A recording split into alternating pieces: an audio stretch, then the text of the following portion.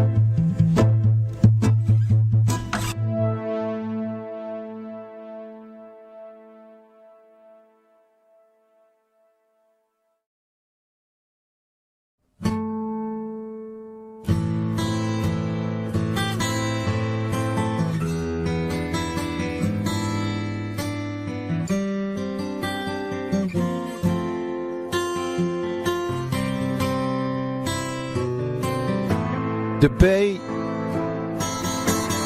flat earth debate. Is there anyone who would debate me? Debate, flat earth debate. Where is the one who could debate me? Who has the science acumen? Where is the intestinal fortitude? Where can I meet you in debate? But Baltar, Space Monkey, you can't say I never tried. Baltar, where are ya? Get your ass in the arena.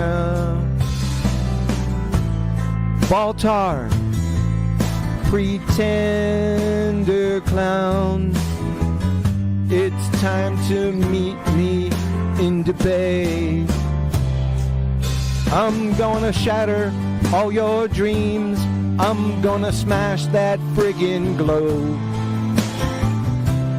While there's tears, they taste sweet. Baltar, pretender clown, where can I meet up and eviscerate you?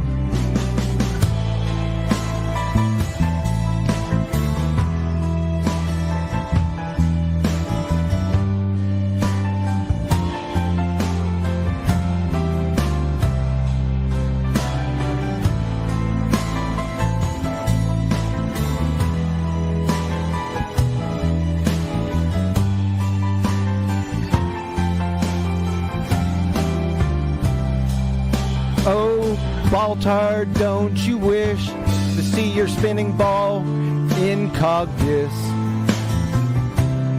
Ain't it time you said goodbye? But Baltar, Space Monkey, I see that sadness in your eyes.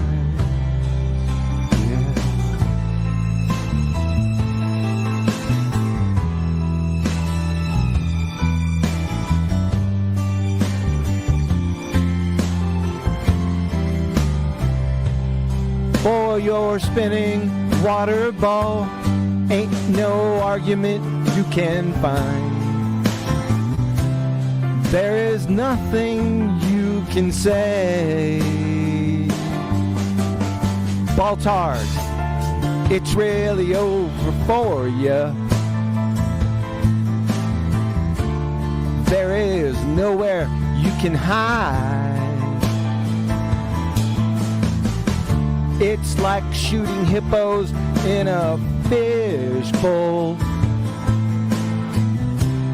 Come on, Baltar, dry your eyes.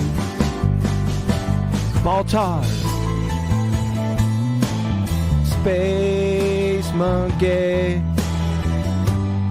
ain't it good to be alive?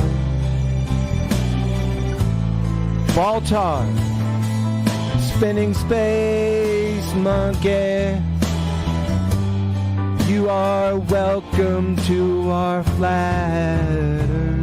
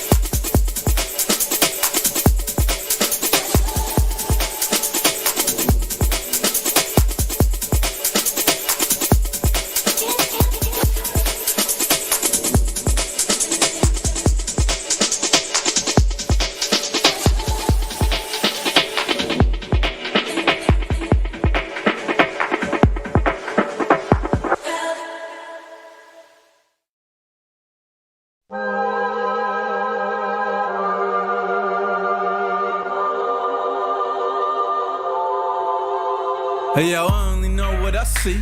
I seen enough to know what it means to me. Learned from red dirt and I got degrees. Veered off left turns and wild out east, and we're poor and rich and hold all that class. Still wanna know any signs, still wanna know where you are. Mind made up already, we're not here to wax. We just don't wanna fall off the edge and into the dark. So we clench our fists, clutch our pearls to anybody critical about my view of the world. Tongue like a slam door I keep closed just to beat those doubters of these blindfolded free throws. And the channels love a G up, shoot the heat up, we'll beat up and eat up, and I don't wanna have to read up. Just drop a grenade and put my feet up. I don't wanna fall off the edge of the earth. Don't wanna hear nothing. How is it real if it's not what I felt? Does it filter it out? Don't tell me what to believe or accept what I cannot see. Fuck you and your facts, I'm free. If you don't like it, leave. I don't even wanna walk in your shoes, what about me? Flutter, flutter.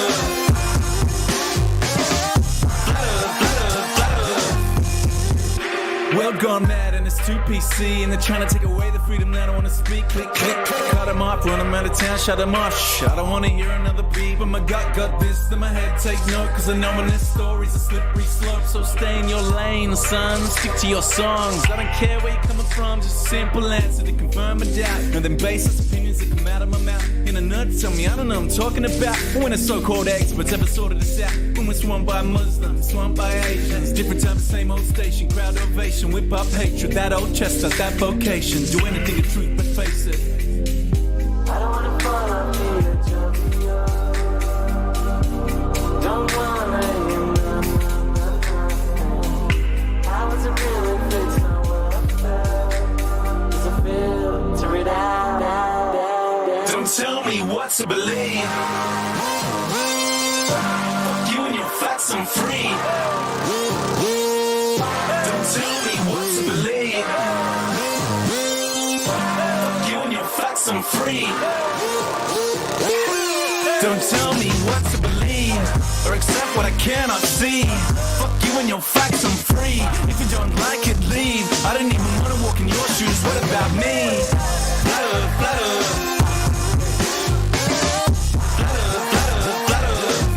Don't tell me what to believe or accept what I cannot see.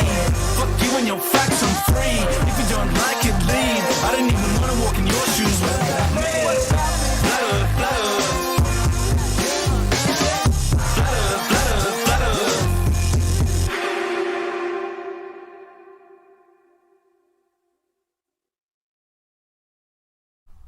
1, 2, 3, 4, 5, 6, 7, 8, 9. It's the 10 Black Commandments. Yeah. This Globee can't tell me about this earth. Can't tell me nothing about this curve, this speed. Where my real truth is. Truth is on the beach. I ain't forget about you, brothers. My Nikon police shooters. Shout out to the lobby. I've been in this game for years. It made me an animal. It's rules to this. I wrote me a manual, a step-by-step booklet for you to get your game on track. Don't let your way get snatched. Rule number uno, speak on what you know. You shouldn't make claims unless you know for sure. Otherwise you're telling lies. And if that man catch on, then your ass is gone. Number 2, never let them think the earth move. Don't you know the pendulum tricks are not science? Yeah, take it from your highness. They need to be set up from high up and kicked or fired up. 3, never trust nobody. The science guys will set that ass up properly gassed up. Fellas need to throw it up. Shit, for the fast buck. They be lying in the comments, just confuse that ass up. Number 4, know you heard this before. Never get high on the CGI. Number 5, never speculate on the unknown. I don't care if they fight with an ounce, tell them bounce. Number 6, that goddamn citation, get it. You think a Globee backing up the claim and forget it. Number 7, this rule is so underrated. Keep flat earth society and servers separated. Shadows and sticks don't hit, it's bullshit. 2021, man, that shit's archaic. Number 8, DC checking 1 or 2. Stop typing and get a mic or something to speak through. Number 9, Should've been number one to me. If you ain't trolling back, get your ass in BC. If the team must get you slipping, they ain't trying to listen. They be pitching your ass out, straight out to cog this. Number 10, a strong word called a measurement. Strictly for honest men, if not, just watch them spin. If you ain't got the globe proof, say hell no. Flat earthers want that proof, rain, sleet, hail, snow. All these rules, you'll smash globes until they break up. If not, 20 for trolls who won't wake up. Truth hit your mental, watch your mind shake up. You were sleeping, now you about to wake up. Snacks in the back on your way up. Bathrooms on the left, urinal caked up. DJ on the way, about to play some. Chairs good, stogies lit, feet up. 24/7. Discord.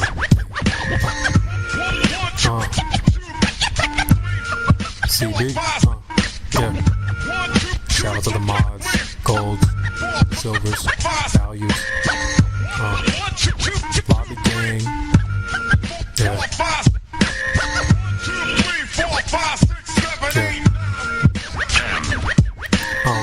It's your boy CB. B. In the lobby. Catch me in the live stream.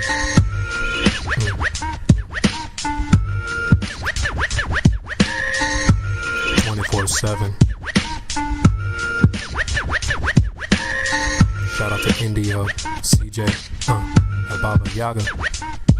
Yeah. Nemus. Effie in the house. Tell 'em bounce.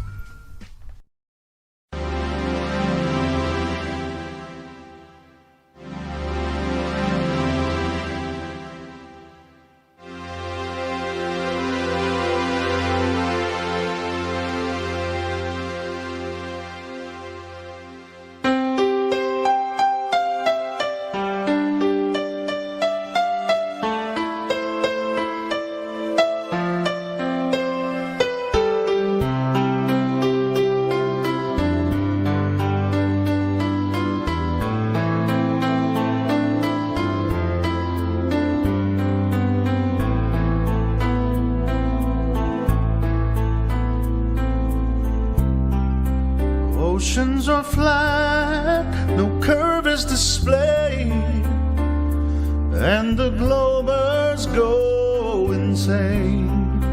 I hear their voice on the line as their cogdice causes pain. Even in perfect weather, we cannot see forever. Wherever you go, whatever you do, I will be taking your globe from you. Whatever it takes, or how your heart breaks, I will be taking your globe from you.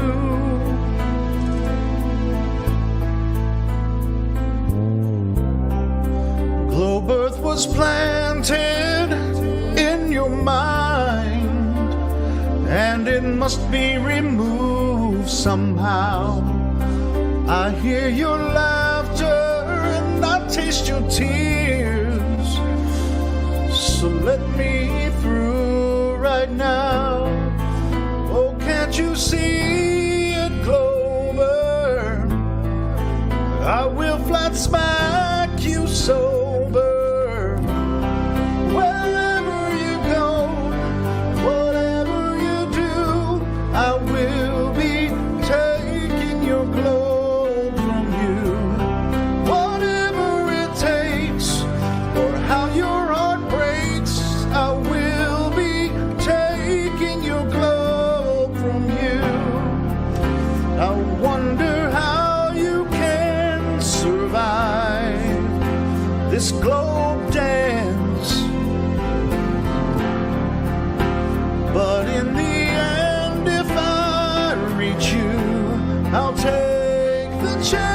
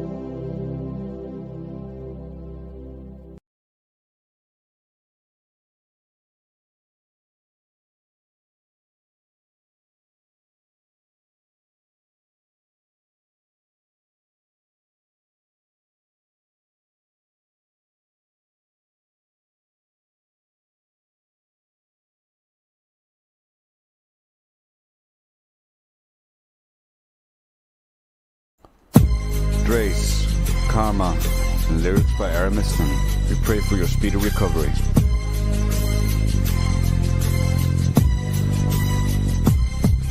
As I walk the arena, loudly shouting who's next, I break a globe on my dome and utilize my weapon's chest. I've been flat-smacking bait, snatching so long. Even Obama thinks that his globe is gone. But I ain't never snatched a wig that didn't deserve it. Flat Earth being debunked, you know that's absurd. Cause you gotta cite what you're claiming, cause I'm not playing. Or you will be muted when you're trying to talk. Reality's the grip that I gotta hold. As they slip, I see myself fully in control. Fool, I kick gravity and the ball is right at me. Wiping tears from their eyes, playing fair till they get it right. Defending corporate lies, living in a flat of paradise. Destroying corporate lies, living in a flat of paradise. Defending corporate lies, living in a flat of paradise. Destroying corporate lies, living in a flat of paradise. 3-point conversation we're embracing. We're tearing down the lies, flat earth is the truth. So we shut them all down with their globe scheme. Too much television watching got them chasing dreams. The indoctrinated fools are out of their mind, thinking they can debunk flat earth online. I'm a devout 3-point big snatching player with my homies in town. We are the global slayers, fool. Their best ain't nothing but a flat smack away. I'm spitting truth on the mic. What can I say? I got 23, you're giving that wig to me. 20 for the way things are going for the globe. Tell me why are we so blind to see that the ones we hurt are you and me? Defending corporate lies, living in a flat of paradise. Destroying corporate lies, living in a flat of paradise. Defending corporate lies, living in a flat of paradise. Destroying corporate lies, living in a flat of paradise. Power and the money, government and power, deceiving every minute, seeking to devour. Ballers scatter gunning, and none of them are winning. It's going down on the Discord. We know the earth ain't spinning. They claim the earth turns as I listen to their preaching. They don't understand it. How can they teach me? I know they can't. I know they won't. They got debunked. That's why the globe is out of luck, fool. Defending corporate lies, living in a flat of paradise. Destroying corporate lies, living in a flat of paradise. Defending corporate lies, living in a flat of paradise. Destroying corporate lies, living in a flat of paradise. Tell me why are we so blind to see that the ones we hurt are you and me? Tell me why are we so blind to see that the ones we hurt are you and me? You're listening to 24/7 Flat Earth Discord, where the globe comes to die. Shout out to our many good moderators: Blaze, Hyder, Metalark, MJ, Morvis, Reverend, Spiral of Love, Crack Villain, The Emerald Monkey, and Gospel Bearer, to name a few. And special thanks to Crypto.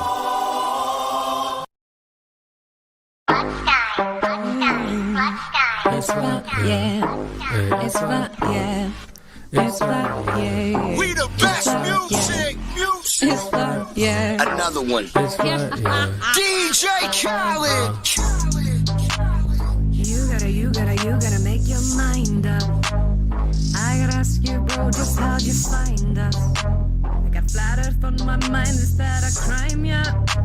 Don't wanna go back to days when it was a globe. The curve is my priority, and I'll put that over everything. And the globe ain't shit, and there ain't no space. Waiting on gravity, validate. Cap gas pressure, and less contained. They say gravity, but you can't bend space or time. Sometimes it's sunny, but sometimes it don't shine. The globe don't exist, it's only in your mind. So let go of the space glow. Let it go, oh, that glow. Oh, let it go, oh, that glow. Let it go, oh, that glow. Oh, let it go, that glow. I let it go if you say that there's curves in that shit better show. Don't try to play like I'm slow, cause I've been running the block and I know there's no glow. Ask for proof when I give you some low. And I'm proud of myself cause I used to be glow. Now I just hustle and grind and flat smack into all of my muscles. So asking me say it's a ball, he ain't got no proof at all. Keep asking why did it fall? Don't try me, it's gonna end up in a brawl. Branda's clocks like a dog. C-top our lessons involved. Ask for curvature measurements. They can go claims without no evidence. Globe's too big, can't see curve. Hopped in a plane, but you still ain't high up. Red Bull jump, no curve, can't see none. Parallel rays with some shadows in a stick up. Thinking measure shit, no hiccups. You know what's some bull that they whipped up. This is flat as little baby, it's CB, I ain't got no choice but to tell ya. This ain't gravity, but you can bend space or time. Sometimes it's sunny, but sometimes it don't shine. The globe don't exist, it's only in your mind. So let go of the space glow. Let it go, oh, that glow. Oh, let it go, oh, that glow. Let it go, oh, that glow. Oh, let it go, that glow.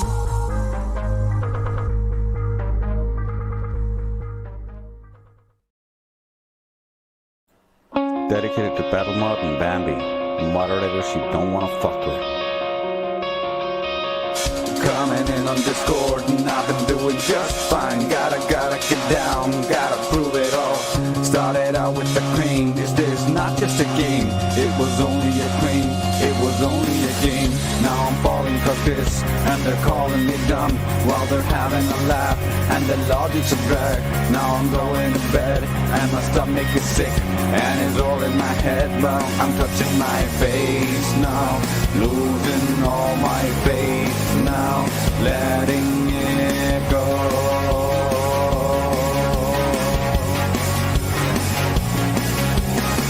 And I just can't look, it's killing me, and taking control. Gravity turning sinks into the sea, swimming through sick fallacies, choking on my fantasies. But it's just the price I pay. Destiny is calling me.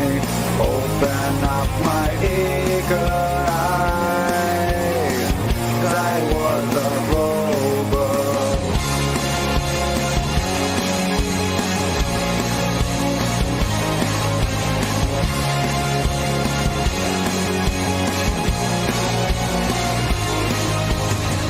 Coming back on Discord and I'm not doing fine. Gotta get down because I have no proof. Started out with a claim, this is not just a game. It was only a claim, it was only a claim. Now I'm falling for this, and they're calling me dumb while they're having a laugh, and the logic's a drag. Now I'm going to bed, and my stomach is sick, and it's all in my head. Now I'm touching my face now, losing all my faith now, letting it go.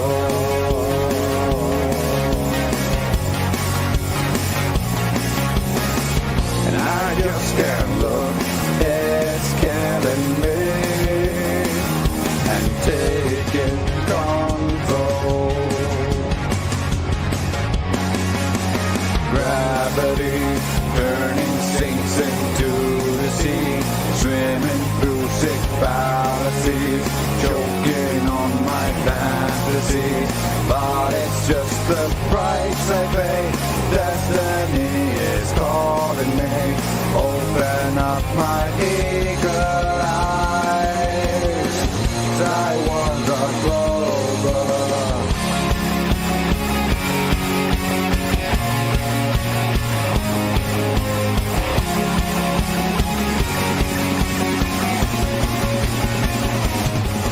I never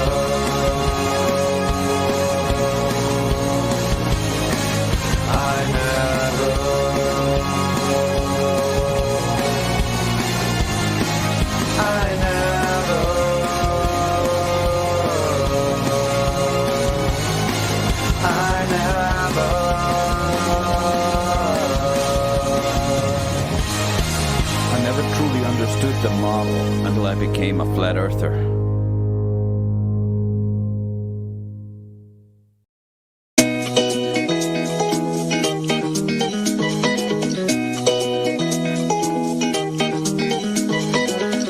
You know well what I've been through, living there without a view, asking why we missed our chance, and now I'm looking for something to get by,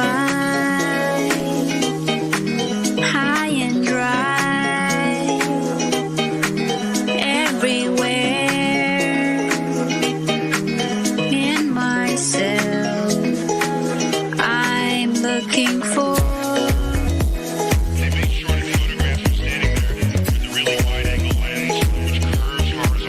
high and dry, everywhere, I'm looking for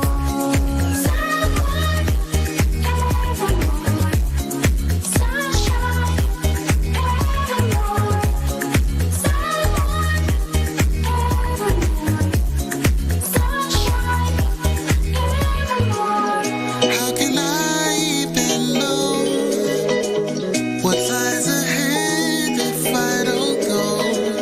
I see a chance, I take it slow, and I know I just can't leave these things behind. Trying to feel satisfied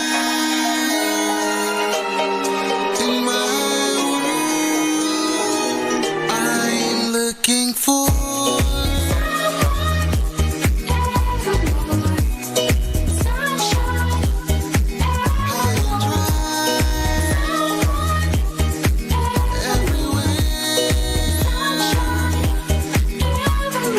Look into a lot of the claims that is made by the Globe, and you'll find that it's either just an assumption or just straight up lies.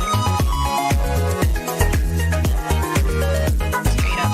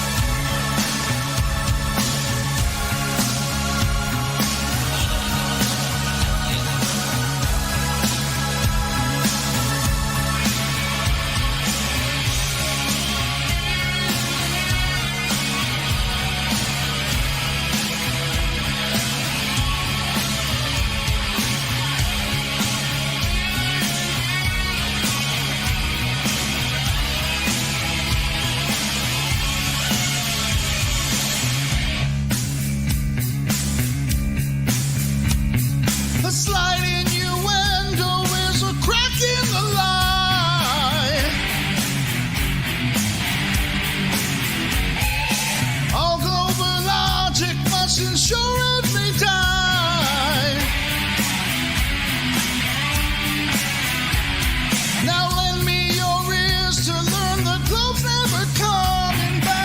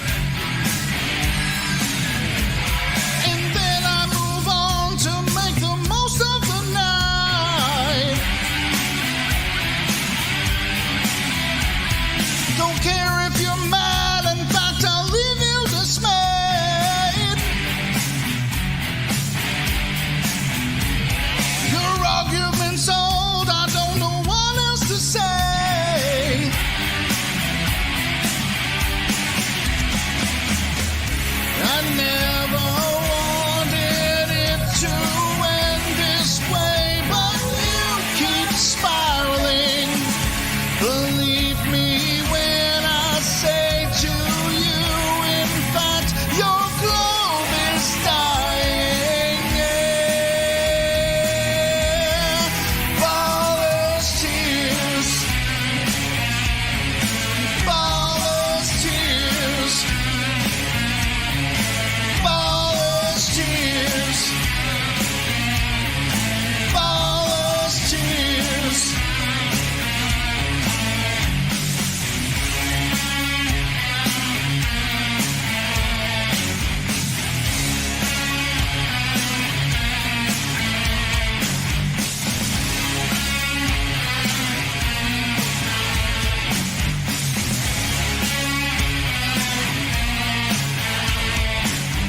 Just a man talking about flat earth and talking about flat earth and talking about flat earth and talking about flat earth and talking about flat earth and talking about flat earth and talking about. A little too late now, but just so you know, Okay, that next question. song usually gets the stream taken down. Hey, yo. It's Chocolate saying. It's 2021. Told you I was a rap for this globe. Check it out.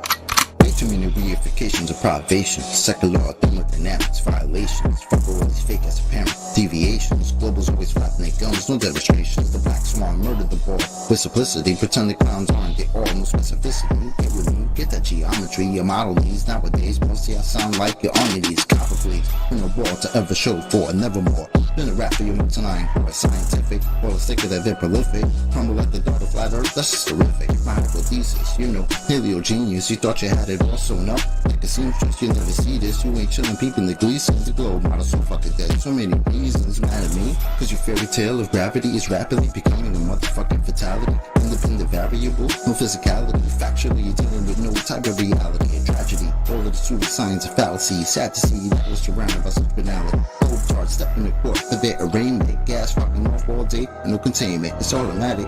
You sound like a fanatic. Your heart's beating out of your chest, no need to panic. Problematic, anytime there was Socratic. Defining terms for you is like dust to an asthmatic or a crack addict. All tuned up like a mechanic. State you're leaving in when you're done, it's so tragic. You end the sneezing, all snotty nose the wheezing. You globe charts wind up like Sub-Zero freezing. Ain't no reason for you not to remain calm. As my nigga make it hit you with the 3-point palm. Instant exploding paradigm technique. Backslapping your beliefs into enigma that's sweet. Your brain's obliterated, finished, unable to speak. Have you looking like Tom Petty catching a leak? Your whole squad left sounding comatose. I hear Michelle Dollar keeps rocks on the head. She keeps her family close. Some of y'all think y'all the best things since butter toast. When it comes to FB, prepare to catch an overdose of intellectual honesty. The clear lack of thinking of you bros never cease to astonish me. I gotta keep it real and be honest, B. It's quite possibly the dumbest thing I heard since the cosmology is often seen as a philosophy, mythology, but actually it's a prophecy of religiosity. Get all your skills and your weight up. This crunch time, your whack model getting ate up like lunchtime. How in the hell could we establish a baseline? Most of y'all trolls are just here to waste time. I'm not aware of what you're hearing through the grapevine, but you must be out your mind selling space-time. A mathematical construct of imagination with absolutely no experimental validation. Before the story begins, you need a foundation. Curvature of the earth, that's the conversation. And since the shit up and disappeared without a trace, I'd say it's also time for you to say goodbye to space. Tall tales about vacuums and empty place, all the while breathing air. That's just not the case. You best get out my face, cause I can guarantee you that the very air you breathe immediately fuck off the space. We understand there's no requirement for your compliance. You understand that you are standing in a room with giants. I admire that you're usual in your defiance, but won't you join us in this funeral of pseudoscience? You in the mood to try us? Go ahead and test your mic. These motherfuckers think they're moving at the speed of light. How about the speed of sound? 250 miles above the ground. They say the ISS is going round and round. Please don't even try, son. It's been a rap since you gave up on your geometric horizon. In the trenches hoping and praying we don't get wise and realize he's smoking more of the grass than Neil Tyson. Oh, speaking of that clown, I wonder how much longer he can keep pushing this in the background. Never debating, always up to the back down. Playing in fear of the gravitational smackdown. This little circus won't last long. I'm betting you the type of clown that sits at home alone with a mask on, thinking you debunked an argument like the Black Swan, never knowing that your radius could be that wrong. Oops, I really meant to say dead wrong. Implicitly, we've been falsified the globe empirically. Need you to listen, G. It's not logical to postulate you live in a sphere with no sphericity. It's the epitome. It's not a mystery. The globe model's all wrapped up in stupidity. It's quite simple, see. It's probably not the move for you to spew your rhetoric here or religiously, maybe officially. One day you might find yourself vividly in the middle of an epiphany. Lyrical symphony. It's been a pleasure, but our times have both come to an end. Synchronicity. Drace 24/7 Flat Earth Discord with Robert Tarr on the beat. Shout out to Gemsy for his tireless service and great ideas. Judgments have a way of festering until you become what you hate. So don't hate and don't judge. Understand and transmute hate into love, rising above the cycle. Don't be the cycle, break the cycle, and be free as you were meant to be, operating empirically, embracing your destiny, living in reality. The globe is a no-show, the Antarctica no-go. The seafloor plateau, you don't know what you don't know. The story I just so. Paddle knows, uh-oh. Status quo, no photo, the only curve is a GoPro. Fight the flow, the fallacious combo. Mental judo, the FE commando. With knowledge as ammo. A 3-point KO. Lost your wig, bro? It's a belief, yo. Celestial navigation, relative to the location. It's called exploration. Using the constellation for thousands of years without deviation. Not possible within orbital imagination. It's a faulty conceptualization. Your ears are not just for decoration. You feel no sensation. The vestibular operation proves there's no axis to rotation. All sight has limitation. Perspective is our vision. We see by light propagation, but light has attenuation and diffusion. So seeing forever is a pure delusion. Space is a privation, not a bendy dilation. Einstein's melt position is a dated apparition. FE has no competition. Its opposition is only repetition, a supposition, and superstition, or all around false decognition. Welcome to the globe deposition, the lie abolition, or the truth petition. Don't give up your critical thinking of your own volition, even if it has become tradition. That is submission to the mathematician, the sophistic cognition tactician, bringing you the war of attrition and the contradicting redefinition.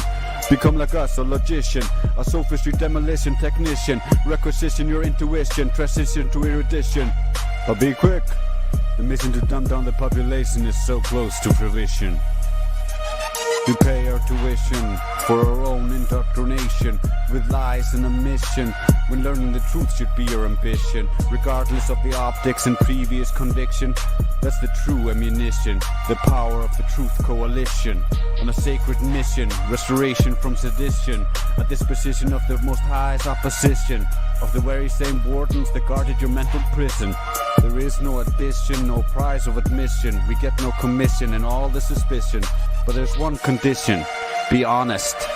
This is not a competition, it's a collaborative exhibition, a recognition of rhetoric superstition, with 24/7 repetition, a non-stop globe demolition. I have become a globe funeral mortician. We only have one shot at this guy, okay? A little left. Okay, now factor in the spin. No. God damn it, man. Okay, what direction are we? East, west, north, south, northeast? Factor in everything. We need to know exactly the direction, the spin of the earth, and how to combat it, or else we're gonna miss. There's no spin of the earth. Take the shot, retard. But that would mean Neil deGrasse Tyson is wrong, and you miss every single shot when we do this. If we miss this shot, our location will be blown. We've been here for 4 days shitting in little cans. Tell me the spin of the earth. Like, okay, down to the left 16 inches. No. They saw us. I missed a shot. I guess it was spinning a little faster than I thought. Oh. Globe, Earth, sniper. I can see the mirage. No, that's the target. Must be a mirage. Well, I've done the calculations. 8 inches per mile squared. I wouldn't be able to see him. It's a mirage. I'm not taking the shot. It's him! Like, every sniper just shoots people. That's a fucking mirage, or that means Neil deGrasse Tyson, the bike thief with the answers, is somehow misleading me. Globe, Earth, sniper. Okay, if you factor in the curve, If you factor in the curve, this is clearly a mirage.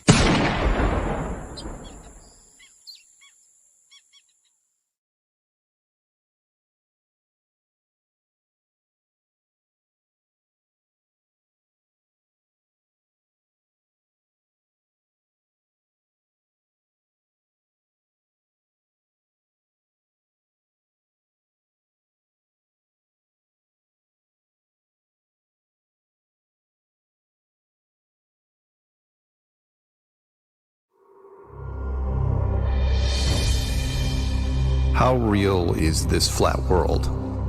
Some things to consider. Let's start off with a bold statement, one that some of you have heard me say over the last 5 years. If the world is flat and it's enclosed, then it's probably digital. I say digital because the word virtual seems to have lost its meaning, like artificial intelligence or smart when referring to electronics. Digital may seem like an older term, but it still applies. Why does this make perfect sense to me? Well, for starters, I'm older and had the pleasure of working in the tech field since its infancy. I was one of the first kids at my university to have their own computer. I played video games for a living during the 90s and then taught proprietary software for the better part of 20 years. The short version is I know what the industries have been striving to do for decades, and it is the one aspect of our future that has almost reached its potential. Most of what was promised to us since we started building machines has never been realized.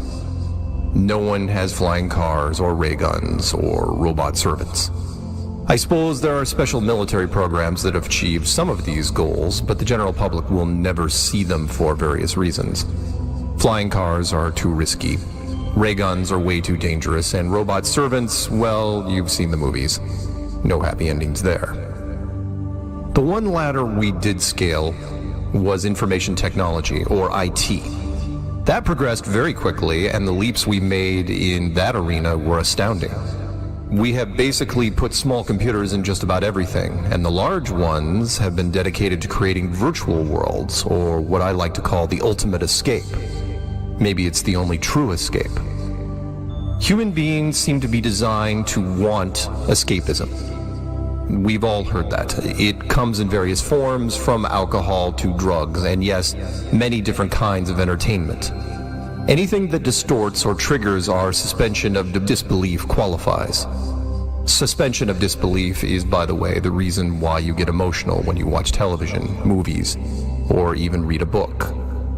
Drugs and alcohol are kind of a poor man's virtual reality and doesn't require much thought. They smudge the canvas of our world and give the illusion that you are somewhere else.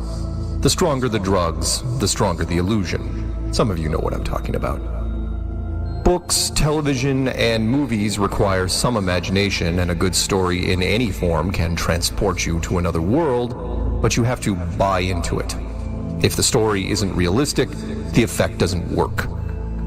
What all entertainment has been striving to do since the 1990s is to create an immersive experience, one that can transport you but requires no suspension of disbelief, no buy-in.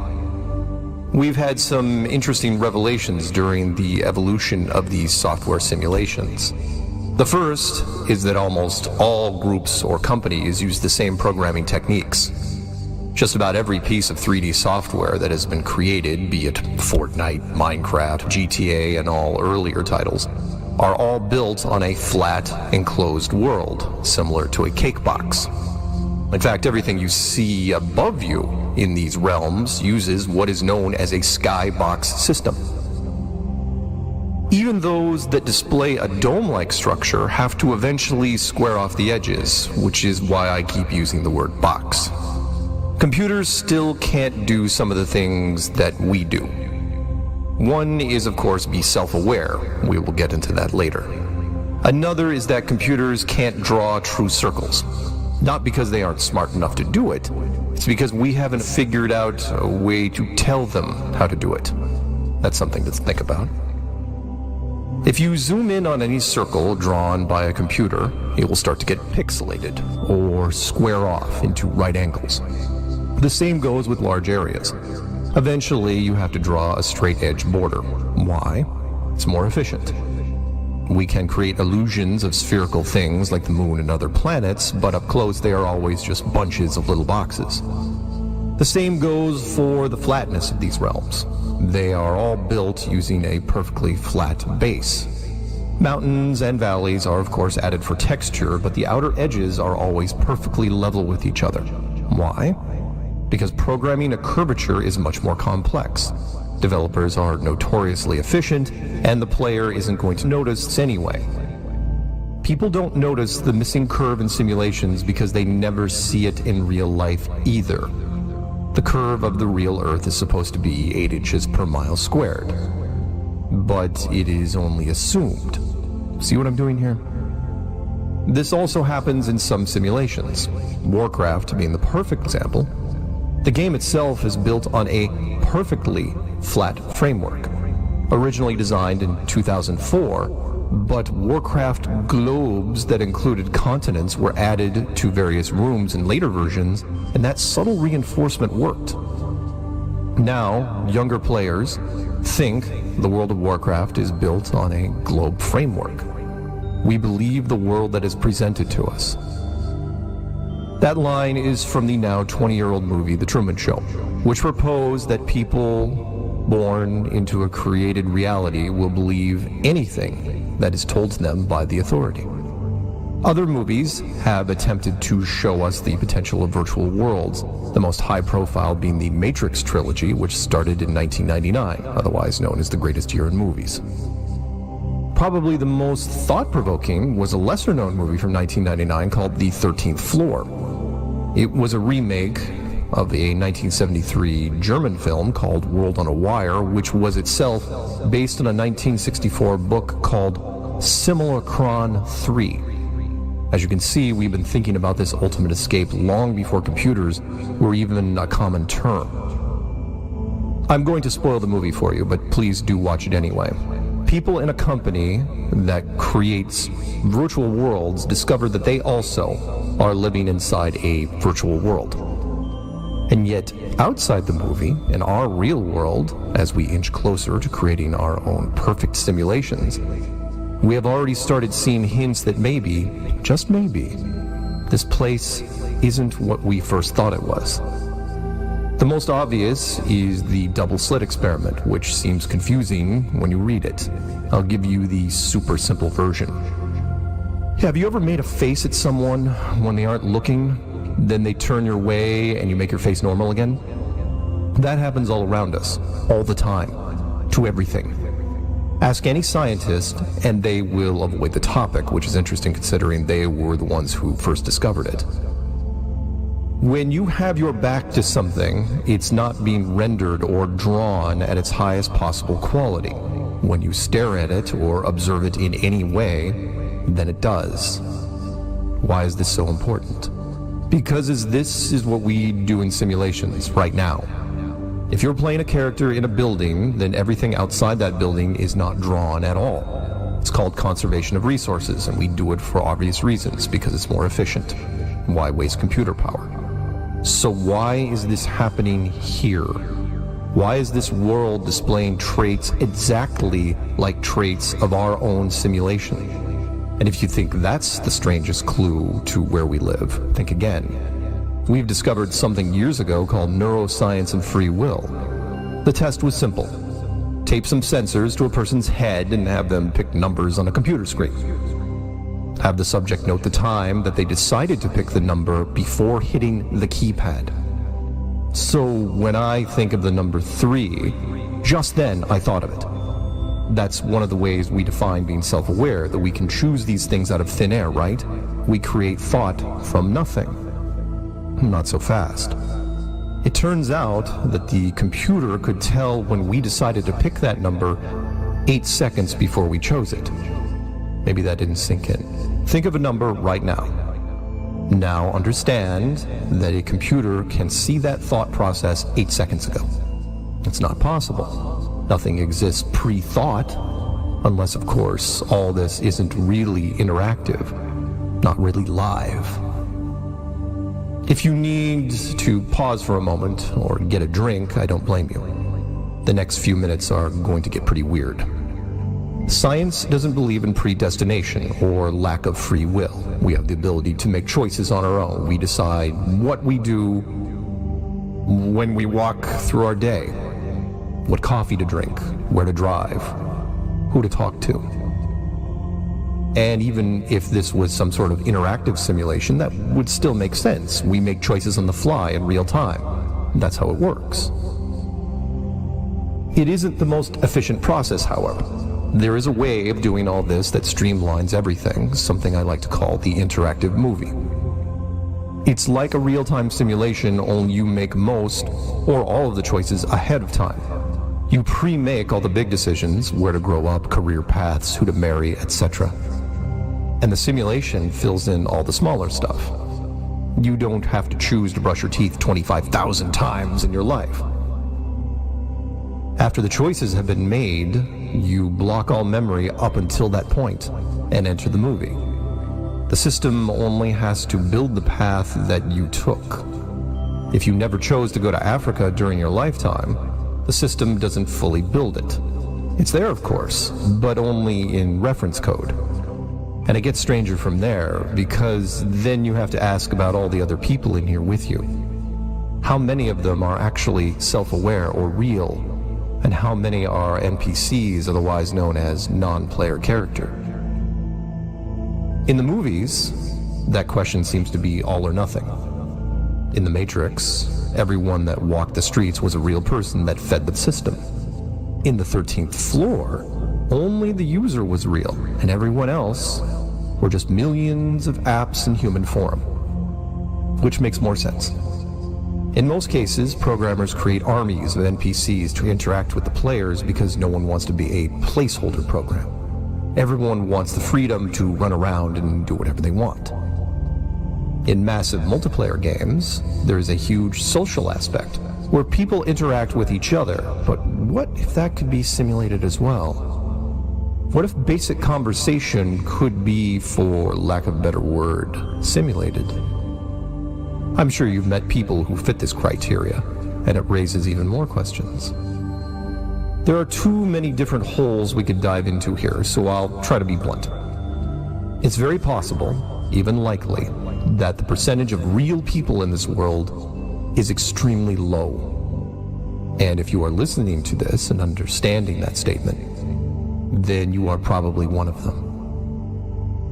The rest of the masses milling around, sleepwalking through their lives, are just basic characters, like the ones in the movie Vanilla Sky, especially the last 30 minutes of it. If you are one of the very lucky people who got everything I just said, and had a mind-bending moment where things started to make more sense, then I envy you. To end this rant, I suppose I need to address the why, and there are two of them. Why not reveal the nature of the world to the people when they enter? Why not give them the freedom and unlimited choices in real time? Why hide that? Because I believe that's where you came from originally, a world with unlimited possibilities, where freedom was like breathing. This Earth is a world full of conflict and restrictions. It's the opposite. And if you realize that, you would want to leave this place every day after a certain age. That defeats the purpose. You already see what can happen here with that kind of situation. If you've ever known or heard about a trust fund kid, you'll understand. A child is told at a certain age they will inherit millions of dollars when they turn 16 or 21 or whatever. Their motivation then tanks and they eventually self-destruct. Not always, but often. Which is why lawyers advise the parents not to tell the children until after university. It also happens with child actors, royalty, and so on. Last but not least is the other why. Why come here? Why did you volunteer to suffer in this place? It's called dualism, and we all know it in one form or another. How do you know true heat without understanding cold? Pleasure without pain, light without shadow? The truly great worlds that exist outside of here in the boundless beyond can only be appreciated when they are taken away from you. Or, as the song lyric goes, you've got to go through hell before you get to heaven.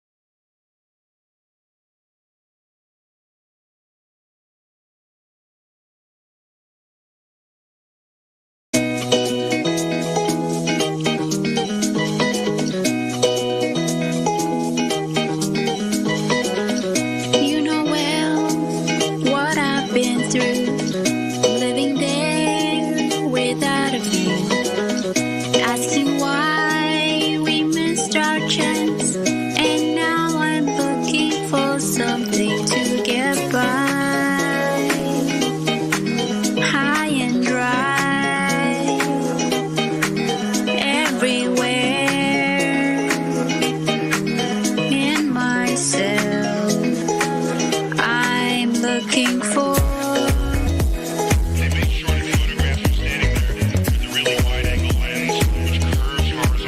High and dry,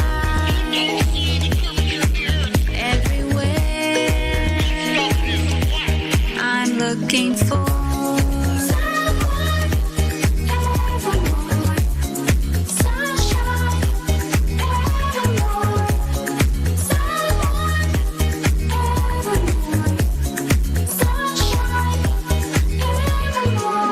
How can I even know what lies ahead if I don't go? I see a chance, I take it slow, and I know I just can't leave these things behind. Trying to feel satisfied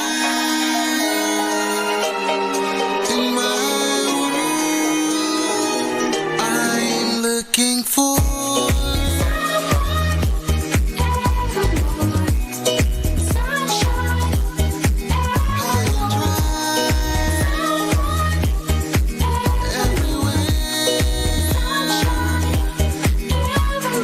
Look into a lot of the claims that is made by the Globe, and you'll find that it's either just an assumption or just straight up lies. Straight up.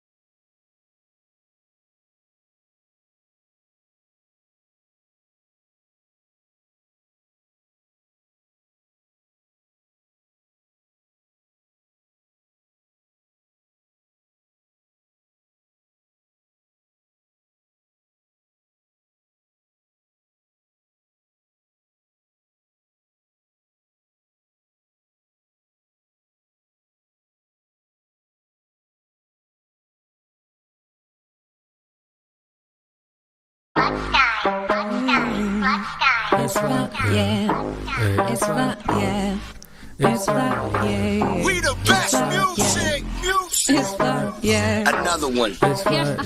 DJ Khaled.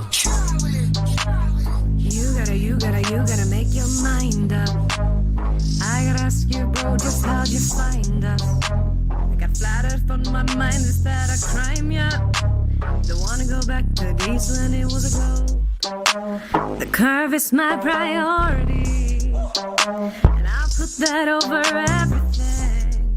And the globe ain't shit, and there ain't no space. Waiting on gravity, validate. Half gas pressure and less contained. They say gravity, but you can't bend space or time.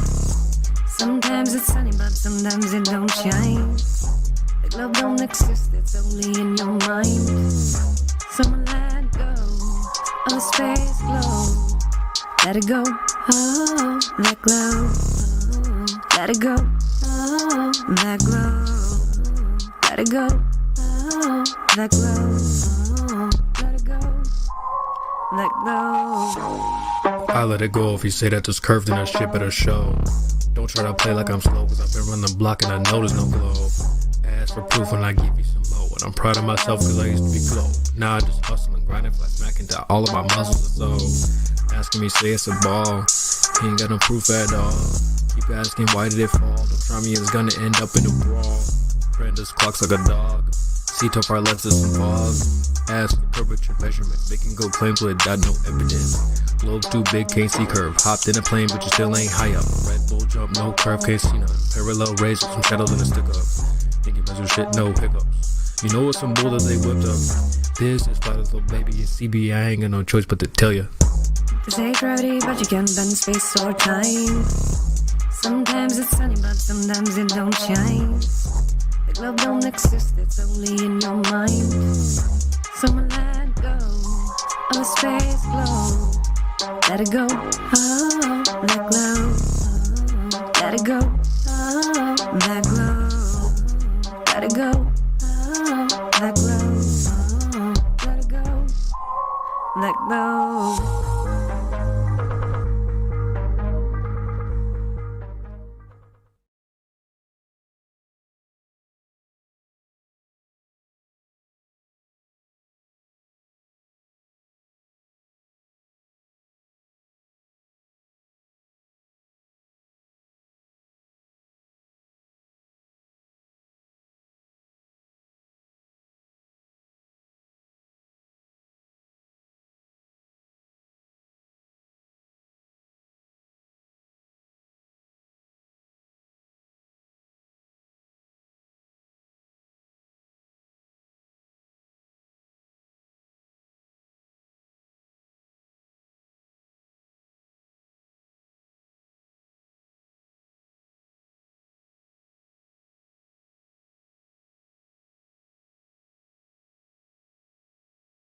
In my book, Famous Freemasons Exposed, I showed how Nicholas Copernicus, Johannes Kepler, Galileo Galilei, and Isaac Newton, the four forefathers of the globalist heliocentric doctrine, all posed for Masonic portraits, highlighting various symbols and hand signs denoting their affiliation with the Brotherhood. Galileo poses on a Masonic checkerboard floor, Kepler with the hidden hand sign, and all four of them pose with a Masonic compass and globe while flashing the Masonic M hand sign. Sir Isaac Newton was even knighted by Queen Anne at Trinity's College Masonic Masters Lodge. An inordinate number of NASA astronauts, the current propagators of the globalist heliocentric doctrine, are or were admitted Freemasons as well. John Glenn, two-time U.S. Senator and one of NASA's first astronauts, is a known Mason. Buzz Aldrin Jr., the second man to lie about walking on the moon, is an admitted ring-wearing, hand-sign-flashing 33rd degree Mason from Montclair Lodge, number 144 in New Jersey. Edgar Mitchell, another supposed moonwalker aboard Apollo 14, is an Order of Demolay Mason at Artesta Lodge, number 29 in New Mexico. James Irwin of Apollo 15, the last man to lie about walking on the moon, was a Tejon Lodge number 104 member in Colorado Springs. Don Eisel on Apollo 7 was a member of the Luther B. Turner Lodge number 732 in Ohio. Gordon Cooper aboard Mercury 9 and Gemini 5 was a Master Mason in Carbondale Lodge number 82 in Colorado. Virgil Grisham on Apollo 1 and 15, Mercury 5 and Gemini 3 was a Master Mason from Mitchell Lodge number 228 in Indiana. Walter Schirra Jr. on Apollo 7, Sigma 7, Gemini 6 and Mercury 8 was a 33rd degree Mason at Canaveral Lodge number 339 in Florida. Thomas Stafford on Apollo 10 and 18, Gemini 7 and 9 was a Mason at Western Star Lodge number 138 in Oklahoma. Paul Weitz on Skylab 2 and Challenger is from Lawrence Lodge number 708 in Pennsylvania. NASA astronauts Neil Armstrong, Alan Shepard, William Pogue, Vance Brand, and Anthony England all had fathers who were Freemasons too. The amount of astronauts known to be Freemasons or from Freemasonic families is astonishing. It is likely that more astronauts and people of key importance in NASA are affiliated with the Brotherhood as well, but not so open about their membership.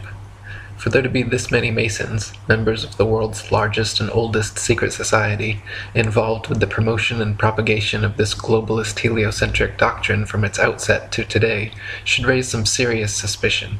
C. Fred Kleinknecht, head of NASA at the time of the Apollo space program, is now the sovereign Grand Commander of the Council of the 33rd Degree of the ancient and accepted Scottish Rite of Freemasonry of Southern jurisdiction. It was his reward for pulling it off. All of the first astronauts were Freemasons. There's a photograph in the House of the Temple in Washington, D.C. of Neil Armstrong supposedly on the moon's surface in his spacesuit holding his Masonic apron. NASA's logo is a red forked serpent's tongue overlaying the starry heavens. Serpents, and specifically their forked tongues, have long been associated with lying, deceit, cleverness, two-facedness, manipulation, and with Satan, the devil. Why would the National Aeronautics and Space Administration choose this as their official logo?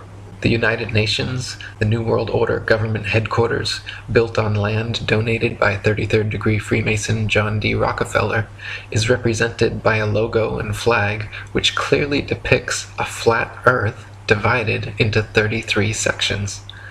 There are 33 official degrees of Scottish Rite Freemasonry, and the UN flag features a flat Earth divided into exactly 33 sections. Why would the United Nations founders choose a logo and flag of a flat Earth map divided into 33 sections? How is it that C. Fred Kleinknecht, the head of NASA, retired and immediately became the head of the 33rd Degree of Freemasonry? How is it that all the forefathers of the Ball Earth theory and so many NASA astronauts are all Freemasons? The Masons' esoteric religion, the very basis of their symbols and rituals, is sun worship.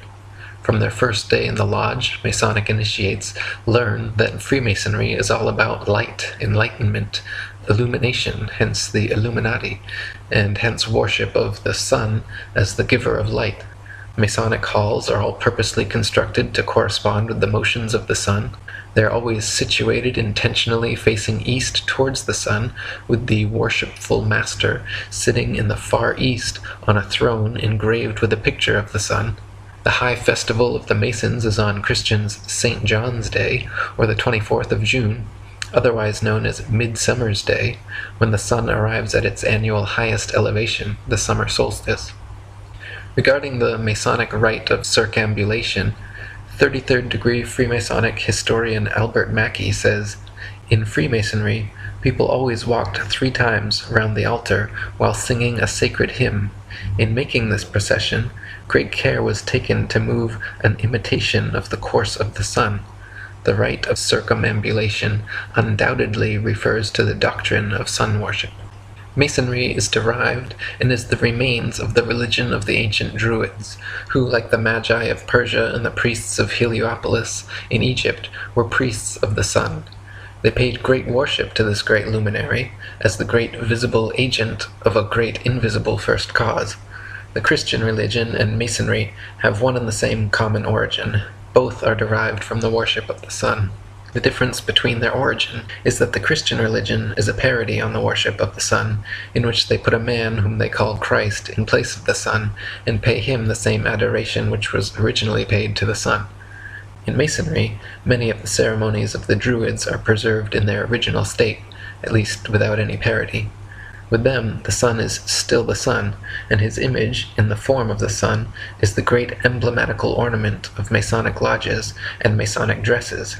It is the central figure on their aprons, and they wear it also as a pendant on the breast of their lodges and in their processions. The sun, as the great visible agent of the Creator, was the invisible object of the adoration of the Druids. All their religious rites and ceremonies had reference to the apparent progress of the sun through the 12 signs of the zodiac and his influence upon the earth. The Masons adopt the same practices. The roof of their temples or lodges is ornamented with a sun, and the floor is a representation of the variegated face of the earth, either by carpeting or mosaic work. The emblematical meaning of the sun is well known to the enlightened and inquisitive Freemason, and as the real sun is situated in the center of the universe, so the emblematical sun is in the center of real Masonry.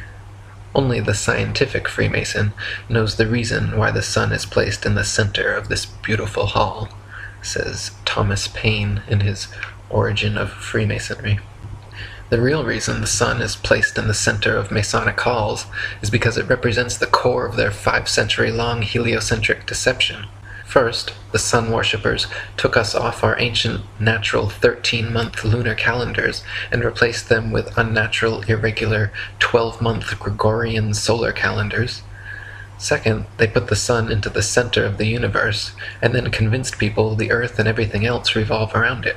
Third, they made the sun the biggest object in the heavens, supposedly 119 times bigger than the moon, even though we can clearly see they are of equal size.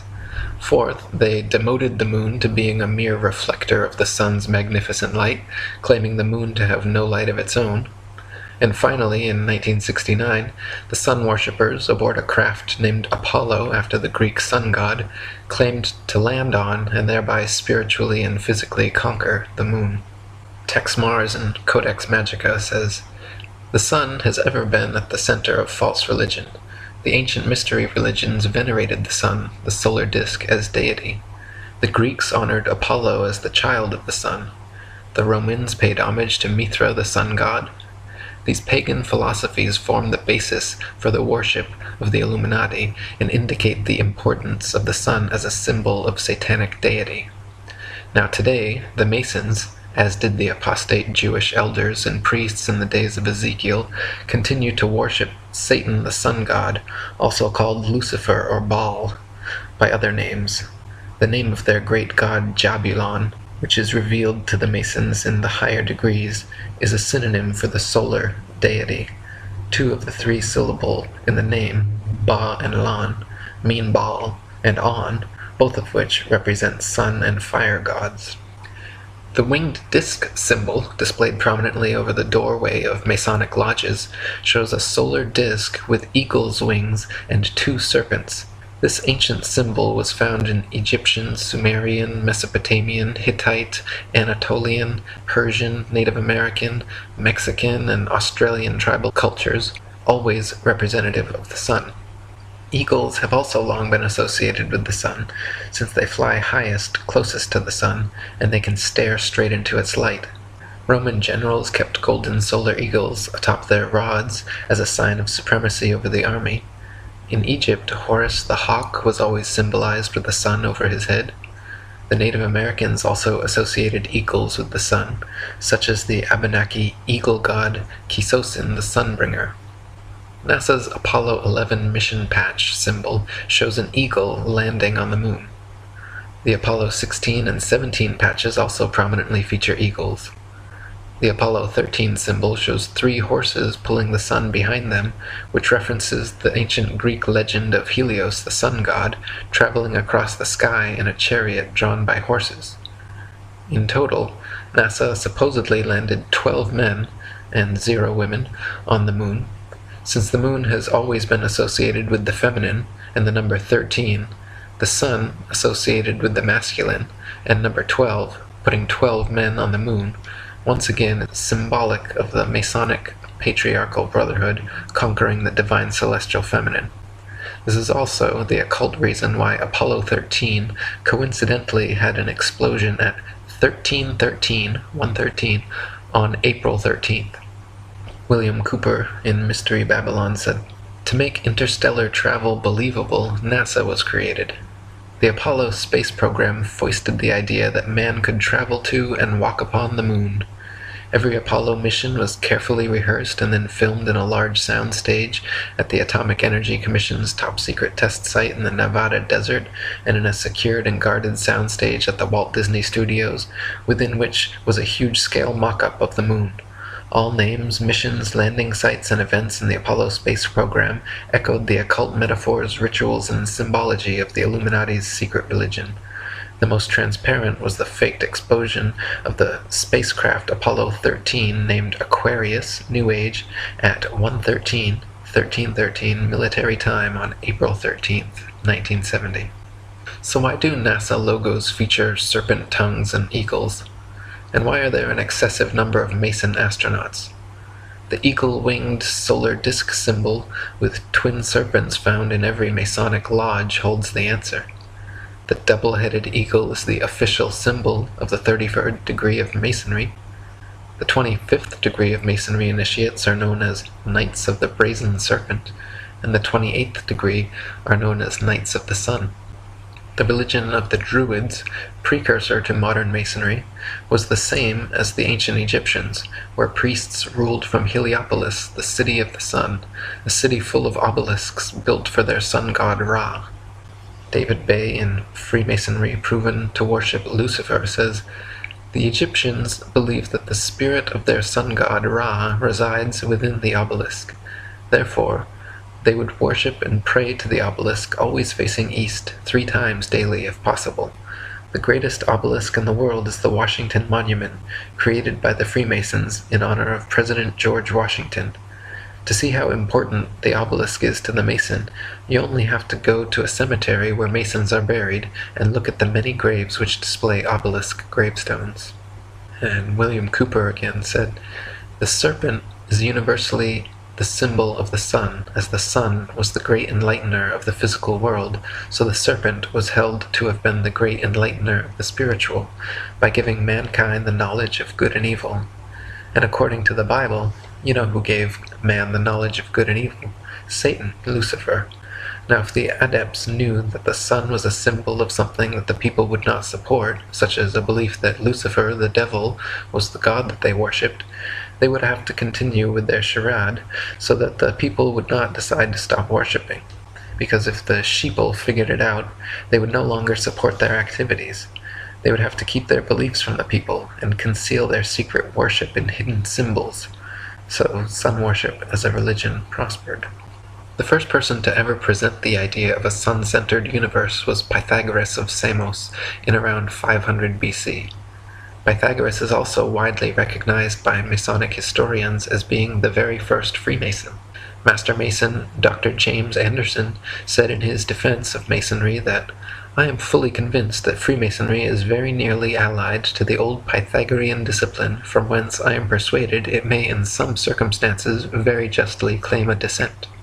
Master Mason William Hutchinson wrote in his Spirit of Masonry that the ancient Masonic record brings us positive evidence of the Pythagorean doctrine as Basilidian principles making the foundation of our religious and moral duties. Master Mason William Preston wrote that Pythagoras was among the first Masons, but contends in his Illustrations of Masonry that the records of the fraternity inform us that Pythagoras was regularly initiated into Masonry, and being properly instructed in the mysteries of the art, he was much improved and propagated the principles of the order in other countries into which he afterwards traveled. 33rd degree Freemasonic historian Albert Mackey, in his Encyclopedia of Freemasonry, wrote that on his return to Europe, Pythagoras established his celebrated school at Crotona, a Dorian colony in the south of Italy, about 529 BC, much resembling that subsequently adopted by the Freemasons. His school soon acquired such a reputation that disciples flocked to him from all parts of Greece and Italy. Pythagoras taught as the principal dogma of his philosophy the system of metempsychosis, or the transmigration of souls. He taught the mystical power of numbers, and much of the symbolism on that subject which we now possess is derived from what has been left to us by his disciples. He was also a geometrician, and is regarded as having been the inventor of several problems.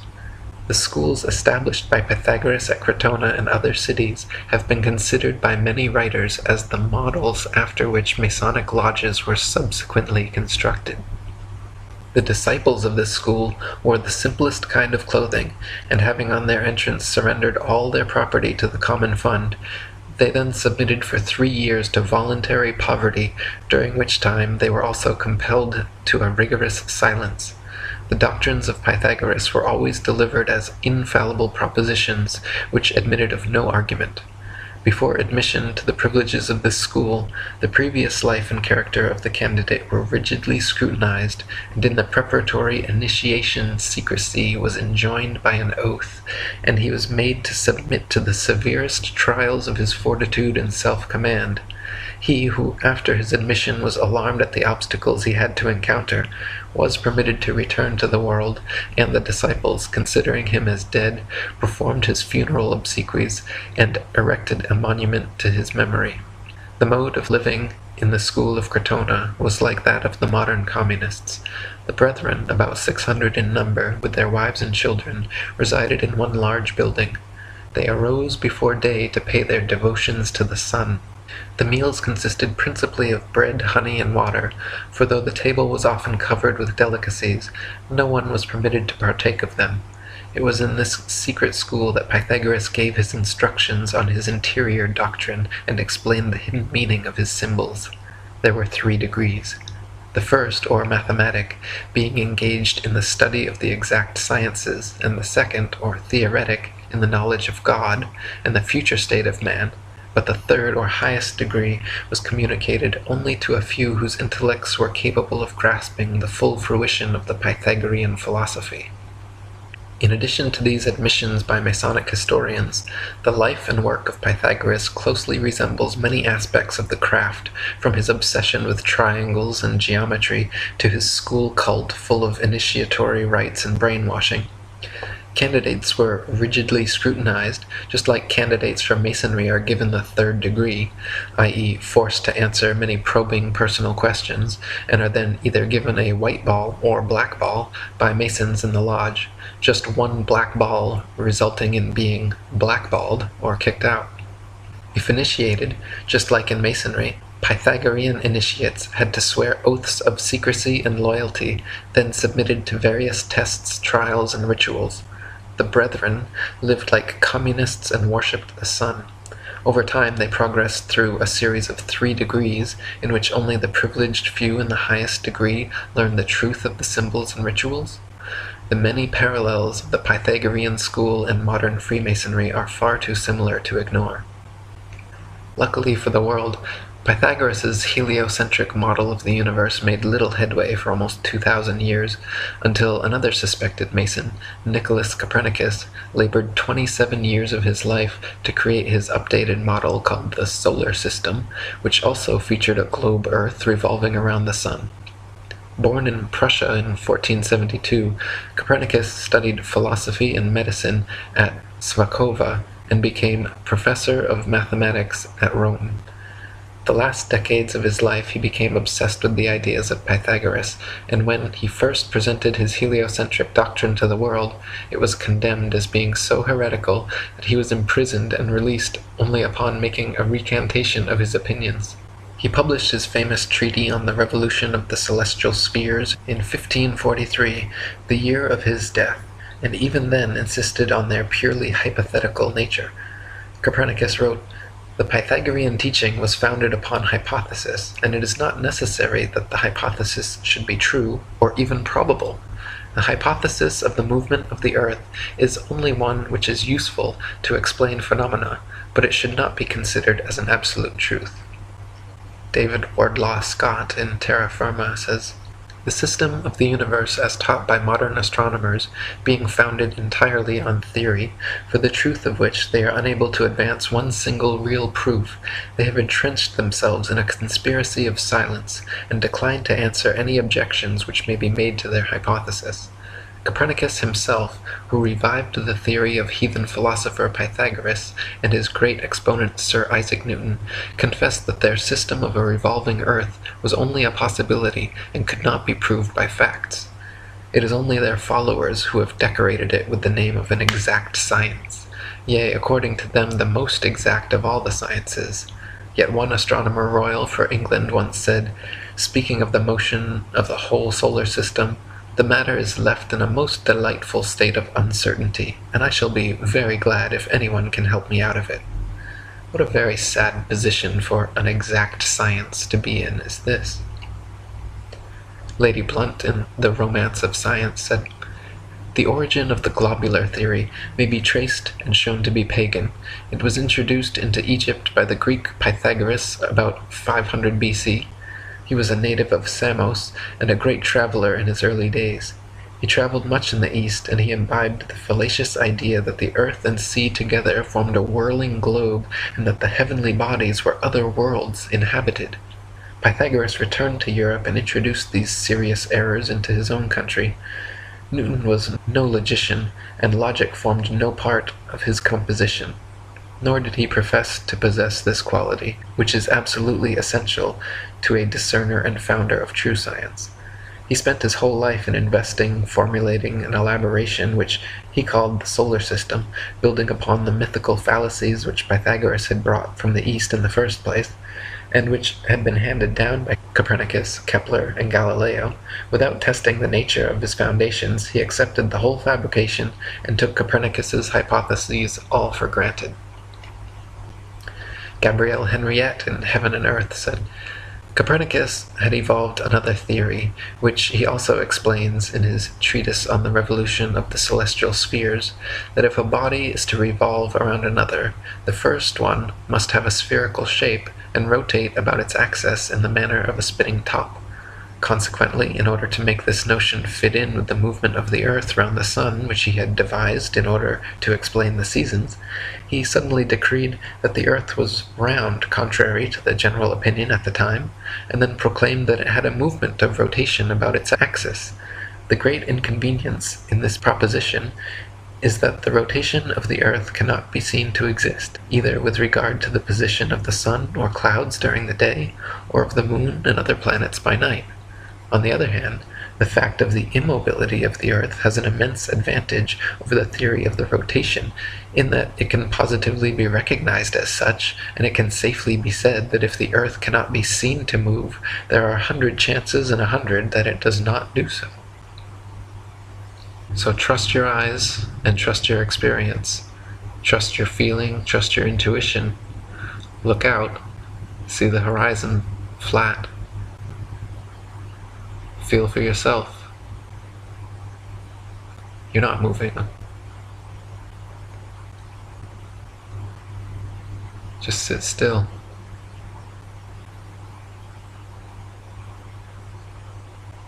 Just sit still for a second.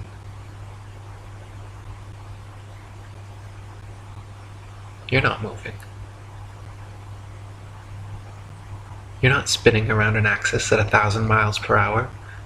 Rotating around the sun at 67,000 miles per hour, spiraling around the galaxy at 500,000 miles per hour, and shooting off from a Big Bang at 67 million miles per hour. You're not. You're motionless. You're just sitting there. Just sit still. What does that even mean, sit still? You think you could sit still with all those motions? Does it feel like you're moving? Feel that? Same thing you've always felt? Nothing? Ever? Nobody's ever felt movement? Nobody's ever seen the earth move? Nobody's ever seen the earth curve? Maybe you just got fooled by some Masons. Mark Twain said, "It's easier to fool people than to convince them they've been fooled." That's why it's so hard to convince you you've been fooled. You can't possibly believe that you and the rest of the world could have been lied to and deceived by these Masons. The oldest and largest secret society in the world, over 5 million members, all over the world, existing for hundreds of years. But not you, right? They couldn't fool you. Of course you're spinning around. Of course you are. That's what they told you in school. They don't lie to you in school.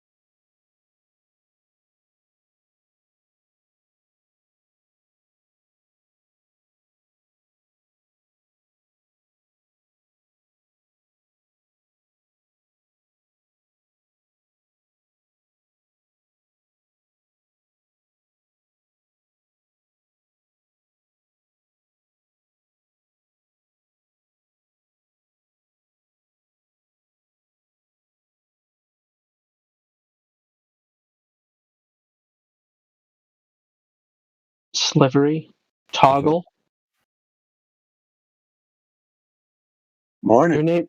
Your name How's your day started as going, buddy? as Toggle, and then it changed to Slivery. Are you having a good day?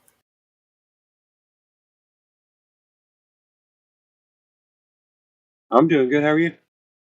I'm doing pretty good, dude. Thanks for asking.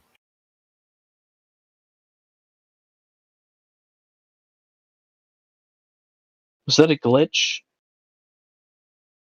Or did you just change your name? Just curious. I don't know. I didn't change anything that I know of. No, I'm talking about Slivery. Yeah, what's up, buddy? Just waking Morning. up. It's early.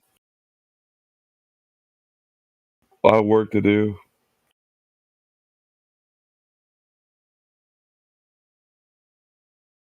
I'm not sure why people think the Earth is a globe. Why would people think that? Why wouldn't they? Why would they? Because the globe is everywhere, except under your feet. Well, it's on a table somewhere, probably, but that doesn't really prove anything. No.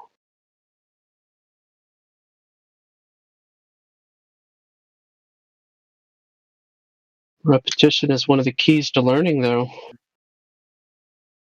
Sounds like something Adolf Hitler would say.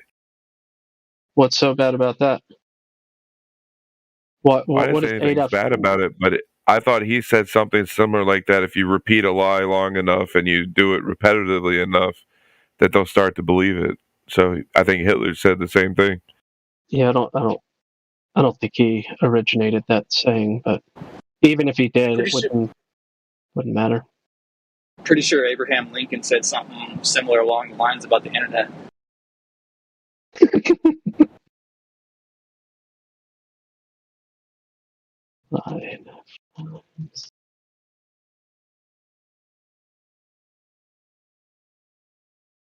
Anyways, working on it though. We'll see what happens. You know, a lot of people are out searching for curvature, and no one's been able to take a picture of it yet. Actually,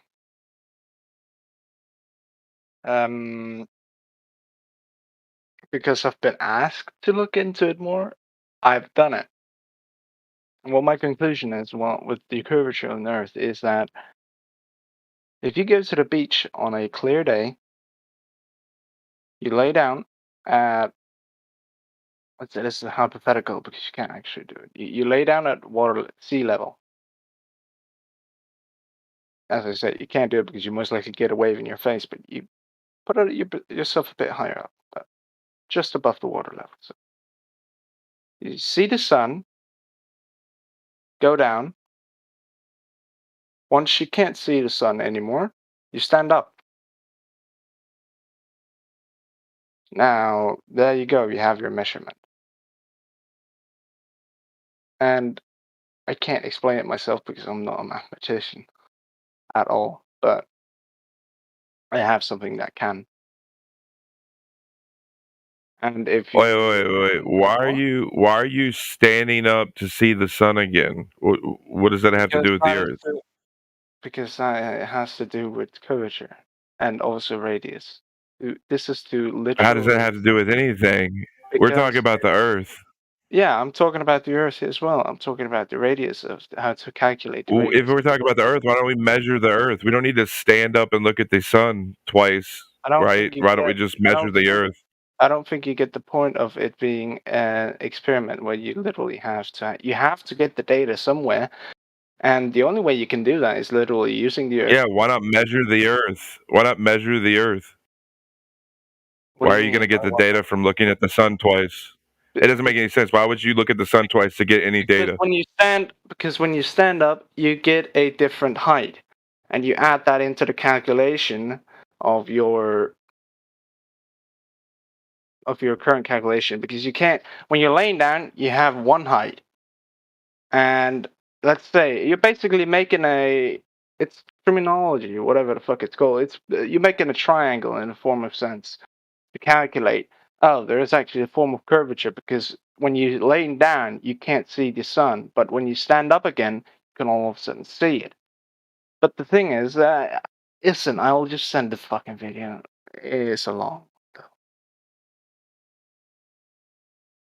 I think Lucas. he's much better at giving you the math than I ever would be. Lucas, Yeah. on your example, you're laying down and you're talking about the sun Sun is for measurement. It's not disappear. actually. Not done. So you're talking about the sun disappearing. Yeah. What if you were able to zoom in at the same height and then actually see the sun again? Would that be that'd be kind of weird, wouldn't it? You wouldn't be able to see it. Okay. Well, in that sense, you wouldn't be able to see it because we're not using an object on Earth. We're using the fucking sun for measurement here. And the Yeah. sun is a beam of light all the time, constantly lit. for the record, are you aware of where the sun is? Excuse me? For the record, are you aware of where the sun is?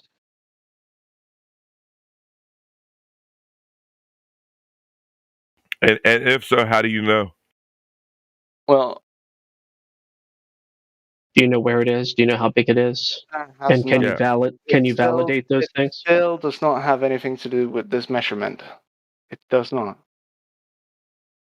Can you use an object that you don't know about to form a strong argument?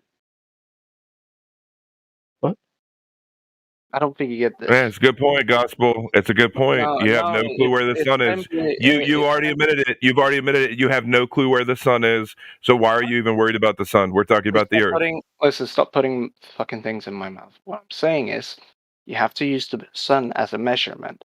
And You have to. Why? Why have you? You cannot use that as an argument because the sun is about 93 million miles away. Okay, and how do you validate that claim? How do I Yeah, validate why do you have to use the sun? What are you talking about now? Why can't you use a laser? Why can't you use a ruler? Why do you have to use the sun? Why? I like the questions, but please keep them to a minimum, okay? Because I can't answer all those questions at once, can I? No. The reason why you use the sun is because it's moving at a constant pace all the time. Can you prove that? Can you prove that? You're sounding ridiculous right now. No, can you prove the claim? Can you prove the claim? It's moving at a constant rate. Where's the evidence for that? Where's the evidence for that? You don't know anything. Man. No, by your own admission, your own actions, right? Your own actions right now prove that you literally know nothing about what you're talking about, let alone the sun. I don't think you do either, but the thing is, as soon as I fucking start pulling the sun into it, you're going all hysteria about it. Yeah, it sounded like you said as pseudoscience. As pseudoscience starts to come out of my mouth, I have no clue what I'm talking about. That's what it sounded like you wanted to say. Doing a visual experiment, as you guys like to use, you're now trying to debunk it in every form of way possible, even though I'm doing it as the right way as possible. And there's no other way to fucking calculate the radius of the Earth for one reason, and one reason only, to scale.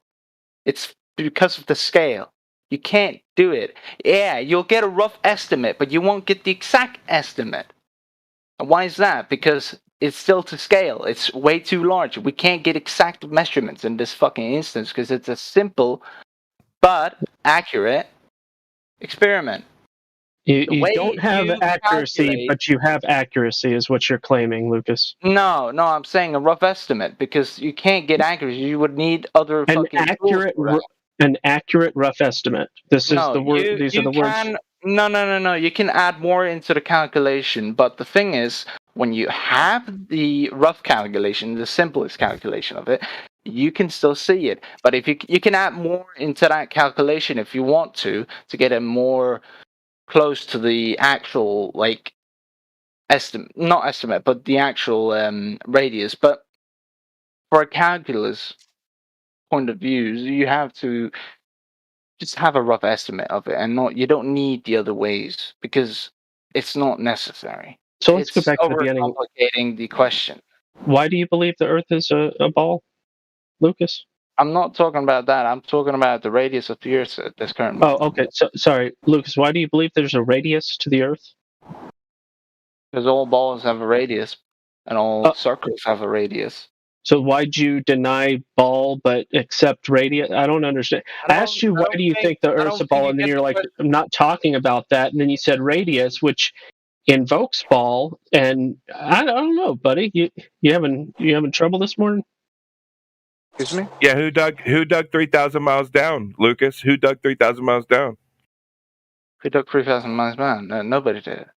Well, somebody would have had to prove the radius, right? But nobody did it. Why is that? No, you don't. You really do not. Because you have to come up with Imagination Land? You have to go to Imagination Land, right? You got to go to Imagination Land? Listen, why do you have to start insulting me for this stuff here? I'm literally just trying to explain how I would be able to measure it and not how you would be able to think how to measure it. Okay? Measure. The land of make-believe. Roughly estimate the measure. You're trying to declaim it before I'm even trying to explain it. No, I heard your explanation, buddy, but the problem is... If I need to pull the math into it, you'll be able to understand. Oh, wait, no, you wouldn't, because you don't understand that math. That's a straw man. Yeah. Buddy, you might have had too many cups of coffee or something, but... Many cups of coffee? What the hell? Why are you putting these insults at me? There's no point of that. You're just going a little too quick. So, why do you believe the Earth's a ball? I'm not done. Why? Because you can calculate the radius, as I was trying to explain. How do you calculate the radius? I'll go for it again. Don't talk about the sun again. Well, that you have to use the sun for calculation. No, you don't. Yes, no, you don't. do. Nobody ever did that. You're just making that up. What are you on about? Yeah, nobody ever used the sun to calculate the radius of the Earth, bud. That's impossible, and nobody ever even did that. We've talked You're about. presupposing where the sun even is. If you're trying to use the sun as a means to calculate the radius, you're presupposing where it even is. So yeah. Is you're pulling out things of an experiment that are literally the means. I'm not talking about an experiment. No, but nobody's talking about an experiment. Well, nobody's I even am. mentioned the experiment. Because you're trying to tell me how to fucking measure it, and I'm What's trying the to. dependent and independent variable? Keep fucking Lucas, pulling up inequitic. Lucas, like they have nothing to do with this. Lucas, you said you're doing an experiment. What are your independent and dependent variables in this experiment? Variables. Well, my variables are. What is your independent and dependent variable or variables in your experiment you're referring to? And how are you capable of manipulating your variables? Could you please try and explain it another way, because I don't think I understand your question. Oh, okay. He's go to like a basic scientific method. Oh, I'm sorry about that. No, it's because English is the second language, and I normally don't calculate in English. That's fine. I'm okay with that. I love language. I love communicating to people in their mother tongue. What is your mother tongue? What's your first language? Danish, but I don't think Danish. That's fine. Hold on. Method.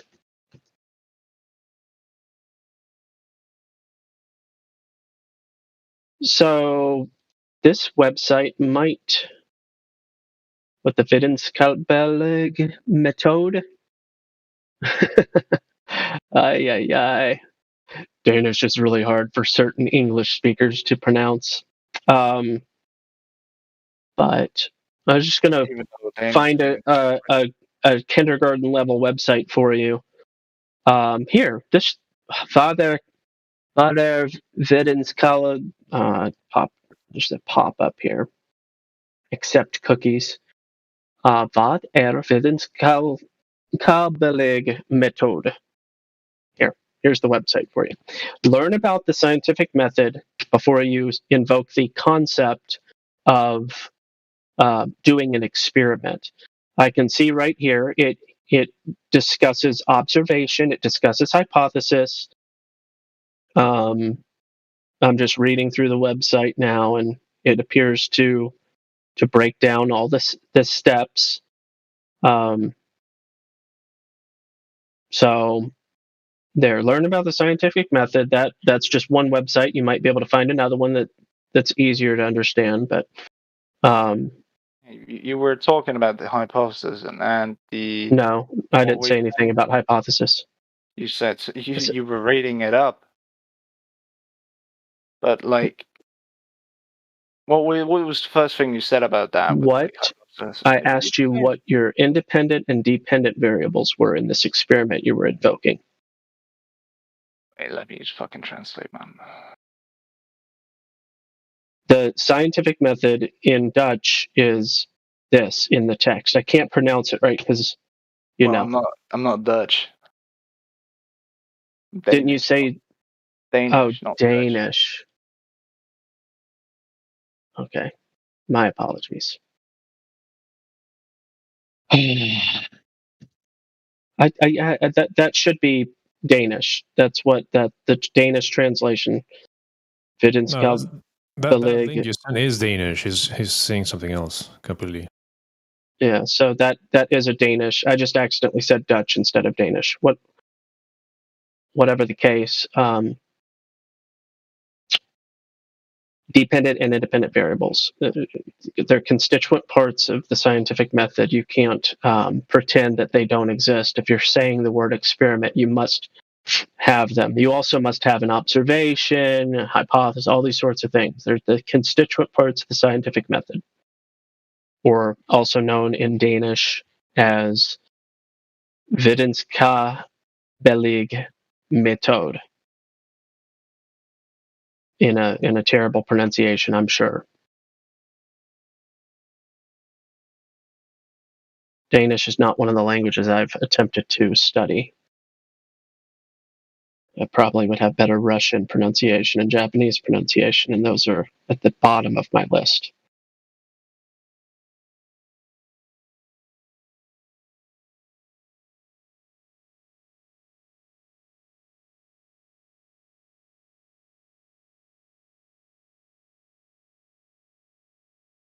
But to make things, is he still here?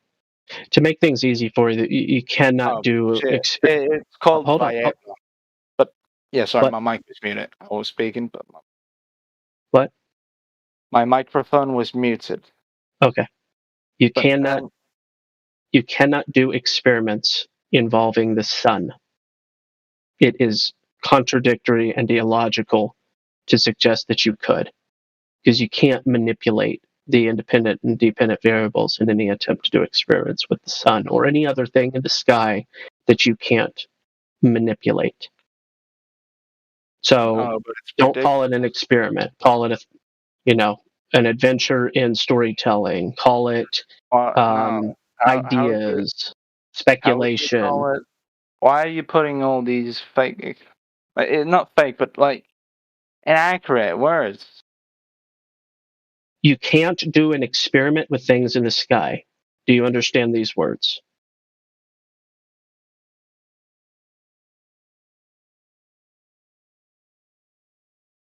Because in regards to the things in the sky, you cannot manipulate the variables thereof. Ergo, you can't experiment with them.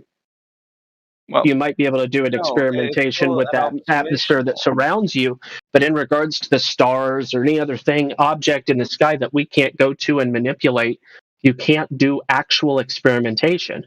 You can speculate. You can come up with ideas, but you can't.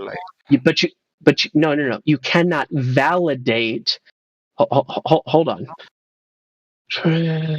I'll make sure that I'm being as clear as humanly possible, as linguistically possible for you. Validate. That is validare. Validare. Yeah, in Danish. That's in English, like fucking. We have another word for it. But yeah. So Google Translate just is not good enough, basically, is what you're trying to tell me. No, it's Google Translate. It's controversial when you can use it. Okay, sometimes you can, and sometimes you can't. make sure it is true would be zorg for at det sant. Sorg for det sant. Okay, so anyway, I don't think that there's a language barrier as much as you're insinuating. That you cannot validate these things in the sky. You believe the stories, that's fine. You're entitled to your beliefs. You cannot validate these things in the sky, and you certainly cannot do experimentation with them. I think you can't do measurements either. It's all speculative. I think you honestly are misunderstood what my part of what I was trying to do was. Because what I was trying to do was to measure a radius and not the Earth or the Sun. The Sun is not a part of the object. It is literally only for visual measurement. It's not there for anything to do with its distance or its large size, because you could do it with any other size as well. Like a boat on the water? Nope, you can't do that because that is on. Let's take the Sun as one object and the Earth. It is your profile picture, for crying out loud. Yeah, well, it's because I like sailing. I've always done it. Okay. That's something completely different. But you have to take the Earth as one object, but you're just on it, and you have to be measuring it from that. It's a visual measurement where you can then take the math from that. And what about you could use a fucking flashlight for that matter of fact. Lucas, it's all what to do with the shadow. Lucas, what about when we see too far for the proposed radius to be true? Excuse me? What about when we see too far for that curve that should be getting in our way? What about when that hypothetical curve is proven to not exist? What about then? Well, still, that's why you're using because you can't really use the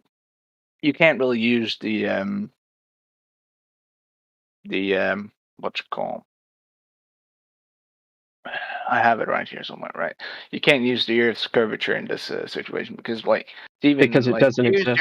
To even get the Earth's curvature, you need the radius first. But to get the radius, you got to do this. What I'm doing right now. What's that? So, well, let's take a situation. I fucking hate that I can't share screen, honestly, because I'd rather do it show you it, but oh my god, that's annoying. You'll get over it. Get over it. Well, I said you will get over it. It was a vote of confidence for you. It wasn't meant to be an insult. I said you'll get over it, which is me implying that I believe in you, in your abilities. You don't need to explain. Oh fuck me! I'll give you a simple drawing of the situation.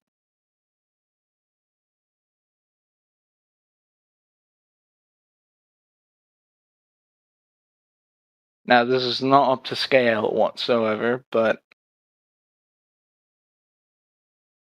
this is what I'm trying to explain.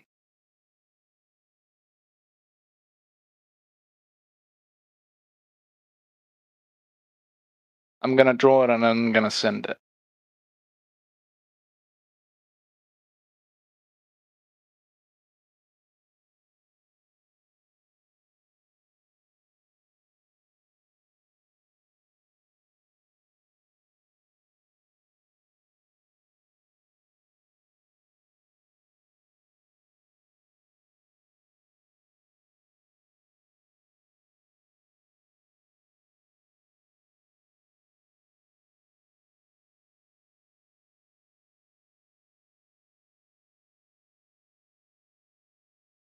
Now, you don't really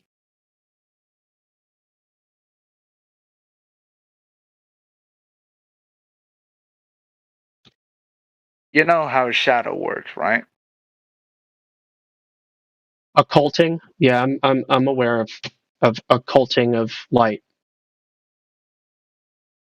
So you do know photons are moving in a straight line if nothing is in its way, or either to reflect in another direction. I'm aware of refraction and all those kinds of topics as well. Go ahead. Well, it's just to make sure at first. I'm still making it right now, so give me a second.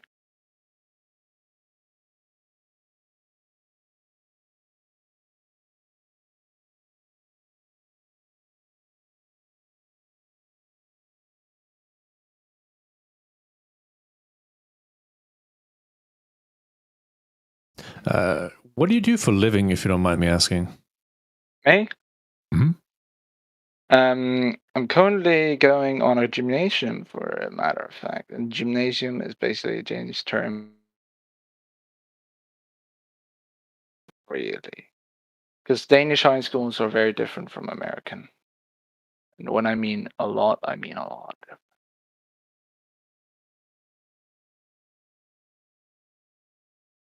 Like, we learn a bit more because we go from like fucking. Let's just say we take primary school to like the fucking age of the 10th grade or some shit.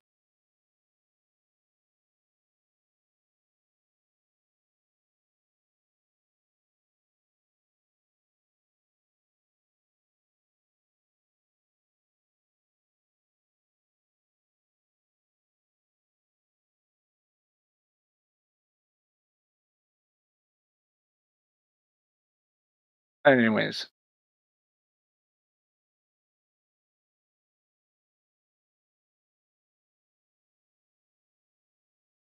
Okay.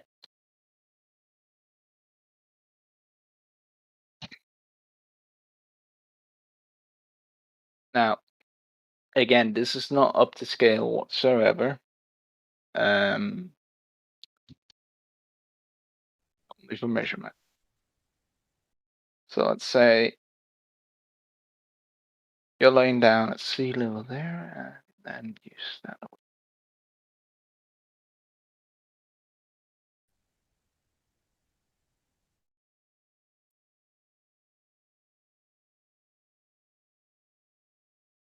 Okay. Yeah, I'm just glad I didn't hold my breath. I'm waiting. Yeah, no. Hey, listen, when you need to do a detailed drawing, it's not easy. Mhm. Yeah. But what I'm trying to like show you is like the size and the distance in this instant doesn't really. It doesn't affect what I'm trying to do at all. Okay, let's try that. There. Okay. I can literally smell impending fallacy of misplaced concreteness. But go on. Oh my god, I can't send it. Why Also known as the reification fallacy. Well, if you're that hardly set on your beliefs, then I don't think I will be even able to explain. No, it's not about beliefs. It's about recognition of logical fallacies where you're mistaking one thing for another. You know, the map is not the land. The reification fallacy, the fallacy of misplaced concreteness. There's a lot of different ways to, but it's fine. Just go ahead and make your picture and your statement, and I'll see if I can help you with the I situation. actually need to. There we go. I can't send you messages. Yeah, just you can't put in the chat. No, we're not either that. I'm not allowed to.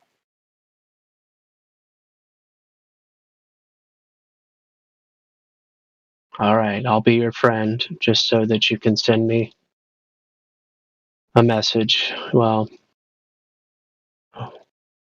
profile, add friend. There you go. You can accept that and then you can send me a message. See if it will now. There. Now, this is a non-accurate scale, but it's just to show. You can even do this on paper. You have a ball and you have a larger ball emitting a large amount of light in one direction. If you could send it in the main chat. I'm doing that.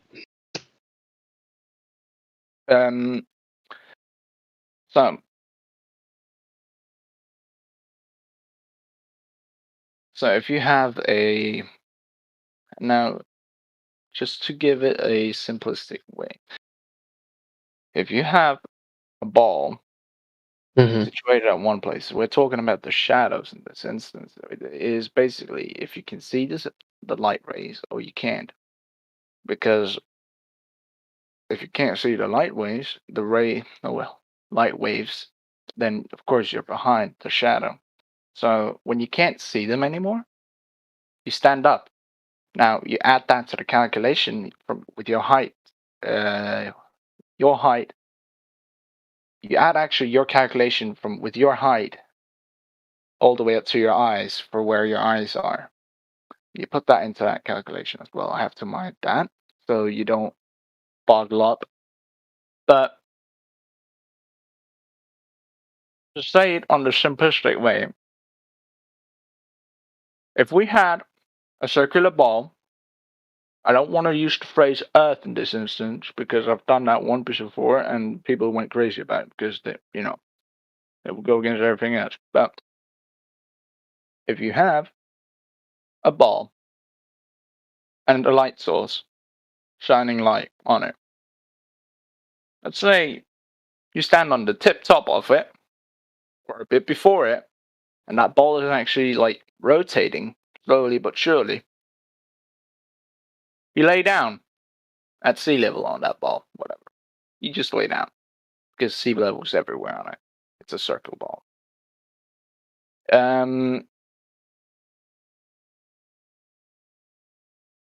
The ball is turning, right?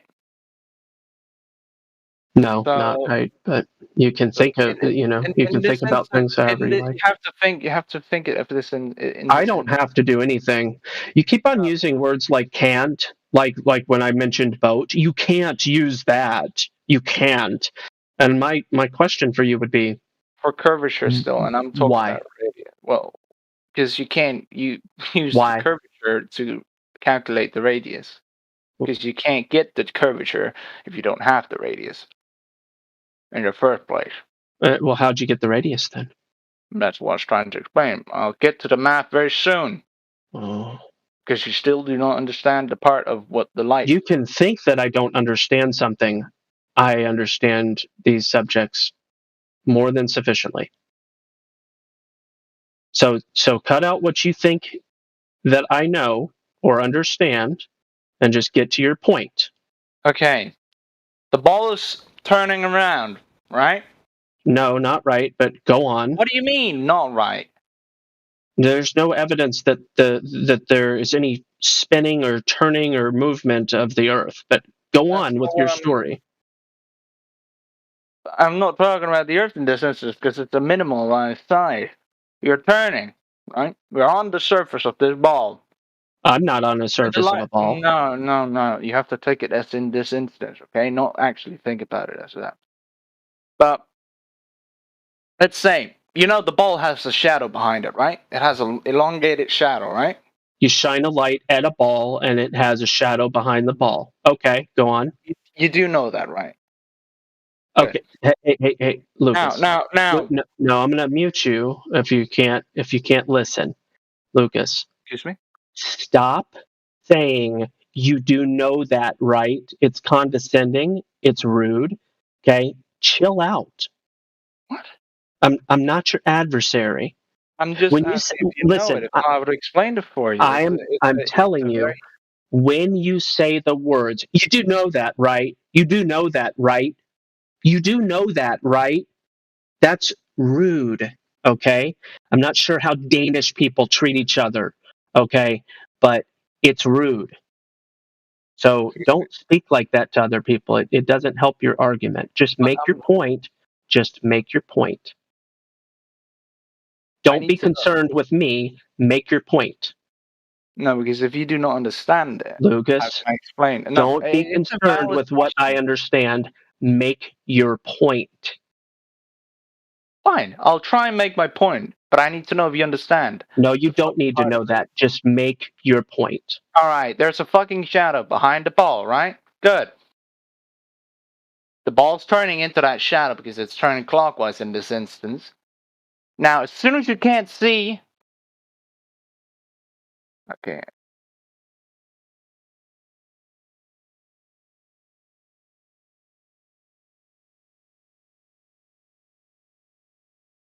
There.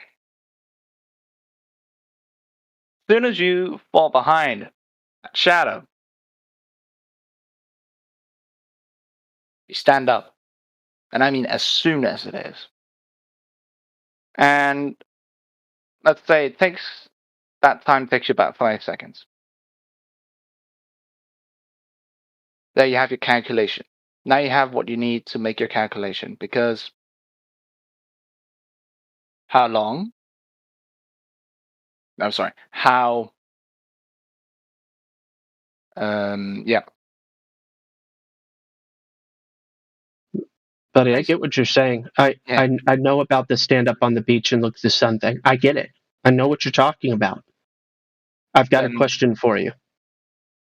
Excuse me. Yeah, sure. Go on. Are you aware that it's plausible that there could be another explanation for that observation? No, I'm not. Okay. I don't think there is. You cannot think that there is. That's okay. That would be a belief, but there's evidence to the contrary. When you're laying down at the water level and you see the sunset, and then you stand up when it's set. Okay. Let me help you understand. See it again. So let me explain something to you. There is evidence to the contrary. What I mean by that is across certain distances where you actually should still be able to see something, it should be in your line of sight. You can't see it, and it gets occulted by what shouldn't even be occulting it. So maybe you're not understanding, so I'll say the same thing in a different way. There are semi-long distance observations, let's say 1 mile, 3 miles, 7 miles, right?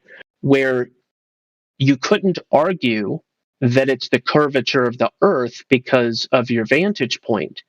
But despite that, even the curvature of the Earth wouldn't explain the fact that you can't see something.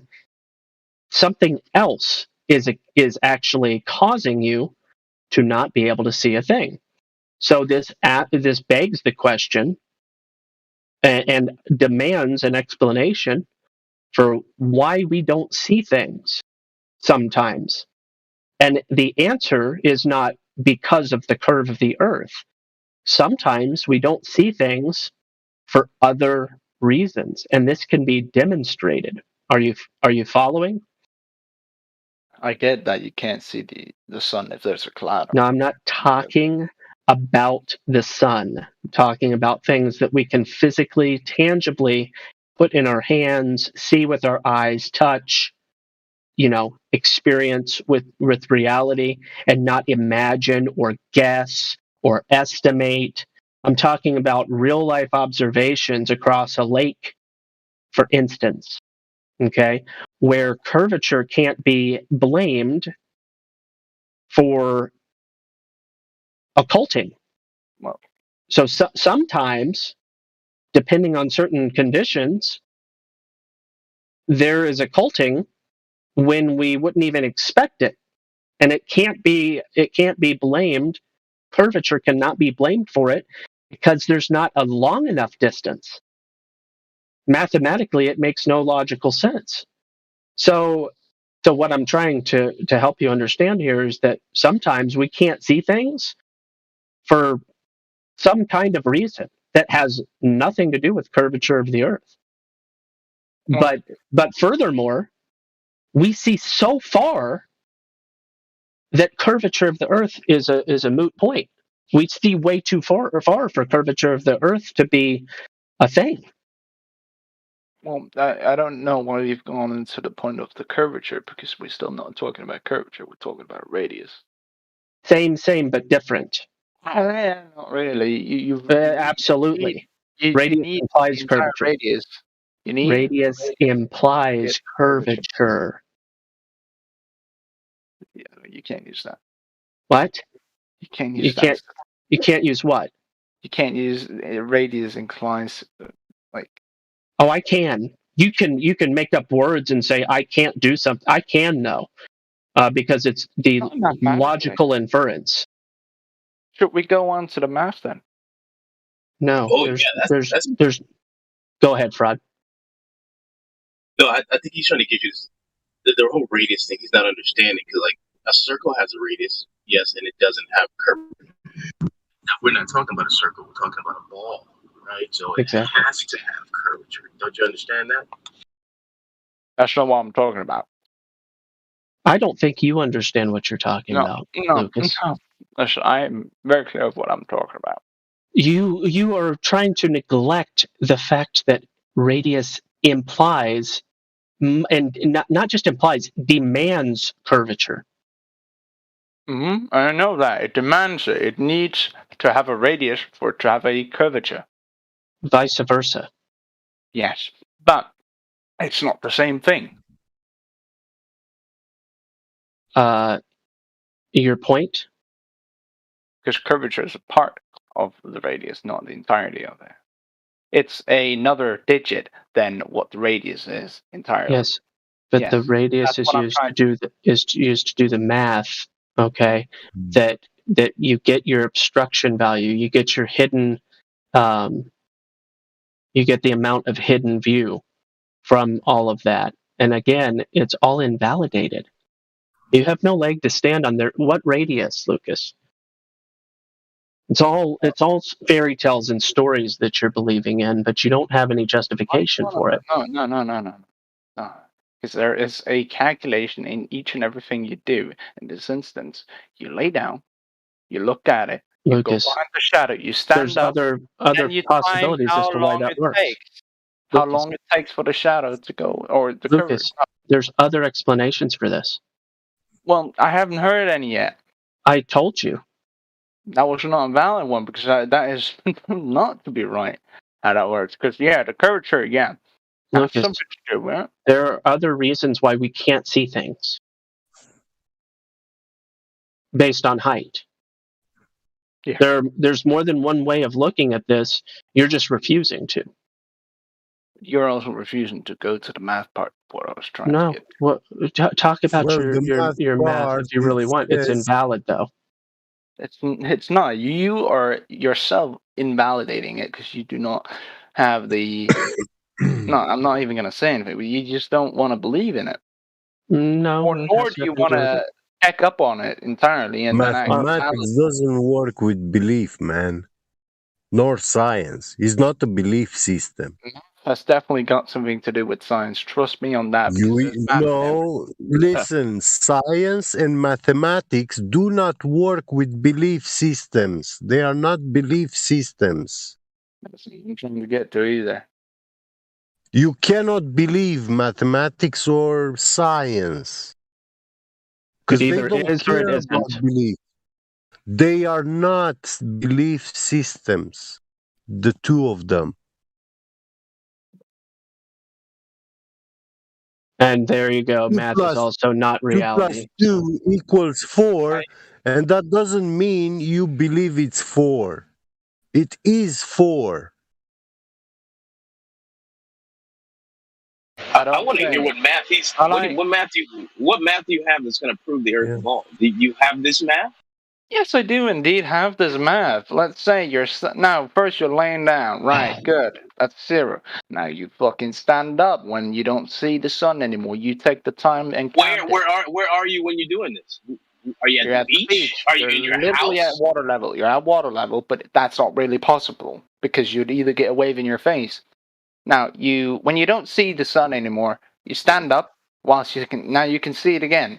Now you take your time and count how long does it take for the sun to disappear behind the curvature. Again. The curve, right? Yeah, The because curve, you have right? to time it. You have to time it. Now, Okay, so all right, if the Earth has curve, all right. So let's say what you're right. You're saying you're right, right? So if the Earth has curvature, there's a point where you can never see the sun again if you go high enough, right? So the sun should be on the other side of the ball. So like if I go all the way up in the sky and to the top of the ball, and the sun is at the bottom of the ball, I will never see the sun, right? excuse me, what? So you don't even understand what I'm talking about. All right, so I didn't hear you properly because your mic is like very. all right, so if you're using height to be the defining factor that proves that the Earth is a ball, so there should be a point at which height you can reach that you should never see the sun again, right? You haven't thought that far ahead, have you? No, I just can't visualize that in my head right now. Exactly. Yeah, I didn't think so because you haven't thought that far ahead. You're just saying something. I have. Man. No, you I haven't have. because you're using. Please stop Yeah, cutting that me makes off. sense. But you're using something that works on both models, right? So in a flat Earth, the sun goes away because it's too far away. But if you keep going up, it comes back into view. Did you know that? Oh yeah, it does because if you keep going up, it will eventually come into view, no matter what. Yeah, but it's exactly, and it'll never go out of view on a flat Earth, right? So the higher you go, the more you see. So on a ball, if you keep going up, there will be a point you should never see the sun again, right? Because it's at the bottom of the ball. How do you make that? The Earth is going around the sun, right? So there's a point where the sun is beneath your feet. You understand that, right? Oh yeah, I do. That point I do understand, but you have to think of it as that the Earth is also rotating at the same time, and that's what's making it day and night cycle in this instance. Yeah, but you're not on the Earth when you're in the sky, guy. No. So you would also have to be rotating with the sun, right? Not if you're in the sky, right? You're not rotating. Oh no, well, you kind of. You're not rotating with the Earth. You're going around the sun, but you're not rotating with the Earth because you're in the sky, right? So you're telling me the sky is rotating too? It actually is, and that's why we have wind. Okay, so that begs another question. Now That's why we have wind. LOL. Why don't we have 1,000-mile wind? Because that our planet is simply not too. It's not large enough for that. What? Oh my God. Okay, You can have extreme Lucas, weather you think the world's spinning at 1,000 miles an hour at the equator, right? Lucas? Yeah, I think it spins about 900. Yeah, something. Yeah.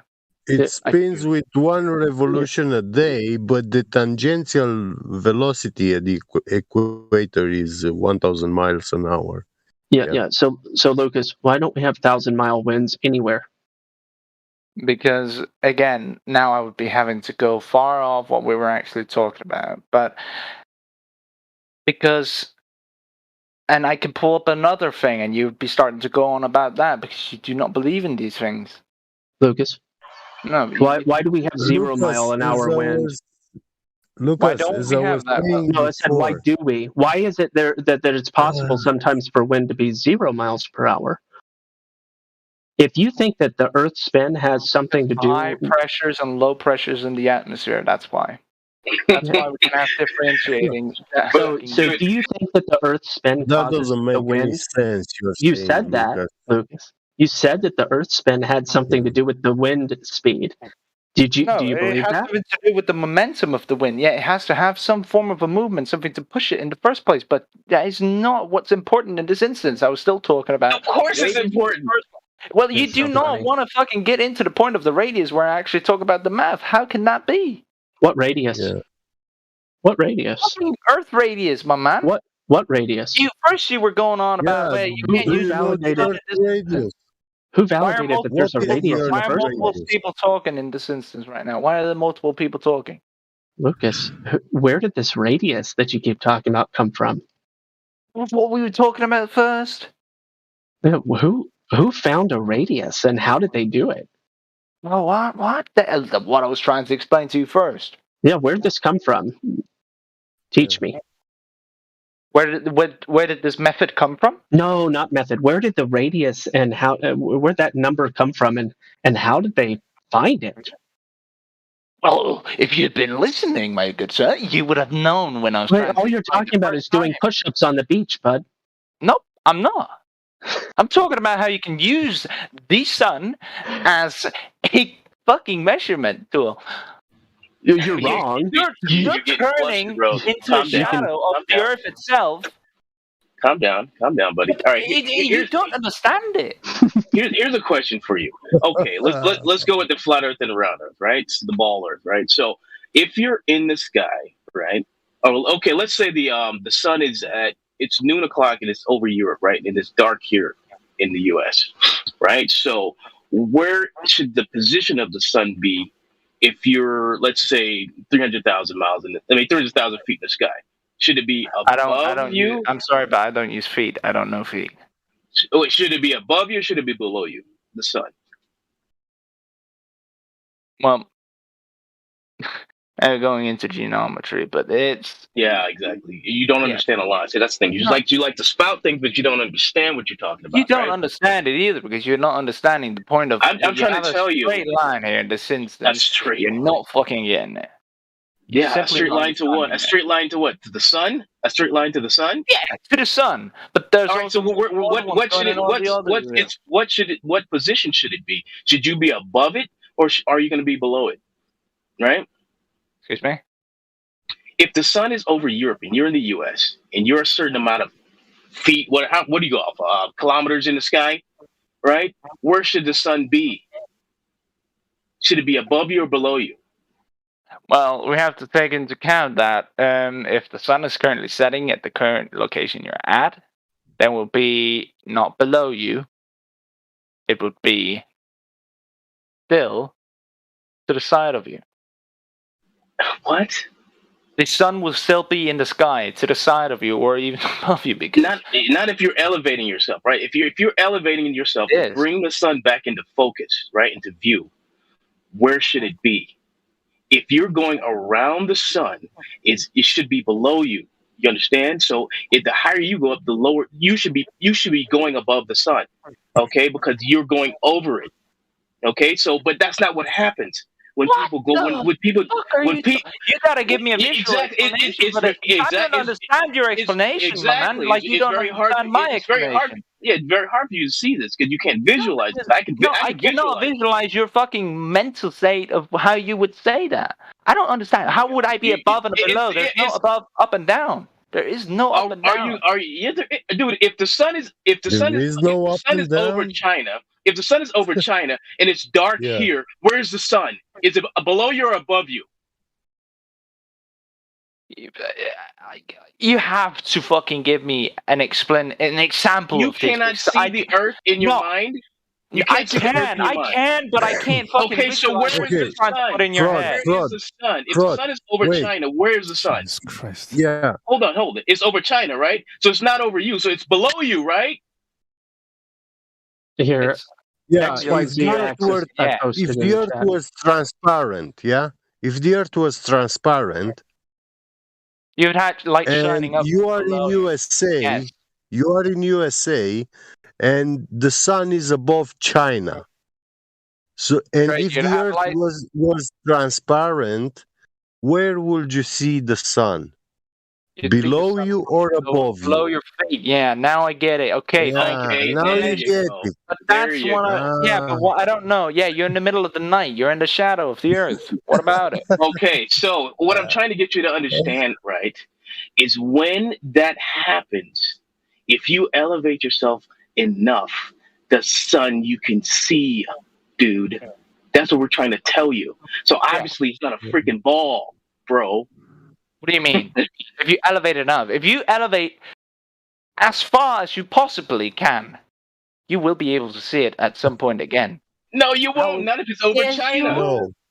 Not if it's over China, guy. Yes, you would. Because In the heliocentric model, he's imagining going millions of miles away from the Earth. The Wait. Earth would then prospectively be Yeah. smaller than the Sun, and you would see it again. In the heliocentric model, that You know how still far makes you'd have to sense. go? Earth has always been He'd smaller. have to go That's the reason so why you far. could. Yeah, I know. You have to go No, so far, because dude. if an object is smaller behind the actual fucking thing you're talking about, like if the sun is smaller than the Earth, you wouldn't We actually get be it, able buddy. to see it again. We get it. Guys, I want to ask this guy a question, please. Go for it. Lucas, when you talk about observing the sun, do you know what are the most important variables? Yeah, could you explain them to me? Because that was not what I was going. In observing the sun, what are the most important variables which someone has to take them into account? Your height. HT. No. What then? No. What then? No. What then? Do you understand actually how you see the sun? Yeah, Why you do don't you look see at it? it straight. Why? I'm not even gonna try anymore. Because you, Yeah, honestly, I'm talking about the stop most. cutting me off because you're not even willing to I'm put asking into you your the mind most how this would work. fundamentals. Listen, let me finish. I'm asking you the most fundamental required variables which you need to know when you look at the sun, when you make an observation about the sun. What is involved He's gone. for you to see the sun? Yeah. What do you need to know? You dipped out. You're talking to nobody. Oh, he dipped out. Yeah. Well, those variables are all the laws about light propagation and electromagnetic wave propagation. And he doesn't have a damn clue about any of them. He just wanted These to talk people about doing talk- push-ups on the beach Yeah. over and over again.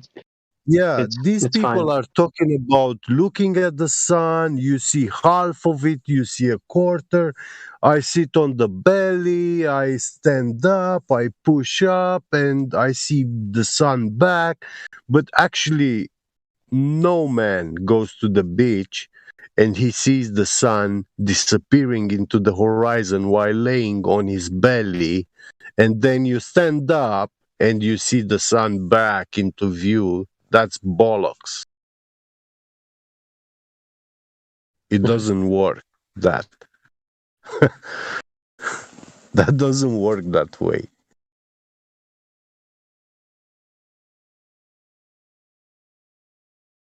The sun is a light source, so it's casting light with about 6,000 lumen on the ground.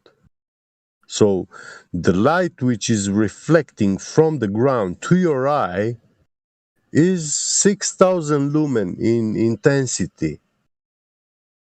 So when you do the light attenuation inverse square law, yeah, when you approach to the sun, you will find it's a mind-blowing number.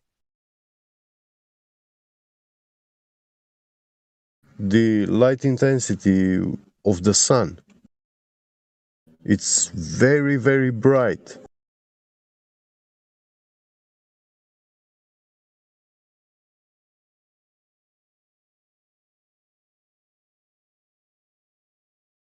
And the sun, with all that intensity, you cannot see it from infinite distances. It's not. The maximum distance will be about 6,000 miles. When you are more than 6,000 miles away from the sun, its light ceases to reach your eye beyond that distance. It's the end of the electromagnetic waves propagating, because it doesn't have the required intensity to travel further.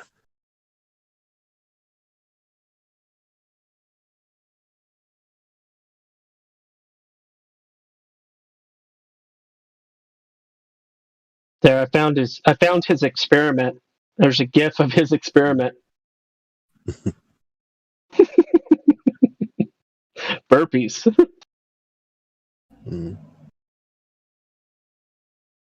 This is not an experiment.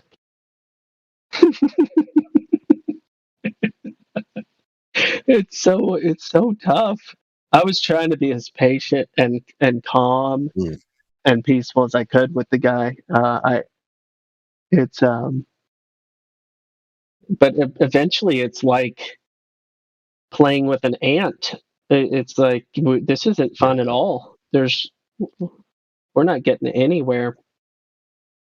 Well, he was often saying, "You don't believe," and stuff like this. You know, when he was talking about geometry, he was saying, "Oh, you don't believe in geometry." When you were talking about the sun, you don't believe in the sun, or science, you don't believe in science. But all these things, they have nothing to do with belief systems. They are not belief systems. They are not that. Simple fact.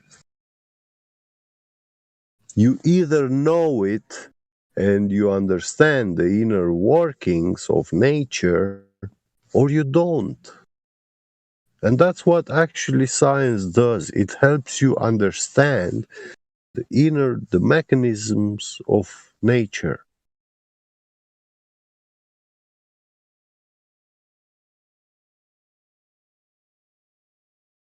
You see cause and effect, then you experiment and you find what's the cause and effect of a certain phenomenon taking place.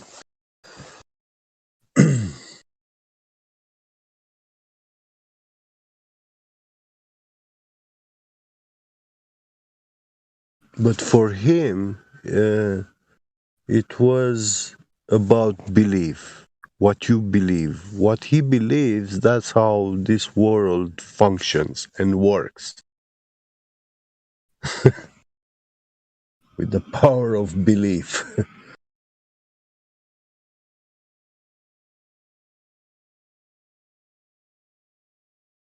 He talks about looking at the sun, but he doesn't tell us anything about the laws of light propagation, electromagnetic waves, or nothing.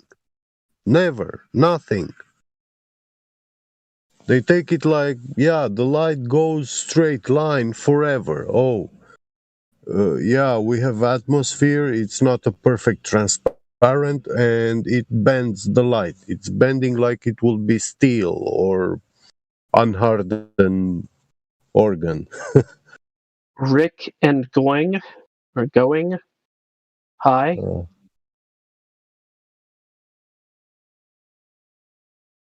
You had a chance to speak with VC yet? Hello. Welcome to 24/7 Flat Earth. Hey, I listen to you guys quite a lot. Y'all pretty good guys. Appreciate the compliment. Got any lingering questions? Nah, I was listening to y'all talk to the last guy and was wondering why y'all taking it so easy on him. Oh, because I knew where he was coming from. I've talked to less than 100 guys just like him, so I have no need to be anything but the utmost patience and sympathy for his lack of understanding. And that's not an insult. Yeah. He sincerely did not understand what he was talking about. It's not an ad hom or it just is what it is. He didn't know what an experiment was. His example was not helpful for his argument. There was just a lot there. And I've talked to so many people like that. It's just not worth being mean to them. Can I you know y'all have have videos where you directly, where you see the sun go past the horizon, and then you could bring it back. Like I would have just up to that point was like, is there any way that when the sun sets, I could get a high-powered camera and bring it back? If he would have said no, show him the video. I know he didn't know what he was talking about, but it would have just been so easy just to show him, like, yeah, there's a GIF. There's a GIF of that, just zooming in and bringing it back into view. But it's kind of, I don't like getting caught up in the arguments that they're not actually useful.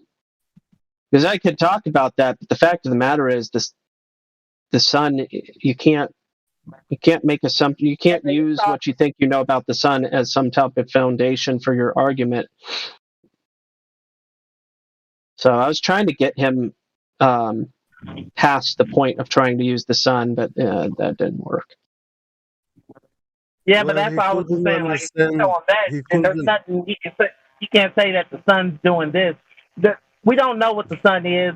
None of us can get to it. I understand all that. He's still thinking that it's, it has to be a physical curve, and you can show him that, it's not just that. It's our eyes, the strength of our eyes, and other things like. Well, what he was saying, there's no way you can 100% prove it. You said we don't know what the sun is, but actually we do know what the sun is. But that doesn't mean we know everything about the sun. We know it is a warm light source in the sky.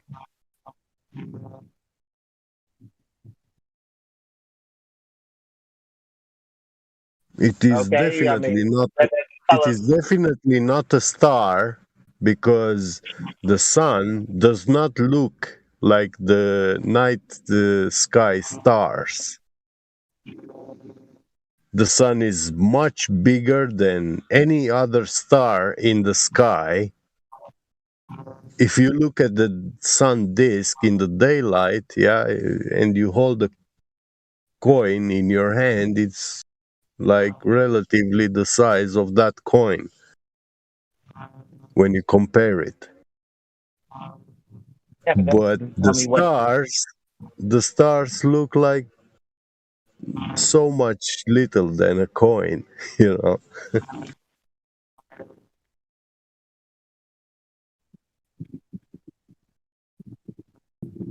The point is, they look like light through water. What about the water? Stars look like light through water. Oh yes, like they will be underwater. Yeah, they twinkle. True. Yeah. But as far if you put a flashlight in a pool, and you make waves in that pool, that light of the flashlight will twinkle just like the stars in the sky. Yeah, I know what you mean. That's a very good point.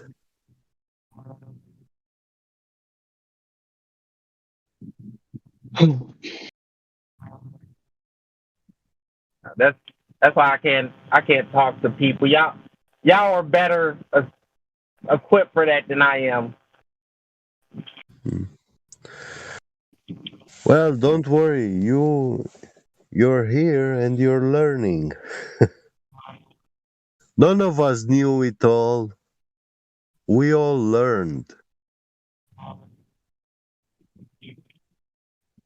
And there's still so much more to learn and to find out, to discover.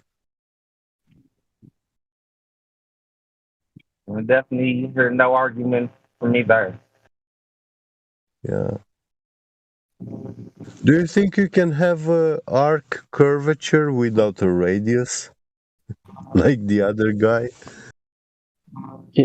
Yeah, it's called an irregular shape, right? You could have a hill on a flat surface, and you would call, if you mistakenly called the apex of that hill to the bottom of the hill a radius, you'd be falsely using the word radius. But radius implies circle, period. And he was just not getting it. Radius actually means minimum an arc curvature, you know? That's what radius implies. And yeah, you can have waves, you know, or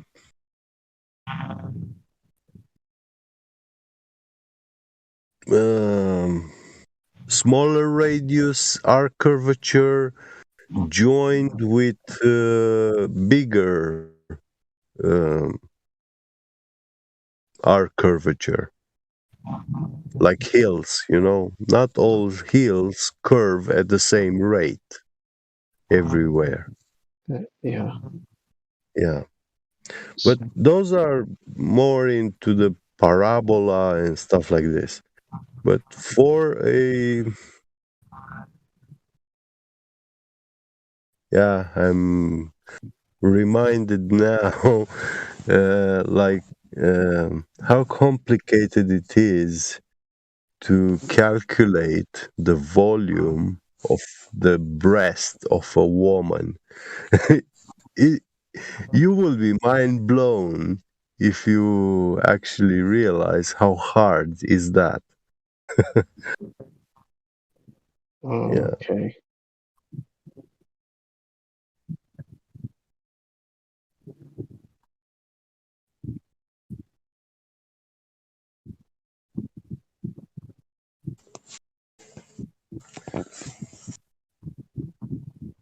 The point that I think is helpful in this instance is discovering how to go as remedial as possible when somebody is misunderstanding the basics. How do we help somebody? How do we go back far enough in the educational journey to help somebody that is misunderstanding, you know, the basics of the scientific method, for instance? But he was wanting to jump ahead and do burpees on the beach and call it an experiment. Well, how do we help somebody like that back up and slow down and realize that they're just babbling nonsense, basically? And even the spheroid argument, it doesn't help them, you know, like you have a round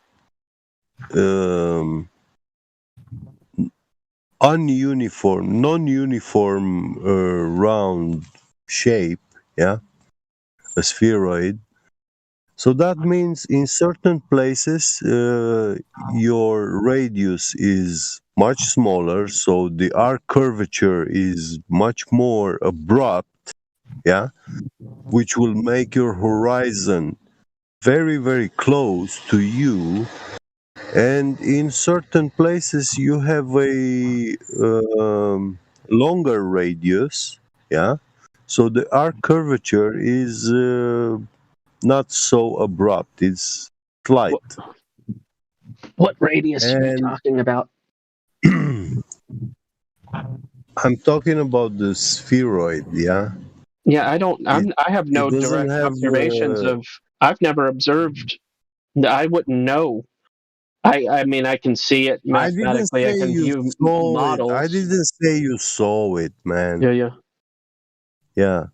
I'm saying that the argument that they choose, it doesn't help them. Obviously. The spheroid, yeah. Because in their oblate spheroid, yeah, in the northern hemisphere, where it's more flattened, yeah, the arc curvature is slighter. The horizon should be extending much further away, yeah. But at the equator, then the horizon will be very close to you. Yeah, but the Like difference is actually, dramatically, yeah. but it And isn't. we don't see these differences. But We don't observe them. Yeah. I hear what you're saying, but that's actually not true. According to their, if you're looking at proportions, it's like a 3% difference. All right, you look at what do they call it? Polar or longitudinal radius versus equatorial. What's there's two, right? So what's the other one? Equatorial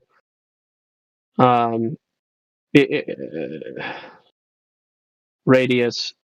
Hold on. Yeah, at the equator, My point is the difference between the two isn't actually that. At the equator, the arc curvature will be much more abrupt. The radius will be smaller. You're saying much more, but the point I'm trying to make is when they say oblate, it's actually not fair for them to even say oblate. The difference between the two is so minuscule, it's actually a moot point that they even bring it up.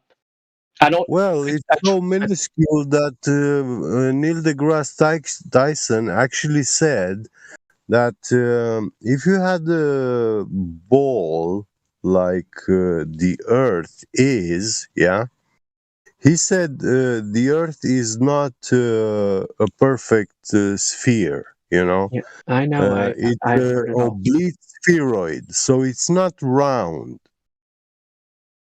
The problem is that after that, he said that if you were to take the exact shape of the Earth and make it a tiny ball, the size of a ball bearing, yeah, actually that ball will be much more smoother than a ball bearing is. And we machine silicon nitride ball bearings, which are one of the most round balls that exist in the world. And there are also ruby ball bearings, which are the smoothest, you know. And he claims that the Earth is more round than those, but those are perfect spheres, actually, you know.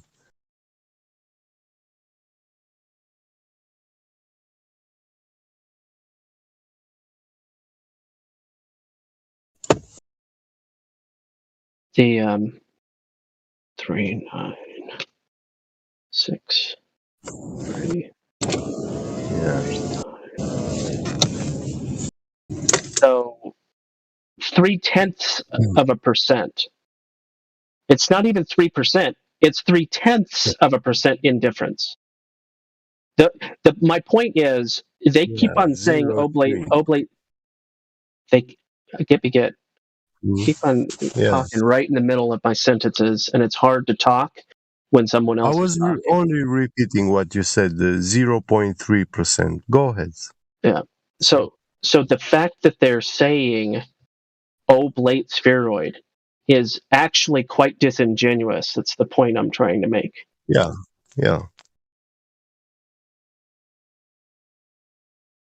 And that grade of precision, what Neil deGrasse Tyson was saying, you know, like saying that if you reduce this Earth to the size of a bearing ball,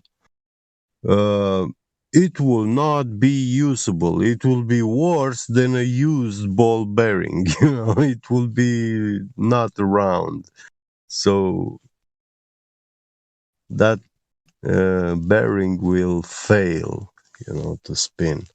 are arguing that it's oblate as some type of justification for.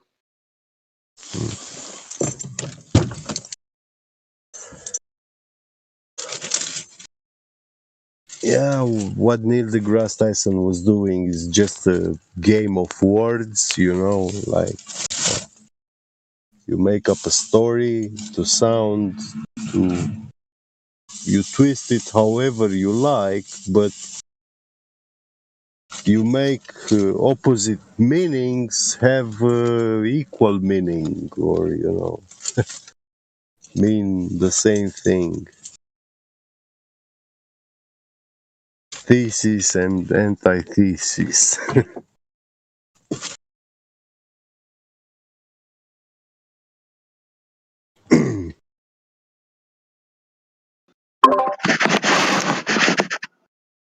Hello, Globe Deniers. How's everybody doing? Hello. I just posted the latest video from our Black Swan photographer. He got 33.6 miles and no curvature. Color me shocked. Nice. And he's photographed an Anacarp arch from the Santa Barbara beach, but I just put the video in there. Still no humps of water. Every time we look for it, it's not there. Oh well. Humps of water. Have you never seen the ocean waves? Yeah, I've seen ocean waves. I watched some guys surf in the Kirby pipelines before. Globers will be much more logical to say that actually the horizon is caused by the ocean waves than the ball geometry. Yeah. So we got any new people on here right now? I don't know. Check on them. Let's see. We got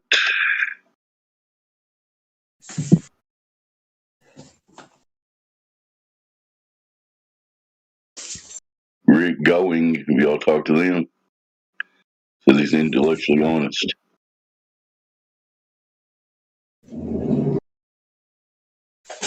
What happened to the Danish guy? He conceded. I don't know. I just got here from y'all were talking to a Danish guy.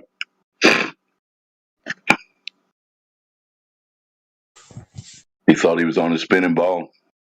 What happened to Did he leave here continuing to think he's on a spinning ball?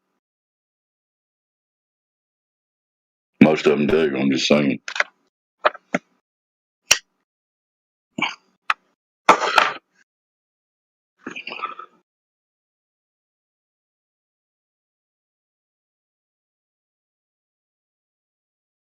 It's like Dead Air Dave has struck again. There's no new people here.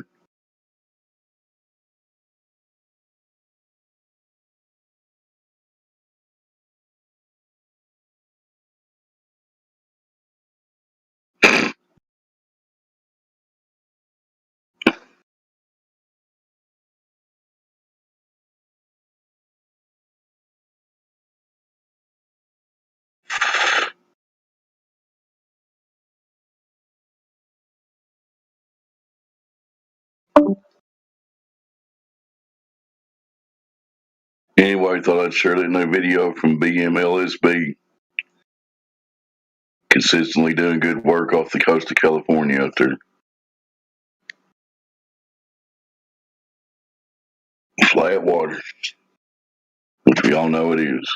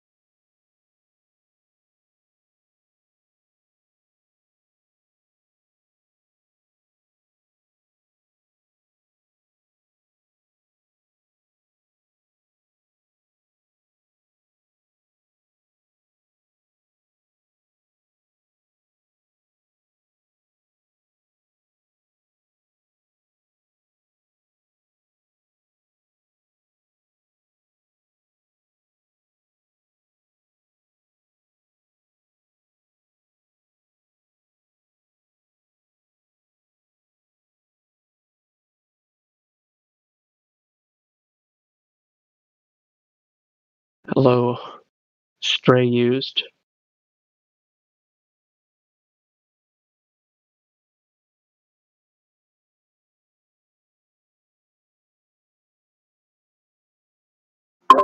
What'd you call me, Gospel Bird? I didn't call you anything. It's the first about the PC. Amstray Hughes, welcome to the server. What say you?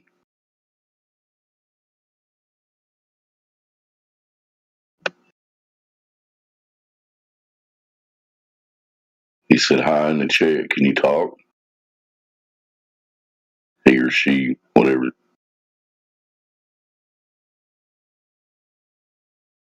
The whole point of getting VC verified so you can vocalize your thoughts here. Yeah. Just saying.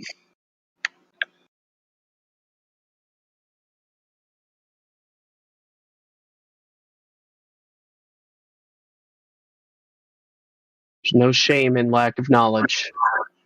Yep. Only shame in rejecting reality. True that. Especially if you're brand new to this subject, there's no stupid question, really.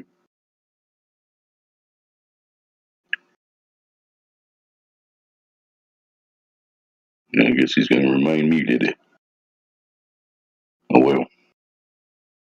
You see, I posted BMLSB's latest one out there in the chat, Gospel. Yeah, 33.6 miles. No curve. Watched it this morning. Yeah.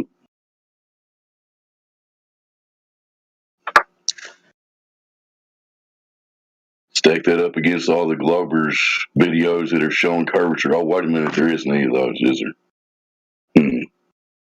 Well, there's I kid you not, I think that there's millions of videos with presupposed curvature. Yeah, there's those. And that was my point earlier, is you can presuppose curvature and explain what you're presupposing all day long. The issue is, what if there's another explanation for why you see what you see from where you're at? Exactly. And he wasn't wanting to get that at all. It's just depressing to communicate with people that well, it's not communication. It was really one way. It wasn't a two-way conversation. Yeah, those are frustrating.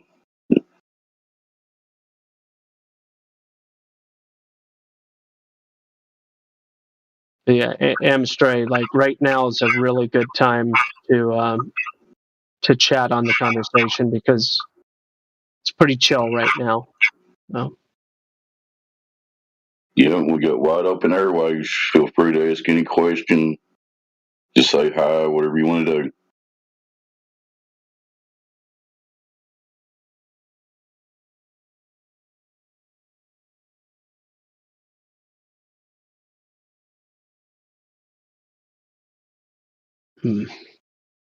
We already talked to Rick and Going. I just got here. So. Yep. Okay.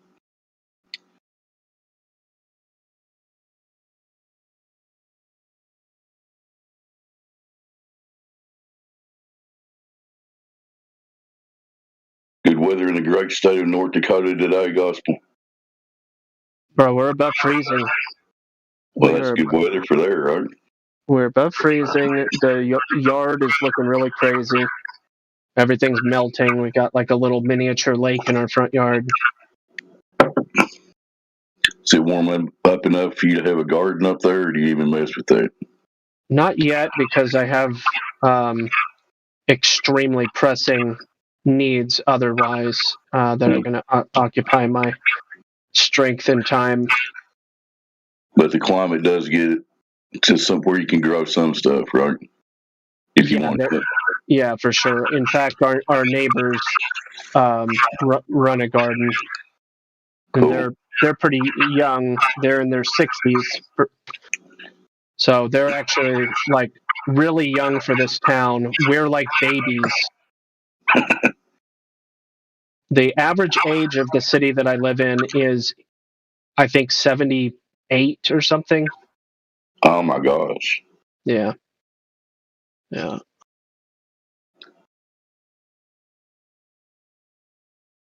Yeah, I don't know what it'll be like in about 10 years.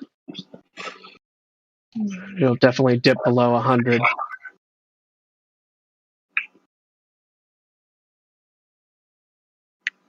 Guess that's not a geographic area that a lot of young couples go and raise their families to.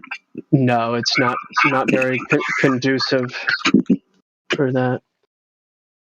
Meadowlark, welcome. What's up, Lemon? What say you, Doc? Keep it flat. Yeah.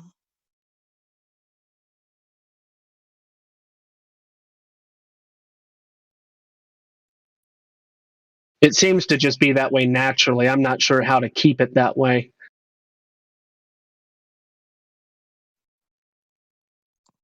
Keep it Copacetic? peripatetic.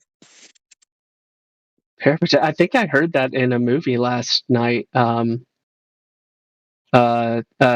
Fred Astaire movie my wife was watching. I'm pretty sure that one of the characters said that word, and I was just like, "You got to be kidding me!"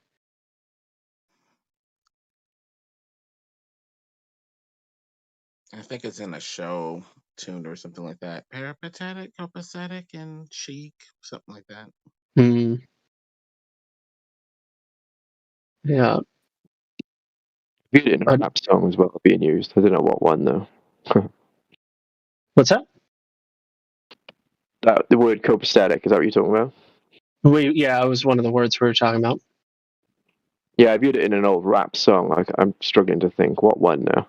So it's not really, I'm not adding anything.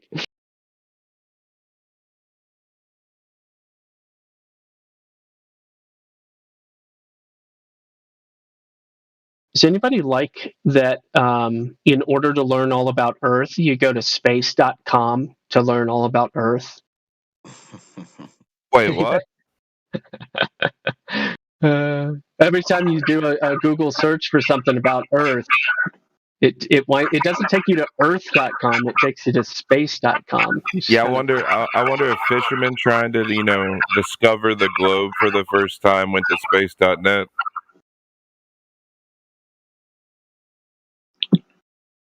Hello, Slivery. Welcome to the server. Do you live on a spinning ball? Do you live on a spinning ball? What's that? The globe model we all got taught.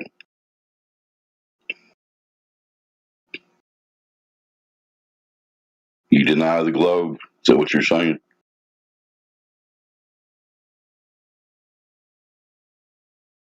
I think his mic is like some type of special push-to-talk mute thing. I don't know. His first comment there implies that he's not a globe believer, but let's let him say it. Mm-hmm. He's not going to, I guess. I'll shut up. Yeah, it's all good.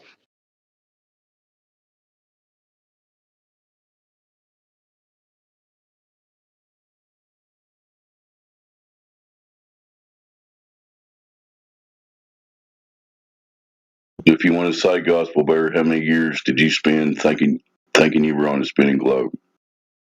For me, it was 52. Oh, wow. 30 something, 33. Ooh, Illuminati. Yeah, that checks out. Makes sense to me. How far did you get with the Danish guy? What happened? He gave up. He thought he pulled the victim narrative card. If you're familiar with the, of course, yeah.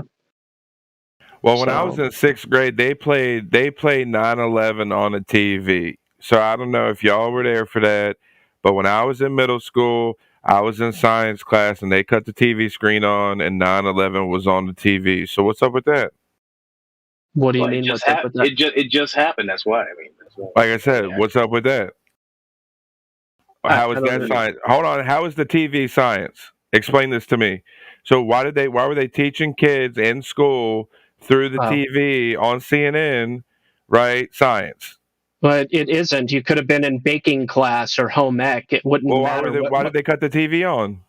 Because they felt like it was relevant to being a resident of this country. Interesting. I wonder who made that call. Did the principal tell everybody to cut? Hold on. Did the principal tell everybody? Did everybody? Hold on. Did the principal tell everybody to cut the TV country's on? about to go to war, man. You're gonna know about it. They're not I don't know. I don't know. Sixth grade kids, dude. Okay, in science class. Is that science?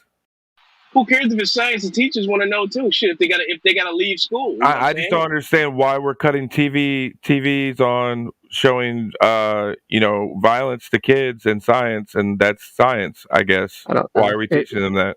Seems to be disingenuous to So say that nobody you taught don't me the globe. understand it. See, I was taught from a very young age about violence and 9/11.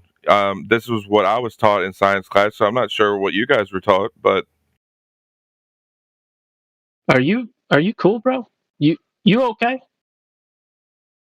no, I'm just wondering. This is what my school system taught me as a kid, right? You good, bro? So,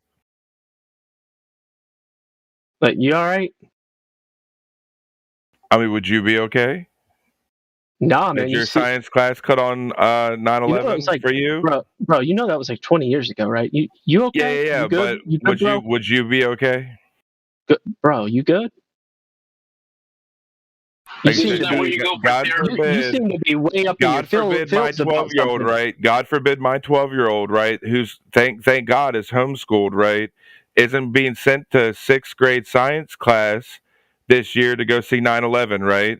Well, he wouldn't. He'd be looking at the Ukraine flag all over public school. I'm just confused. Why was I sent to see 9/11 on TV that day on 9/11 back in sixth grade? Why? I don't understand. Are you sincerely confused? Or are Well, I you wasn't saying talking this about the globe. ironically? The globe wasn't sitting on the counter. They had cut the TV on that day. So what's up with that? Bro. Really, bro? Seriously? This a real question?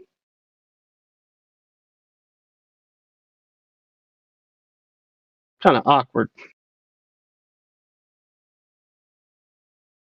Just clue me in, Okay, well, if you put yourself in someone else's shoes that is thinking that a bad thing is happening that affects the entire nation, then in their perspective, it's a relevant thing to all living creatures in the entire vicinity. So you might not agree with that. That's perfectly fine. But you have to understand people have a course of action within their own frame of mind, not your frame of mind, right? People make decisions based on what they think, not based on what you think. Is that really that confusing to you?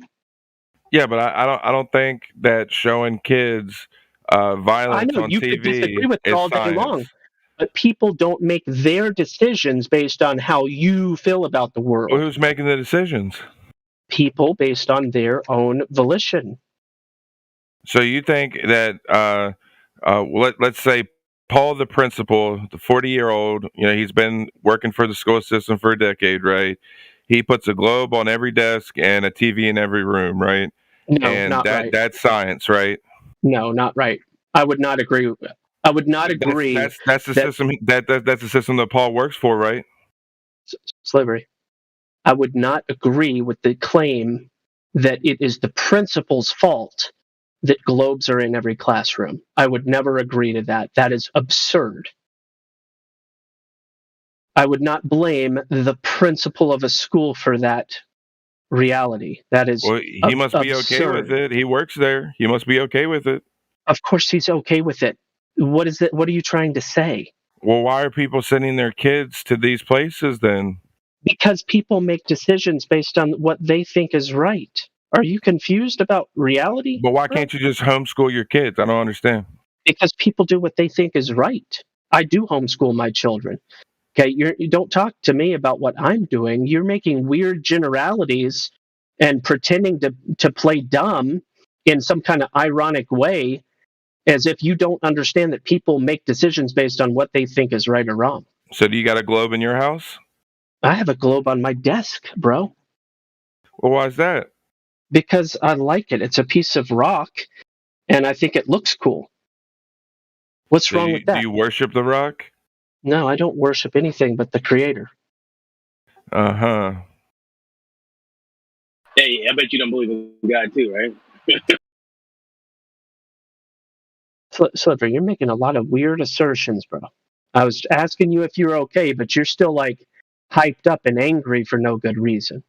Yeah, he's that flat earther we don't need around. So do you even know where you live, Gospel? I know where I live. I know the latitude and all kinds of good stuff about where I live. Tell us about where you live. Why would I want you coming to where I live? That's weird, bro. I don't want your visits. You're creeping me out, bro. I don't know. What's your intent?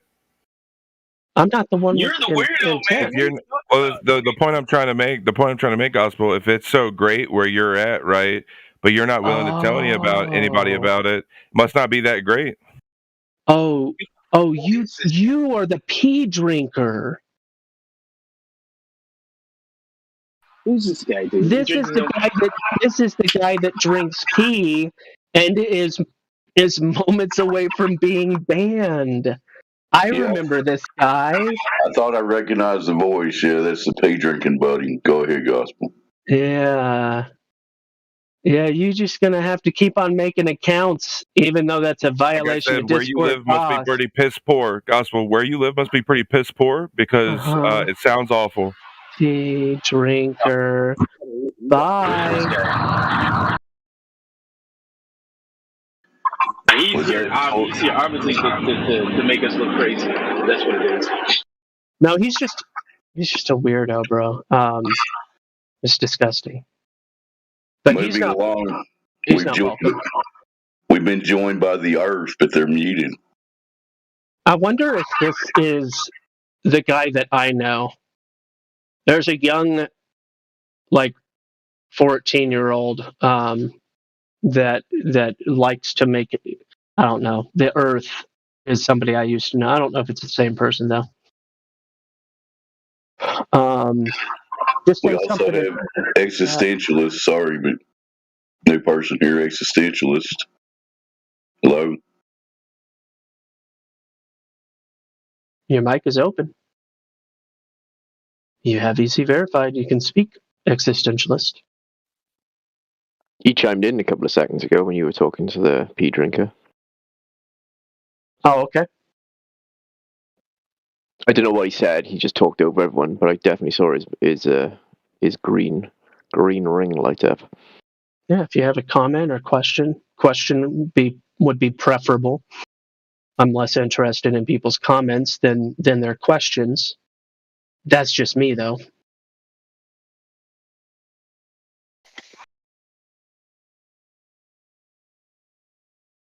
Usually questions are more conducive to stimulating conversations, but I'm just saying. Yeah, I would agree with that. Tell you what, last few days there have been some wacko globies on here, that's for sure. That was a comment. What's your question, Jay? I'm just kidding. Better yet, here you go. Does it not appear as if in the last few days we've had more whacked out globies than less whacked out globies? Yeah, it's been interesting. Yesterday was a long adventure with through the halls of immaturity with a couple of people. Yeah, what were those Brits up to? Was that like some sort of class project or something? Or it could be. They were just spiraling. They were just spiraling. They were just doing your typical. I heard about this topic on TikTok, and I want to go try this out and show some people up. And they just had their brains handed to them basically, and I don't know. It was weird. Yeah, it's funny listening to the cat girl go on about when she get asked a question, then she'd be like, "Oh, I don't know that. I don't know that. I don't know what you're talking about gas and eating containment." Yeah. That was and then they put her on mute, and then they were talking, and then they took her off mute, and she was still in halfway through her sentence. Yeah. I was typically the person muting There was maybe one or two other people managing the mute and unmute, but yeah, I was just doing it for the sake of other people to be able to hear what was going on, because if she was left to be completely at her own self-control, then we wouldn't have heard any communication. It would just been pure noise and nonsense. Yeah, and it was it was the fair thing to do for her, because though she couldn't control herself, it kept her from making herself look like a bigger and bigger fool. So it was the kind thing to do. Yeah. For her. Yeah. I typically try to lean towards helping people through their own failures and errors. Yeah. Ridicule doesn't get you very far anyway. Because I mean, if we just kind of kept throwing gas on the fire and let her go and let her go and let her go, and somebody would use that to somebody would start remixing that and this and that, and she'd become a poster child of Globy ignorance, and that wouldn't be very fair for her. So I think doing what we could to help her was the right thing. I think that the pea drinker is back. Let's see, just for kicks it. Hey, go ahead, Orly.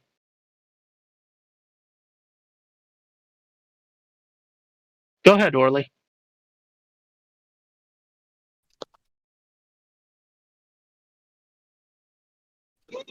Has he been verified?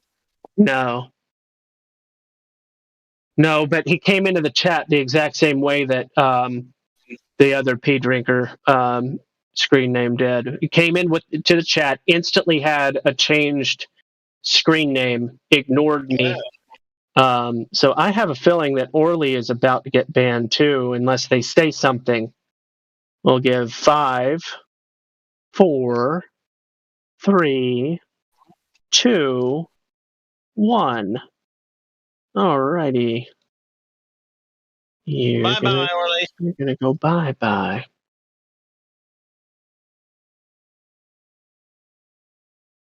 You have been terminated. Yeah, that was another act of compassion there. To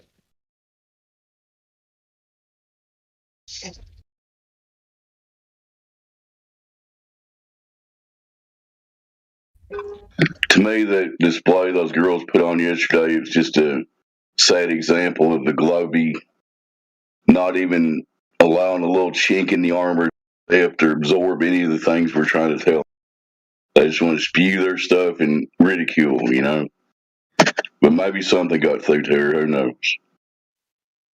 I think that was a good example of the UK education system, to be honest. Yeah, absolutely. And the other thought that went through my mind is like, did somebody put those girls up to it? I don't think so. To get them, knowing to get them wound up, and like especially because that Ram fellow was sitting around, and so there was definitely something afoot, but.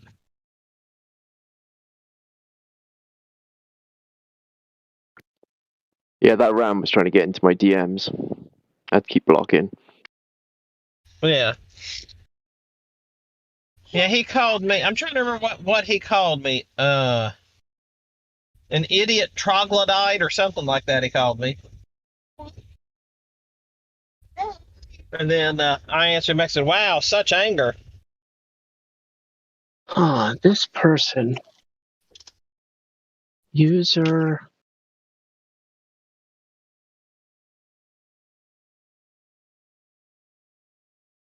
So their name was Shakra, and then when they joined the VC, it flipped instantaneously from Shakra to Orly, which is what happened when the other person or other username joined the VC. The moment they entered the chat, their username changed, and that's why I'm suspecting it's the same person. Yeah, sounds like the same modality. but unusually, I don't know. Something's going on there with how their username is. Their username isn't valid in the system. Yeah. So, but I can find them. I can get info on them, but I don't know. It's weird. Yeah, something's afoot there. There's something happening here. What it is, I need. Yep. It's a good song. Buffalo Springfield, 1960 something. Yeah. Stephen Stills is lead singer, if anybody remembers him.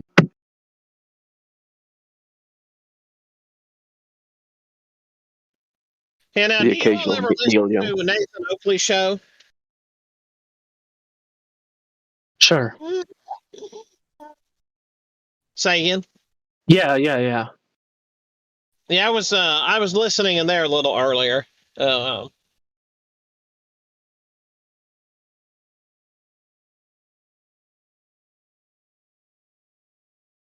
Yeah, that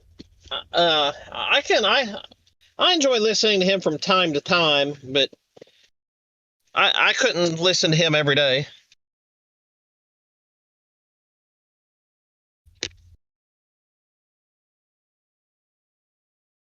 I tell you what, though, I admire how he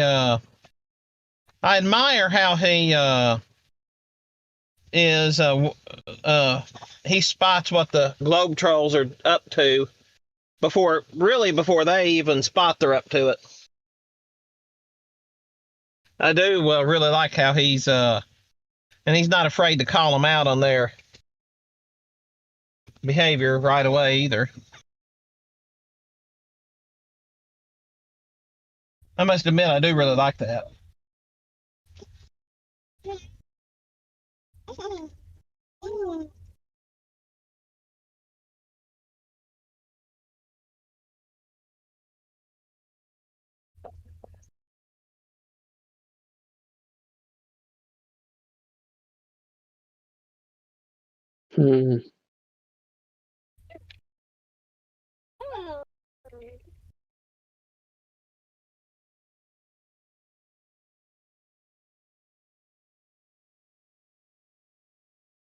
People are still promoting. No big surprise, but people are still promoting the teachings of Aleister Crowley. And it's so weird. Imagine knowing about these liars and still promoting their teachings. It's so weird to me. Yeah, who's doing that? Did you come across an article or something, or somebody in their about me description is, with the whole as above, so below. Oh. Yeah. It is what it is. Yeah. Yeah, I've been on my fascist book profile. I've been doing a really good job of getting rid of the Hebrew roots people and getting rid of the Satanists that are, and I've got a few that I've kept that are in both those camps that are respectful, and I've kept them, but it seems like overwhelmingly both those camps become so aggressive so quick that I remember Facebook back in the day when it was not invitation only, but you had to have a college email address in order to join it. Yeah. And I was on that thing for a little while, and then it's probably about 2010. Yeah, it was probably around 2010 when I was like, yeah, done with this thing. Not interested anymore. Yeah, I come and go from it. The thing that keeps me to it is that I have sold an awful lot of stuff over the marketplace. Yeah. No, not the marketplace. No. But like from two of my businesses, and then when I was selling cars. Yeah, when I was selling cars, especially, I couldn't count the number of cars I sold to people on Facebook that they would be looking for a car, and then a lot of times they'd be people that I didn't know. They were just people around the area that I added, and then eventually they'd come show up at the car lot looking for me, and be like, "Oh yeah, I keep following all your Facebook posts. You're the only person I'm going to buy a car from." And I'm like, "Well, that's nice. We never interacted. I don't even remember you, to tell you the truth." I didn't tell them that, but that happened quite a bit, and so Facebook is a weary master. You have to know how to control the master, so to speak. But it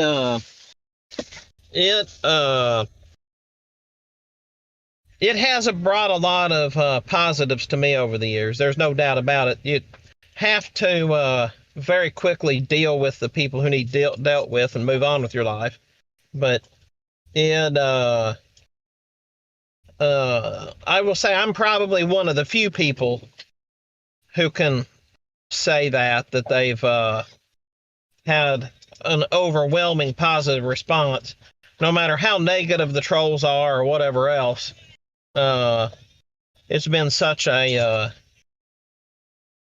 helpful thing for me, but it is a loathsome master, so you do have to so now my wife, she has our personal profile, so to speak, and then I have a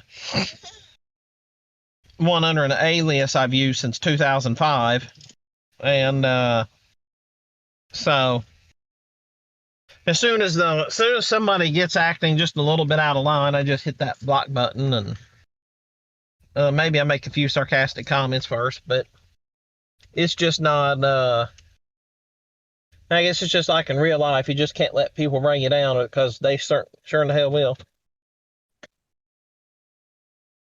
All right, the Earth still doesn't have any rules. Orly, I didn't actually ban. The verdict is out, or not? The verdict is not out. I don't know. I'm not 100% who, or if Orly is the same person. So either way, you guys should be going to VC check-in. But the Earth, I'm going to give you a 5-second chance to say hello. So prepare yourself. You're just going to say hello, a greeting of a positive greeting. I'm going to unmute you real quick just to see if you can say hello. Go ahead. Hello. Hi, the Earth. Do you know why you were muted previously? No, I was just never verified. That was it. Okay. Well, you're pretty new to the server? Actually, I've been here for a while. It's just that I never get on the server. Like on the VC, you don't get in the voice chat very often, is what you're saying? Just the server in general. Oh, okay. Gotcha. All right. Well, you seem to have the ability to communicate, and you have a mic. So for the time being, I'll go ahead and give you VC verified. You got any questions? Your screen name is The Earth. What does that mean to you?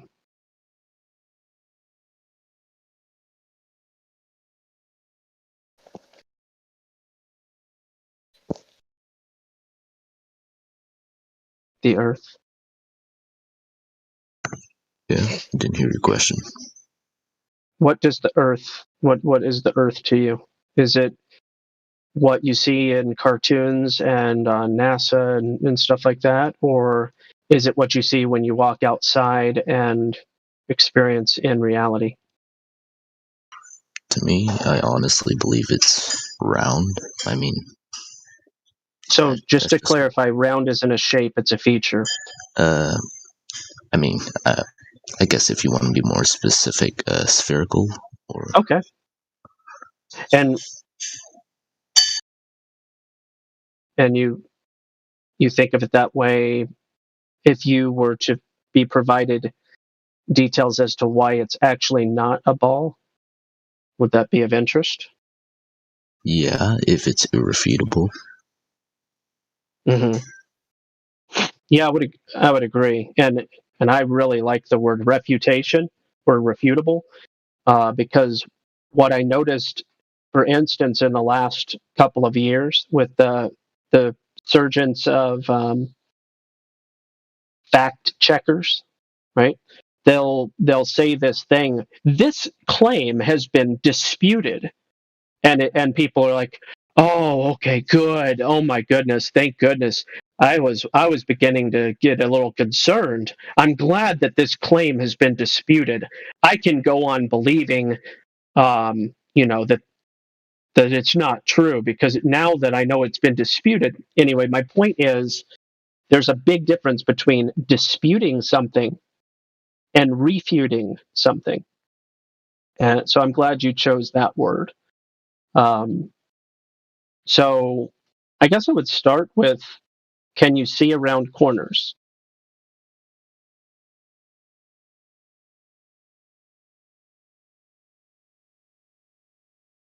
The Earth. Yeah, I didn't hear your question. Sorry.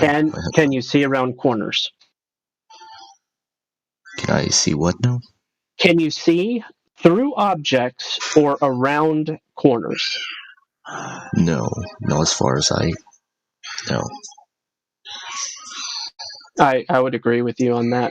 If you could, then that'd be really useful in like warfare and paintball or any other thing where you're needing to make contact between two objects. So there's this claim that there's a curvature. There's this, and what we get from that is that there's an obstruction between 2 points given a certain distance.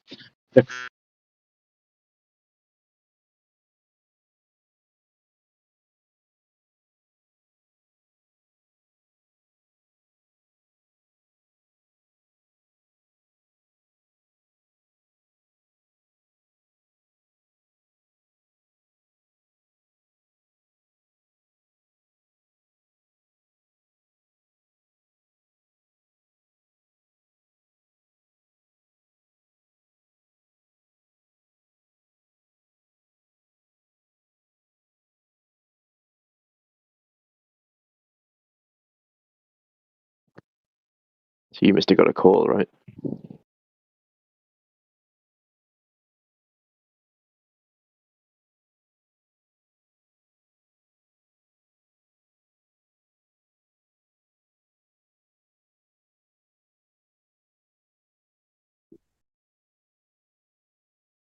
Gospel must have got a phone call. You still there, the Earth? Yeah. What he was getting ready to try to tell you is that you agree that there's physical objects you can't see through those if they're in between you and your line of sight. You agree? Gospel's back now. Maybe. You still there, the Earth? Yeah, I just can't hear everything that well. Do you agree that you cannot see through physical objects in the direct line of sight? Yeah. Okay. That's the where path he was going, I'm assuming. We've got many observations that refute the fact that the globe Earth should be blocking our view. Are you aware of this?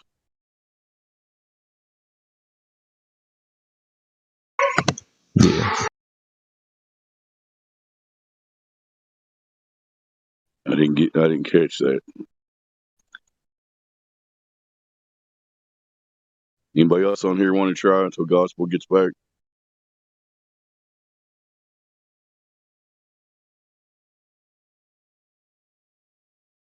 I don't think the Earth is actively wanting to pursue conversation at the moment.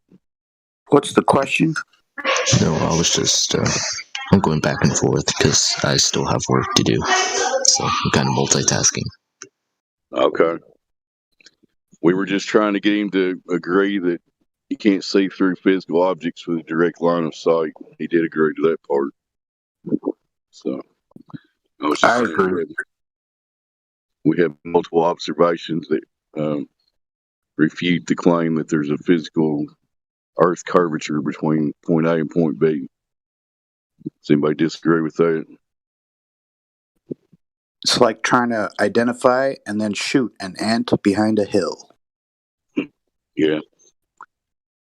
Globe or sniper. I love that.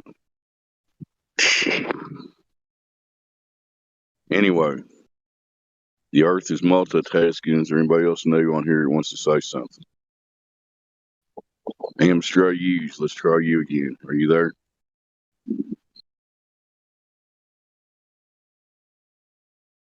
Hello, Bree. I know you've been here before, but here's your chance to ask a question or say hi or whatever you want to do if you want to talk. Did someone take over? Or what did that just drop off? I tried to, but he says he's multitasking. I did get him to agree that with a direct line of sight, a physical object would be blocking your view. So that's where it ended. All right, cool. I have a question. It's a bit off topic.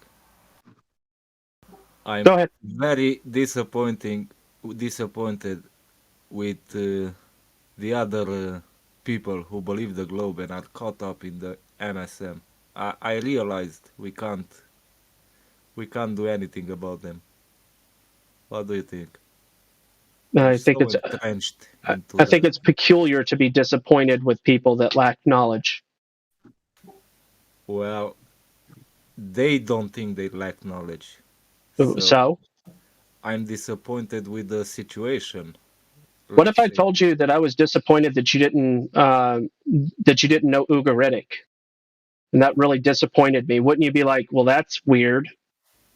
So you're happy with the situation that this knowledge about the Earth being flat is not breaking through? You're not disappointed with that? Do you see any improvement in the? Well, they're brainwashed. First off, I mean, we're all victims, and we just the people here who realize the Earth is flat have just came upon that knowledge, understood that knowledge, and accepted it. And the people who are, if you know anything about brainwashing, it's a disgusting, horrible practice, and it's happening on a wide scale.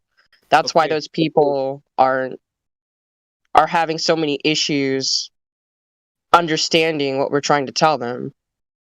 Okay, Yep. but my point is there are few of us who have broken through, right? Well, not right. I'll correct you on that. The numbers are not what they appear to be. So you may feel like it's a few in number, but everywhere I go, I seem to hear more and more. Yeah, maybe it's only 1 in 10, but I still seem to hear more and more people that are becoming aware of this thing, much more than I think many people are aware of.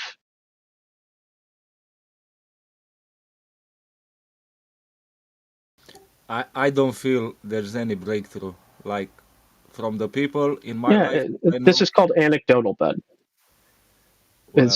We're just going to have a conversation about feelings, but I don't think that there's good hard data on the actual number of people. There are certain things that we can point to. Obviously, there's 25,000 people plus. Hold the phone. You know, the server has the 25K, right? But in addition to that, right? And there's such a thing as alts. I get it. There's such a thing as alts. But in addition to the 25,000 people plus on this server, there's another 20,000 that have been banned. So yes, there's lots of alts, there's lots of duplicates, but if duplicates accounted for half, then that's still 35K. And this is just Discord. There's, there's hundreds of millions, there's literally billions of people that don't know what Discord is. So, I don't know, bro. Pat yourself on the back. Don't be so disappointed. Just share the truth and keep moving on. Well, I don't see it. I tried a few days ago to talk to some of my friends about this, very good friends, and it was a fucking disaster, like a major disaster. So they're smart. What happened? But I realized the smarter they are, the harder it is to get at them, to get them to think. I think it's the opposite, but they're not really smart then, right? Well, I'm not saying that they're not like Well, as she said, it's a matter of ignorance, not IQ. So the smarter they are, I think it's harder to get at them. Well, openness to experience is really what determines intelligence. Because if you're not open to new information, to looking at that information with an objective lens, then you're limiting yourself to information and you're limiting your knowledge. Therefore, how can you really say that you're intelligent if you limit your knowledge and you limit your expansion? I'm not saying that everybody's dumb, but I'm just saying that, people are so brainwashed and lied to, and they get, a lot of people it's a game of feelings is really what it comes down to with most people. If it affects their worldview or how they live their lives, they start almost having like a panic attack internally, it seems like.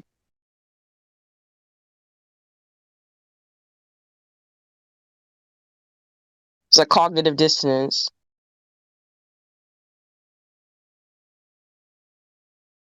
Suspension of disbelief.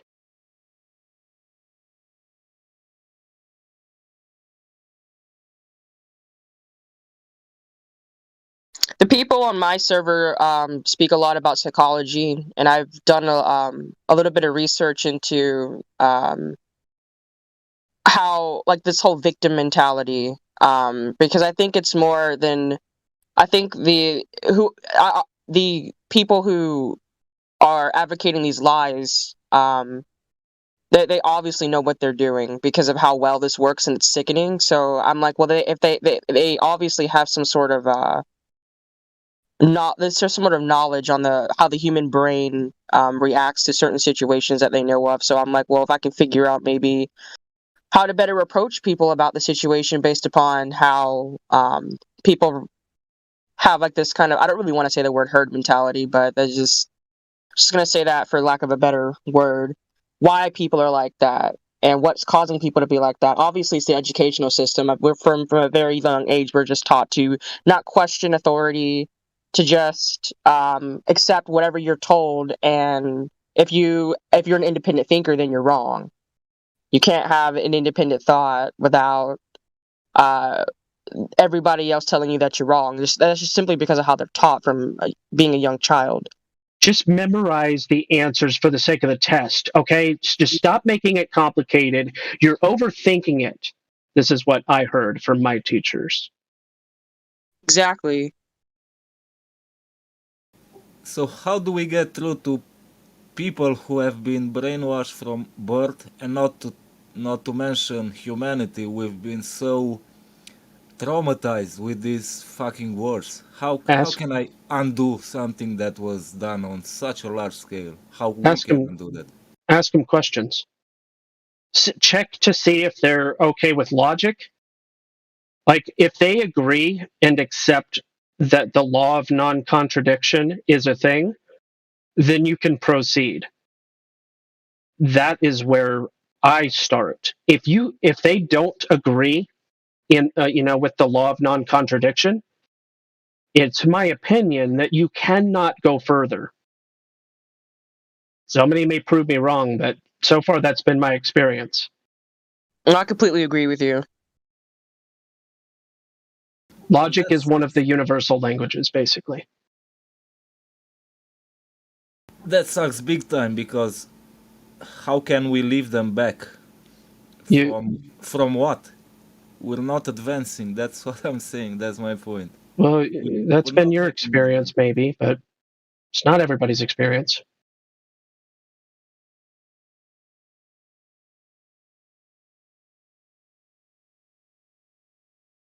Well, it's hard to change someone's beliefs.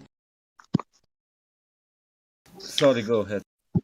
No, I was just gonna say that it's hard to really change anyone's beliefs, depending on their age, especially. But like the best thing to do is what he's saying is to question, like throw questions out there that start, stirring their mind about. You don't just jump straight into. I feel like if you just jump straight into flat Earth, you say the word flat Earth, that just throws a lot of people off.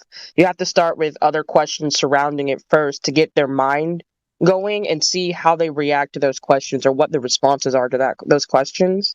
And I mean, I understand what you are trying to ask. Like how do we really go about this if we already understand how bad the brainwashing is, what to the extent that it's at. The answer to that is that there's no other way to do it besides to have a conversation about it. They're not just going to figure it out themselves. Because they don't seem to have the want to figure it out themselves. And everyone around them is telling them that the Earth is a spinning magical ball flying through space. So that people just don't have the it's sad, but people just don't, a lot of people, or most people that I've met don't really seem to have the want or curiosity to understand where they really live, because they think that they already know, if that makes any sense. Yeah, it makes sense. In my case, maybe I'm not a good teacher or talker, I can't get maybe my point across. And I'm just saying, from my perspective, we haven't made a dent. I hope that's not true. I hope other parts of the world will flourish, but I kind of think or speculate that something would have to happen, something world wide would have to happen that would start making people question their reality. I'm not sure what kind of event that would have to be, but it would have to be something that is so strange or left field that people actually start pondering these questions. I think for people such as those I described, maybe a big lie would be revealed to them and they would realize the mass media is constantly lying to them. Maybe something like that. And then they can get on a path. But something like sorry, go ahead. I said the system has a tight grasp on our souls and minds. So I hope that comes, but I don't know.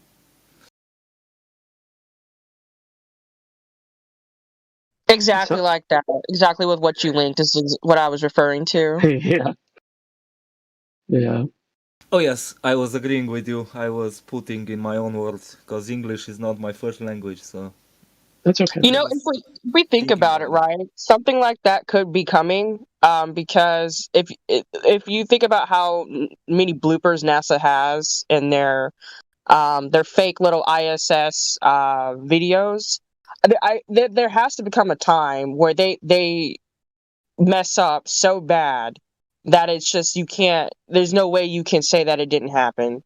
I at least that's what I hope. So I guess that's really just more of a feeling, but I hope based upon their screw ups that we are going to get to a point in technology to where you can further, I guess people will, like common people will be able to see that this shit's fake. Like I don't know how else it would happen. No, it's the other way around. What they're doing now is the technology is to a point where it's difficult to tell CGI from reality, right? So the narrative is just going to get worse. And, you know, the dumbing down of the society, it's not helping. So, you know, the reality is that they're trying to just create a reality for us and continue it, you know, but who knows? Because, you know, you have a democracy system here, but you have totalitarianism trying to take over. So who knows what the future holds? Well, I feel like that's a whole other debate about how what's really going on behind closed doors with the political system, and Well, I mean, if it's it's really all tied together because, you know, let's say there's another war, and then let's say the Russians win. They don't care about NASA and all that. They're not gonna run the world like that. They won't run it the way we're running it. They'll run it totally different, you know. And like in China, the same thing.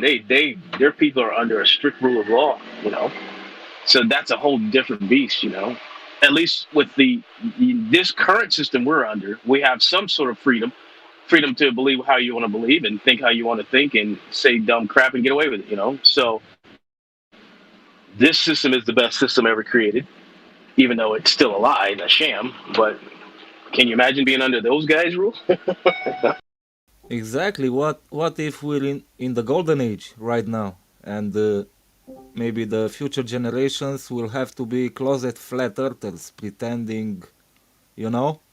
well, that kind of just proves my point, though, that I was trying to make, is that if we were under a system, like even with the CGI, right? It's just fairy tale, it's just fake and fantasy. And if you actually took a step back and looked at that information like we have, then you would understand that it's obviously fake. But what I'm just trying to say is that throughout that CGI, that I'm hoping that there comes a point where people start noticing irregularities. But if we all get overtaken by like another country and we all can no longer discuss this information and it gets hidden worse than Google's already trying to do it,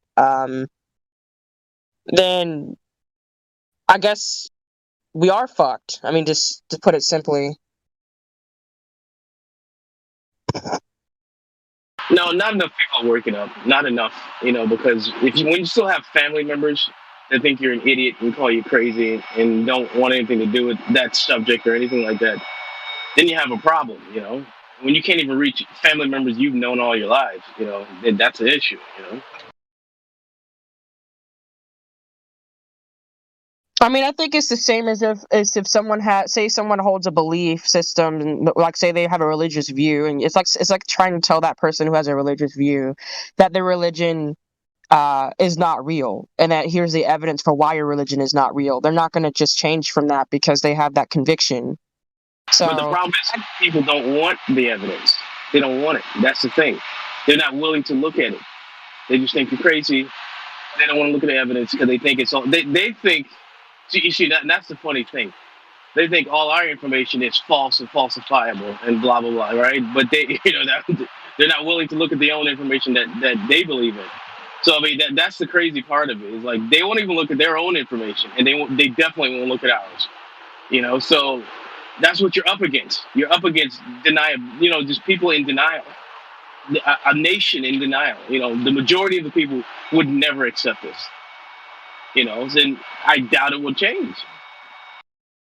I think I don't know if y'all know this, but that YouTuber Shane Dawson, he had sent out a video back in 2016, 2017 of this is not related to Flat Earth, but it was related to this thing called the Mandela effect, right? And a lot of people, it was controversial, obviously, but a lot of people actually started looking into it because of basically a big media star started talking about it. I think that another way that people could possibly understand Flat Earth is if for some reason somebody who's not afraid of being criticized like that would do something like that. But other than that, I really don't see another way that people on like you a mean quick like scale. Kyrie or Shaquille O'Neal?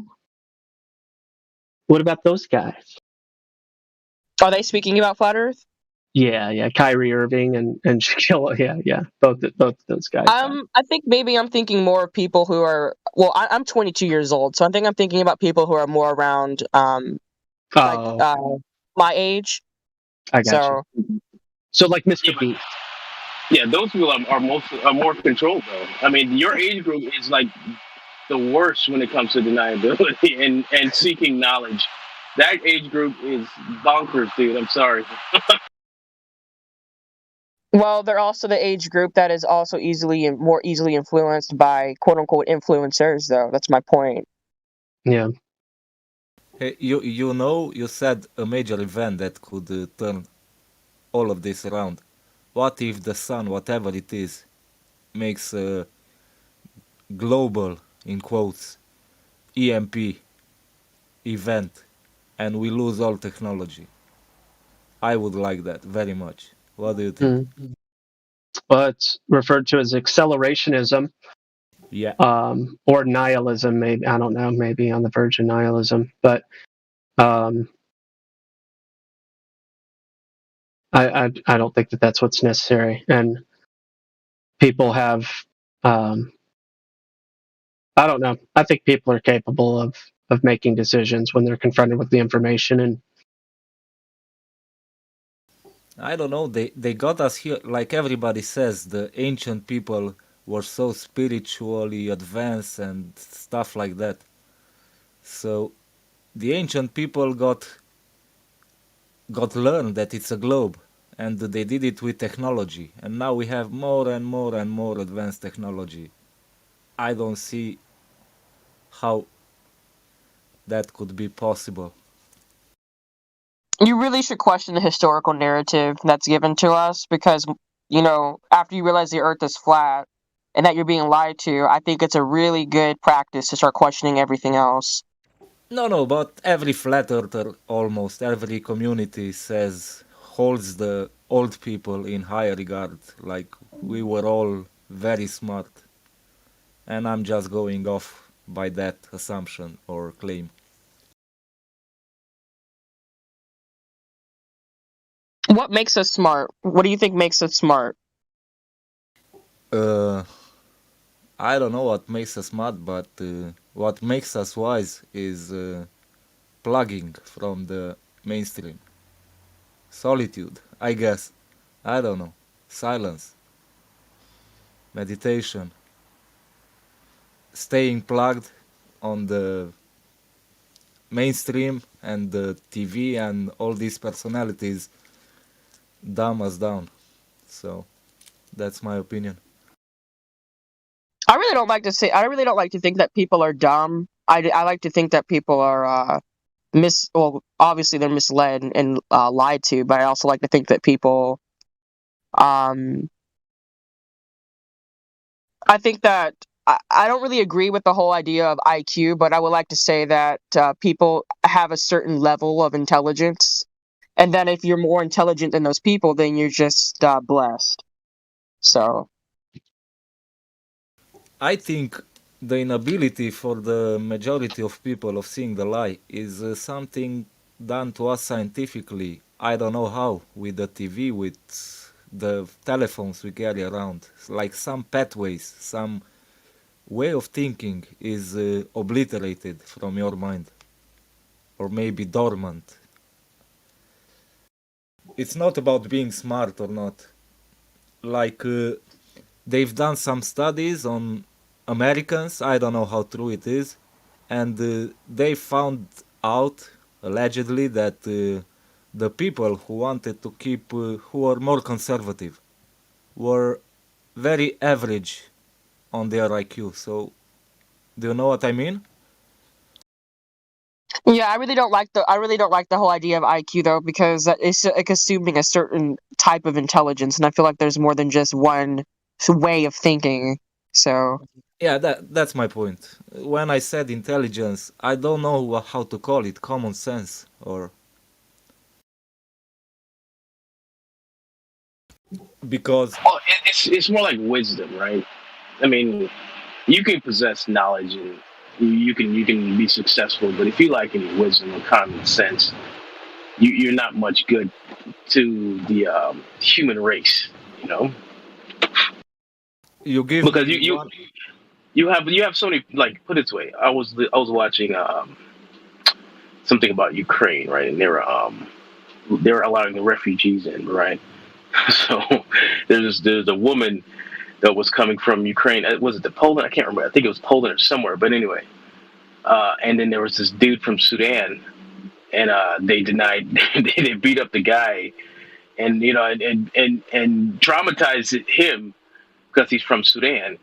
But the woman had no problem with because she's from Ukraine or whatever. I'm like, well, aren't they both refugees fleeing what's going on?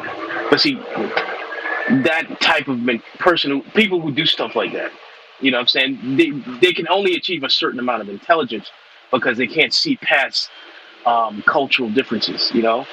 So I mean, whether they're successful in life financially, you know, they can never be a true success because they're no good to the human race as a whole. You know, these people will always they believe in division and things of that nature. So that's why we have so many problems now because as a whole we're all divided. You know, human beings, the human race. You know, we don't think of ourselves as one race, as one people, and that's been an issue, and so that's why we have all these problems now because people can't seem to just, you know, accept the fact that we are one, you know, and that's a big issue.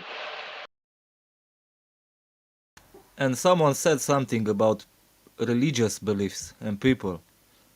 I think it's much easier to talk back a religious person from his belief because there are no CGI of God or whatever there's in the scriptures. There are no technologies that they just have some texts. When the globe belief is totally different, you can't compare the two. You can't. Yes, you can. It is a religious belief to believe in the globe because there's no real evidence for it. Well, I mean, according to us, but you can't tell a Glober that. You know what I'm saying? We understand that, but I mean, you're not going to get them to understand that because that's something they've been taught all their lives. It's not something they don't go to church. You know what I'm saying? That's the same with religion. What I'm saying is though they don't see it that way, and neither did you or me when we believed it. You know what I'm saying? We didn't see it that way either.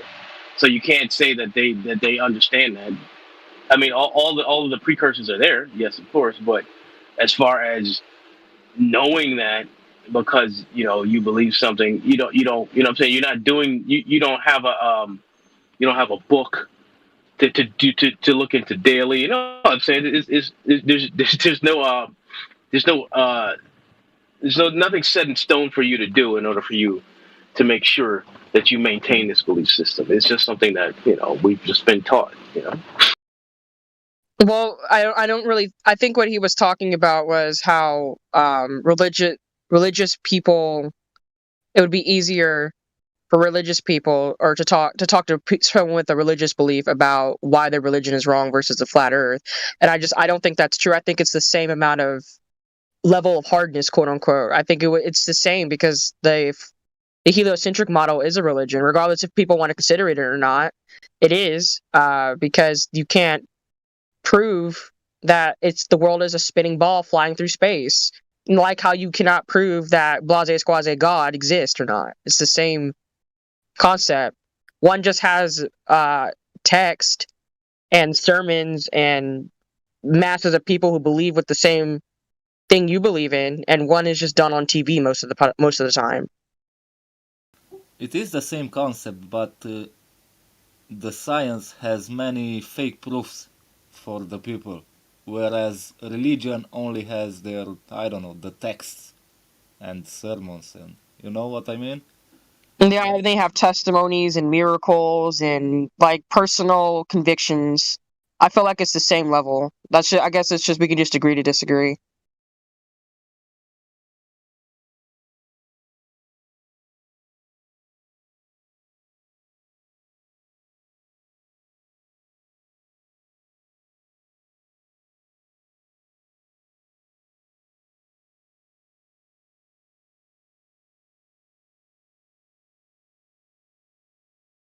All besides the point, anyway. What is the feature of the surface? It's a straight line. How do we know? Well, we know on one side because we've discovered it can't be curved the way that they say it is. May I ask you to explain to me in a few words what is the proof for you that you know that it's level or flat? For me, it's long distance observations. It's water keeping level. But those long distance observations that falsify the radius claim invalidates the radius claim. There's no accommodation that can make sense of it. So the claim goes out the window and we go back to the default, which is it's all level, it's all horizontal, it's all a straight line.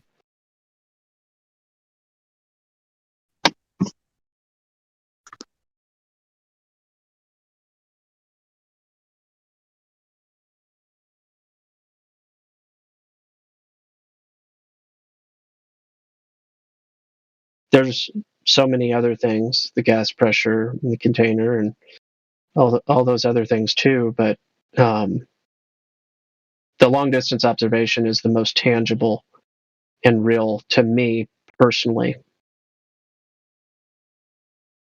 I understand the other arguments, but for me, long distance observations makes the most sense.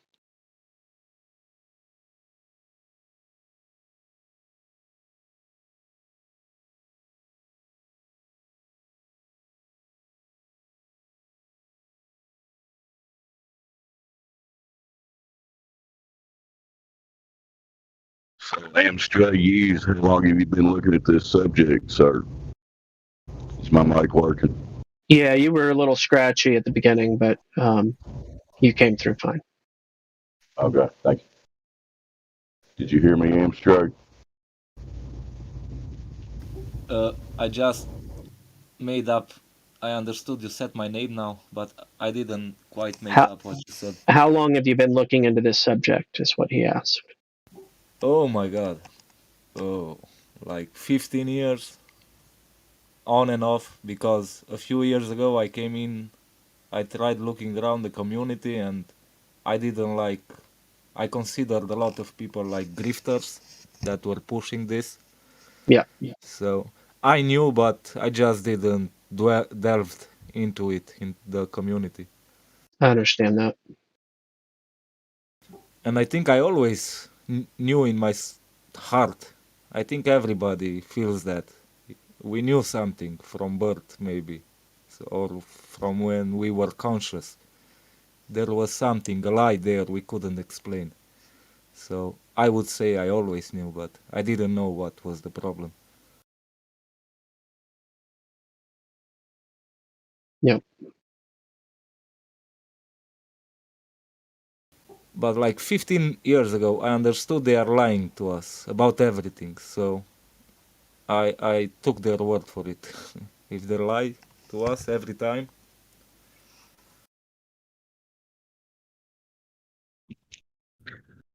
That's a good answer. I won't try to carry on much with conversation because I'm all Billy Gospel. That time it was a little too fuzzy for even me to tell what you were saying.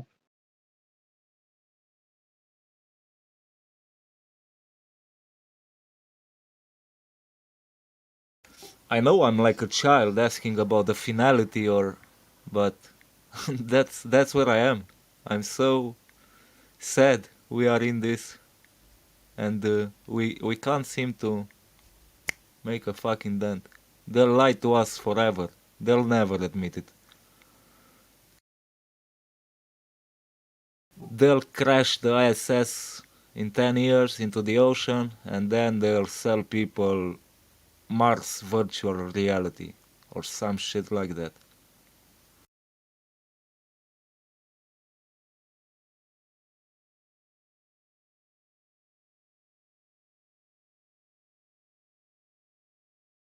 Sorry to bring the mood down. Yeah, no whining is allowed. I'm teasing. I must have missed that rule.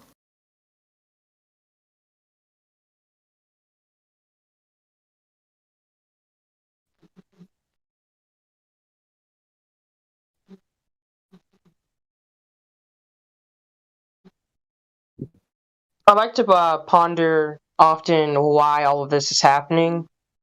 And a lot of people say, well, greed and, well, power.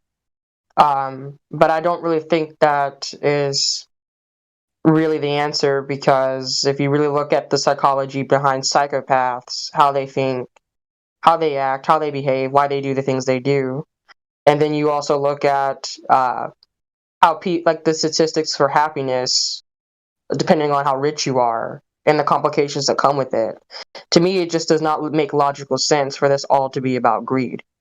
It has to be something more than that, because of boredom, which is common with a psychopath's with psychopathy. Boredom is an extreme factor for them, as well as they do like power. So you could argue that, but then my response to that is I don't think a psychopath would be happy being powerful among, or powerful over, just basically stupid people. It's like I just don't think there's any pride to be taken from that. They would have much more of a kick out of it if the people were aware the Earth was flat and they were still controlling them, because they could say that they were controlling people who actually knew what was going on, or smart, or were smart. So, and then if everything is, if we're being lied to about the shape of the Earth and everything surrounds that, I think that it has to be just about that, just about the shape of the Earth, and maybe how we would react to it, or how it would go. It may sound silly to you, but that's just my speculation.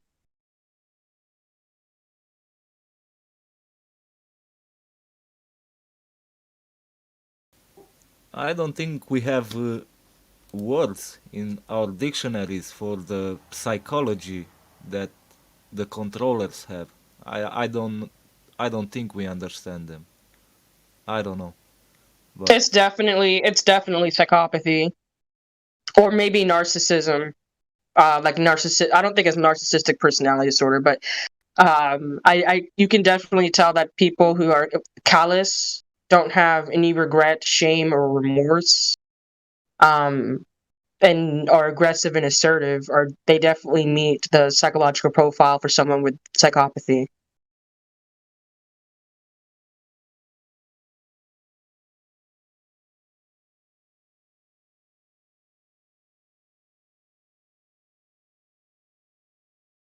I think the reasons are ultimately material.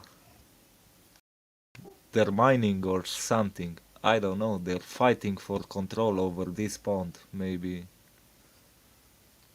I have no clue. If we would understand them, we would destroy them, but we don't.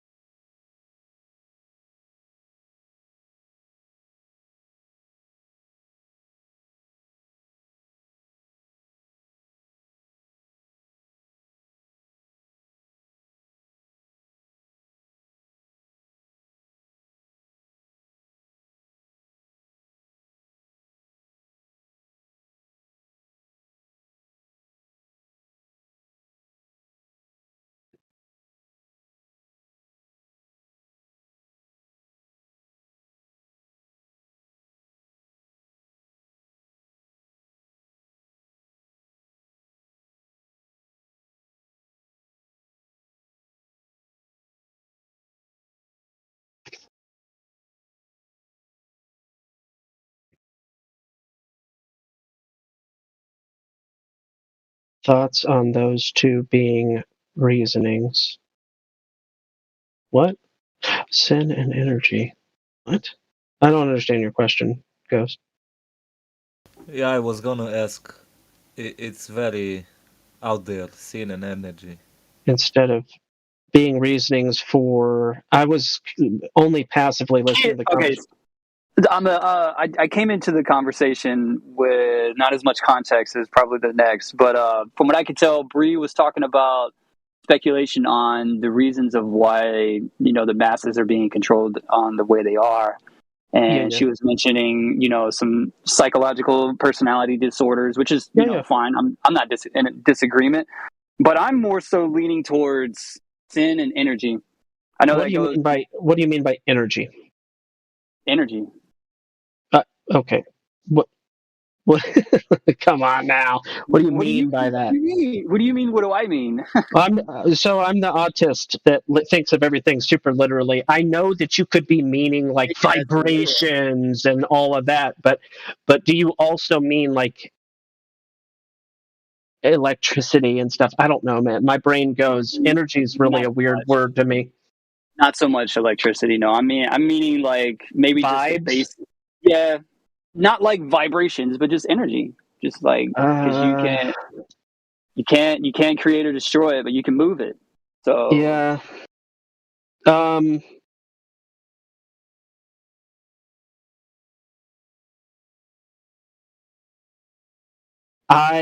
My perspective on that is very biased. I see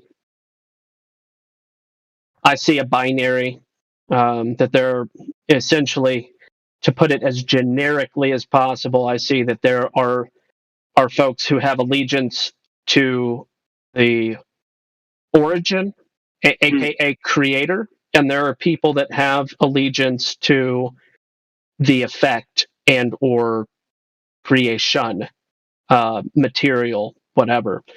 And in my personal opinion, depending on your allegiance, the consequences will be the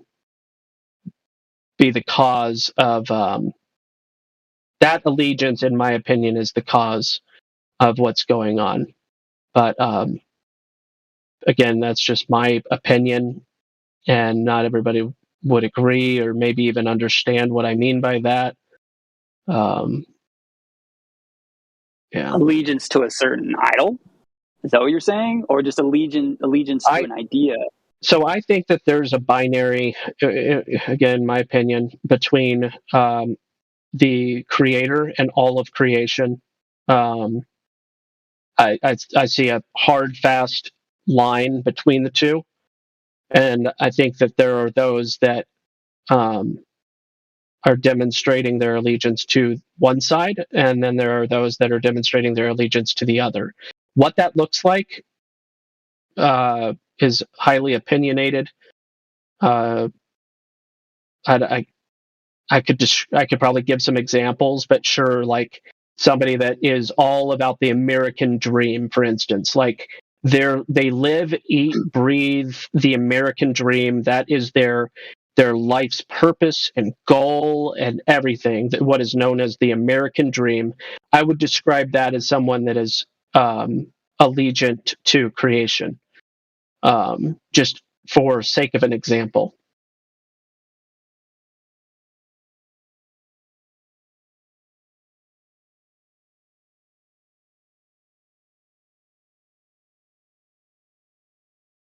Does that make sense at all, Ghost? Or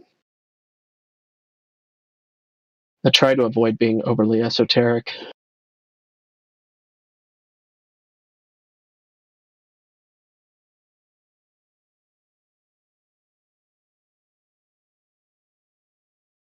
$2.5.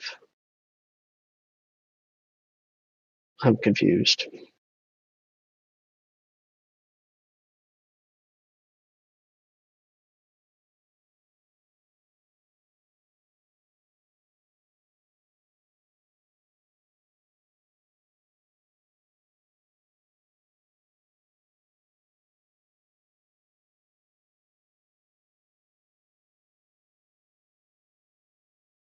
Hello.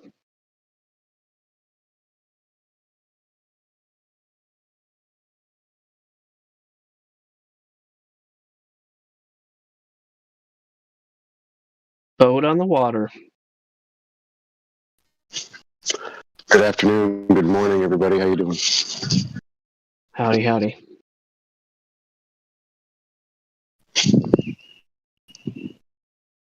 I tend to agree about the binary as you describe it, but there can only be two things to.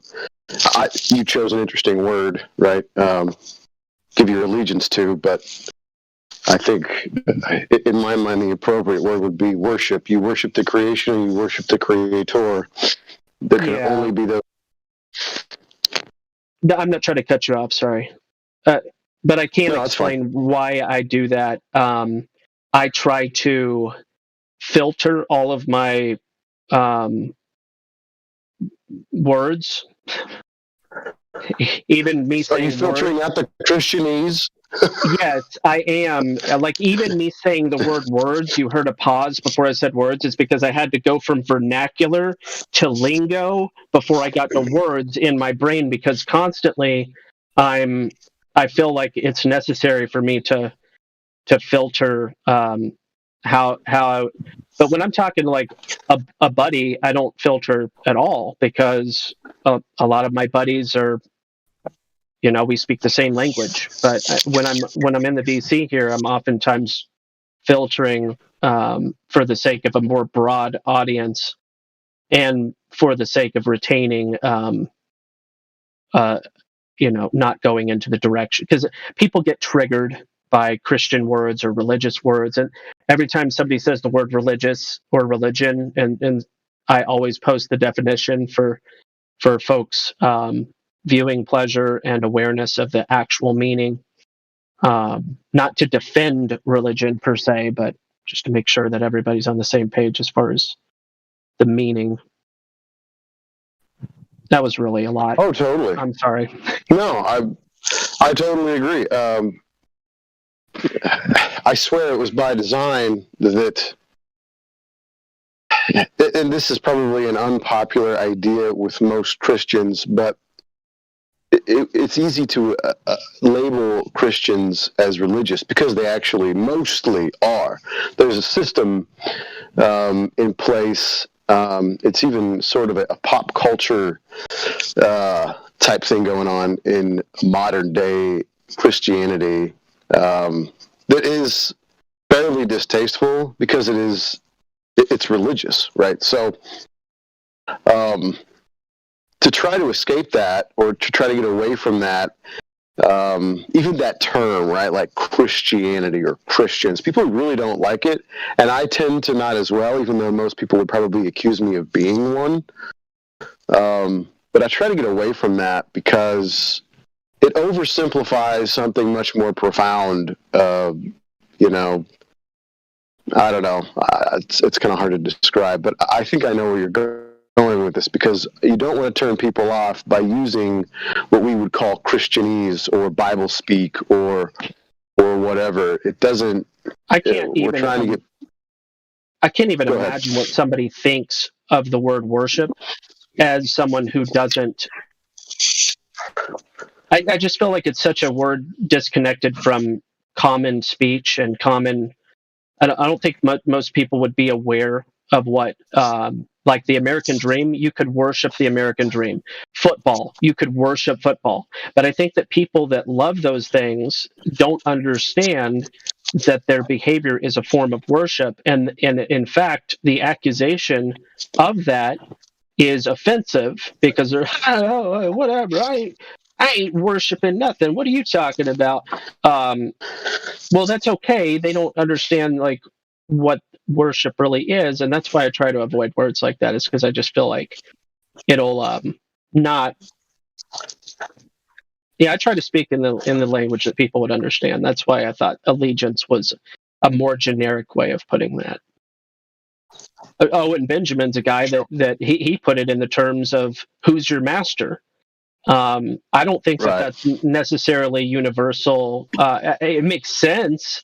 I liked it. I think that it was a good way of communicating to certain people, but there's a lot of other people out there that'd be like, I ain't got no master. I ain't got no master. What are you talking about? They don't understand what it means to be ruled over. But if they took an honest appraisal of their life, they would begin to understand. The Owen Benjamin is where I get the sin and energy being reasonings. Bro. Now, I'm not saying I'm buying into it. It's just something that makes you kind of makes you chin scratch. He do you is listen to super Owen Benjamin? esoteric.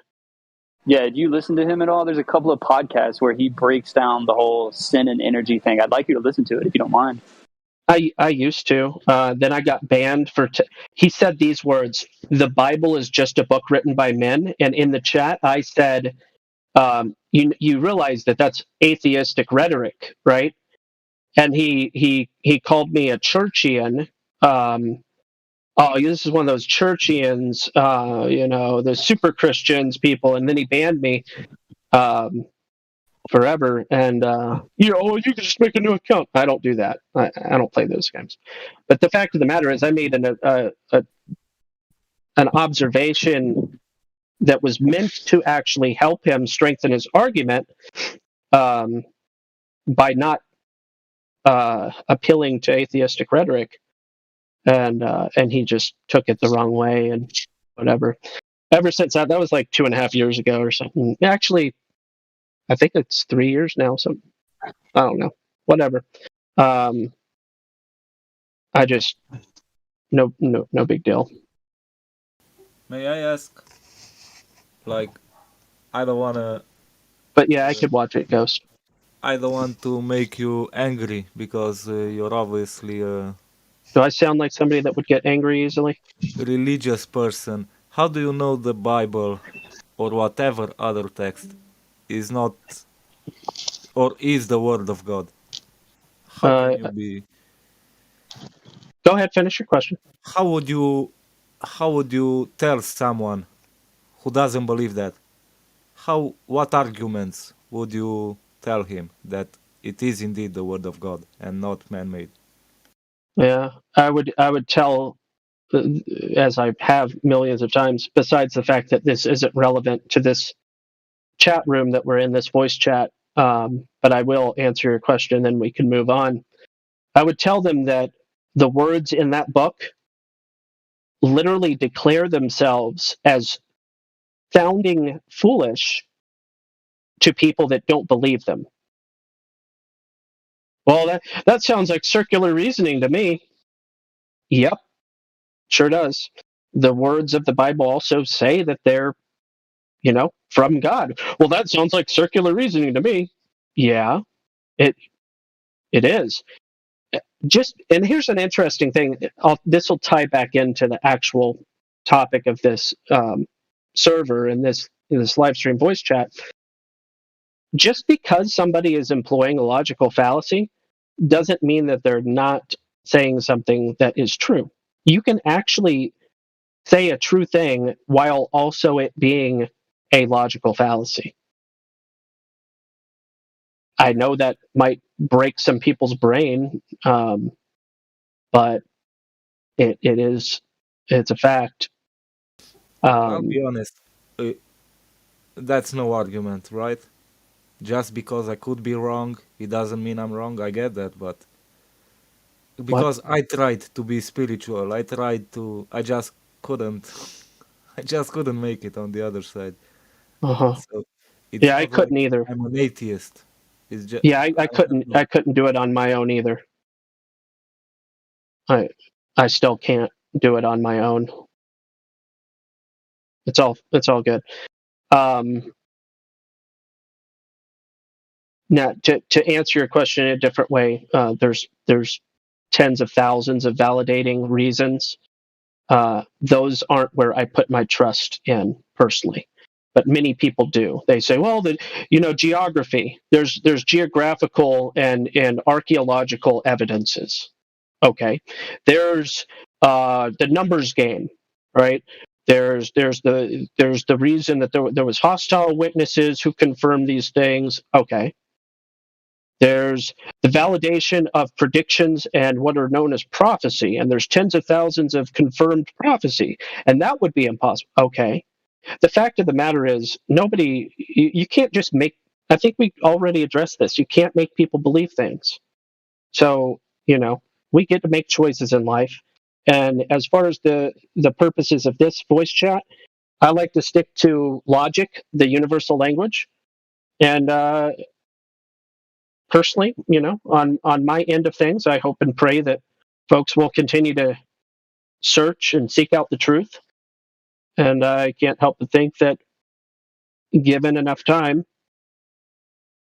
Lord willing, as I would say, that they will find the truth. But do you know any server where I could find out more about the beliefs that people in flat Earth community? Yeah, you talk about reason. you're talking about like biblical earthers, people that read the Bible know that it's flat because it is, and also the Bible confirms it. Those kinds of people. People like you, because I've seen this. Yeah, there's a chat down below, bud. Just scroll down. There's a biblical text chat. There's a biblical voice. There's lots of biblical debate. There's religion. There's like a bunch of rooms if you keep scrolling down in the server. Well, I did, but nothing makes sense to me because I cannot understand how tens of thousands of tribes, and I'm talking about Europe. I don't give a rat's ass about the rest of the world. You just ask questions. If something doesn't make sense, you ask questions down there where it's appropriate to. This one, we reserve this voice chat to the topic of flat Earth and avoid the topics of religion for the sake of a coherent and non enraged voice chat and live stream on the YouTube. Okay, my bad. Just that you and someone else is bringing this up in this chat, Yeah. like in the last 5 minutes. I know. So, I that's why I asked. It's all good. It's just my responsibility to always point it back to the main topic. Well, it's a bit unfair, I guess, right? Because you say, "Let me give you my opinion," and we should stop after that. Do you see the irony a bit? No, you asked me a question. I'm not asking you a question, right? I'm not concerned with your opinions. I asked you because you kept bringing it up. That's the only reason I asked you. And I answered, and we can move on, right? So the next time you bring it up, I should pretend like you said nothing and shut my mouth. I'm not trying to be antagonistic, but it's a bit.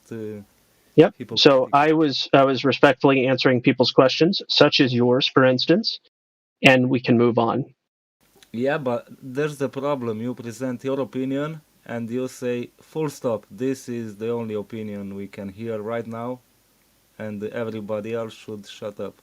Actually, I didn't say that at all. I said it's not on topic, but I did answer your question. It would be impossible to accomplish syncretism.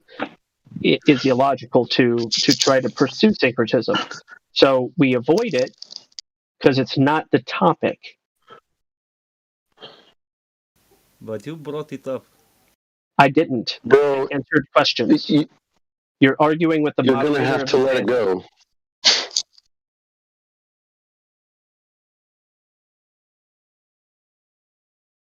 I understand it offended you. Okay, that's why we try to avoid the topic. No, you're putting words in my mouth. It doesn't offend me, religion. In fact, I respect. It doesn't offend you, but you want to keep on complaining about how the topic came up. That makes a lot of logical sense to me. Because you brought it up and you were talking about the Bible and religion and stuff. That's why. Wow. As I said, this is why we don't talk about it. Just move on. Do you understand? But the next time you bring it up, can I point it out? So this is what we're going to do. You don't understand, so I'm going to help you.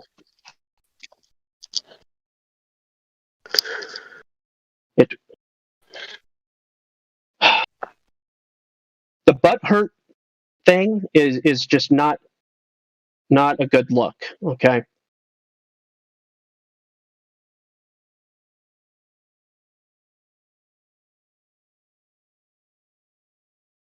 Speaking of the flat Earth topic, though, okay, I'm not sure what a rainbow flag has any relevance I was looking at the lobby chat the other day, and I was just like, whoa. There was a lot of really amazing flat Earth information in there, just like the graphics and the stuff that I don't usually see in the live stream chat, and I was really impressed.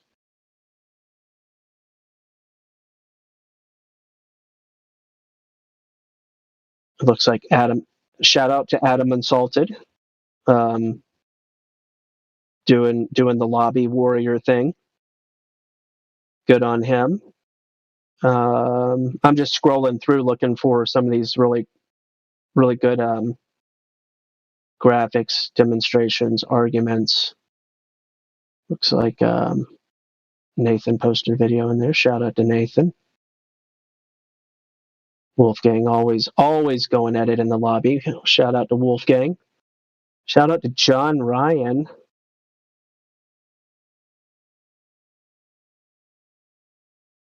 Teaching people about logical fallacies.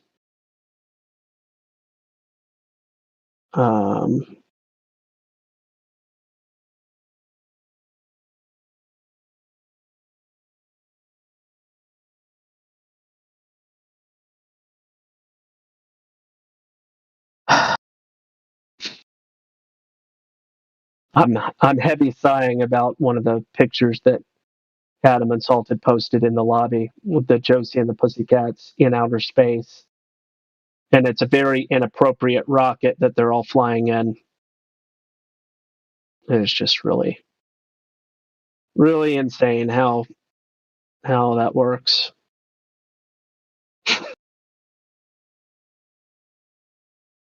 Oh my goodness. The lobby is where it's at, though, man. There's a lot of stuff happening in there. I can't even imagine how many hundreds of thousands of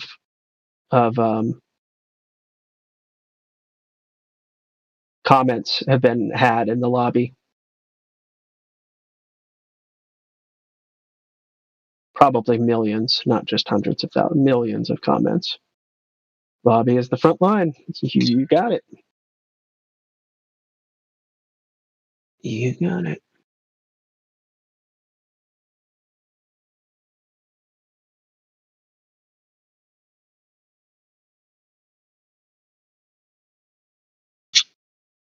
Hey, where was that Josie and the Pussycats meme or whatever you're talking? I couldn't find it.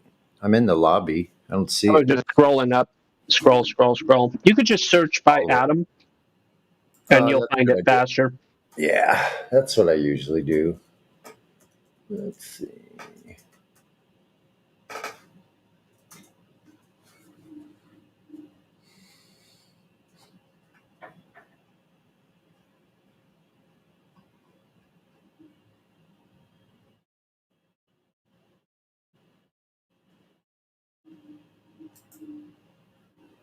Yeah, Adam's been working hard on those billboards, building signs. Is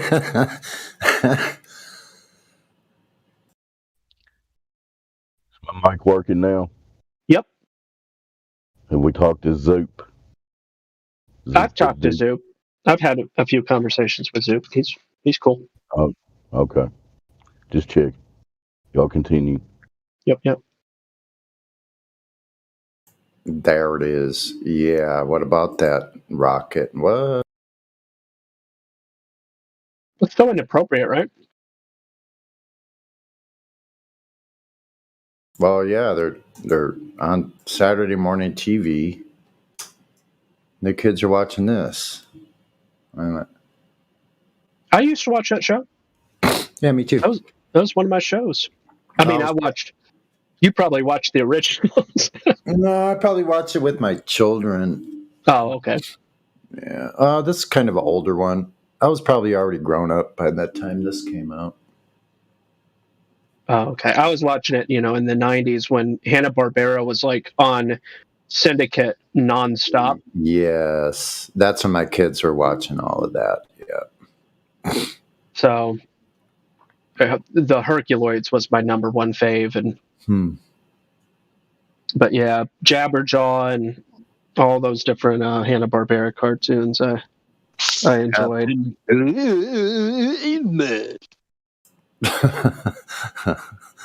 My cartoon watching days. Don't mind me being stupid. My cartoon watching days were actually, I hate to even say it, in the late 60s. In the mid to late 60s. That's when I was watching cartoons. Mm-hmm. Early 70s. That's terrifying. No wonder you're so fucked up. Gee whiz, no kidding. Whatever. The 90s had the most disturbing, psychologically disturbing cartoons of all. Well, some of those things my kids are watching, I wish I had known better because... I don't know. The 80s were pretty bad, bro. Rivaled by the 30s. If you look at cartoons from the early days of the 1930s, those are some messed up things too. Yeah, exactly. But I don't know, man. Johnny Quest? Oh, you mean like before they beautified it for kids? Yeah, I remember that. Yeah, but Johnny Quest wasn't evil. Unless there's something I just don't remember. I think there was some gay stuff going on in there. No, between him and Haji or whatever. Definitely some gay stuff. Weird. What are they doing with those kids?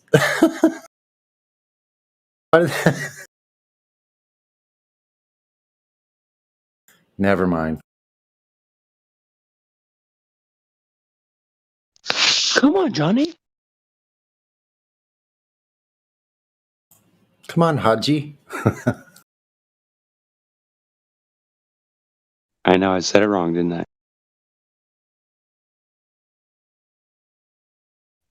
What was the damn chimp's name or whatever it was, the animal that ran around with him?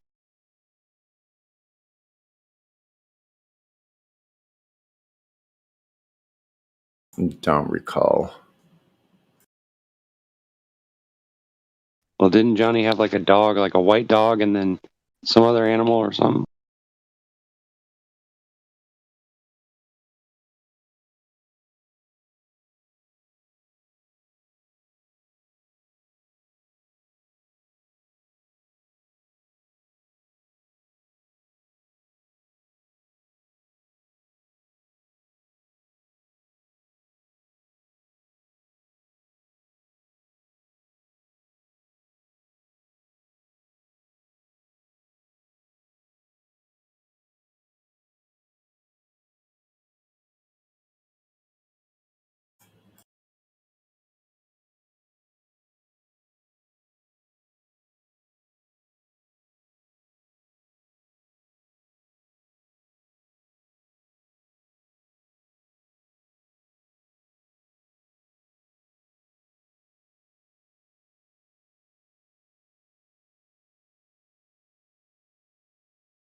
What the hell happened?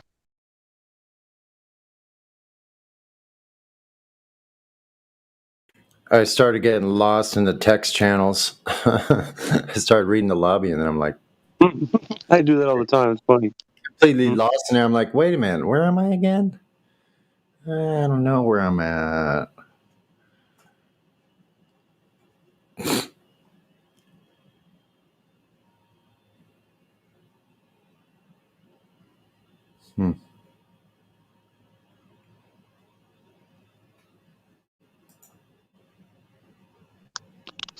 Well, no worries.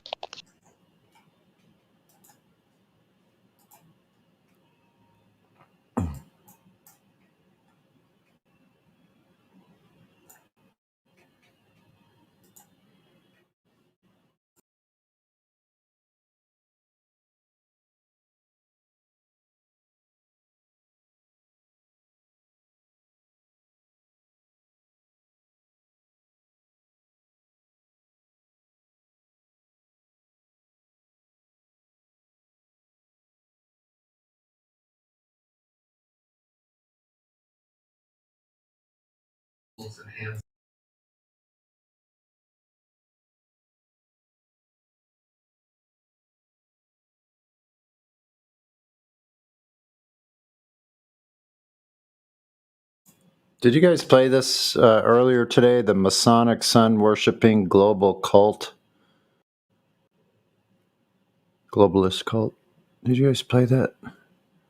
Oh, it looks like today at 6:42.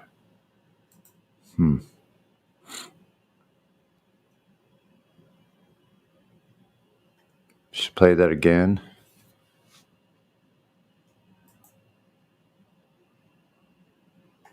Trinity loves you. I don't see you hearing very much. Does that make sense? I don't see you in here very much.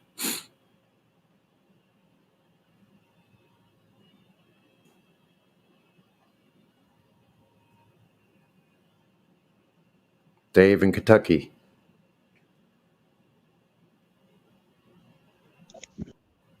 You have my location. Thank you, sir. Hey, Dave. How are you? I continue to exist in whatever this is. I know. What is it? Especially sometimes, I mean, I wake up and lay in bed and I'm like, what were things like before? Before I knew Earth was actually flat. When I wake up and go, yep, I'm still. No spinning was experienced.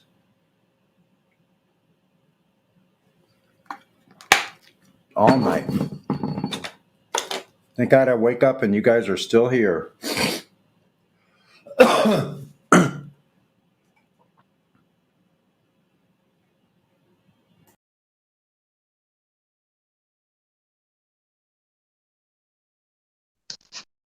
I mean, where guys are still here. We're always here.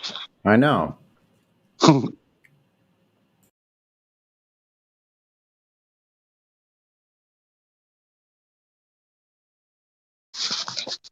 Well, at least we're somewhere around.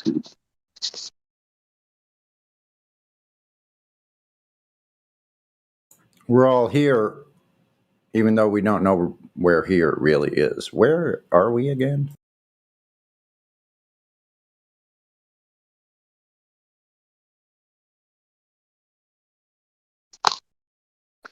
Damn, I was on mute. Don't you hate that when you got something really profound and you say it and you look down, muted the whole time? And then I realized, you know what, if I say it again, it won't be quite as, yeah. I'm also trying to chew this cookie I just ate.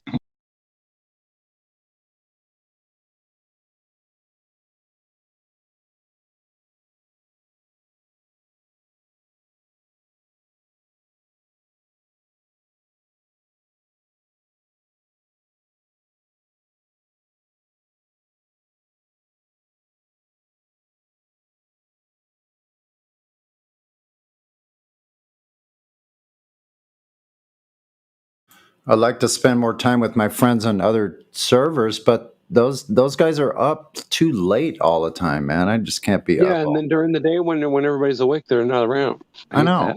That's what I'm trying to. I can't do it, man. I can't be up till 2, 3 in the morning. I won't freaking make it.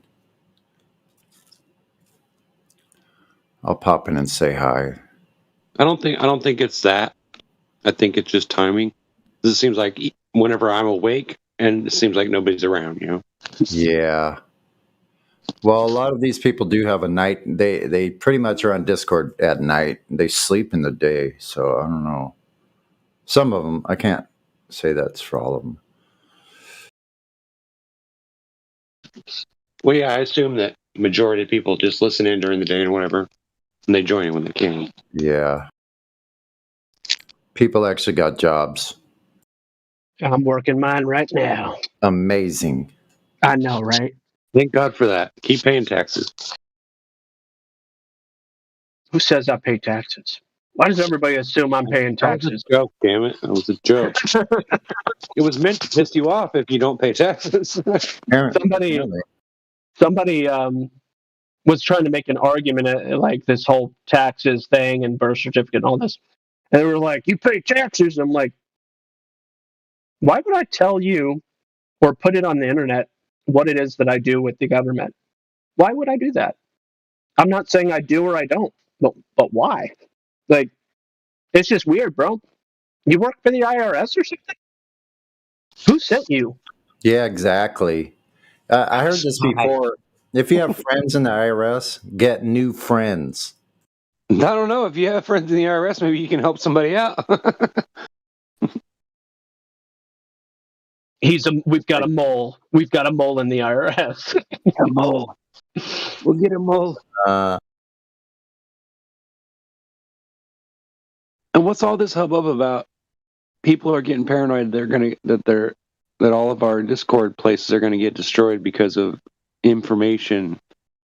Like, is that really a thing that we're really afraid of? Or is this well, check this out. Check this out. This whole server is based on that. And that topic so far has not been a bannable offense yet. But let's say it was. Right. Then you have a choice. You can either pretend to not be a flat Earth server and continue to tell people about it in some kind of a backhanded, subversive way. Not subversive in a negative way, but subversive in a literal meaning of the word. Or you just go somewhere else. You got to do something. If that wound up being the case, but I'm more of a wait and see kind of. I don't know. Like, so the YouTube a couple of years back, I spent weeks frantically downloading all my old YouTube because I had like a couple hundred YouTube videos, and I was like my live streams and stuff, right? And a lot of them are almost like on the verge of could be considered diary entries, at least from the perspective of my children 10, 20, 30 years down the road. What was Dad saying? So I value them for that. Like, these were the thoughts of my dad from X number of years ago. And so I was preserving them. Lo and behold, the purge that YouTube did, I mean, it didn't affect me, but I don't know. I think people communicate differently and wind up being easier targets depending on how they communicate. And I don't think it's what they're communicating, it's the how. So I would think that maybe if there actually is a Flat Earth Society Discord server, but the difference between this one and the cult misinformation Flat Earth Society Discord server, I think that they would be more likely to be banned if all things were considered in a fair way. But we'll see what happens. I don't know. I don't think it's something to be biting your fingernails over.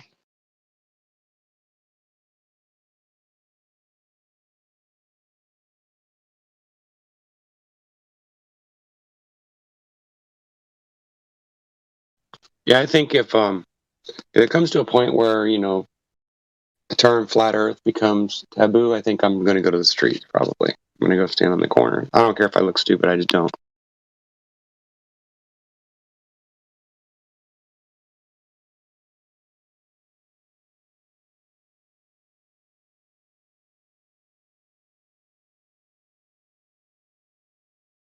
Yeah, so it's kind of up to them if they want to lose their base. I mean, maybe they don't think it's that way. Maybe it's like, maybe they're like all these other corporations that apparently are too big to fail, so they can kick customers out of their store.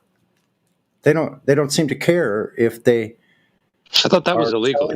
Are telling their customers to leave the store because they're not wearing a certain type of apparel. Yeah, that's why I will never ever be virtual. I will never go to Menards ever again because of that. Yeah, and other stores that I will totally boycott the rest of my life. How does that feel? Yeah. Because of that's good. I don't even have to say the word. Neither do you. We all know what it is. But anyway. Yeah, no kidding. Yeah, so, fuck them. I mean, I don't know. It's been happening for a number of years. Did I hit a touchy? I hit a touchy subject, didn't I? Companies don't give a shit about their own customers, which is really amazing. Is that how business works? I guess it is for big business because they have special what do you call it, tools, abilities. They got clout. Yeah, you could call it that. And they just call in their buddies anytime they need to, which is great. I mean, that's the way family would do it, right? But do we do it to a point where we destroy everyone else's business? I don't know. Mm-hmm. Or that we kill people, or people get hurt, or whatever. I mean, terrifying thought, right? Yeah. You find that your company's killing people, and what do? You don't stop it? I don't know why you wouldn't do that. Regardless of what kind of money it was saving you. But that's just me, Maybe I'm just too good of a guy. Maybe I'm just too good of a person. God forbid. They literally try to kill the American spirit. And I know people get triggered by that word, America. But...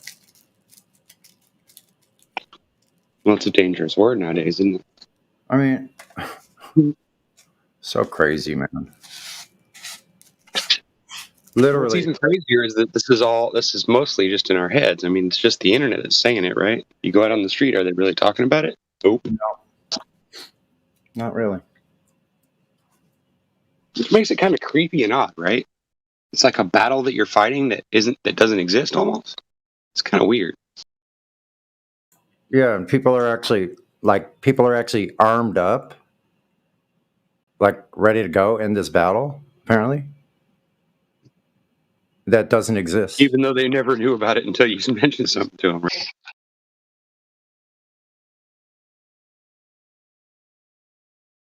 What's creepy about it is the TV says so, and then the people just go, okay, will do, no problem. Just do whatever. We're in this together. We're in this together. Yeah, we are in this together. The thing I get with like, I guess you could say conspiracy in general, is when they say, well, why would they do that? Wouldn't that affect them too? Wouldn't all this stuff that they supposedly do this and this and this and blah, blah, blah, blah, wouldn't that be on them? I said, well, think about it. If they already know everything that's marked, they've already marked everything for what's poisonous and what's not, wouldn't it be easy to figure out? I mean, it's kind of like stupid to think about it like that, right? I mean, yeah, if they were involved in things that hurt people, then I guess they would have to have some way to mark it so that they wouldn't be affected by it, right? But I guess that goes back to that whole why would they lie then thing, right? Well, people are really ignorant and thinking that these people that are their owners, the rulers, the controllers, that they send their children to the same institutions? No. That they eat the same food? No. That they go to the same stores? No. They don't have to. They have. What about the air? They probably have their own farms where nothing is sprayed on it. They have food where their children aren't being poisoned. But what about the air? Only your children are. Maybe they have some kind of counter. I don't know. Look, believe me, if they're doing the things they're doing, they know how to not be exposed to it. Believe me.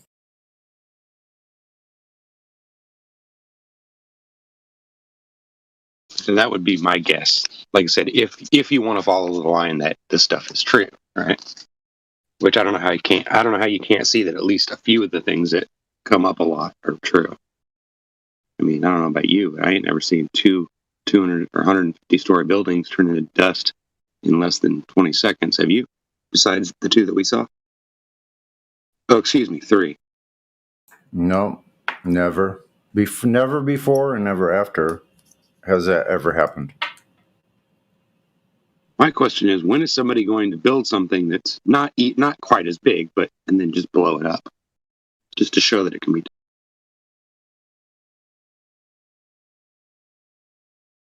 Maybe it was a power play. Maybe it was God. Maybe God did it.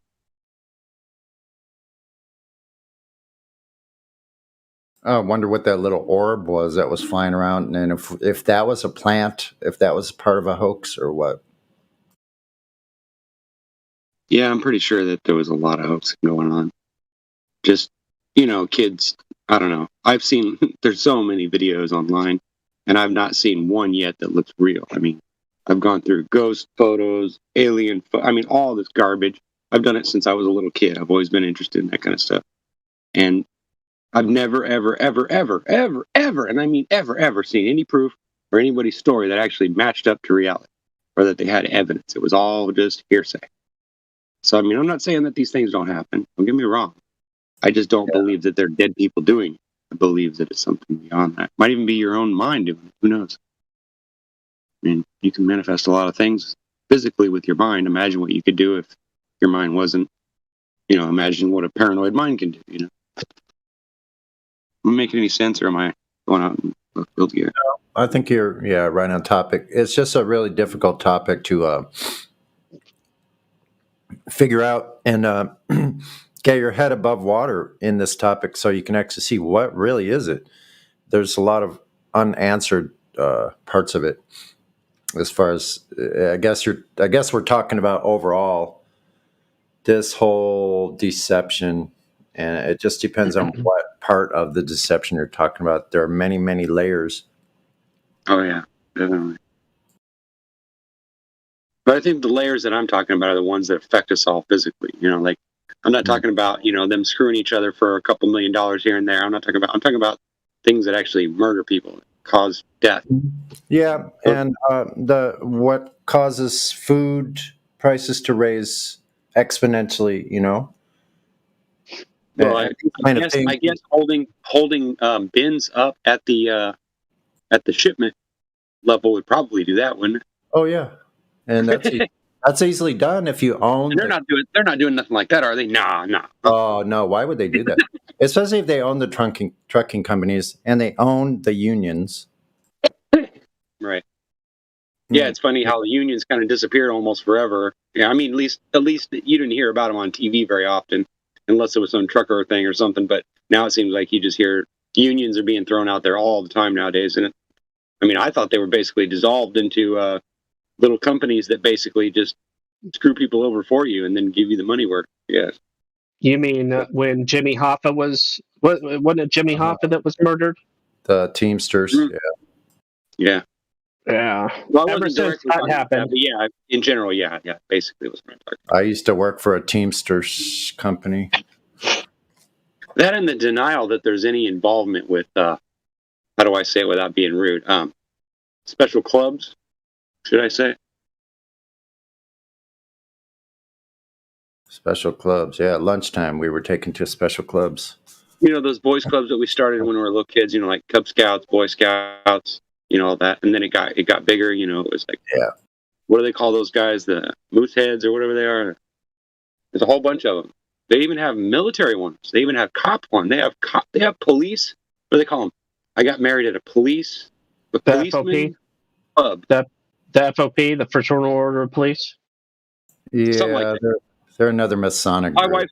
My wife says they're not Masons. I said, well, what do you call a men's club? Well, they're not all men. I said, well, maybe not now, but in the beginning when they started, I'm sure that's what it was. And then she just looks at me all nasty, like, screw you. I was like, that's what it always is. I said, anytime you see a big building that has a weird church in the attic, it's a damn church. That's what it is. Mm-hmm. When are you going to get it to your head? Yeah, but not. And it's not God they're worshiping, dude. I'm sorry if it's not. Not all of those clubs. I would argue that a lot of those clubs may be recruiting pools. Yeah. But the FOP itself, I wouldn't argue that the FOP is just another version of the Masons. The Masons may find good recruits from the FOP. I'm just saying, it does seem odd that there's always some kind of men's club involved in these things. You know what I mean? It seems like they're always protected by this somehow. And it's great and all. It's great for you if you're the one getting that benefit. But if you're like, an average Joe like me who just gets peed on anytime something like this happens, it's kind of revolting to me that just because someone gets a job and passes some 6-week test or whatever, that someone gives him a gun and tells him he can go out and kill people, and then gives him this special ability to just get out of trouble for free. Like, where do I sign up? That'd be a great place to do a live at one of these Masonic halls when they're having a big gathering. They have get-togethers, picnics, and stuff. Yeah, I know. I go to that all the time. Why hasn't Alex Stein crashed one of those yet? I just want to tell all the numpties that are in the lower levels, do they know what their upper class members are doing? Are doubt it. Are I don't they even aware think of all somebody this stuff? Do you know the Earth is flat, bro? Because the people that are higher up, they know it is. That's why they're hiding it. That's one of the things they have to hide for fear of death. Like they're told, you don't tell this to anyone. If we ever hear you telling, you're going to find yourself hanging upside down. They cut your throat, or they cut your stomach open, and they burn your insides, and whatever it is that they decide they do. But it depends on what you've done. Any club where you have to swear to death from telling secrets about something stupid like some men's club where all they do is, I mean, it just sounds dumb to me. I think I'd be probably a little bit thrown off by that. No, that's especially if you ask me to spit on the Bible or something. I'd say, I don't think so, dude. The secrets are not just about the club. The secrets are about the great work, the esoteric learnings of the school, they're not the only mystic ones that know schools. about that. See, that's the problem. The great work. Their beans have been spilled. The great work is the mystery schools that went underground into the Masonic orders. The great work is to maintain power. I wonder what it'd be like to stir the pot. To keep the ignorant masses ignorant. That's the great work. You know how I like to stir the pot, right? You've heard that before about me? Stir the pot? Yeah. Put spice in the pot, like put something spicy in there to piss everybody off. Yeah. Kick the beehive. Oh, yeah. Yeah, or just be, the scapegoat, the asshole that goes in there and makes a big stink about something, and then, I'm not saying that's normal. I can be a beehive kicker myself. I get that.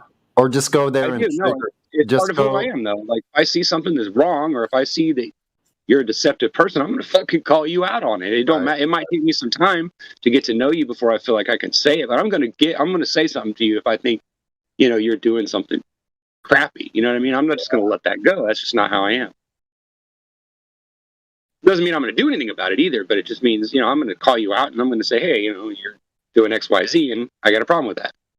Generally, that usually clears it up. They either go away and they stay away from me, or they come to terms and they change their mind about it or whatever. But not very often. But, generally a little push usually gets most people to just keep moving along, mind their own business kind of thing.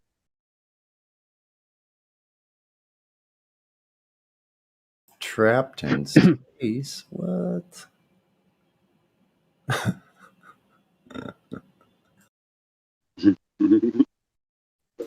I'm looking at this salty cracker. He's hilarious. All he needs to do is realize the Earth is flat, and he's like right in there. But anyway, astronaut is about to be trapped in space. Oh no, where's that come from? Oh, it's in the live stream at 44 minutes video. Here, I'll post it again. No, that's cool. I see it. I'm looking through now. I hadn't agreed. Hilarious. He's funny as hell, man. Is he actually painting those things that big? Or is that like a screen?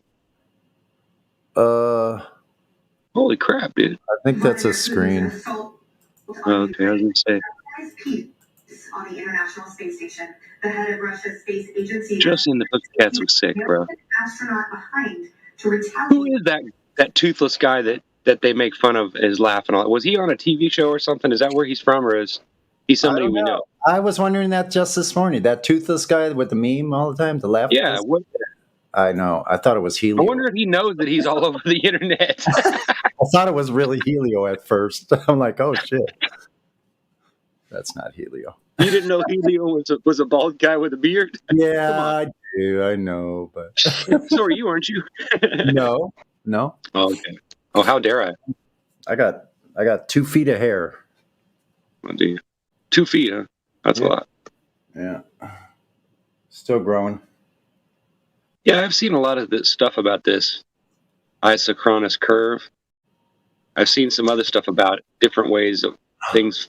I don't know what this all means. I'm sure it has something to do with flat Earth, but I get confused sometimes with some of the stuff you guys post. It's like, wait a minute. Yeah, I don't even know what you're talking about. I don't even know what you're talking about right now. I'd have to catch up. Well, Adam Unsalted posted it 10:42. He said, "Is this the one I recommended to you?" I just refreshed. It shows a picture of some guy holding, I don't know, it looks like he's whittling some wood into a. Yeah. So what's up with that? I'll have to watch it on my own. Yeah, if I watched all the videos you guys post, I'd be in here all fucking day just watching those. And I do watch a lot of this stuff you guys post, believe it or not.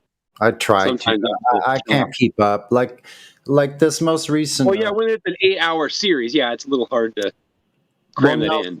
Well, now see, those are good though, but in a different. For me personally, my take on that is I can listen to those piecemeal while I'm like resting, taking a nap, listen to an hour, or before I'm falling asleep, listen to an hour and break it up in bits. You know, but there's other things that are good little quick video, 15, 20 minutes long. You can get a lot of information in that amount of time. I like this new BM LSB 69, 33.63 miles. Yeah, that's Anacapa. I'd love to go up there to Santa Barbara because those islands are in a key location for these types of observations. What the hell?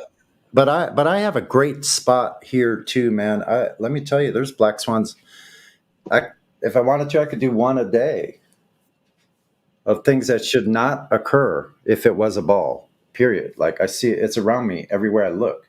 All I got to do is find a place where I see the water. It's already done deal. I can see the pylons where the bridge goes across the bay and look all the way down at the end of that bridge going about probably 3 to 5 miles away and see this dark spot on the bottoms right at the water of these pylons. That is the high water mark. Right? That's an indication of where the level was. Well, their level all the way out to the other side of the bay. Mm-hmm. And the thing is, you can still see them with your naked eye. You can see that dark line. As it's further away, yeah, it's a little tiny line, but you can see that right there. And then you can take and look visually across laterally and take that line all the way over to this little sand beach. The line just continues on, and then to the right, going out the harbor, on the other side of the harbor, you have ships with water lines painted on their hulls. All of those are visible all the way out the harbor. Yeah. Those water lines painted on ships are less than a foot wide. They're probably like 8 to 10 inches. Each side, like you have, so yeah, might be a foot wide, 1.5 feet. So you have half for the high part, half for the low part. Tells you if the ship is listing or not. They even have numbers marked for how much they're displacing in feet. Right. I've been, I don't know why, but something's been tingling my spider senses, I should say, or my flat earth senses. Things about polarized light is starting to mess with my head. And I don't know why this is just coming to my head. Just like I listened to something last night and it's been like, I guess it's been processing. And today I'm thinking to myself, I need to look closer into it. Like this polarizing of light and things. Because what's weird to me is that you need a mirror in order to polarize light, right? Or you need a screen or something. And it just fascinates me how when you render light or when you render a fake picture of something, that it polarizes it. And I just think that, I don't know, it never occurred to me that was true. And now that it does, it makes me think, maybe there's some more to that. Maybe that has something to do with what we see and what we don't see. Yeah, listen to this. So I think it was Drace or one of these guys that's talking about this chromatic aberration that's supposed to occur. Mm-hmm. Yes. That doesn't occur. You would see a phase shift to, I think they said to blue in everything that's long distance observations. You would see this chromatic aberration.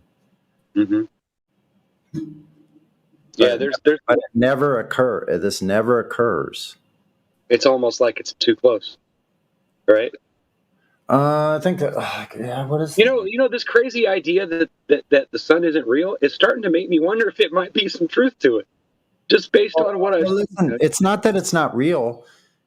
It's just those things that are up above. Well, obviously it's real because it works, but you know what I'm saying, right? That it's not what we think it is. What I mean. No, they are artificial. Right. That I believe that too. I'm not sure if I can prove it or anything, but it just seems to be pointing in that direction. Well, we can't prove it because we can't prove anything about them. But anyway, artificial, I think maybe more specifically, they're unnatural to us or supernatural because they're outside of our realm of the nature we see here on the surface. Doesn't apply to those things above us like that. It doesn't. It's like they're totally separate from us in the separate realm of reality that we can't get to. We want to talk about not big enough. We're big enough to see the surface. We can tell exactly what the surface is. That's easy. We can't get any gauge or feel for how far or what any of that stuff is above us. We just can't get there. Mm-hmm. And the places we can get, we're not allowed to. Yeah. And they figured it out. They said, holy shit, if they get here, they're really going to, we're going to be screwed. So we got to stop it. So yeah, that's amazing that they only thought about that in the 40s. I wonder if they do have a plan for if mass people just get in boats and start going across and what would happen. I wonder if they've got some kind of a thing to deal with it. Yeah, like an armada. Or just, whatever. Obviously there would have to be some kind of storyline or war or something. They'd have to come up with some crazy ass, wag dog shit, right? What if you had a bunch of listen, what if you had a bunch of an armada of remote boats? With all 360-degree cameras all over them? Yeah, that'd be fun. Yeah, no, with everything on them, they could be transmitting this information so you'd never lose it. So they'd have to sync all of them in order to lose the information. Yep. I think it's going to be easy for them to do. And listen, syncing all of them would be an easy thing. Those could be used make Volvo to do that. They could be used as decoys. Right. Yeah, but I think it'd be easy to sync all of them, though. But keep in mind, if it ever came to the point where there'd be enough people to bum rush, restricted areas, that would be the same point in time. That would be the very same point in time where there'd be enough people in the general populace awake to the truth that would probably politically overturn the Arctic Treaty, Antarctic Treaty peacefully anyway. Exactly. And open it up. Well, I mean, you would think that the decision had to be made, right? When they figured out that we were entombed, that we couldn't escape, Obviously, when they tried nukes and everything else and didn't work, But what I want to know is, why do they make up all this crazy crap in between that doesn't make any sense? Like the Bird thing. Like, I'm not sure I really want to believe in what Bird said, simply because of some of the things he did say, before he went on that show. It just, I don't know. It just feels wrong to me. It feels like outlandish. Yeah. I don't know. Yeah. It feels like it's outlandish. It's another script, I don't know why I think the that. one to the north. See, and so supposedly this is some diary readings that somebody got and released this, but yeah, that's suspect. But they say he went into a hole in the north. Now, how can we verify that story? Because I think what it was is he was a 33-degree Mason, a highly honored naval pilot officer, the youngest admiral at his rank ever, and so I think he was being placed as the next greatest sci-fi author. That's my take, because listen to the stuff he talks about in the North. Those are sci-fi. Those are just like Jules Verne, any of the other Arthur C. Clarke. Maybe it's not real, that it's not true, or do you think maybe he, or what? I mean, I want to believe it, but at the same time, there's really no evidence for it. Except maybe it's only true once there is evidence for it. Yeah, so flew into a hole in the north, found another civilization, and then he's in the south, and he's admiral, and he's going. Well, let's compare that to what we do know, right? Let's compare that to like scripture and the things that we do know about history. Is any of that true? Well, we do have some stories, legends of the north area of Mount Meru, of those places. Well, yeah, we have a lot of stories about it. That's what I mean, is like, this does kind of fit together with what we've been told, right? Yeah, the Viking sagas. Yeah, the Viking sagas, and even the oral tradition of the Vikings talking about going to these places with strange creatures, other types of men, all kinds of strange things. Yeah. Swirling vortexes in the center. Like, so what was really going on? If these are the stories, as clouded up as those stories might be throughout, because they've been edited because they had to be. Yeah. Just like the photoshopping, it had to be changed. Yeah. Couldn't release the real stuff, so they have to release part of the real, mix in with the fake. And I'm confused about something. I've been looking at a lot of NASA video stuff, right? Because there's this whole thing about the moon landing is fake and all that. Okay, but the part that I don't get is why do they redact some of their videos and then put them on the internet? The bloopers, because they need to get rid of the bloopers, right? No, I'm talking about they edit out like whole pieces that are in the sky and things like that. Like you can tell they marked it out, but yet they still post it online. Why do they do that?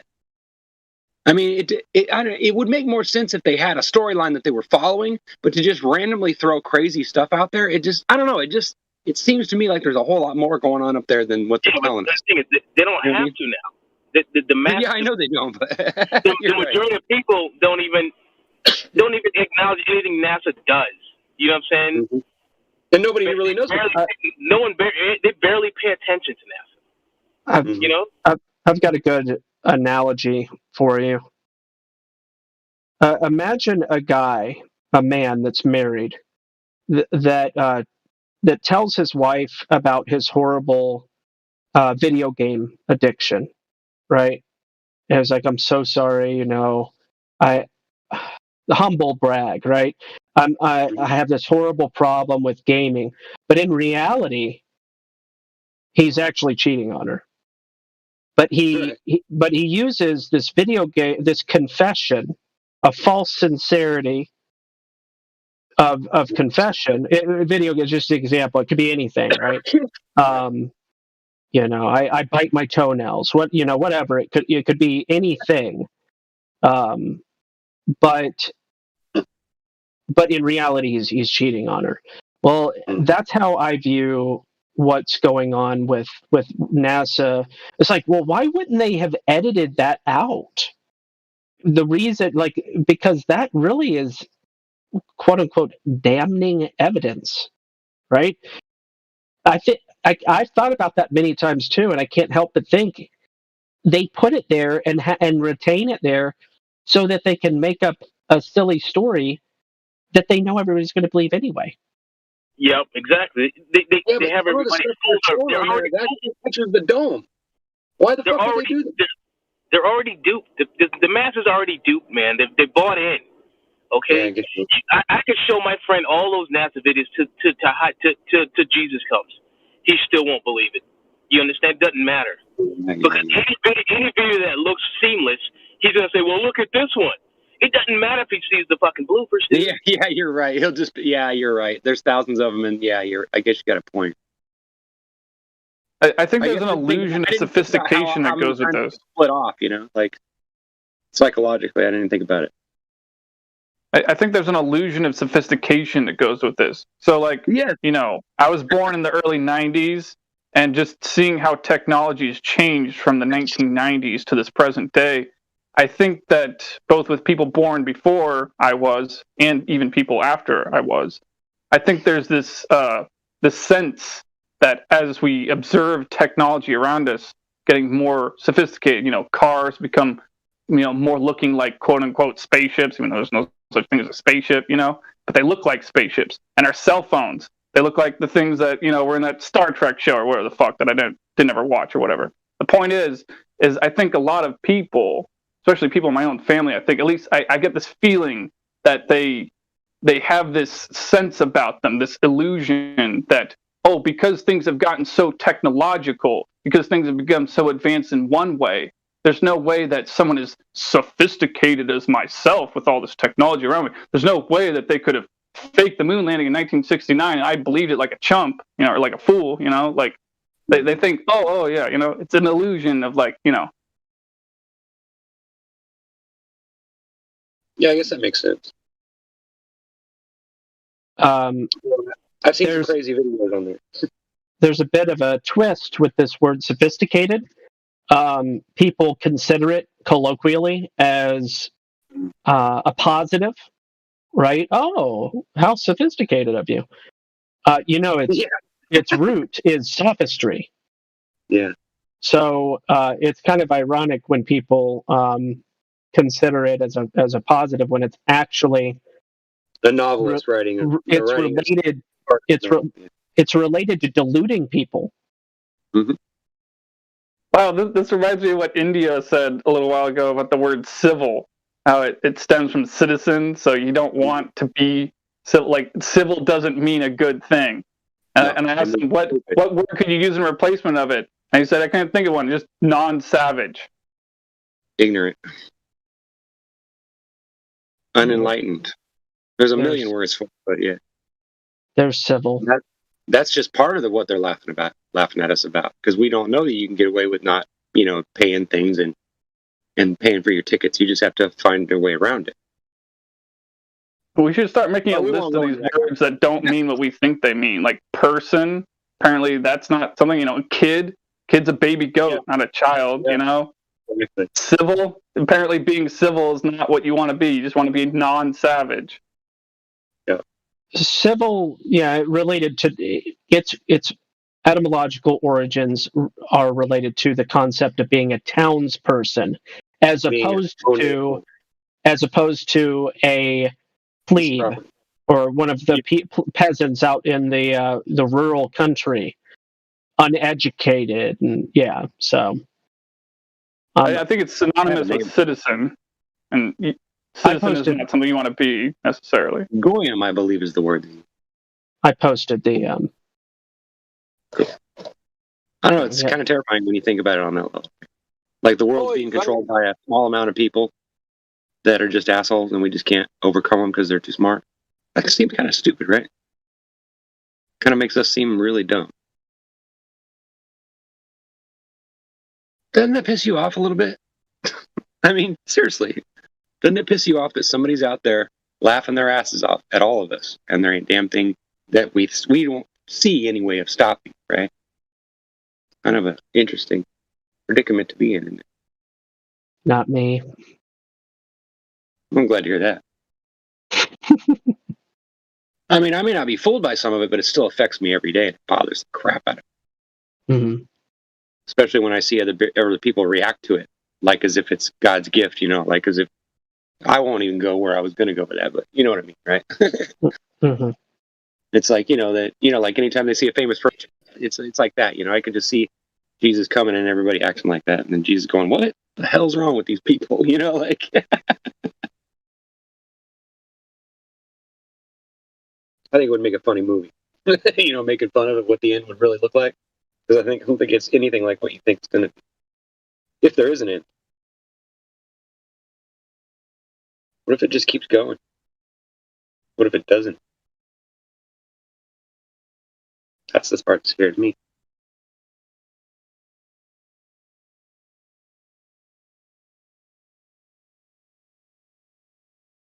Did I kill the damn chat again?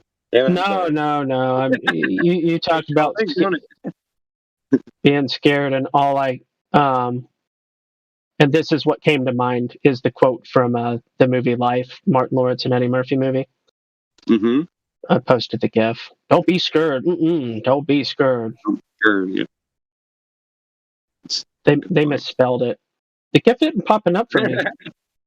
Yeah, they spelled it right. Oh, there we go.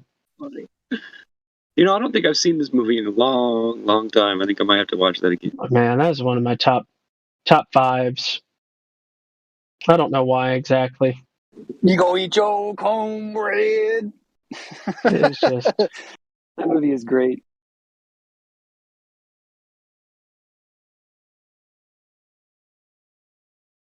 Maybe it's because I grew up in Georgia. Maybe that's why I like that movie so much. I don't know.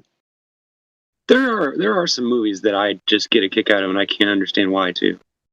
It probably has something to do with that psychological brain damage thing they do to the television. But there's like movies like Princess Bride. For some reason, I cannot get that movie out of my head. Every time I think about anything, for some reason, the Princess Bride pops in my head.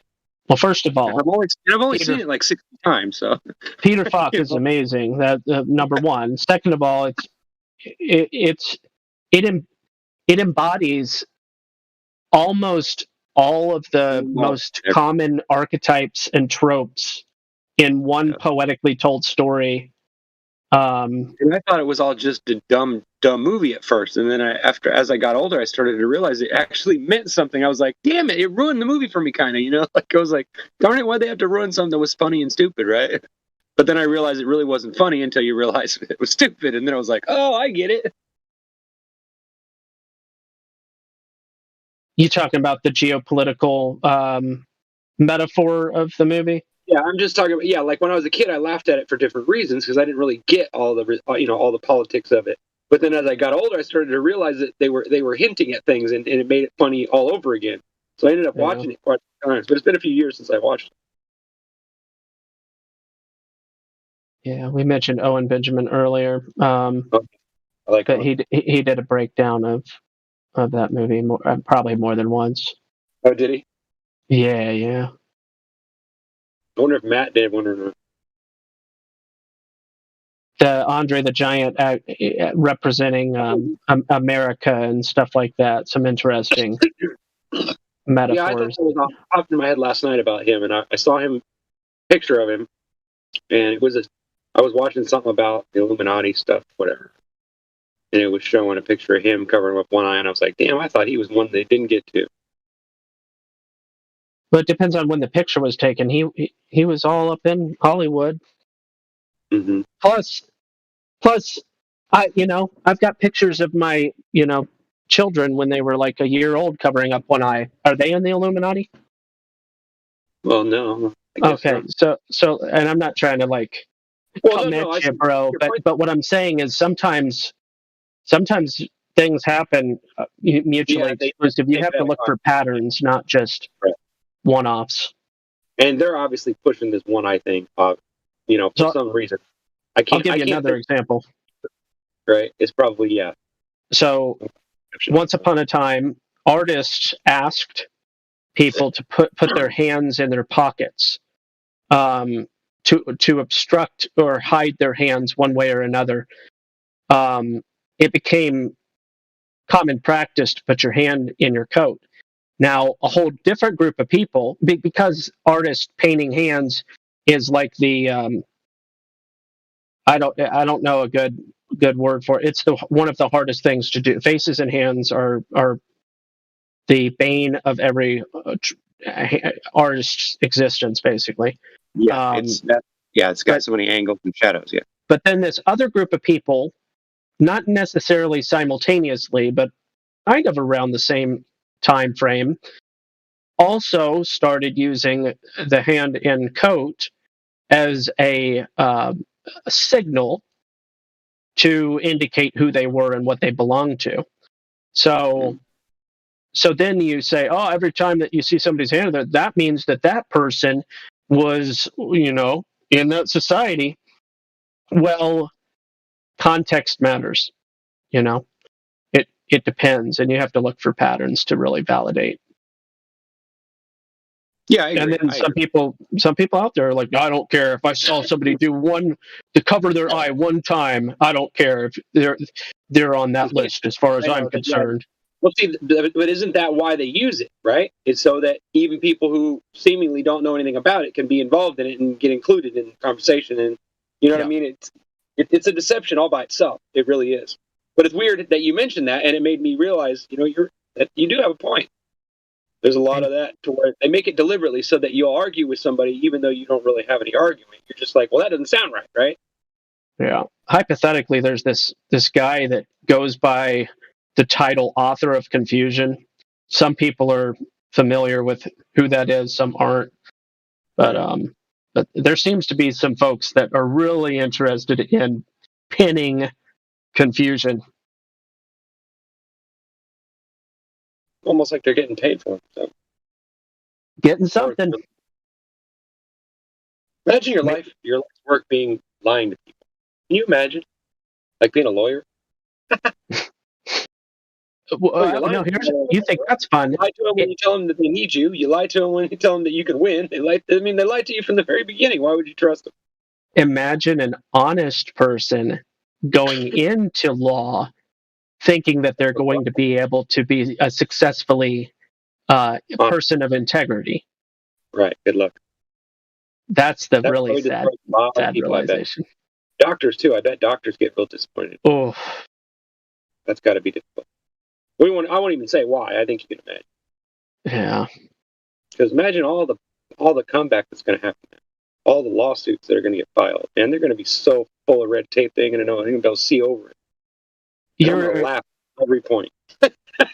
You're actually as somebody with a medical. I'm not, but when somebody has a medical degree, they are actually serving two masters.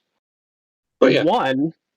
One of those masters is the insurance industry, and the other is the corporate entity of all pharmaceutical companies. So there's actually a dual master relationship when you're in the medical field.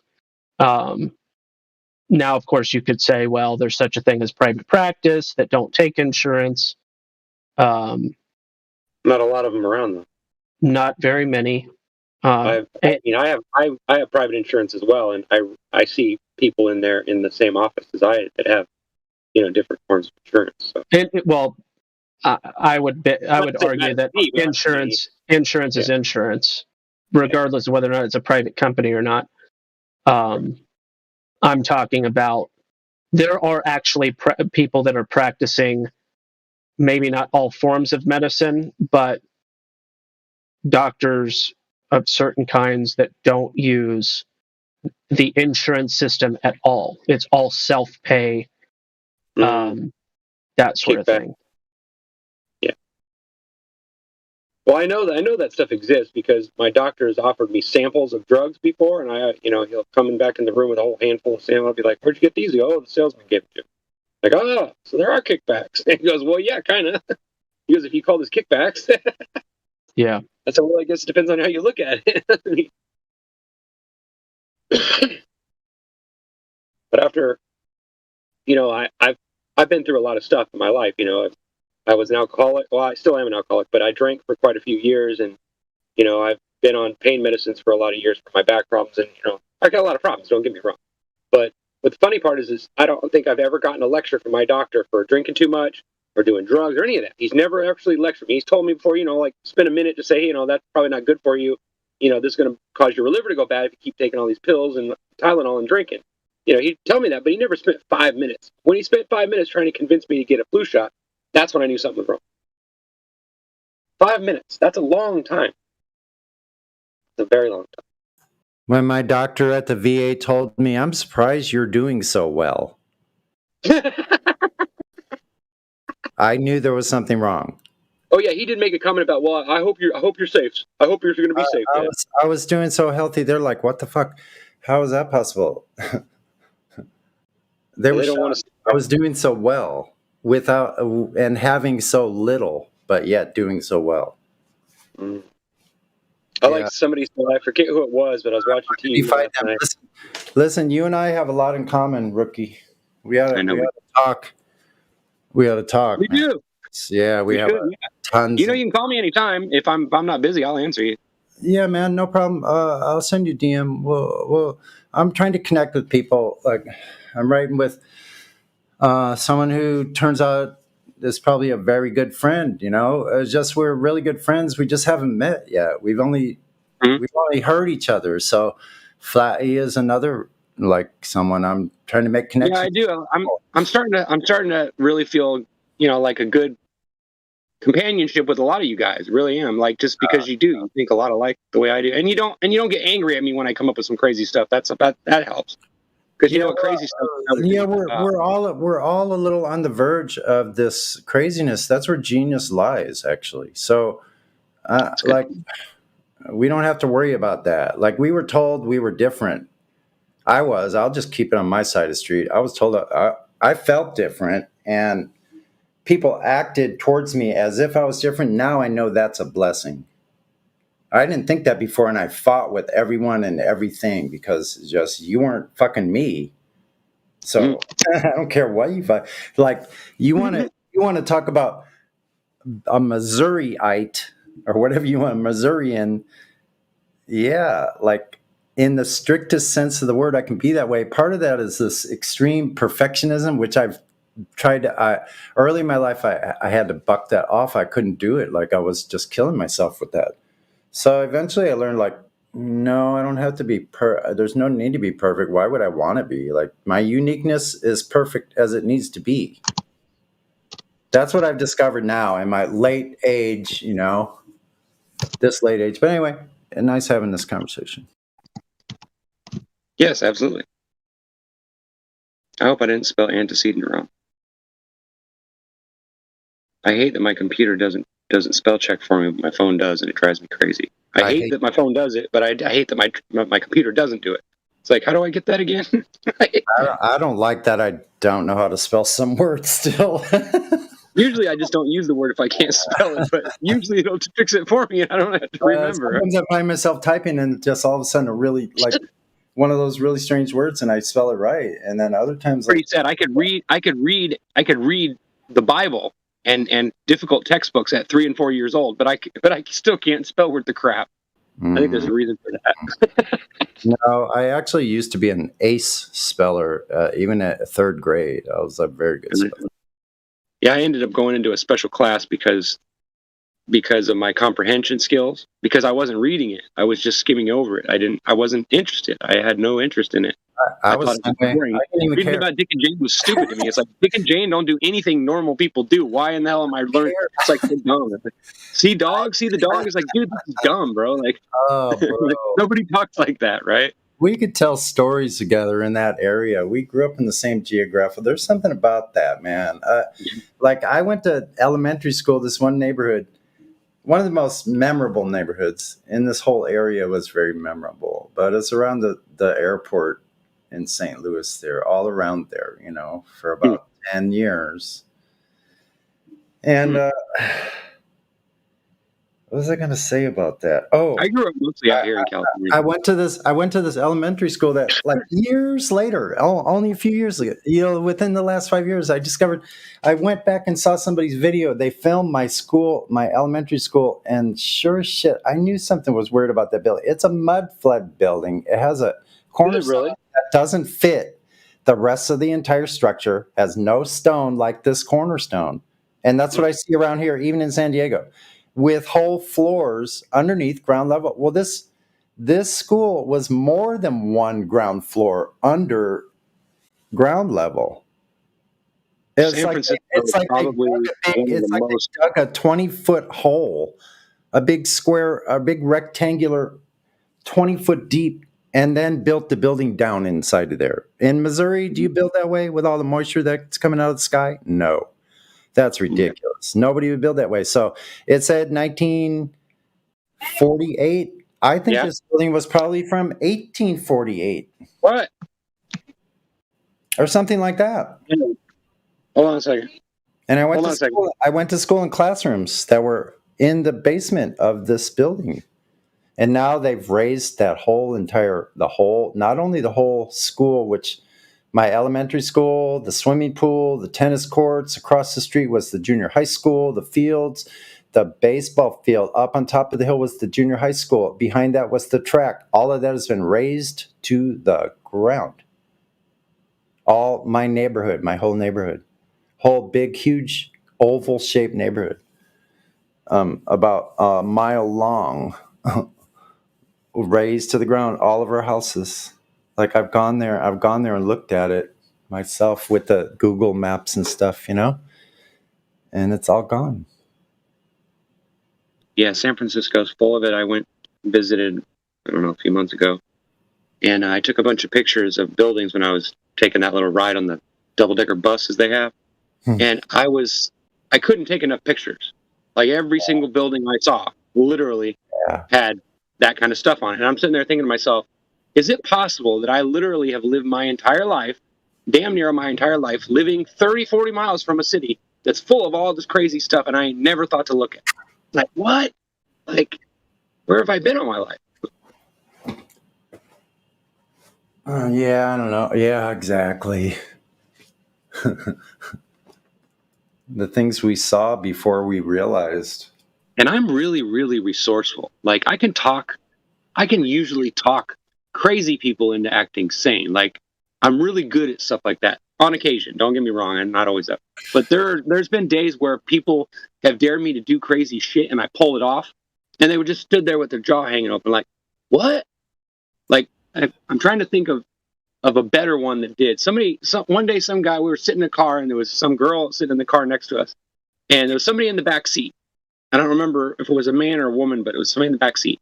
And my buddy just goes, out of the blue, he just goes, I'll give you $20 if you jump out and get in the back seat of that car and then just jump out again. So I did it. And right when I did it, the light turned green, the lady started driving away, and I was trying to get in the car going down the street. And my buddies laughed so fucking hard, dude. It was so funny. She thought I was trying to, attack her or something, so she started taking off. It was really funny. But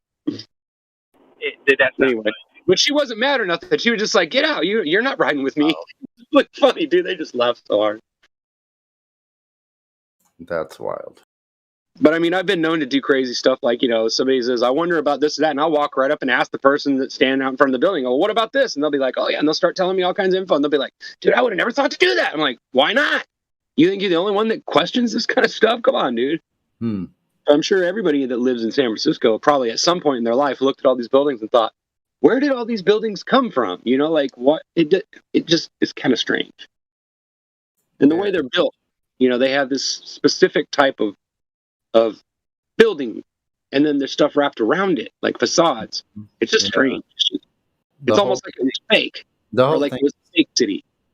The whole thing is strange. How did it get there in the first place? Because, like, you look at when San Francisco was first founded, whatever they said, I forget how many kind of native people they said were living there, but there was probably, that's been flubbed. That's been changed.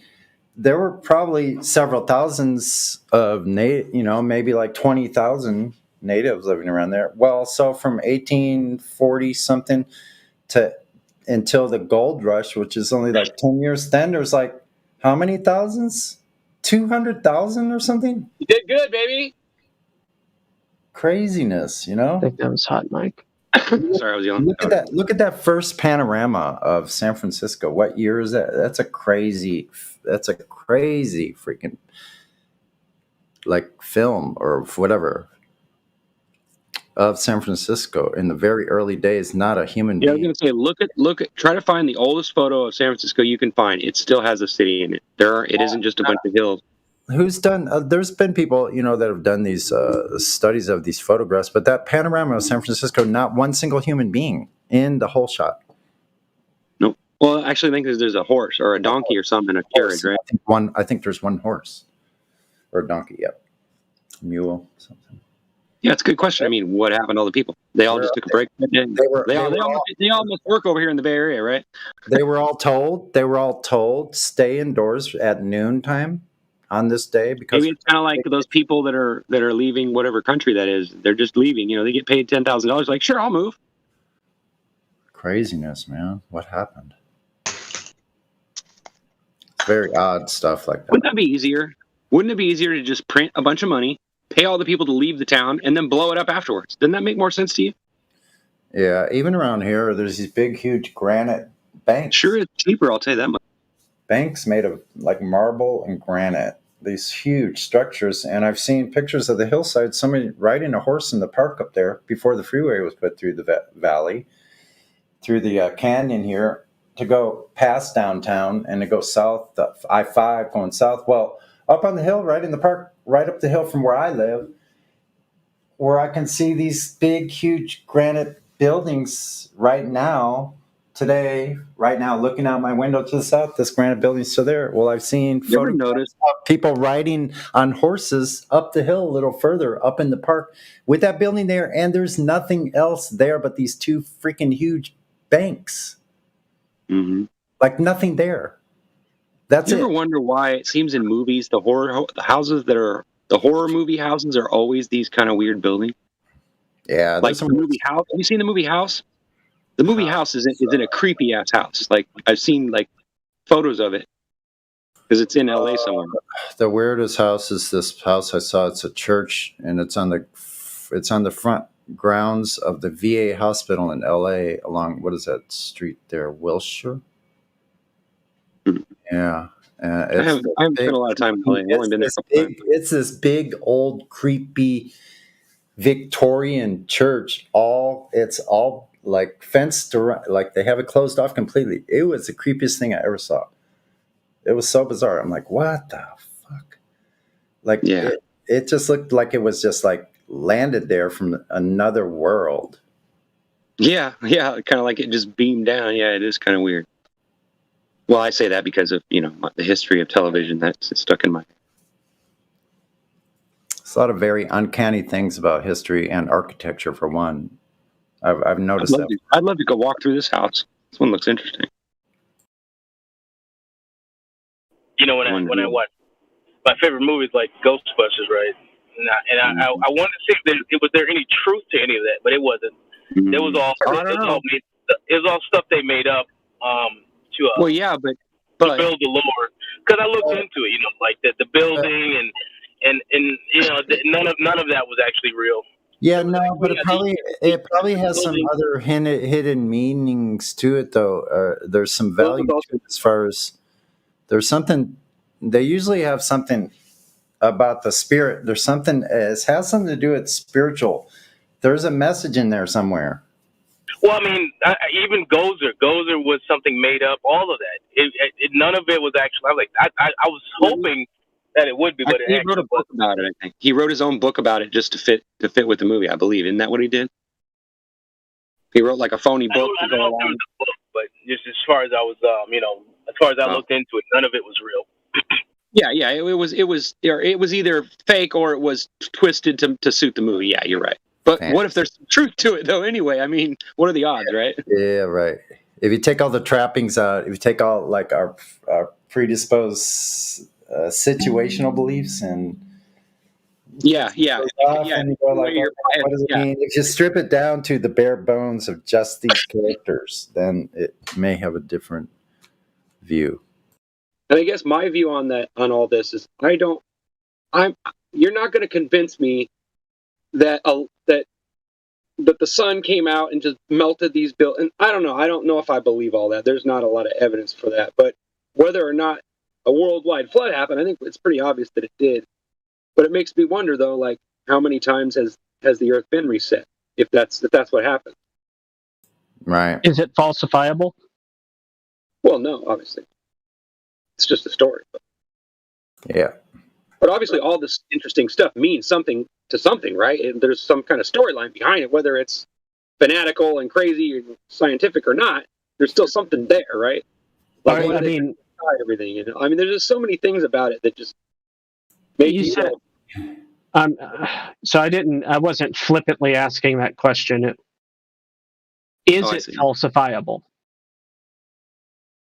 I don't know.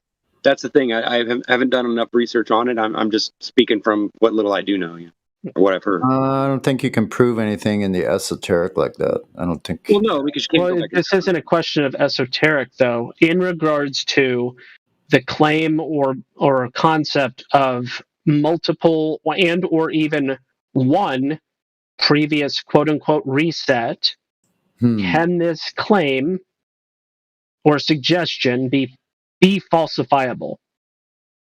How would you go about falsifying that? I don't know, but I think there probably is a way, but I don't know how you go about it. Gospel, help us out. How would we, if someone were to try to see if that was falsifiable, how would you go about that?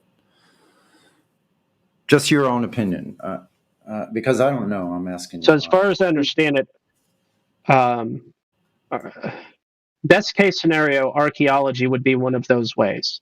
Now, obviously, there's flaws in the archaeological, not methods, but in the conclusions that they draw about what they see in regards to layers, sediment layers, and all of that.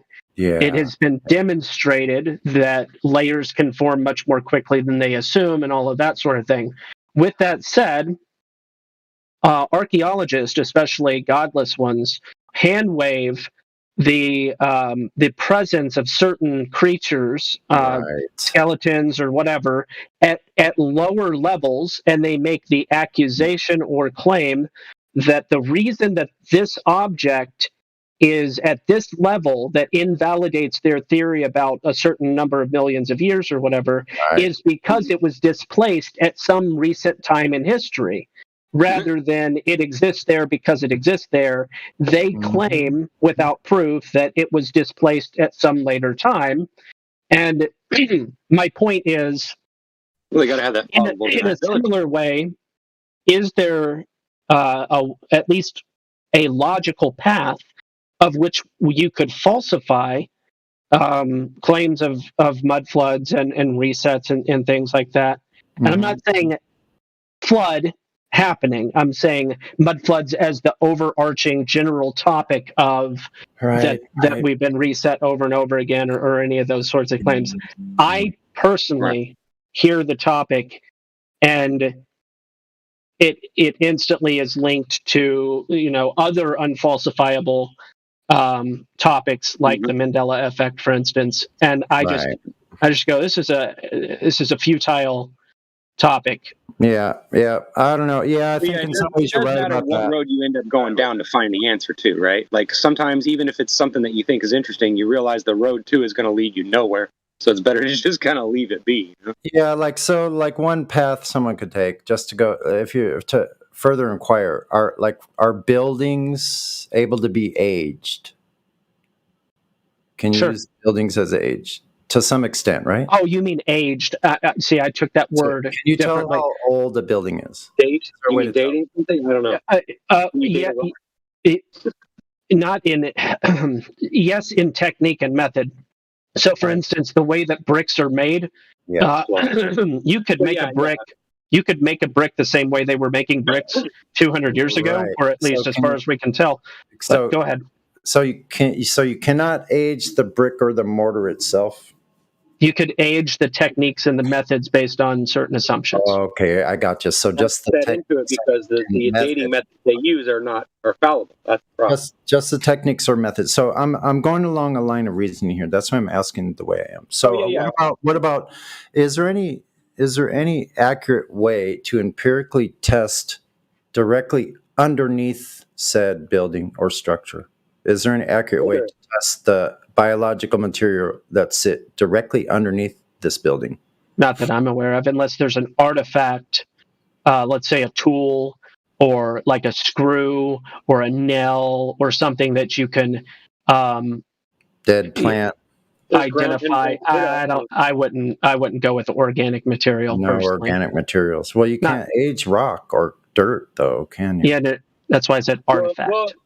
They believe that you could date it if you could test like some kind of amount of the way it was moving or something when it hardened or something. I don't know how they come up with this crazy crap.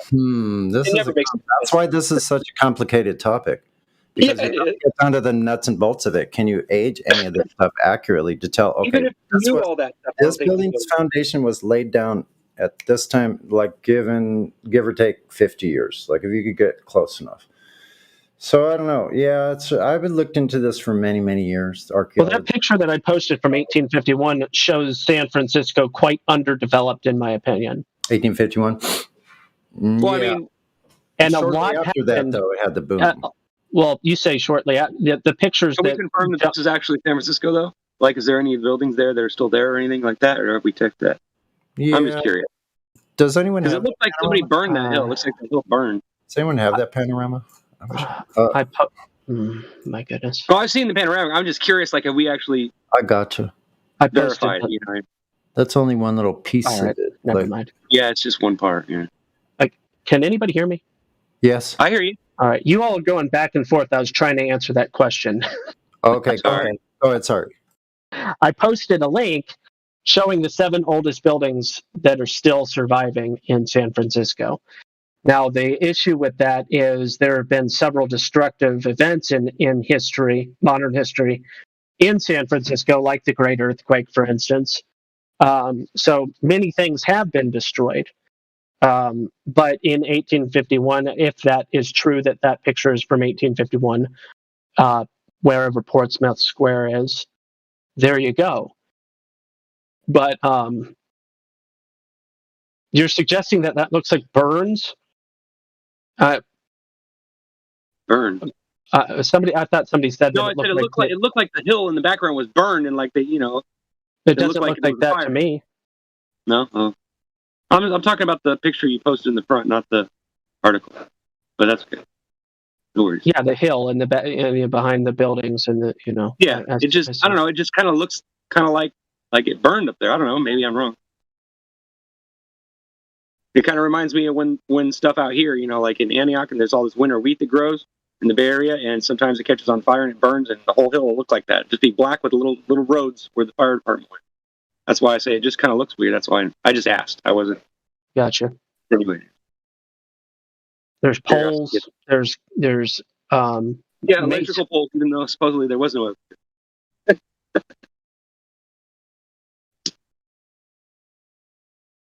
There wasn't electricity in 1851? No, was it?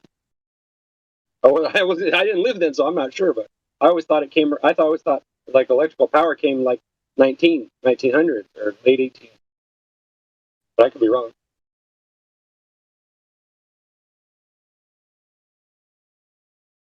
Whenever Tesla was around, it was around.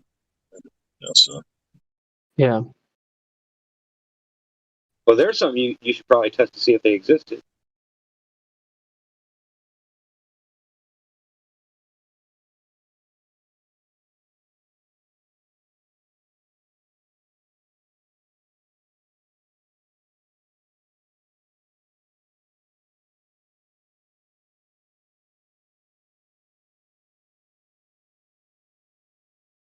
What are the poles?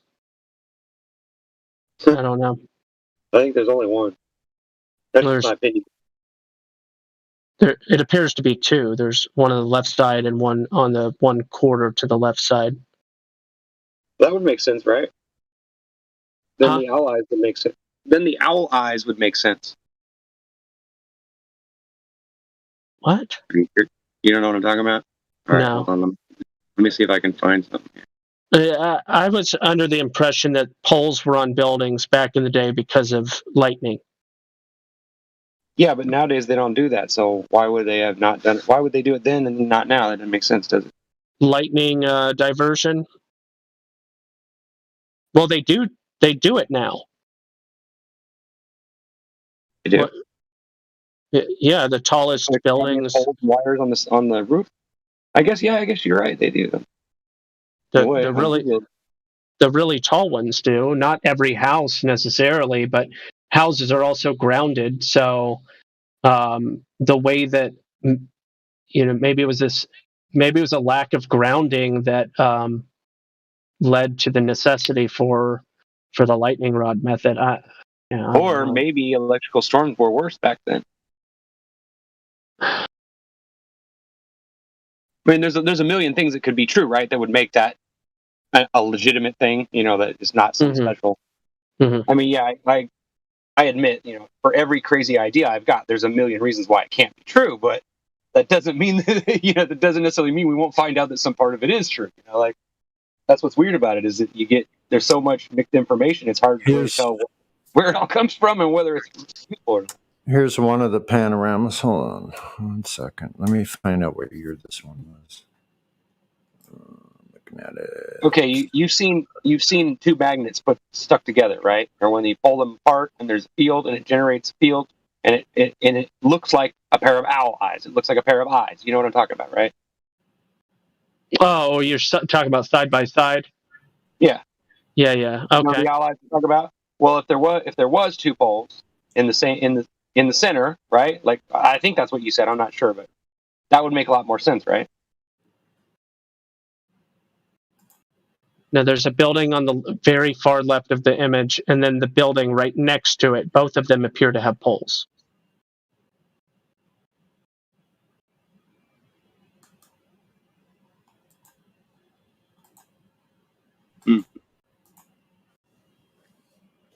Here, I'll repost what I'm. Both of these buildings have the poles. Yeah, I see the two on the left. You're talking about I reposted the one you posted it at 11:32, right? Yeah.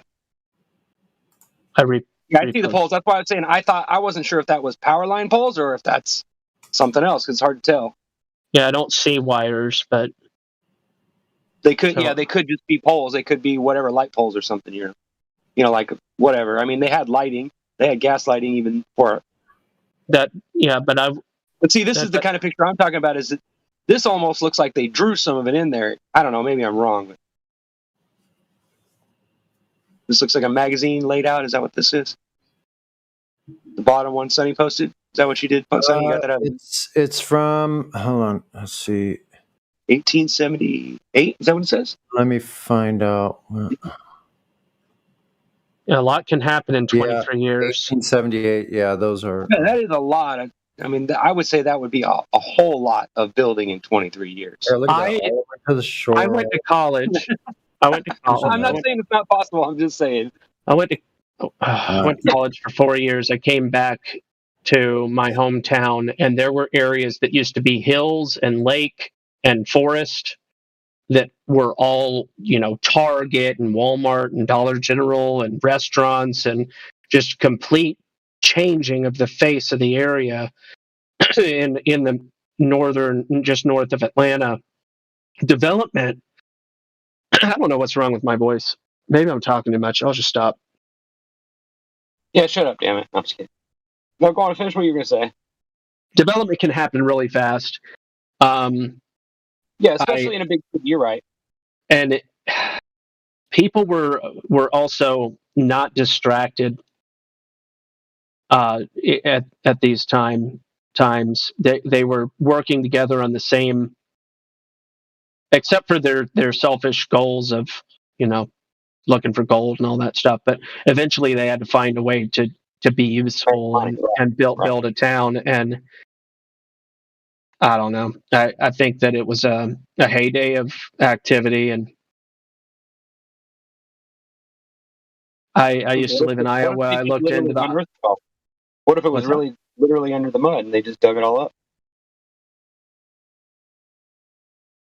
Then our great grandparents were really great liars. Maybe.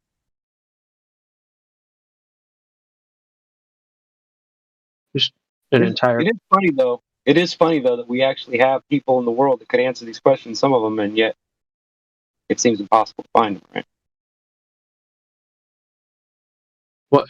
Sorry, what seems impossible to find? I mean, if you think about the lifespan of a human being, I mean, it's roughly what 60 to 100 years if you're lucky, right? So you figure how much history can you destroy in that amount of time?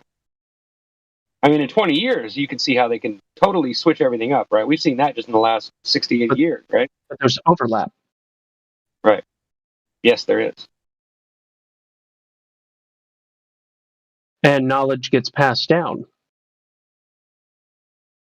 You would think so.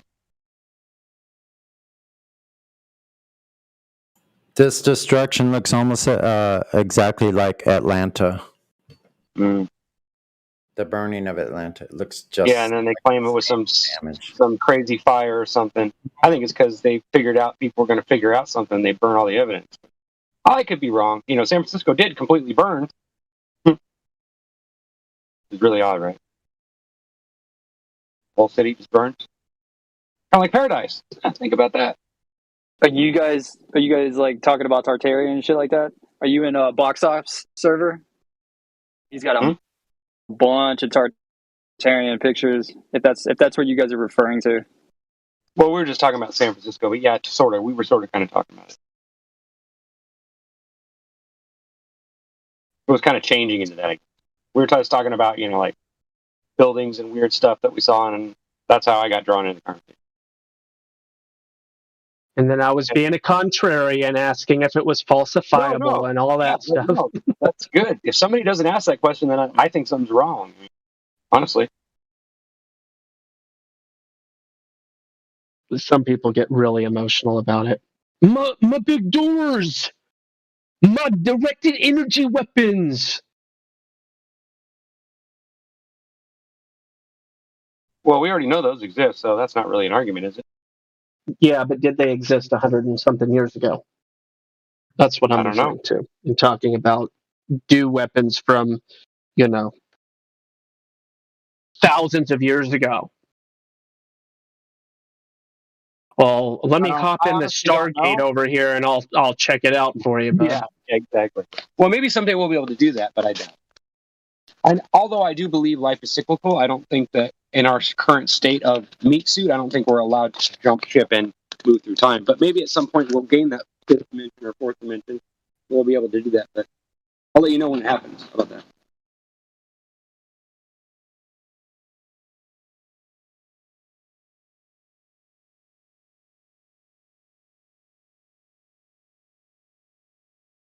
It is kind of odd how they destroyed all these buildings made out of big, huge brick stone buildings. Like, why? What was the point?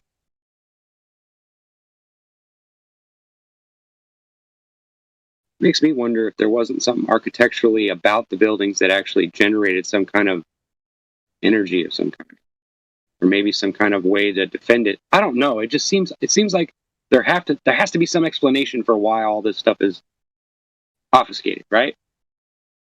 There's got to be some story here. Well, then again, maybe there's not. Maybe it's all just cartoons and fake pictures, and we're just talking crazy about shit we don't know nothing about. I don't know. Honestly, can't really. An old photograph can be fake just like anything else, but and that's funny. You guys want to know what you can verify?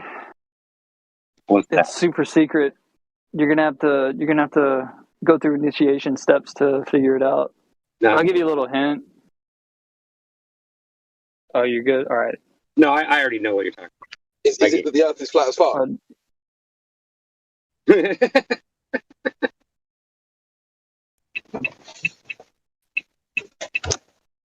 Was I right?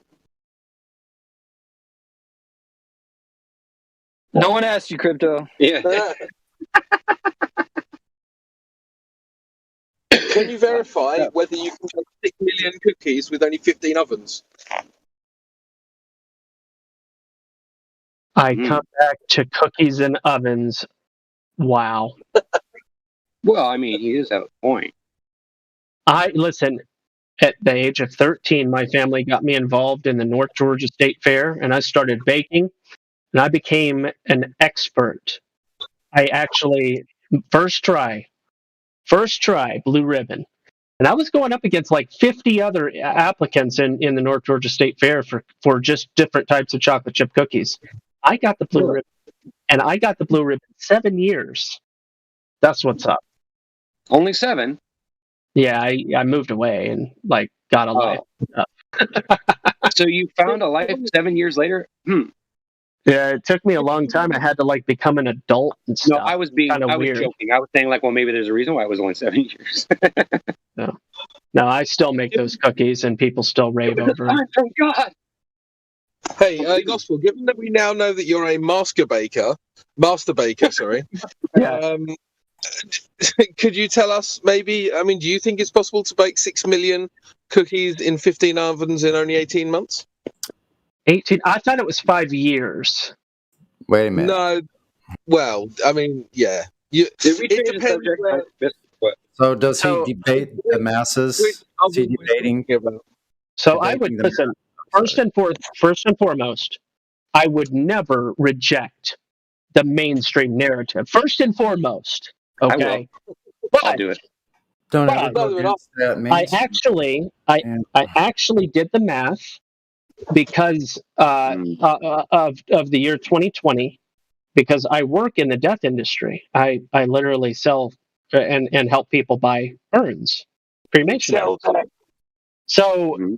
Interestingly enough, I got curious in 2020 for reasons I have no idea why I got curious in 2020, but for whatever reason, I just, for kicks and giggles, I guess, just got curious. And I started to look up all the numbers, and I looked up how many crematoriums there were in America. We're talking about ovens and cookies. He is. He's talking about cookies. I don't know how I got onto crematoriums. That's so weird. I want to hear where you were going to go with it. Damn it! What were you going to say? That's the cream for the cookies, isn't it? Yeah, that's why it's so good, huh? Long story short, there was some stuff that just didn't add up in 2020. Yeah. But as far as cookies, the 5-year thing, I did the math. I went a whole different direction with the cookie baking, because in order to light up an oven to bake my famous chocolate chip cookies, I named them Supreme chocolate chip cookies, where I got my blue ribbons.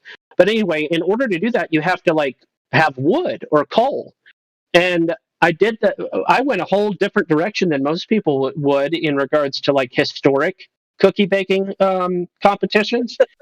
And it turns out that the amount of trees and or coal itself is you just do the energy equations. It's a fascinating thing, and Wait a I'm minute. still The coal. Hold on. The trees and the coal part. Could you elaborate? so ounce for ounce or pound per pound or whatever. You can actually work it out with averages, not necessarily exact numbers, but a given tree of a given height, and work out. Rule of big numbers is good with averages in this instance. So you work out the average height of the trees, the average amount of yield of energy from each tree once it's burned, and how much energy is required for the number, because you can't say that it works in bulk. Every cookie has to be even. When you're, are you 'cause saying if you bake a batch of cookies and only half of them are done, you're going to lose your job as a master baker. So are you only cooking with coal? Is that what you're cooking? You're baking? No, it could be coal, it could be wood, it could be whatever. But the long story short is the amount of transportation of just the coal and the trees alone is a very interesting thing to look into. To make a cookie. So you're saying everything logistically that added up to that cookie being made is amazing. There I go again. Energy was expended in order for that cookie to Correct. Okay. And here's another even more interesting thing. There was this competition once upon a time where 6 million of these cookies were produced, but then in addition, historically, we're told about another 75 million cookies that all these other people made, and I just go, 75? That's the number that really makes me scratch my head. Is there was 75 other million cookies made. That is interesting, and you can't just ignore the 75 million. That's all I have to say about that. No cookie left out. Don't leave. Don't. You can't. That's judgmental and biased don't be or racist something against the cookies, man. The 75 million other, that's important, very important, Would you and say also that your curious, peculiar. Gospel? Would you say that your cookies had an Uber crunch? My cookies were a good blend between soft and a little bit of crisp. It was good in between. About 7.5 to 8.5 minutes usually was my batch time. Oh wow, that's quick. Yep, 375 and about 7.5 to 8.5 minutes. Oh, by the way, did I mention that raisins were in my cookies? Yeah, and people that hate raisins still loved my cookies, and then when they found out that raisins were in them, they would spit my cookies out because they had to stay. I did that when I was a kid. I put walnuts in cookies and I broke them up so small no one could notice them, but they still loved the cookies more than all the others they had tasted. And when I told them they had walnuts, they were like, "Oh, I'm allergic to those." I said, "Well, obviously not. You've been choking." Yep, you got it. Now, I do have a query about historical baking contests versus modern ones, because I think don't modern cookies take about 90 minutes each, and you need to just have one cookie in the middle, 80 to 90 minutes. Isn't that about right? Rule of thumb is Yes, about. it is, and that's why I did the math in 2020 and was like, "This is quite interesting." Now, granted, in modern situations, you've got this. There's a lot of weird laws associated with keeping the cookies separate. So I don't know, some weird stuff with that, but it's just interesting that if you were to say bake one cookie and it would take 80 to 90 minutes, then the maths don't add up if you needed to bake a certain amount over a certain time period. And then you have to start saying that each cookie actually only takes 20 minutes. And then you have to start saying that you're putting 2 or 3 in at a time when you can only put 1 in at a time, all that kind of stuff, you know. So it's interesting. Gooey, chewy, gooey. no, the energy equations are really where you don't have to really get caught up on too much minutia. You can really just do the energy equations and go, oh, that's how much trees and or coal would have been necessary. Fascinating. Where did those trees and the coal? Maybe those buildings weren't buildings after all. Maybe they were giant trees. Which buildings?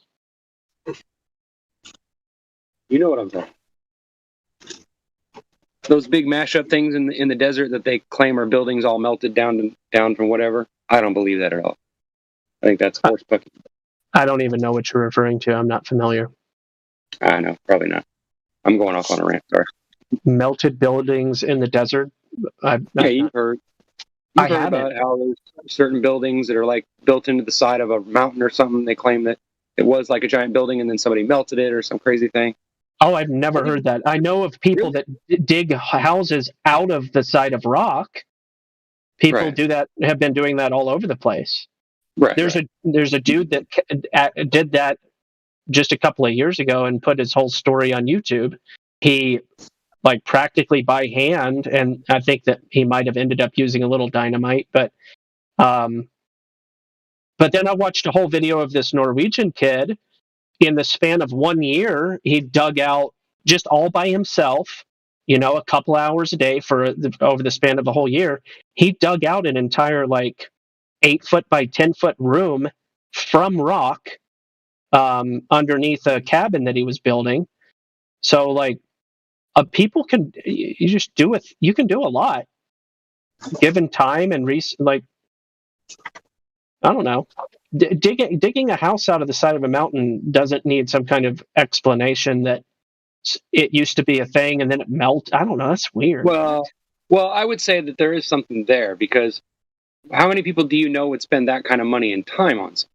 I mean, maybe once here and there, but I don't know. It depends on why you're where you're at, I guess. If the antelope tastes really good, you might just want to stay in that side of the, countryside. Oh, yeah. But I don't know. I think what's at the center of the pole is a tree. Probably not a tree anymore, but what? Oh, the North Pole stuff. Yeah, I don't know. If it exists. Well, that's kind of one of the, I would say probably the main Norse mythology, wasn't it? Is that there's this world tree in the center and we're on the kind of middle garden. And then there's an ascended garden where the gods live. But the tree kind of runs through both the gardens. Yes. Norse origins of that story, yeah. Well, the tree of life is what they talk about in the Bible. Well, yeah, but then you're blending stories if you're. But if all those stories were just someone else's interpretation of the same story, wouldn't it be that way anyway? I understand the line of reasoning there. Yeah, I'm not saying you're wrong. I'm just saying there's logic to it too. Not all crazy. Of course, proving anything's of utmost diligently impossible sometimes. It is interesting though, all the things that we come up with and all the things that people find out of just that curiosity, though. That does get me sometimes, where I see so many people come up and they all come with different stuff. It's like, wow, I didn't really realize there was a thing. One time you mention it, and next thing you know, everybody's looking for it, and there are all kinds of stuff popping. I find it fascinating.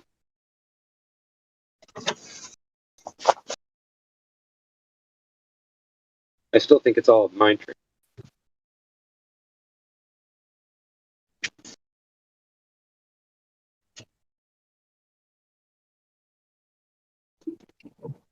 And how would you trick everyone? Awesome.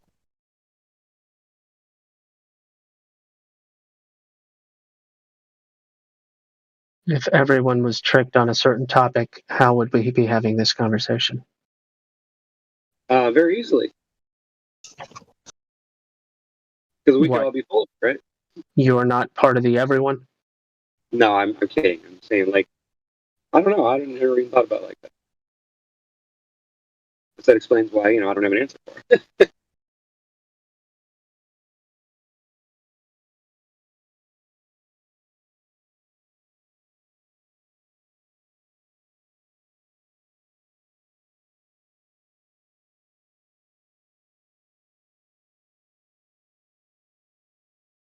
All I know is this world, the older I get, the more difficult it seems to be. And I'm not sure if it was always that way and I'm just figuring it out or whether it's changing. But damn it if it doesn't, like, get on my nerves.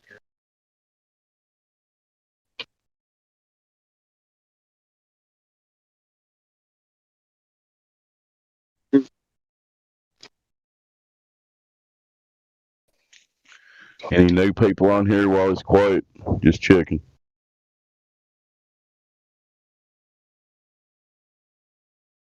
None that I see.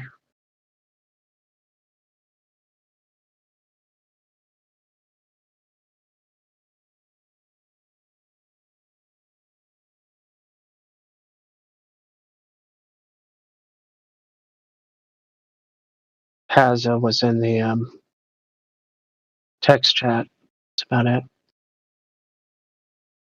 I'm trying to get where you were going with this cremating bodies thing. What was that? What was that part brought up for? I maybe I missed that part of it.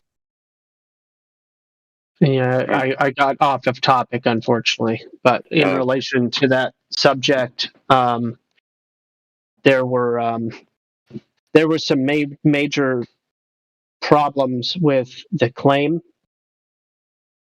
in 2020. Mm-hmm. It things didn't add up because I took into account. Talking about a war, or we're talking about a war that happened a while back?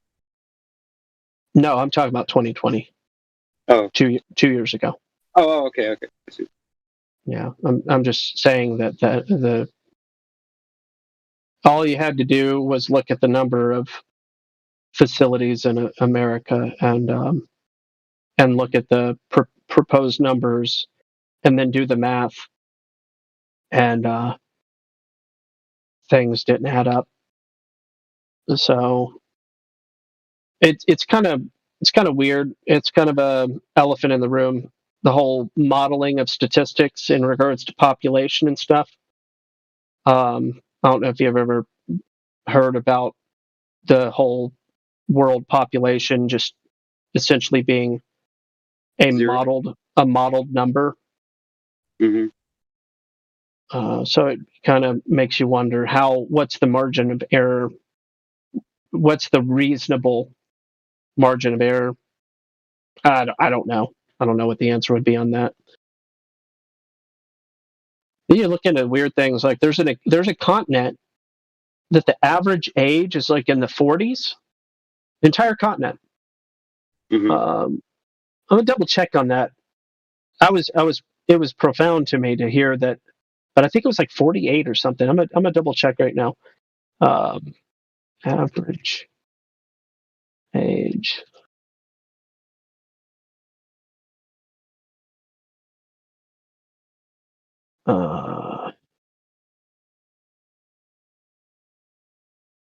The median is 19.7. The median on the continent of Africa. So people don't live very long? Is that what you're trying to say? There. Do they either leave or they die or what? Well, it's just an interesting thing to be aware of. You mean it's almost like somebody just dropped the whole population in there and they just grew and then nothing's changed? Is that what you mean? No, the only thing I'm trying to indicate is that that's an interesting reason as to why the population of that continent is so low. If you're basing it on the amount of land that there is there and stuff like that. Right. But then like Asia is very different in that regard, quite a bit higher average age. But anyway, I don't know what the actual world population is. Well, how could you know? Is well, you'd have to base it on data that you get from asking questions from people that might not tell you the truth. So I guess you really wouldn't know exactly. Well, you can get an idea. But if you can't count heads, then how do you do that? Yeah, good point. I can, with reasonable certainty, confirm the population of my own town that I live in, and it's at or around 100. And because it's such a low number, it makes it easy for me to personally confirm. But if you lived in a town of 13,000, even that alone starts to become slightly more difficult to independently verify. And then if you live in a town of 1.5 million, these numbers begin to be. Well, and their beliefs and things are going to change that too, because some people won't even respond to a census. But it's interesting. Population modeling doesn't actually rely on census. Really? It relies. Yeah, so it can. I'm not saying it does not. I'm saying it doesn't always. So in some cases, on the local level, even they will use water bills as the validating. Oh, gotcha. And so what they'll do, they'll count how many gallons of water a person uses in a year, and then they'll divide that out. That's kind of ridiculous. Isn't it? Along those lines, so I was having this conversation with a city planner here in. He's the city planner or whatever in a city in North Dakota, and he was describing all of this in how they established the number of people in a certain city, and he was saying they went off of the number of how a certain building can be approved, septic approved or sewer approved for a certain number of toilets. Right. So they would take that number and then they would divide that or multiply that by the number of water bills that were active, and then by that they would get the approximate population. That's a weird way of getting data, isn't it? That's kind of like measuring the sky to get the shape of the Earth, right? It's a little bit like that, and I just give that. All taught to do that, but we don't realize that we were being being forced to be retarded. We're not actually being taught anything. We're being taught to deny the truth and face off against reality. Mm-hmm. But it's funny how we all don't realize. It's so obvious, though. And we all have it. There's nobody that I've met so far that doesn't have some kind of cognitive dissonance of some kind when it comes to some situation or content involved in all this. You know what I mean? We're all still hung up on certain things or needing more information to make a decision. Spend your whole life looking for it. But does it mean anything? Does it change anything? That's my question. Or does it just spin your wheels? It seems to me like it's there to spin our wheels. Because we don't ever find out enough of one thing in order to do anything about it. All we ever do is find enough to all talk about it and just continuously talk about how it's being done and how it could be done and whether it's being done or not, instead of saying, well, we don't like the way this is being done, let's change it. I know I say that a lot, but I do see a lot of it. It seems like we're all in agreement that this is all going on at different levels, but none of us are really, well, at least it feels like I don't hear enough about, well, let's get together and let's do something. Let's send letters to Congress. Let's do something, right? Maybe our voice will get heard if we keep trying. But you ever heard of a man named Dean Odle? I think I've heard his name. Yeah. Yep, he's running for governor in Alabama. Cool. I will post a video of 13 days ago. I find it very fascinating and encouraging. A man such as himself would say this to a room of people that laughed at him. I just want you to look at his resolve and demeanor. It's I just posted in the live stream voice text. Yeah, I'm on. And I don't live in Alabama, and I'm not saying vote for Dean Odle, but on the topic of flat Earth, the guy didn't cower in the slightest, and I was just it is an impressive little video I wanted to share. Zeetly, welcome. Ho ho ho ho ho ho ho ho ho ho ho.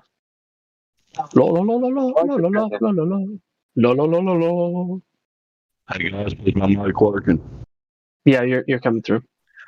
Isn't Dean Odle the guy that I could have confused, but didn't he know like 35 documents about non-irritating government? Or is that a different guy? Yeah, Dean Odle apparently, and he mentions this in this clip that I shared. Supposedly, he wrote an entire book, like 400 something page book, inclusive of that. But yeah, he's been doing his own thing for quite a while, not getting caught up in any grifter, traps or anything like that. I think he's been doing the thing. It's pretty cool. Yeah, I agree. He's pretty spot on. He's on top. Doesn't make like you were saying, which is great. Yeah.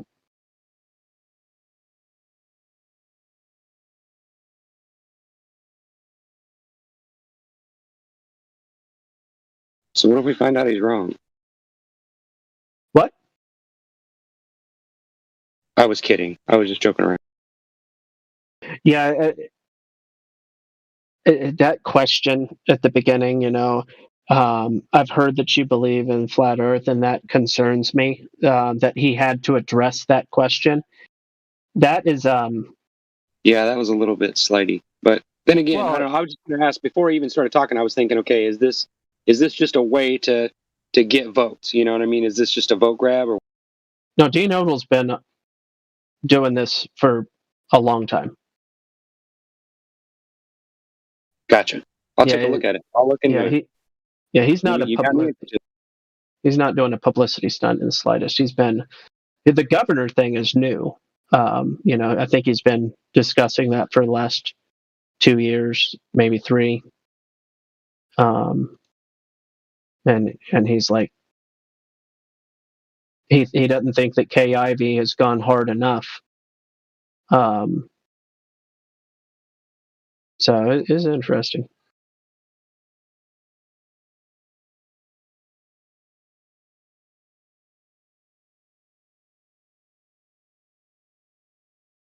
It's just nice to see another dude with a backbone. The thing that scares me, though, is that they're going to attack him. They'll ridicule him, but they would only be hurting themselves to actually attack him, like physically.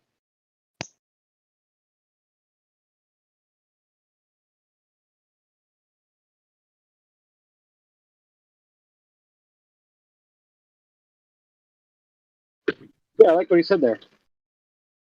I do. I like.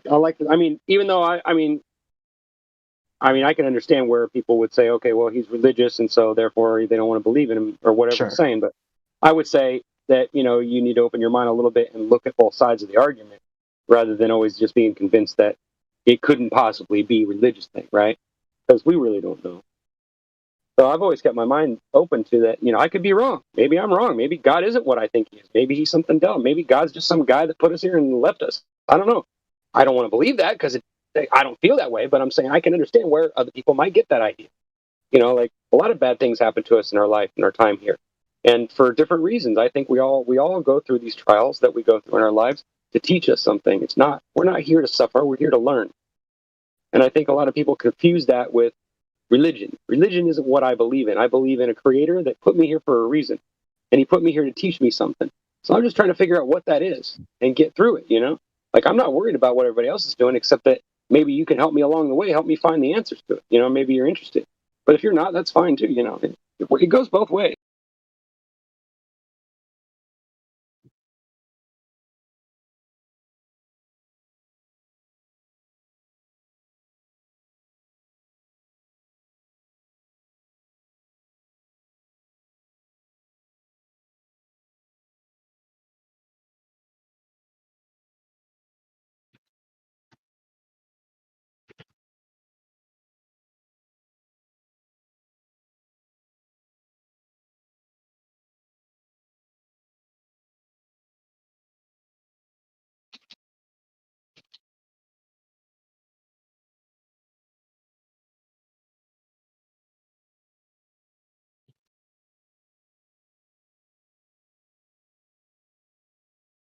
Well, what happened? No, you're here. I can hear you. Did I scare everybody with that one, or I was just No, nobody was talking anyway, and I didn't really have anything to reply. I realize that a lot of the crazy stuff that I get this from someone else. Don't get me wrong. I don't come up with a lot of this stuff on my own. I watch YouTube videos and I read books and a lot of things. And I look at just about everything, even if it sounds completely nuts. Because usually when you read a book that you think is completely nuts, usually by the end of it, you realize it's not as nuts as you thought it was, and that there's actually something to it. Like, it doesn't always mean that that's a positive thing, that there's something to learn. Sometimes it's just wishy-washy. But in general, I don't think that things get brought to my attention for absolutely no reason. I believe there's always something to learn in it, whether it's to learn that I'm wrong, or whether it's to learn that there's more to it, or maybe that I'm right, and how to explain that, how to show that. But I believe that it's always a learning experience, regardless, right? Mm-hmm. And it's not like you can go through life without learning lessons, right? I don't know. If we all didn't learn how to deal with fire, we'd probably have burned ourselves up, right? And if we hadn't learned about walking on glass or dangerous objects, right? At some point we had to learn how to deal with that so that we didn't kill us, right? Learn something. Yep. Mm-hmm. Some experience. So when you get experiences that don't match up with reality, then you start wondering, okay, where do these experiences come from, and why are they still in there, even though I don't have any memory of anything ever happening to give me that idea, right? Which means it's from something outside of you. It's not, which kind of proves to me that the creator exists, right? Because I'm thinking. If God didn't exist, then neither would I. Cogito ergo sum? Maybe. That's my opinion, of course. Good old Now, philosophical statement. who the creator is, or what he looks like, or where he's from, or how he put it, I have no idea. But I do know some things about him. You know what I mean? How do you know how to measure the flat Earth? How do you know that? I look at the water, because the Earth isn't flat. Are you trying to tell me that specular reflection is one of the easiest ways that we can determine that it's flat? Mm. Specular reflection is kind of an evident proof. That's weird. Well, no. If that were true, then we would know what the moon was, right? But I can touch the dirt, right? And if some girl's ugly, I can usually change my mind and say, hey, I'm not interested, right? Truffle, welcome to the VC. Oh, newbie. Not too new. He's got a couple of tags there. Cool. That's never a problem. Yeah, people do lie. For the weirdest and dumbest reasons, too. I've caught myself lying about stuff that means absolutely nothing in a conversation just because I want it to be right. and it seems to be supporting my argument. I've done it a million times. Feel free to post a question in the text if you'd like, because you did hop in the VC, which means you're able to listen. Mm-hmm. So if you'd like to got something to say, yeah, ask a leading question that could guide the conversation, that'd be helpful.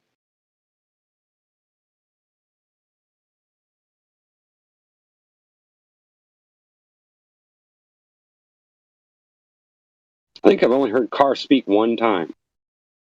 I know Carr. I've talked to him. Yeah, I know him too. I mean, he stays quiet. Yeah, I think he works. He's on the works and he listens while he works. What's going on? But I still like to pick on people that don't talk though. Was that you? I did it for a long Did you? I think he said something. Yeah, he did say something. Right on. What's up, man? Shopping at Lowe's right now. Y'all doing all right? Yeah, man. Doing good. Thanks for asking.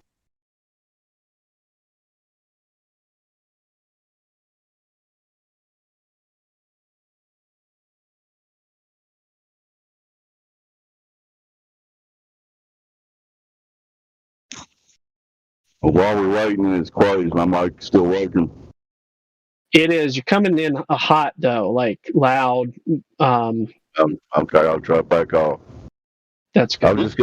I was gonna second your point about speculative reflections. If anyone examines that, is a very good because you have to have level water travel. Am I saying that right, Gospel? Yeah. It's a straight flat line. It wouldn't work otherwise. And the Earth is just so big that locally the water is flat enough that it looks flat. It's so flat that it looks flat, you say? You don't say. No. Are you telling me that the water is flat enough that it looks flat? So where are you getting the curve then is kind of where I'm wondering. Yeah, you can't, even if it's a small amount of curve, as in the live stream voice text, you'll see this is one I post every single day. It seems like I'm on here. I post this one. This is very, very thin. And you know how I know this is true? Because I've been on a cruise ship and the water was almost completely glass. I mean, it was slick. You could see the moon, you could see the stars, everything. It literally looked like two skies stuck together. Mm-hmm. It was beautiful. And the only ripples in the water were the ship pushing through it. And I could see the moon from the edge of the damn horizon all the way to the boat, literally. And every bit of it, like smeared all the way across. This is something that's real and it is true. And it's absolutely something I've seen. So I know damn well that if something was curved, it doesn't matter how small amount it was, it's still light cannot travel up and across and all the way to your feet if it's not completely level. I'm sorry, it just can't happen. This just in, news report. This is in, water is actually flat as it appears to be. Stay tuned for updates. But the water waves. Yeah, I had a conversation in Chill a couple of days ago with a Glober, and that was one of the things he was actually able to concede to was the fact that when he's at a beach and a sunset is taking place, that the light from the sun does travel from the horizon all the way to his feet. And he did concede that would only be able to take place on a flat surface. Mm-hmm. Yeah, hopefully he'll, after a couple of days of wrapping around his head around that, he'll come back and ask more questions. I won't be scared, because he did seem like a smart guy. I think it was the same guy that I'm thinking of. Yeah, I think you were in there for the conversation. Well, of course, it takes a lot for someone to admit something like that when they know that it's going to make them look wrong, right? Yeah, you know how tempting it is to lie about something small like that, thinking that maybe you'll get lucky and they won't check into it. You know what I'm saying? Try to defend yourself. But I always respect when somebody's actually honest and they go, "Wow, you're right. I don't know. I can't explain that." That's what we're here for. Yeah, because that point really kind of backs them up into a wall of, how can you prove that a curved surface can have the same attributes, which you can't, and it's something that, people can test with themselves, by themselves, with very simple things to see if a deviation in the surface will cause a break in the light. and not a reflection all the way across. So yeah, it's a good point. But it is fascinating how in the last 2 or 3 years that I've been seriously researching all this stuff and getting involved with it and everything coming on here, I must admit I've learned more about science in the last 2 years than I have in my whole 48 years of living. In that short amount of time. That says a lot. Yeah, and the Globers like to call flat earthers science deniers, but I'm pretty sure any flat earther will tell you that this Well, there's a lot of science this that I journey will that but only yeah, because this, I've looked through it and I've found errors. well, yeah, but what I'm trying to say is that I'm pretty sure every flat earther will tell you that the journey that they embarked upon when coming to this topic has been nothing but a journey of inquiry into science. And it's not a denial of science, but actually a refutation of pseudoscience as we see it and calling it out for what it is, not just continuing to perpetuate pseudoscience as quote unquote science. Oh, you want to know what I learned? Okay, I can go on. I could talk for days. Trust me. I learned that I'm being lied to. That's what I learned. I learned that there's somebody or some group of people out there that lie to me every freaking day for whatever reason they could possibly come up with, whether it's to steal from me, hurt me, whatever it is. They're all in on it. I don't know who these people are or where they hide out. I don't know any of that. All I know is that these people do exist. They absolutely do. That's the only thing I can really tell you from experience. That's what I've learned. Other than that, I can't confirm half of the stuff. I mean, I can't really prove most of it. I can prove a few things. They're the most important parts, but no one wants to listen to that stuff. So, you know. Yeah, I think flat earthers and when you know you got Globers someone on a level, but yet they deny everything, and you're like, wait a minute, how did this happen? How did we get to a point where I can't speak about honest truth and have someone tell me, yeah, you're right, that's the way things work? It just doesn't make sense, right? Yeah, and I feel that Globers and flat earthers can agree that everybody at some point in time has lied. So I don't know why they continue along the why would they lie path when it's a very well and established, at least in my opinion, that this is one of the very few realms where we can apply the term everybody. And I would be hard pressed to find anybody that hasn't told a lie in their life. So everybody lies. So it's not too far fetched to understand that people lie, even though the Globers seem to not comprehend that. It's funny how this one little thing, this one little item that doesn't make any sense, it's not scientific at all, it's just too big for you to see the curve. It's such a crapshoot, I swear to God. It's almost like when a magician slips and pulls the dove out of his sleeve instead of out of his mouth or whatever, and he screws the magic trick up, but then sits there and tries to argue with you that he did the trick properly. You know what I mean? It's like, wow, dude. Well, yeah, there's an easy refutation of that, right? That claim that the Earth is just too big, because they give us dimensions, and those dimensions have values, and we can work out the basic mathematics. Oh, they hate that. Oh, they hate that. Yeah. Oh, that's one thing they don't like at all. No, you can't measure that. That's why they can't resort to blanket claims like the Earth is too big, or you can't comprehend it. And I'll try to give some sort of example of an ant on a basketball or something like this. And it's like, well, the good thing is we're provided, actual dimensions from the globe Earth quote unquote model, and we can put those to the test. So a blanket statement of the Earth is too big, you wouldn't see, can certainly be put to the test in the real world by anybody and everybody. Well, I could put it to the test just by going on the cruise ship that I went on, watching the ships come. They're about a mile off. They're going the opposite direction.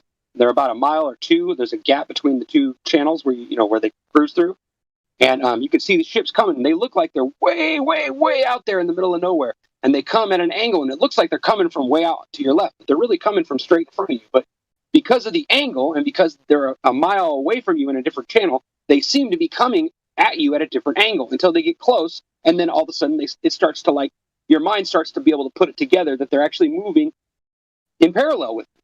But it seems like they're coming from somewhere else in the distance. It's really strange. But you can obviously see, and you get out to sea, you can look around you, and it's flat, completely flat. And then, trust me, I checked it with a ruler. It's completely flat all the way around you in 360 degrees. That's not possible on a ball. I don't care what you say. It's not possible on a ball. It just isn't. Yeah, I do a lot of offshore fishing, and I've been out on days where there's literally zero wind, and the ocean is like a freaking mirror, just complete glass. So yeah, you definitely see these. And I guess my next statement is for the Globers out there listening. This argument is an argument of specificity, and you're going to get destroyed in your argumentation if you come in here with just general phrases and terminology and trying to apply that, because we're going to hold your feet to the fire with the specificity of what you're trying to claim. So bring your specifics should you come in to try to counteract our Yeah, at least do your own. I mean, at least know what we know. I mean, I'll admit that every once in a while a flat earther comes in here that doesn't know a lot, but they usually still have a lot of truth in it. You know, they still speak about a lot of things. They might be confused, but I've noticed that even the new people that come along, once they realize, it's funny how they become very, very intelligent very quickly, and they seem to know just about everything there is to know about a specific subject. And it's weird to me how, and it all happens like naturally. It's not even like they really go in and study. It's just it comes up in conversation. And after you talk about something long enough, you start to realize the reality of it, right? Like when somebody tells you a story from their perspective, even though you've only heard that story from someone else's perspective. Once you hear the person who the story is about tell the story, it suddenly makes more sense to you, right? There's more detail, there's more reality to it because it's from the person who actually experienced it. They're going to fill you in on all kinds of information, and they're going to give you backstory and their thoughts and what they think other people were thinking. You're going to get all this extra information. But you don't get that with history. Why is that? Interesting, isn't it? Well, some of what you were saying could go kind of along the lines of the 100th monkey idea, right? I was expecting that. As people gain knowledge, others can almost inherently understand it without going through the process that those before them But it went might work through to both ways, though, understand it. right? If you brainwash enough of the population, maybe the rest of them become brainwashed too. You ever think about that? 100%. I could agree with that. I think we see that on a daily basis, especially over the past few years. Yeah, it seems to be ramping up or something, or at least they want us to think so. Maybe there were always signs like this to every generation. I don't know, because I wasn't raised. It seems like this is the generation I happen to be popping out of. Right, I seem to be coming of age or whatever you want to call it.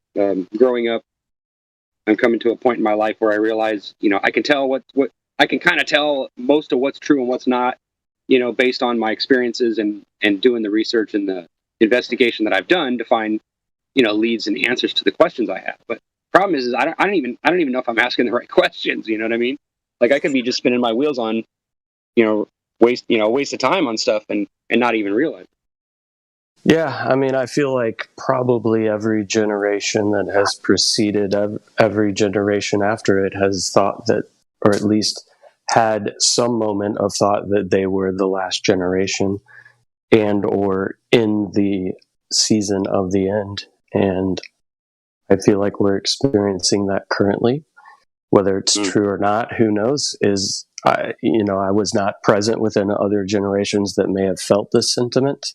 So I don't know if it's stronger now than it was in the past, but I feel like there is some sort of thread through every generation that there is a possible belief that they may be close to the last. Hopefully not, but it does seem like, at least seems to be, that something, I don't know. I don't even want to say it out loud because I'm not even sure I believe it, but yeah, something's going to happen, like whether it be biblical or whatever, it's still. Yeah, and here's kind of the flip side to that coin, is this may just be something that's inherent within human beings, having these tendencies to think that their generation is special or that they're in a specific time that may be nearing the end.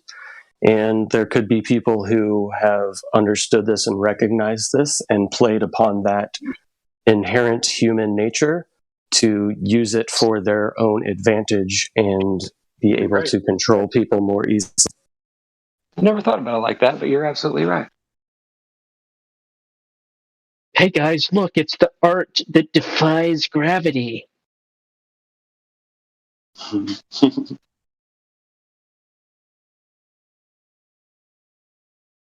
No, it doesn't defy gravity, guys. It defies the claim that we're spinning and moving in multiple hundreds or thousands or millions of miles an hour in 11 different vectors.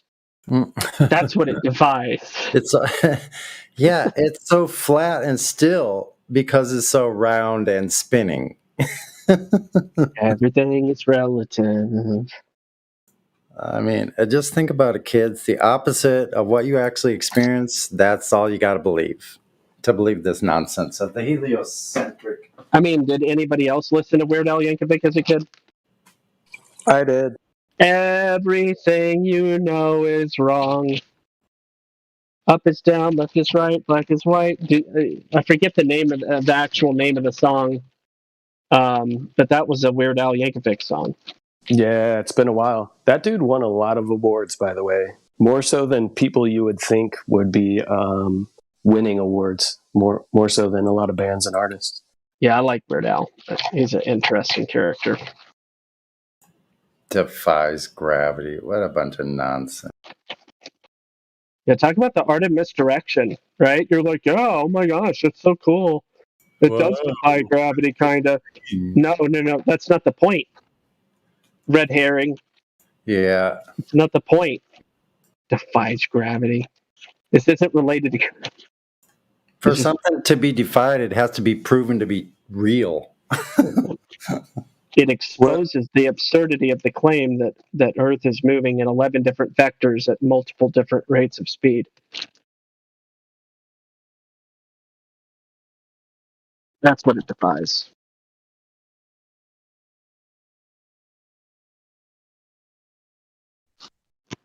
I think gravity itself defies what people define gravity as.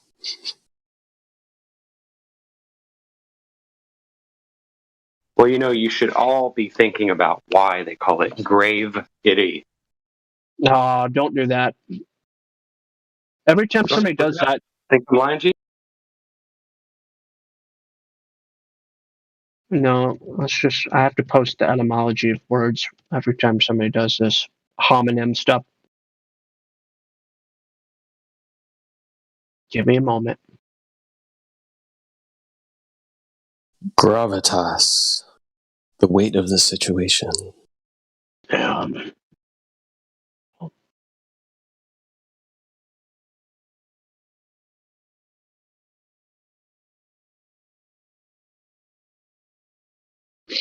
Ever think about the fact that we use the word weight and weight, two words spelled differently, pronounced the same, and to wait means to basically stand still? Just because something is a homonym doesn't mean it's related. Not saying that it is, but it seems to have a interesting relation. Interesting for poetry, just not for etymology. Okay, I can agree with that. You're right. There's times where, it gets drug out of proportion.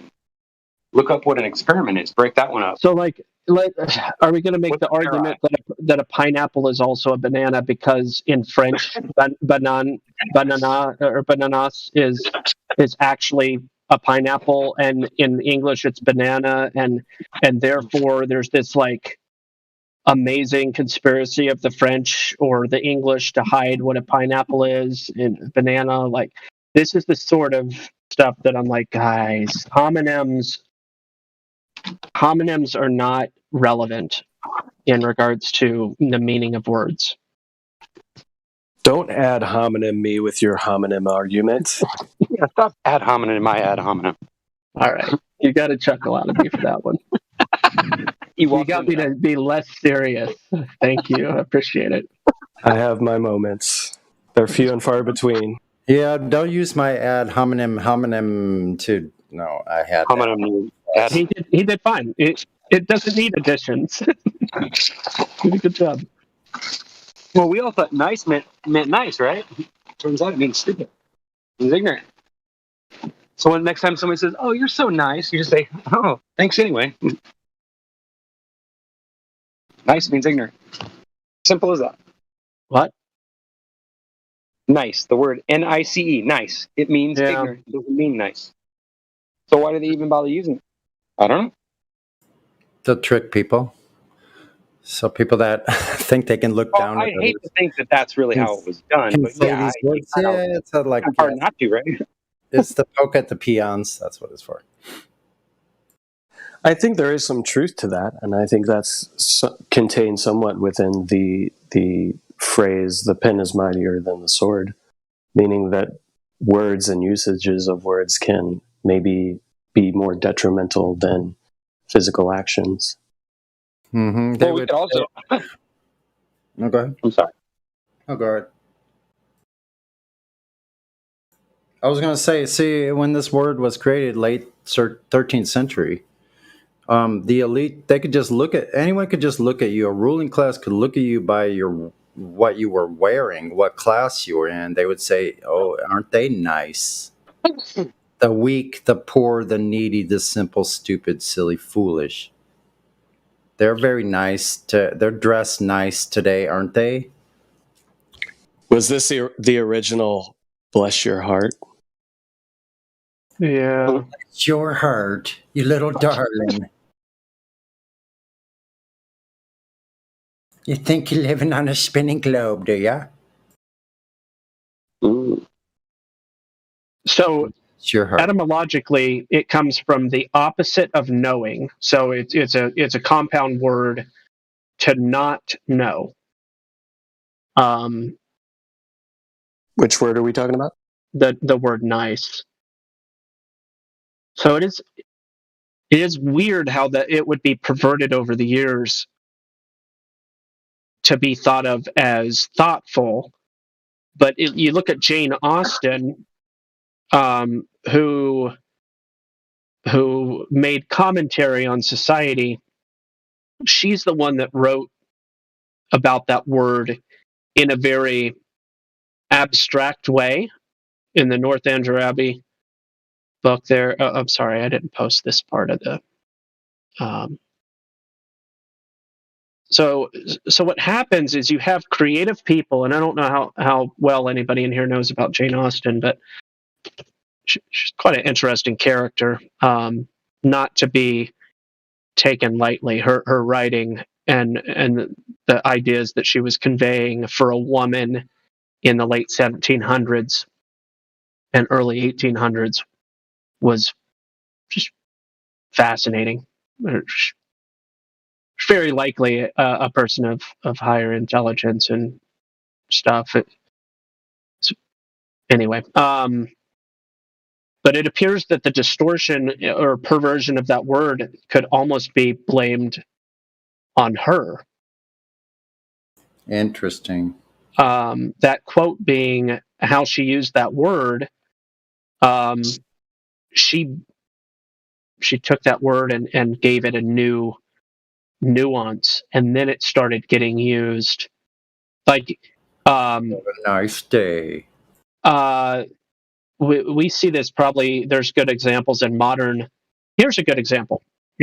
Gay would be a great example. It starts getting used, it gets used, and then it gets used in a different way, and it just changes over time in a lot of different ways. So now it has historical definitions, it has multiple current it doesn't just mean one thing now. It means essentially one of two things in modern colloquial understanding of the word. But yeah, it's very weird. So it seems as though it's Jane Austen's fault that nice got converted. Bless her heart. Bro, Jane Austen's got some interesting stories that she told. I got a good one for you. Here's one of the words that I broke down that I thought was very, very interesting because of what it. Because I'm not saying it means anything. It could be just like what you said. Maybe it's just one of those weird things. But look up experiment. Just take the 3 parts of the word and look up all 3. X, the word EX, X. What does it mean? Out. No, not just that. Yeah, it does. It can mean it can mean out, it can mean opposing, and it can also mean Catholic. No. Look it up. I did. I posted it for folks. And by the way, mint isn't a word; it's a suffix. It's mentis. No, it isn't. I've talked about. No, it doesn't.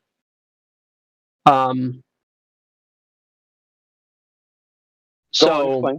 Yep. So, mint is an ending, very akin to the ly ending in our language, English. Ly, you're not going to.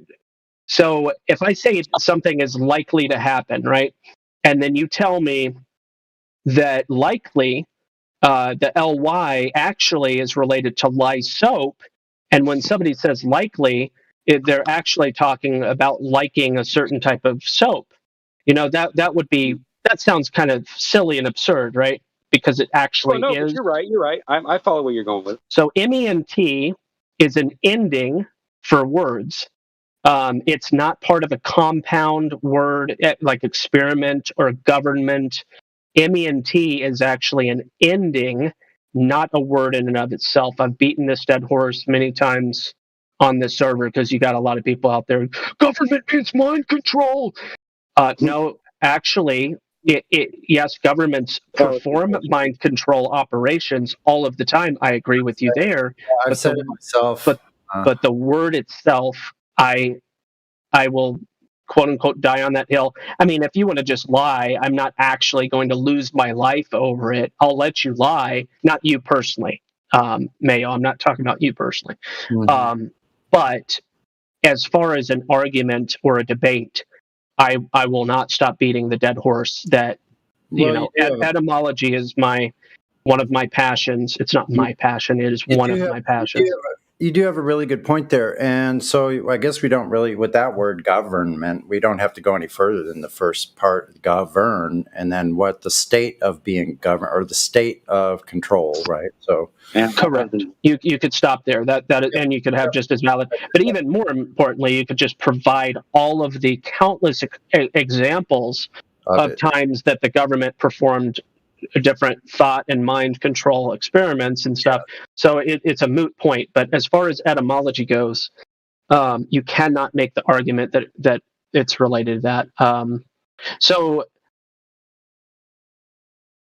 So would you say that, like, in the term government, right? Govern is, obviously we understand what that is, and applying ment to it is kind of the state of being governed, or the ment being added there to show govern in action, right? Meaning the action of government or government within being applied. An action of will is what it is.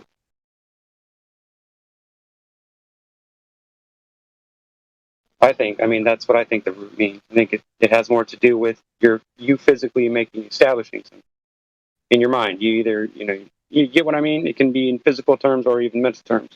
So ment can be like a group, or it could be just a thought, right?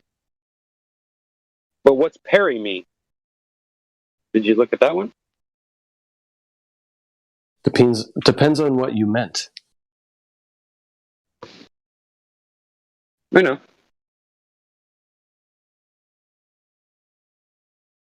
I was just being facetious with that statement. I know you were. I am kind of too, but this is what I looked up, and I thought it was odd that this popped up. This word Perry, what does it mean? And when I looked it up what it meant, I was like, well, that's freaking weird. Like, huh? Like, I don't get it. I was confused about that one. But I'm not saying it means anything in particular. I'm just saying it's weird how when you break a word down, it kind of makes you wonder what the hell does it really mean, right? It makes you wonder if there is some underlying thing to it, right? That's true. You're right. Yeah, and I think I guess Gospel's deafened, but I think maybe the point he was trying to make is that at a certain point in time, these these terms can take a direction, these terms can take a turn in a different direction and have a different colloquial meaning that's not necessarily related to the original root of the word itself. So it could be used in a certain way, but that current application may not have any relevance to the root of the original term. So just to input here, Perry has nothing to do with the word experiment. You saw the actual original root within that word.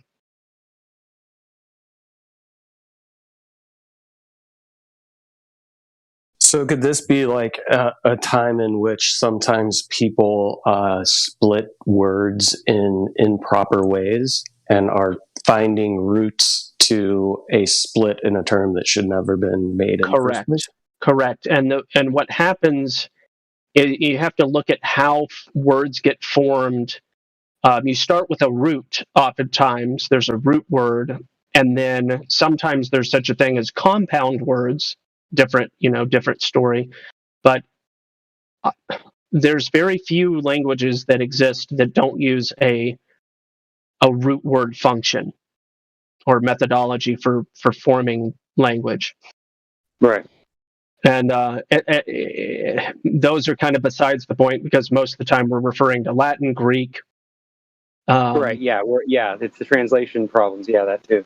So in making words pronounceable, when you're combining concepts or changing a noun to an adverb or changing a noun to an adjective or whatever is happening in the formation of a new idea in a written way, the letters will be dropped, letters will be added, usually for the sake of pronunciation.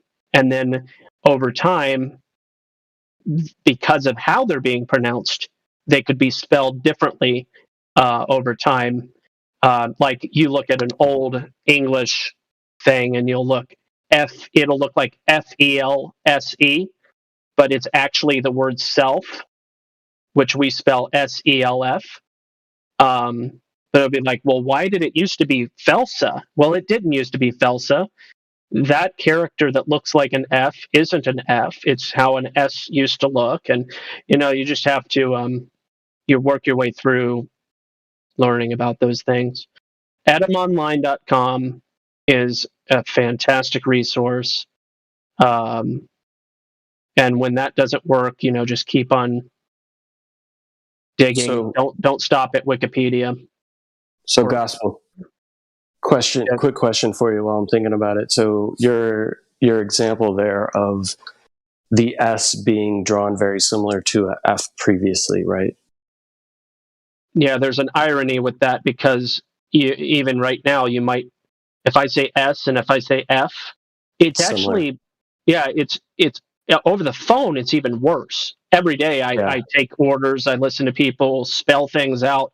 And, we have to say Sally or family. Well, even that's not good. We got to find Frank. Well, Frank is definitely not the letter S as in Samuel. So, and then of course there's the NATO alphabet, Echo Charlie, all that. Right. So I was just gonna piggyback on what you said there with the S and the F, and I was wondering if you've seen people claiming that even on coinage and certain things, that in the past it looks like there might be an I in replacement of a 1, where you're talking about the character of like 1,000, right? So 1977 in the past may have been written I-977, right? What do you know of any point in time in which that 1,000th placeholder was actually denoted with an I as opposed to a 1? No, I'm only familiar with like Roman numerals, but you wouldn't mix and match. Yeah, and it's actually like a lowercase I. It's not even a capital I. Most of the time, it seems to be more of a lowercase I. There seems to be some sort of Post an evidence. example. Yeah, let me find it. I'm doing some crap, but let me find one. I'll post it. I'll let you know when I find one. Because you're talking about 55 years ago, somebody was writing, or 45 years ago. The examples seem to be more closely related to around 1,000 years ago or more. Okay. So I saw a photo in a Tartaria video of a train station, and they zoomed in on the kind of the build number, and it had an I and then like an 823, say.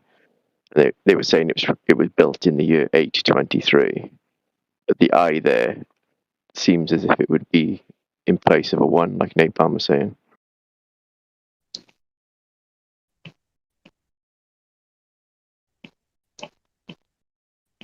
Yeah, and that was my question. You seem to be pretty knowledgeable on these things, and I just was curious if you knew at any point in time where an I might be in replacement for the 1,000 kind of category within numbers. But I'll try to find an example. No, because even in Roman numerals, it represents. I mean, it does represent the number 1, but I've never seen an example of mix and matched Roman numerals with other numbers.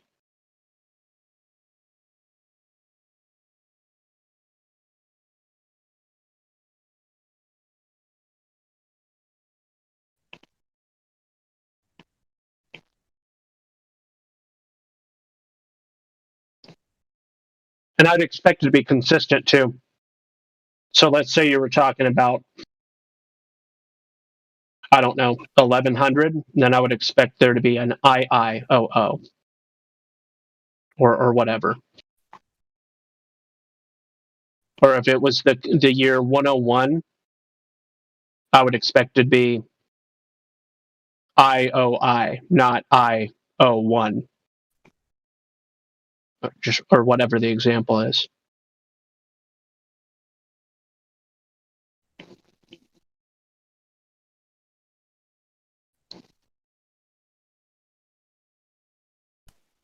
Hey, can y'all hear me? Barely. Yeah, I've seen some of those coins he's talking about too, and I've seen them where they have an I up front. And what's even more interesting is whenever you find one of those coins that has a 1 in it as well, so it'll be like I781.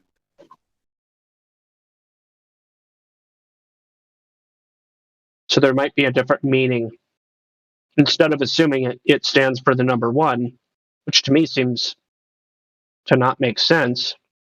Maybe that I, if it is showing up, maybe it stands for something else. Yeah, and that's what I'm curious about.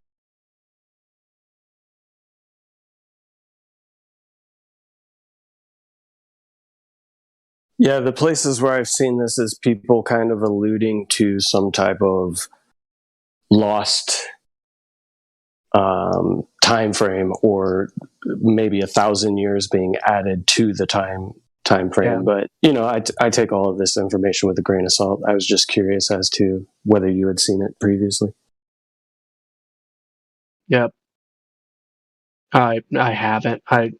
I oftentimes avoid that because I just see it all as grifter, secret king, people desiring to make content that looks really interesting, so that they can get their paycheck. And I'm jaded. The word secret's even an interesting one. Secret. I had a feeling it was, well, I guess it is a compound word. Let's see here. Whoa. Secret can be a verb? Yep. I've never even seen that before. Funny how we think we know stuff, huh? I love etymology, dude. It's fucking fascinating. secreting. Secret can be a verb, but it's obsolete since about the 16th century. But 400 plus years ago, they used it as a verb.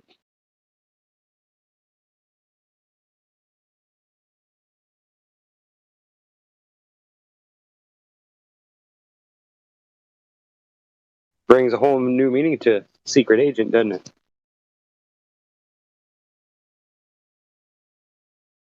Yeah, if you want to twist your mind, you don't even have to go to flat Earth. You can just go to etymology of words that you use every day, and you'll blow your own mind. I mean, this is the stuff that I mean. It's like it's in everything. It's laced through everything. There's an inner working of deception in everything, and So I mean secret- everything. Secret is the combination of the concept of without or apart and discrimination or distinguishing. So without discrimination or without distinguishing. I mean, the etymology seems to make sense to me. What are you suggesting? Absolutely. No, I wasn't suggesting anything. I was just fascinated by how much there was to it. Like, I just thought, oh yeah, I thought it was going to be a simple thing. Like, it just means, to tell something, to keep information from someone. I didn't expect it to like go so far. You know what I mean? That's all right. So even crazier than those are the shorter words, like it. The etymology of like the word a. Pet. No, I'm talking about like the really simple things, like a, or an, or it, or the. But it's funny how there can be such a long description of what that means, right? Yeah. The word the, for instance, is I'll post that one too. These are the ones that blew my mind. There's like really long descriptions of the origin. Wow, to hit? Yeah, that's a lot of weird stuff. He, she, it, yeah, it's all part of hit. That's where he came from. It's where Mark came from. There's so many words that come. You're right. This is one. Wow, crap. Yeah. Yep. This is it. That's it. It's funny. Wow, there's a lot to that, isn't there? PIE. Gotta love PIE. Proto-Indo-European. Mm-hmm. Is that what that means? Proto, before Indo-European, before the Indo-European languages developed. Ah, gotcha. Which the oldest language we know of. Almost pretty much just goes back to Tower of Babel stuff, but. Mm-hmm. Yeah, I hear where you're coming from. I wonder why we stopped using thee and thou and all that. Like why we don't use. I mean, I use the words here and there, but only just to sound different, just for context, or just to be different. Sometimes I get sick of hearing the same words over and over and over. Change it up a little bit.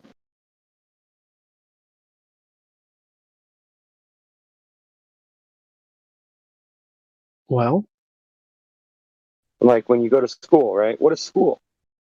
And what is spelling? All these things just, like when I first got into etymology, I looked up a few words. I saw a video of some guy, I guess he's some religious guy, but he was like saying a prayer at the beginning of the video, and I thought, oh, this is crazy, right? Like, what's this guy going to tell me that I don't already know? And then he starts going into what words mean, and he just rambles off like a few paragraphs or a few statements about some of the words and what they mean, and then he just a tickle, right? He just tickles my fancy. And I spent hours in the next weeks. I spent hours and hours and hours looking up words and writing them down in a book and thinking about it and thinking, wow, this is profound. Like, how did I not know about this? Like, damn, I'm stupid. But thank God, the internet, right? So here's what's really interesting. There's actually an extreme marked difference between the verb spell and the noun spell. They are not the same word. Though they are spelled, they're homographs, right? They're homographs. They sound the same.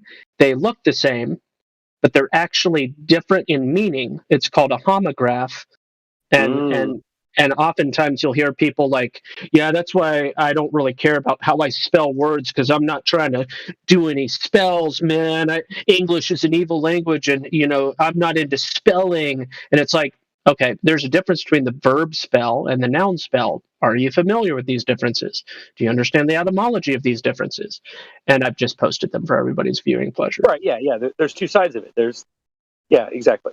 To say something aloud, but but it makes you wonder, like, well, what is dispel?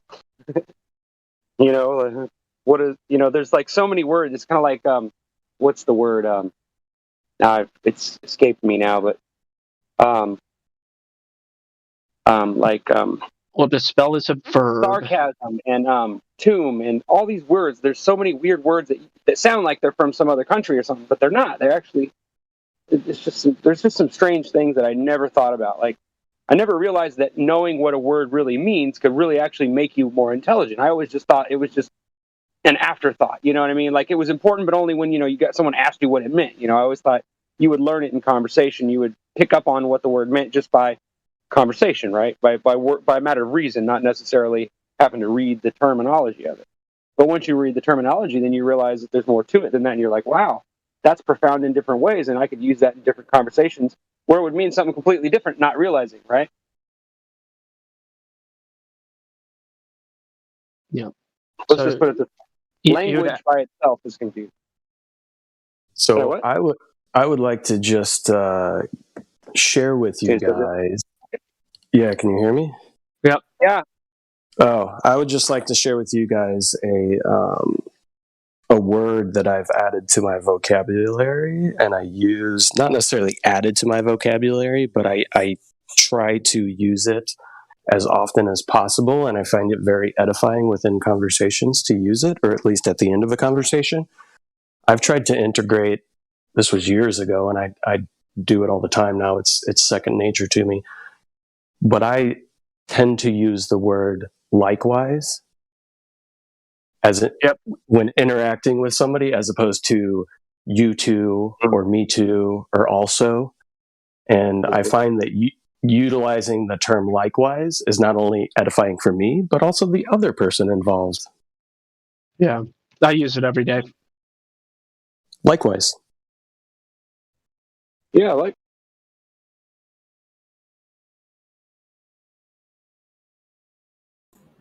Likewise, also. Likewise as well. I think I like. Yep. Double likewise. I'll second that. Likewise. Or like, dude. Like it, dude. Like dude, like dude. Like what up, dude? Don't look that one up. Please.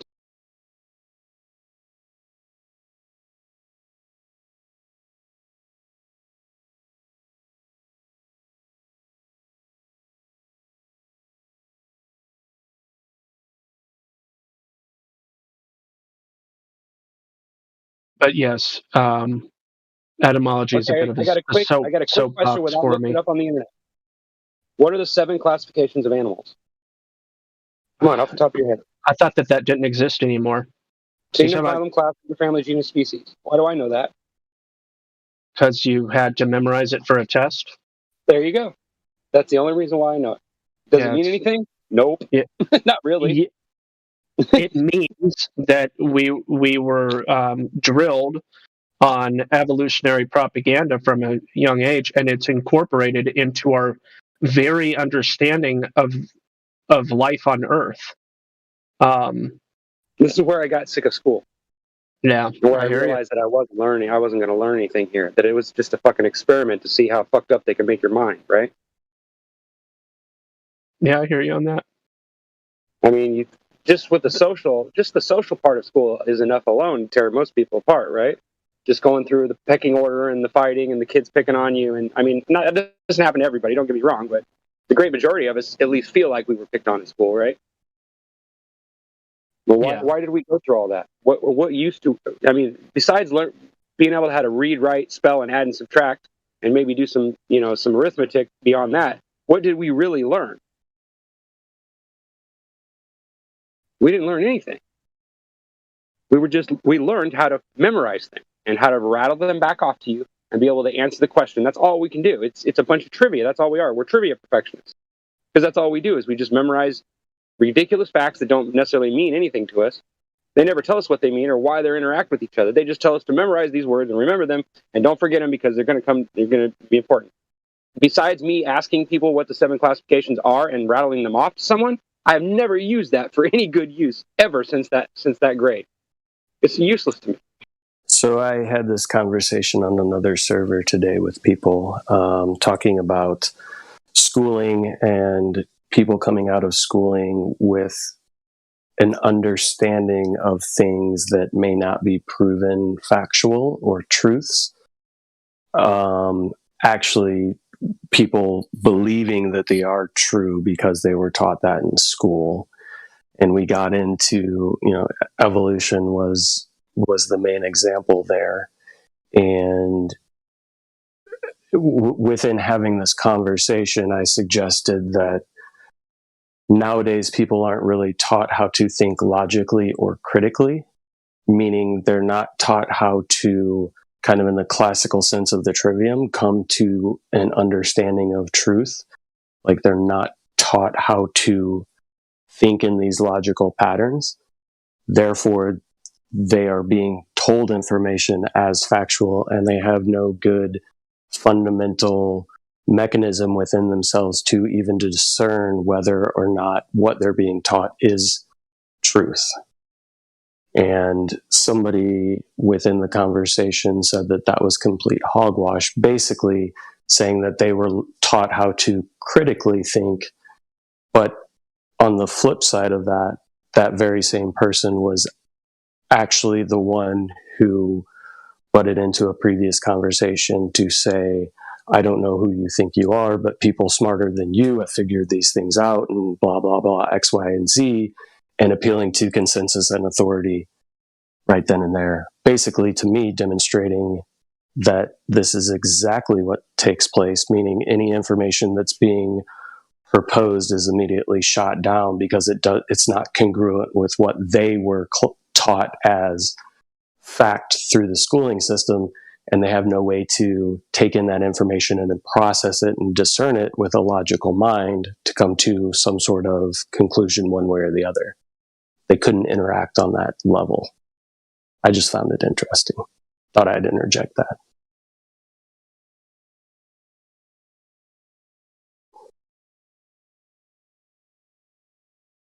Right, Napalm.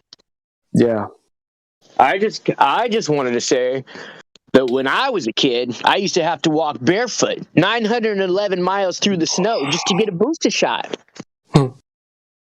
Uphill both ways in 33 degree weather. You know it. When I was a kid, we were poor. We grew up real poor. You know what I mean? We didn't have the luxury of all what these most of these American kids have, where they can have their parents take them to go get their get their boost.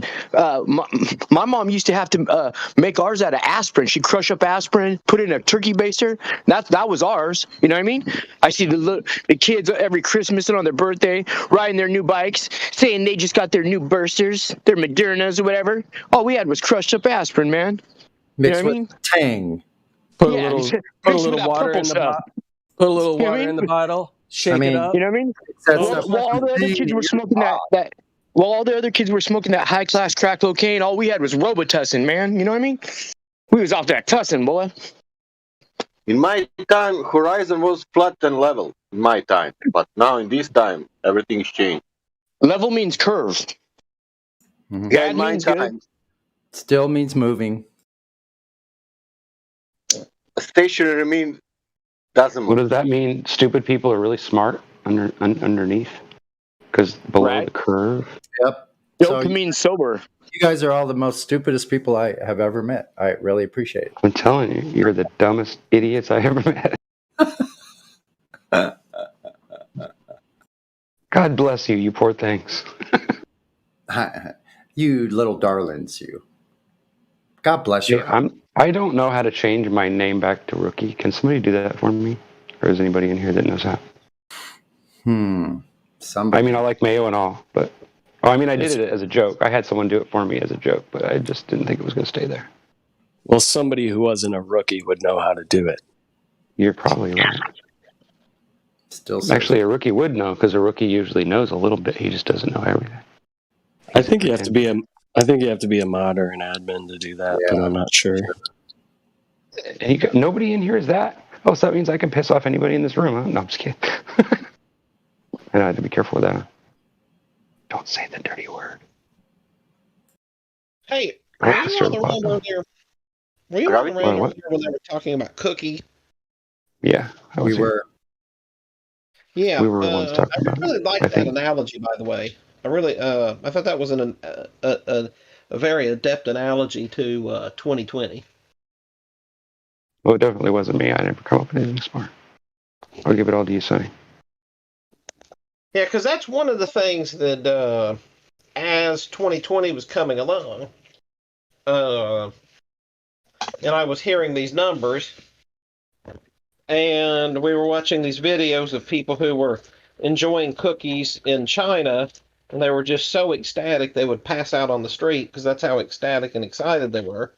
And then I started doing some math, and my brother, who initially was buying the party line, he then found that very interesting because he was pointing out that there were transport containers taken outside of hospitals and other places to make sure that the cookies got properly delivered.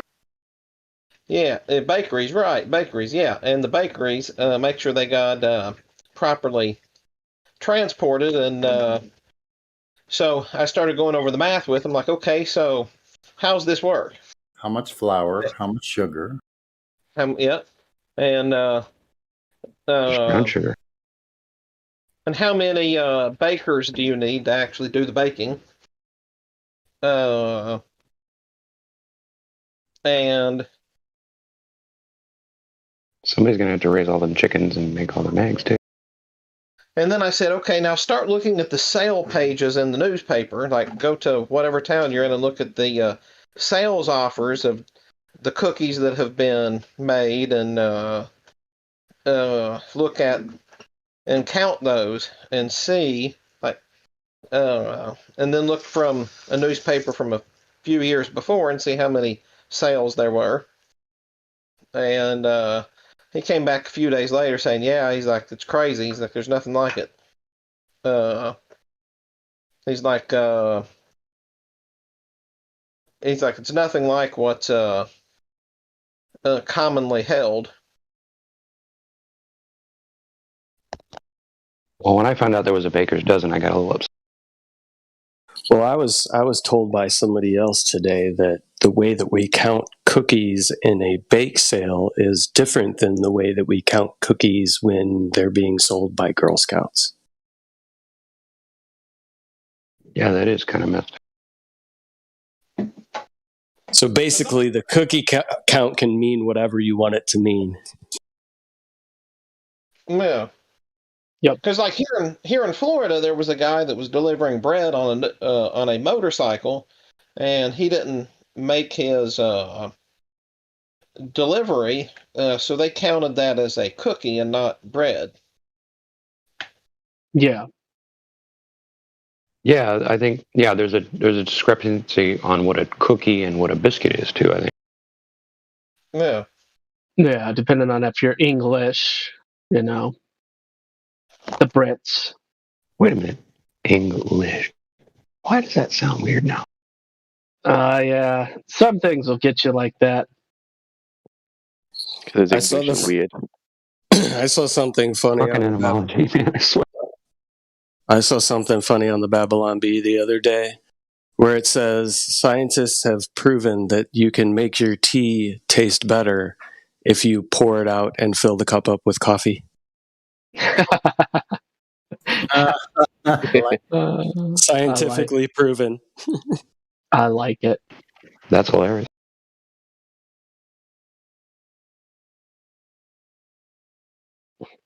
So the question is although this is a Spanish etymology, Where does the Spanish word for German, Alemán, come from? Latin. It's not just Spanish. French also call the German. Yeah. Probably Phoenician. I doubtful. The Phoenicians again. But does that have something to do? Right. Yeah, I knew that it was. I thought Phoebe Cates was Phoenician. Romance languages do that, I know. Yeah. But is there a I got your back, bro. It's in the chat. Oh, hang on, let me look. Yeah. Name of the Germanic tribe or confederation from the Elbe River region that in late Roman times settled along the Upper Rhine in Alsace and part of Switzerland from Proto-Germanic Almanese or Alamanese, probably meaning all man, and likely denoting a coalition or alliance of tribes rather than a single group. Checks out. But on another theory, perhaps meaning rather foreign men, Allobroges, the name of a Celtic tribe. So I don't know. I would lean towards the first one. It makes a little bit more sense. But don't they all have a fallen angel story? What, the people of Yasher? No, I mean, don't all these ancient histories aren't they all based on the same storyline, basically? What happened to all the women? What? Sorry. Why are we talking about the women? You said all men. It means all men. Yeah, but it's an interesting the all man kind of thing is an interesting mind warp to the propaganda of man of a had an interesting mustache. So that all man theory. Well, he wasn't even German. Is interesting. Mean Mr. Mustache Man wasn't even German. Oh no, of course not. No, he wasn't. Yeah, he was probably Jewish. Well, I didn't say that. He wasn't even born in Germany. Let me put it that way. No, he was living with his grandmother, who was working in the Rothschild mansion.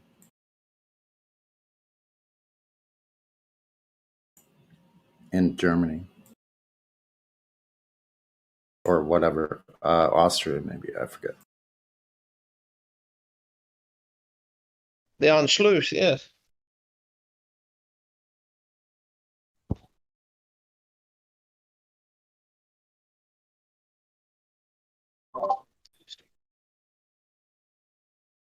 Because he was from the Österreich, right? I don't know. I think it was from a lower class family, and I think that Rothschilds just decided they knew they were going to create this state of Israel anyway. Many years before this, so they created the war to get that done. Yeah, and and it's interesting because at the end of the war, Mr. Mustache got all his reforms enacted, and then he got to go on to South America.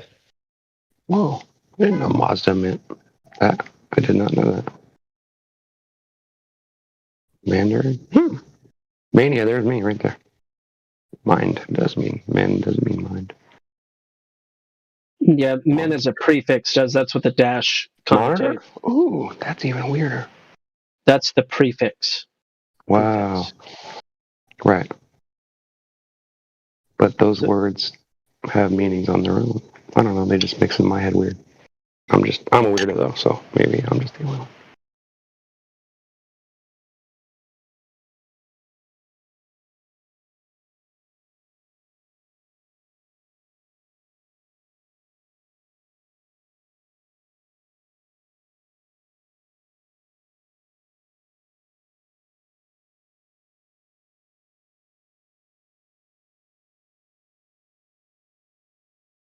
It does seem that the word man does have its origins in a creature who thinks.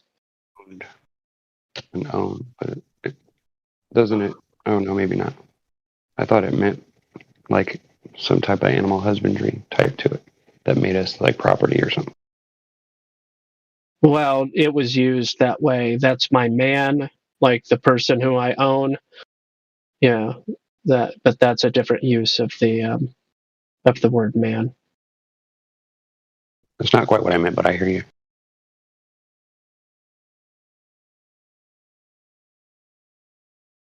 Like I said, I'm reaching. Remember, I read.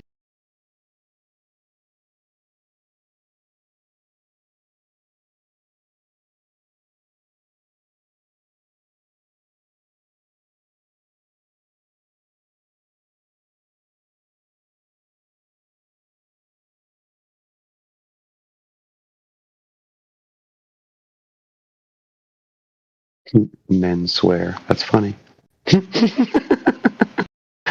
That's fucking, dude. There's some weird stuff. All you have to do is read stuff, and you start to think yourself, maybe there is a reason why these numbers and codes that they put everywhere, maybe they really do mean something. Maybe there is some double meaning to everything. Fascinating. It depends on the author. Absolutely. Yeah, and I think there's some futility in trying to dig too deeply into certain things or words or meaning, because you can go down a poor path of inquiry, I guess you could say, through the mirror of liquid. Come to an incorrect conclusion, and then misapply We're at the leaf spiral. We're at the leaf spiral on for years, looking for an answer where there isn't one.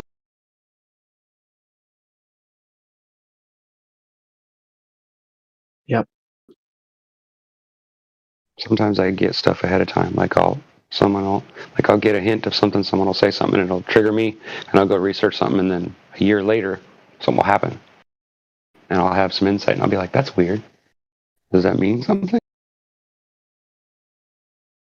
Yeah, I feel like there's a fine line between actual philosophy and pothead philosophy, meaning dwelling on something that is maybe has some sort of correlation but zero causation, right? How dare you insult the potheads?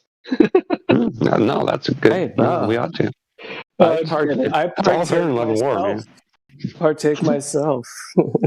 I was going to say, I don't know if it matters, but I know that there are people in the world who think that people who have done drugs are just criminals and drug addicts and horrible people, and that their minds just aren't fit for life anymore, and they just can't survive. They're going to fall in a hole somewhere and die, or cut their hand on a piece of paper and die from bleeding to death because they don't know how to put a Band-Aid on it. Yeah, I'm sure that that's all true in your mind, but in my mind, that has absolutely nothing to do with how intelligent someone is. Absolutely nothing to do with it. Whether it be they're still using the drug or whether they're not. Yeah. It just depends on how well they can communicate their thoughts, and sometimes, yeah, they might be crazy, but what's wrong with that? Is it really of all the taboo stuff that we are taught to believe in, that's a lie, is that really something that, that would normally trigger someone to attack or to pull aside or correct on, you know what I mean? Okay, Ricky, I apologize for using the term pothead philosophy, but I think the room understood what I was saying. Yeah, I know. We all did. I got it. I tell you what, I've been having to ditch people left and right on my fascist book profile for a lot of that stuff, because today I bounced a fellow who he posted something about how you end every prayer in my name and blah blah blah, and it showed the god Amun, and how somehow, because Amun somehow sounds like amen, that it must be that the Christians all knowingly end their prayers with the name of some false idol. And just once upon a time, I would have said, hey, do you have any proof for this? Can you show me some proof? Can you show me some evidence? Or did you just sharing an internet meme? But now it just, what, if you ain't got time to do the research before you post something like that, I don't even want you on my friend list. Yeah, the whole zeitgeist thing is a perfect example of pothead philosophy. Good call, Barrington. I don't think I've seen that. Probably for good reason. Yeah, and you're absolutely correct. Like because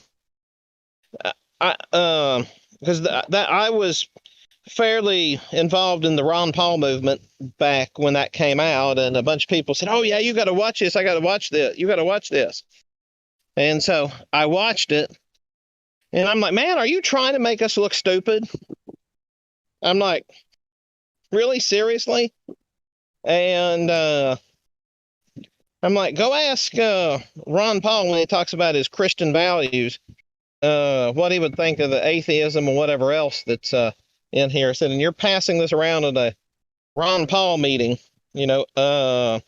Yeah, those were some of the first interlopers into that movement. Would be people coming along with those kind of ideas and trying to interject them into the Ron Paul movement or community. Yeah, and then those people, once I started calling some of them out, they stopped coming, and then we got at least one guy at the one I was involved in that was obviously some sort of provocateur, and he caused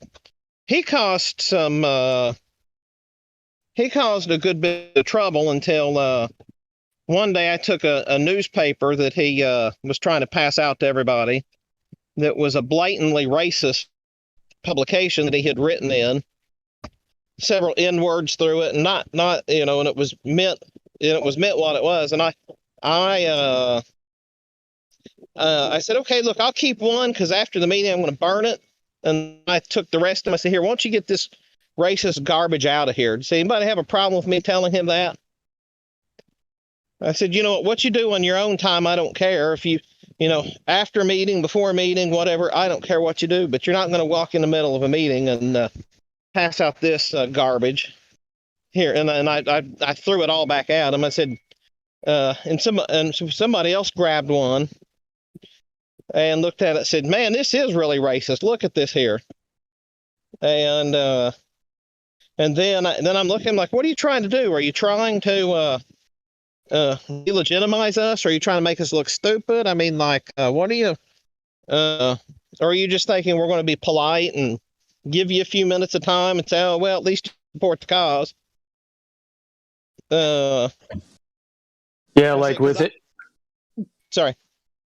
Oh, I was just going to say, yeah, like with any grassroots movement that has some foundation in truth that gains steam, the opposition will always try to come in and paint those groups or movements as something that can be demonized very quickly by the overall populace. Resort to that kind of because people that come in, because it happens here often. People try to come in here, paint us in the same way, right? Try to paint the whole community as something very similar that what took place, within your group there. Yeah, and this guy, he was going around telling people that you can drive without driver's licenses, and you didn't have to pay property tax, etc. And then he was talking about how he beat a court case. Well, I think that's what we're talking about. And so I didn't know the judge who was actually on the case, but I knew another one of the judges, and I asked her, "Hey, what happened?" And she said, "This guy is a charlatan. He's not coming in and to argue constitutional law. He actually has a commercial driver's license from Montana. And he's telling everybody he doesn't have a license, but he does have a license. And we all know it, and we're not going to let him waste the court time, so so we give him a pass. He has a license, and he goes around telling people that they don't have to have a license when in fact that's what he's doing." And I like that word, charlatan. Such a nice insult. Yeah. Yeah, it's sad when people take some information that they hear, and before they check on it, they go around and start spreading it like that. It is sad because sometimes they turn out to be wrong. But all you have to do, all you have to do is take your social security card, man, and like sign the back of it, and then like write in like $100 kajillion, man, and like all you have to do is like cash that in, bruh. All you gotta do is just sign it and put your dollar amount on there, man, and then you like can have all the money in the whole world, man. Like all the money. They'll just be printing it. Just all the money, man. Speaking of pothead conversations, right? I've heard that one more than once. Well, we all want to win those kind of battles, right? And not have to pay tickets and taxes and all that. Yeah. I can't take it with me. I don't care. Doesn't it go back to what Caesar wants? Yeah, there's that. But as far as I'm concerned, I want enough to rub together to accomplish what I need to, to happen, such as, being able to drive to the store, being able to heat my home, being able to buy groceries, which are now 250% more expensive than they were just a couple of years ago. It's tough, but you find a way.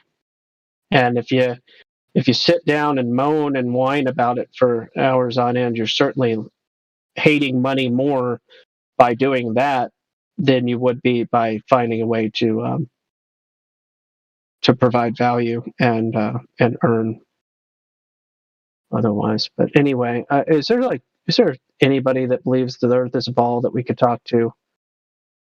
Anyone? These topics have gotten. Oh, made me point fingers. No offense, guys, but we've talked about cookies. And I don't know how we got all. Yeah, I don't know how we got all the way over here, but maybe it was partly my fault. I apologize for my end. When cookies come up, we need a Glober to come in so that we can actually. What was funny is that picture he posted. I didn't think that was olives. I thought it was a big chocolate chip cookie. And then at the end, I was like, well, that didn't turn out. That went from a chocolate chip cookie into an olive loaf. And then I was like, wait a minute, it was always an olive loaf. I was like, damn, that really was weird looking. It looked kind of like a cookie at first. Oh yeah. I see that. Funny. But that looks good though.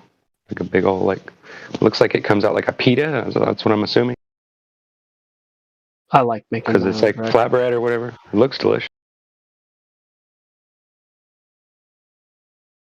My favorite is zucchini bread. I love zucchini bread and banana bread. Oh, those are my two favorites. With all kinds of different stuff in there with it. Oh, it's good. Yeah. So. I learned from, I went to an Indian sweat once, or a couple times actually.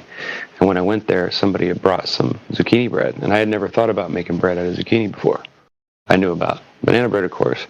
And so I went online and got a recipe for it and then talked to some friends of mine, my grandmother, about, how they make their banana breads and whatever, and give me an idea of what I should be putting in there.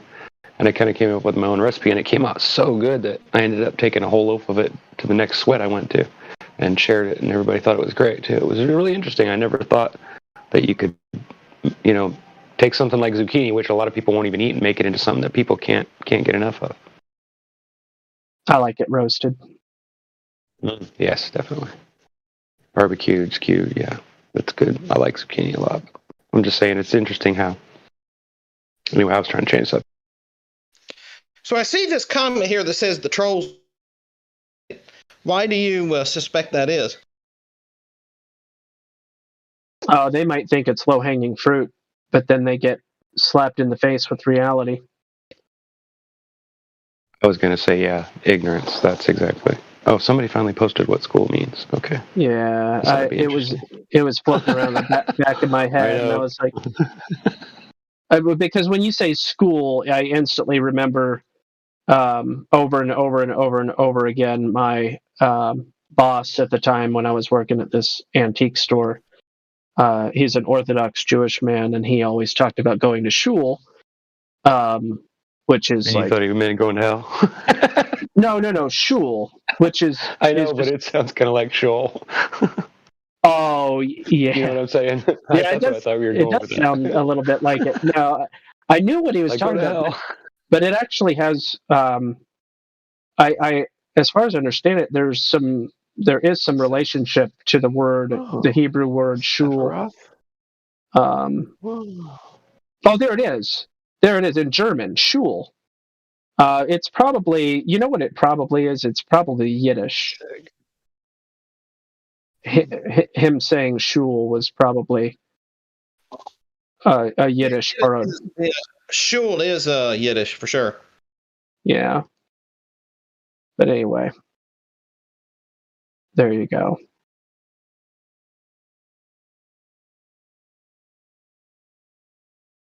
School of thought. Escuela. Школа. I love Russian. Russian is such a great language. The other day I said, what language has the greatest goodbye? And one person voted for Arrivederci, which I think is really neat. But I still think Das Vidania is like pretty epic. Das Vidania. Das Vidania. Das Vidania. The V. Yeah, there's a V. Yeah, I always thought Latin and like those kind of. There's certain languages that just sound cool. You know, like I don't know how to explain that any other way. It's like their words seem to like almost mean something that you can remember. You know what I mean? It's almost like you know it partly. You don't know why. I think that's why Latin is like that, because all of our languages are mixed with that, isn't it? Aren't they? There's your Das Vidania. German. Don't spit on you. Nice. The other good Russian word is, for Santa Claus. They call him Det Moroz. Yeah, because he's a deity. No, that means grandfather Christmas is what it means. Oh, is that what it means? Oh, wow, that's a creepy word. Yeah, but it's just the way it sounds as epic. Det Moroz. I see that. Yeah, it's this one right here, Grandfather Christmas. Yeah, there's something wrong with that. I don't know. I know. Yeah, but again, homophones from other languages, the connection is not there. Like that's not a good method for interpretation. Homophones across languages are only coincidental. So is it the same as Santa, like saying Santa Maria and saying like Saint? Well, so Santa, if you translate Santa Claus in Russian, it's going to be Santa Claus. It's the same. It's the same thing, but he was doing the actual Grandfather Christmas. In Germany, they celebrated like that demon thing that walks around with Santa Claus too. Yeah, Center, the Dwight Schrute thing. Whatever that's called. There's like a demon. Yeah, Krampus. That's it. Krampus. Okay. Yeah, but doesn't that sound like? It sounds like Grandpa Christmas. Krampus. Get it? It does. It's kind of weird how weird. That's what I mean by words. Is they mean something when they sound like something in your mind and it triggers you to think something. You know what I mean? It's like it's a code word of some kind. Because it makes all these little things in your brain go, what the hell? Yeah, because English. But once you study a lot of languages, you start to realize that those are subtleties. Pronounce it right, but Santa Claus comes from the Dutch Sinterklaas. Sinter, and I think they pronounce it. I think then as Claus. Gospel, you'll probably correct me on that, but I do know it starts with Sinter, and of course, they, being their non-roticity, they say Sinta. Interesting.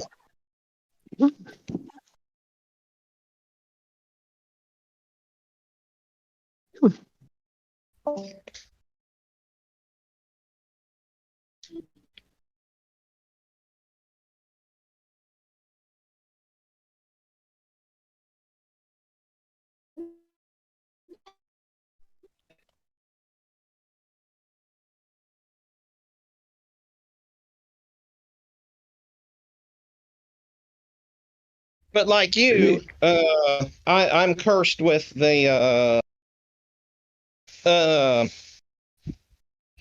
what do you say here? I'm cursed with the curse of having to know etymology of words. It's a definitely a curse. Yeah, you could be right about that.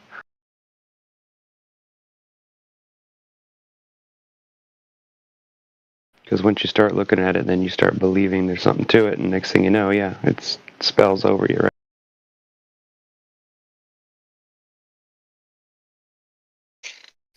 Yeah, well, because once you start studying the etymology of words, you're like, you know what? I don't really mean to say that, so I don't want to say that anymore. So you don't say it, and you say something else. Folks don't quite understand because they're expecting the thing that you didn't want to say because you didn't like the etymology of where it comes from. And then they start questioning why you didn't say it rather than what you're talking about. Exactly right. It's almost like a tripwire, yeah. It's like to lead you in and then cut you. Exactly. Or should I say, booby trap. Booby trap. Either in a half-hour lecture of etymology and what etymology means, and then you've forgotten to actually make your appointment with the receptionist there at the doctor's office because now you've been talking about etymology for the last, and she's ready to get rid of you on the phone.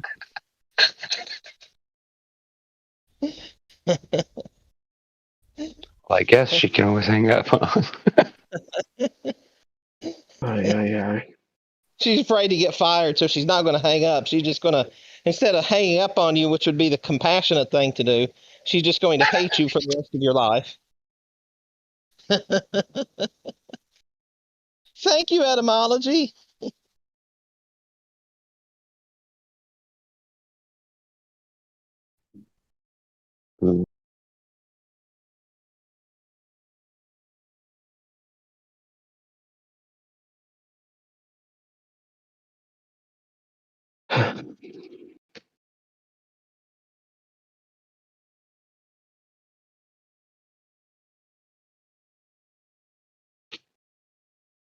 We had a Globus.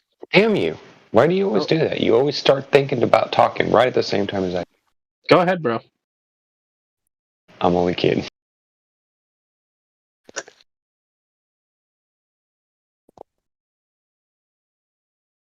That it just means that we have the same threshold of discomfort with silence. I like the way you put that. Yeah. I was just remembering back to like so far all day today, at least since I've been up. There was just one, and it was a Globus hystericus. Only one Glober all day. Yeah, it's almost like the lions start feeding on each other. I'm kidding, of course, but it's funny because we don't have nothing really. Yeah, it's kind of like we're bored, so we end up talking about stupid stuff or just, whatever. A certain level of that is permitted. Well, yeah, it does get boring just talking about the same thing, especially when it's the same arguments over and over and over. They do kind of get repetitive and frustrating. Like, I have to take time out sometimes, like.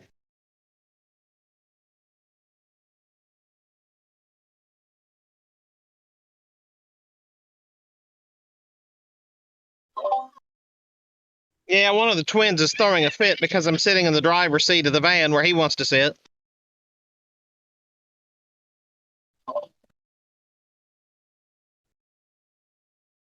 Tell him he can't drive without a license unless it's a commercial license that he is retaining. Yes. He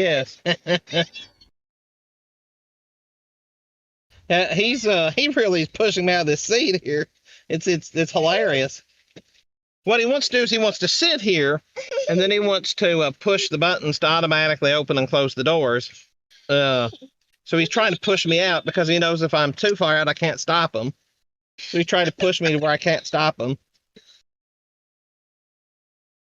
But this van is their most favorite toy. Of all the toys we got for them, all we got to do is just let them come out and sit in the van, and no matter how bad a mood they're in or what, all I got to do is just bring them out here, and they are happy as clams. Unless I'm sitting in the driver's seat. And as soon as I sit in the driver's seat, why not just bring the van inside? That'd be the ultimate best way there. Just open the barn door and let them in, or bring it in and let them. The condo association might not appreciate that too well, but No. I didn't mean literally bring the car, and I meant like build something out of cardboard or wood or plywood or something that looks like a vehicle that they can sit in, that has all kinds of buttons and knobs to spin. And trust me, they're going to love you for it. They'll think the world of it. They'll never forget that. Oh yeah. When I was a kid, I would have died for something cool like that, even if it was shoddily made. It would have been just the coolest thing, you know, like have an adult get involved. Oh yeah. Well, I'll tell you what. When we get the monthly Amazon shipment of diapers, that big box, they will play in that box and they'll close themselves in the box and all sorts of stuff. Animals love boxes too. I wonder why that is. It's funny. We find the most silly things fun and interesting for hours, but yet the most complicated things bore us sometimes. It's kind of funny. Threshold, you know. Yeah. Well, you're doing a good Kids are fascinating now. I would suggest that anybody who doesn't understand people or you know has trouble focusing and understanding, you know, like why people do the things they do, have a kid and raise the kid yourself, you know, like with your wife and see what that's like, learning about how children learn and all that. It's a fascinating experience that it really is. It's something that you can't really get anywhere else. And it doesn't matter, you know, they're always your kids, but you still learn the same stuff. It's fascinating. And I'll tell you what, it's obvious that the Globe Trolls don't have children.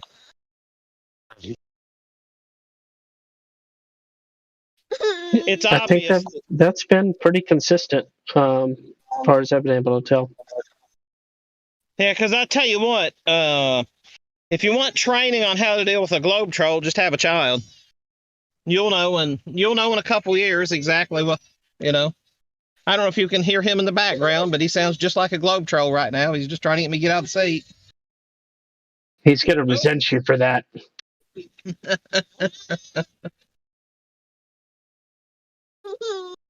What did you say about me? I got it on YouTube. I looked back at the old YouTube archive and I saw where you were talking. Yep. I was like, yeah. I don't know if you can hear him laughing in the background there now, but I got out of the seat for him finally. Oh, he can also tell you're talking about him too. Oh yeah, he knows.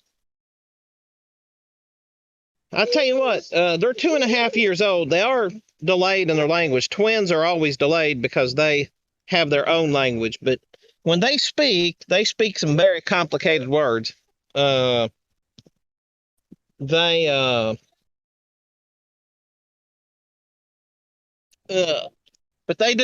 their own little, they have their own little language. Well, you honked the horn, buddy. What do you think is going to happen? But yeah, they have their own little language, so they don't feel the urgency to learn the propaganda that we call English. Yeah, it always makes me wonder what would happen. English is just a tool. There's nothing inherently evil in the English language. It's just a tool. A hammer isn't evil just because somebody killed somebody with a hammer before. Oh yeah, Bill Burroughs said that language is a virus. If you've not read that, you ought to read his comments on that. What's a virus? You say virus, and I think curve. What's a virus? We can't know. I'm sorry. I asked the question rhetorically because we can't go there. Well, in this case, so Bill Burroughs died in 1997. And so most of his writings were like 60s, 70s, 80s, I think. So, this was long before the idea of a computer virus, but his idea of a virus would be. Say again.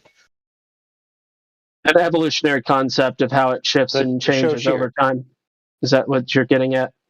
Yeah, well, so he would what I'm saying is so even though he didn't have access to the terminology and understanding of computer viruses like we do, that's more of what he would have been implying. Not any kind of something you can take a jab juice for.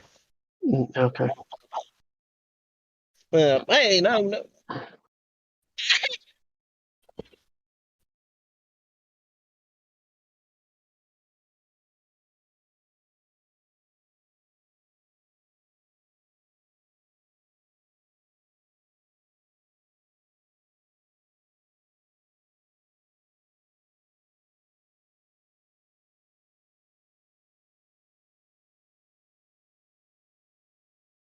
Can somebody just hop into the lobby? We'll do the same thing we did the other day. Somebody go to the lobby, grab them by the ear, just drag them in here. So, what was that? Did that happen? Did somebody just do that? No.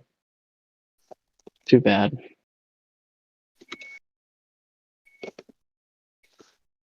Somebody go grab one of the people in the lobby by the ear and drag them in here. So what goes on in the lobby? I've never actually been in there. It's the entryway to the server. So all that's pretty much the first stop for people that are new to the server. So lots of trolling, lots of behavior. Gotcha. Yeah, I don't think I've been in there. Well, the lobby's fine. Maybe I had. I don't remember. Some people have special tags called CogDis VIP, and they just do nothing but hang out in CogDis and talk to the people that really have some issues. Right. Yeah, I've definitely seen the CogDis VIP. That remark. You resemble that remark?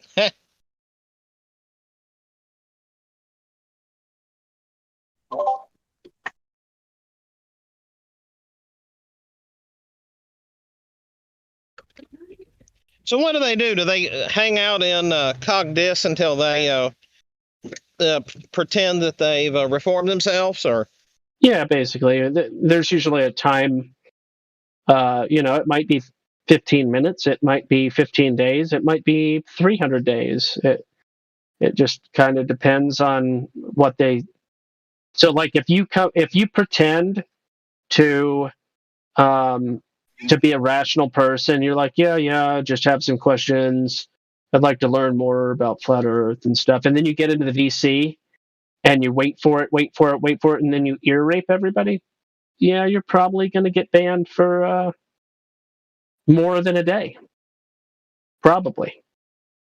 But it just kind of depends. It's a little subjective.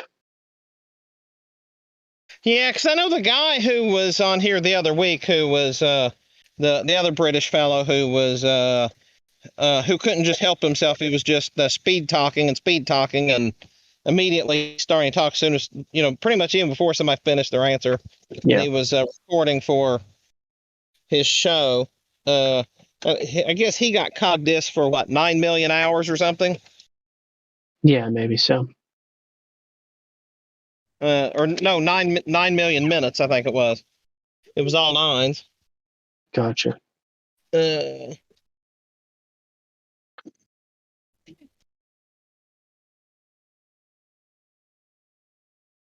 Yeah, but who knows? A lot of the moderators are far more patient than I would be. Kind of a prerequisite. Yeah. But then again,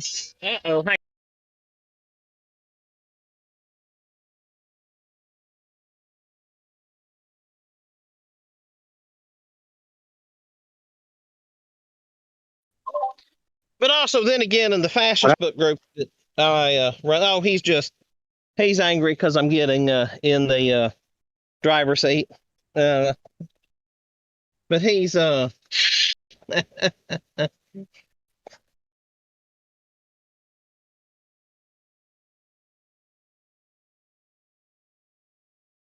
my gosh, that's pretty funny.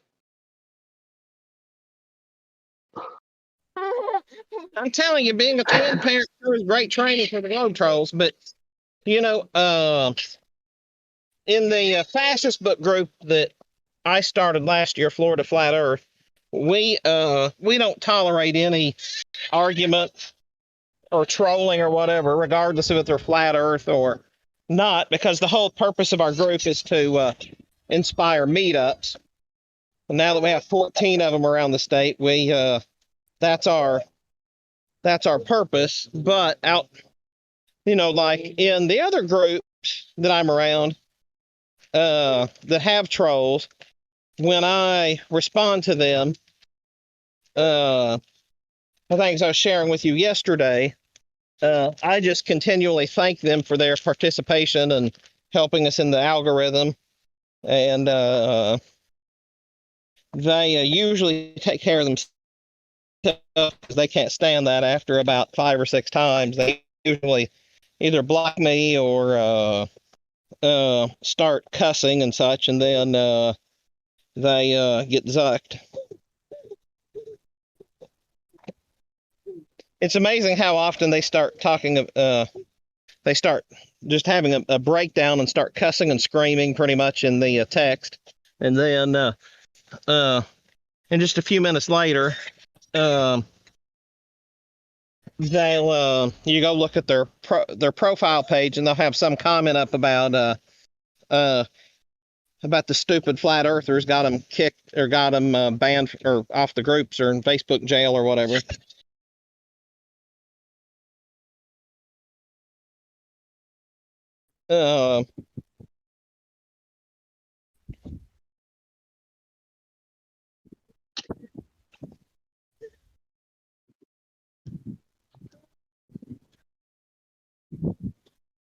But the deal is if we don't, especially on here, if we don't give them leeway, that takes away from inspiring a lot of the conversations on here. So we definitely need them around. We wouldn't have a community without them.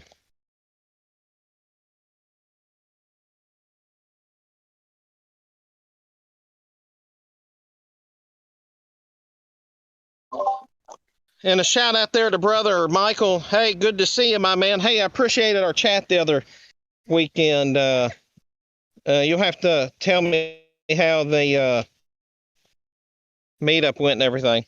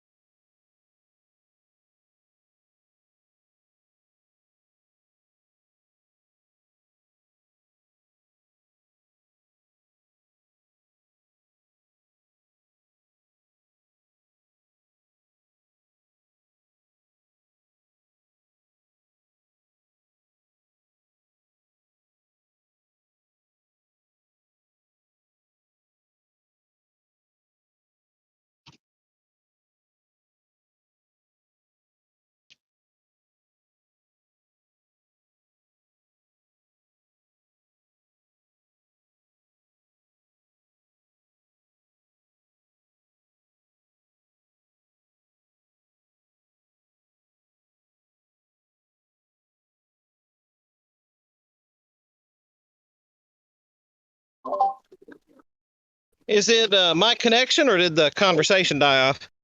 Conversation died off. Well, that's no fun. It be like that sometimes.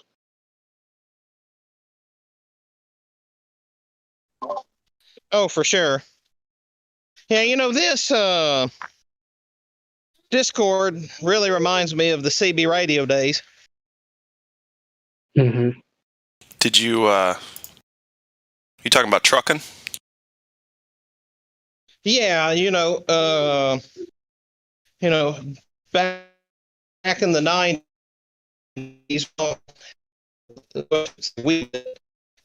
my friends had cars, and Right when you started that story, JE, you started roboting.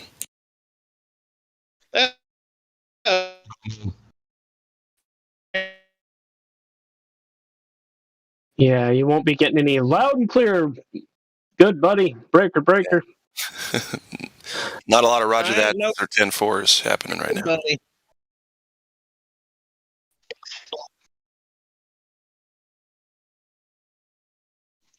Said Pigpen, this here's Rubber Duck. You want to back off with them hogs? Thank you. I love it. I'll be the topic of that 4. Now I wanted to come in and give a quick loving shout out to the anti-flat earthers in the YouTube chat. You guys are definitely keeping her going. No globe evidence to be found, but you have a place to tell your bad jokes, and that's good. It's good for you. I'm glad we can provide that for you. Are they still out there spewing their globular sophistry? Mm-hmm. Oh, yeah. Definitely, apparently it's a paycheck they don't want to get rid of, so here we are. Yeah, it looked like they thought they turned it into an anti-Flurf echo chamber. Right, when, they're the only ones in there talking against flat Earth, and it's real funny. It's funny to watch them chant to each other every once in a while. Well, it's just weird. It's like they seem smart enough, right? But then they defend the globe and call us names and stuff too. It's like, wait a second, guys. It's one or the other. You're either smart or not, or you believe it's a globe, right? The insults are great because it's like, well, we can insult you too, but just show some. The absurdities are weird in there. It's its own unique sort of absurd logical fallacy camp going on in there. Yeah, and I would be very concerned for them and their families if they weren't getting paid for this. If they were just in there on their own volition doing this, whoa, talk about psychosis. Yeah, you can even hear them talking to each other. Say, "Hey, I'm going on my break now. I'll see you in a few." I know. It's like, guys, wait a second. You just told each other that, and we saw it. Are you sure you want to do that? Going on my break now. Yeah, of course you're getting paid to be here. No one is that stupid. Make me a cup of coffee, okay? Yeah, it's good. It's good. I'd like to meet their handlers, though. Is what I'd like to do. Sit down face to face, if we could. The guys feeding them lines. Anderson. Yeah, Mr. Anderson. Sorry, what was that? I just would like to give them my personal thanks because we couldn't do this without them. So exactly, all the hours that they spend, all the hours that they spend telling us how stupid we are, it's something I really, really appreciate because it helps us get our message out. And I hope that they'll continue and stick around for a really long time and that they'll just spend hours and hours and hours upon weeks and weeks with us. I would love for some of them to come to some of our meetups and love to get to know them in person. I'd love to shake their hand and buy them a beer in person. And I'm telling you, I'm very thankful for what they do. So if any of us in Florida, I hope that they are.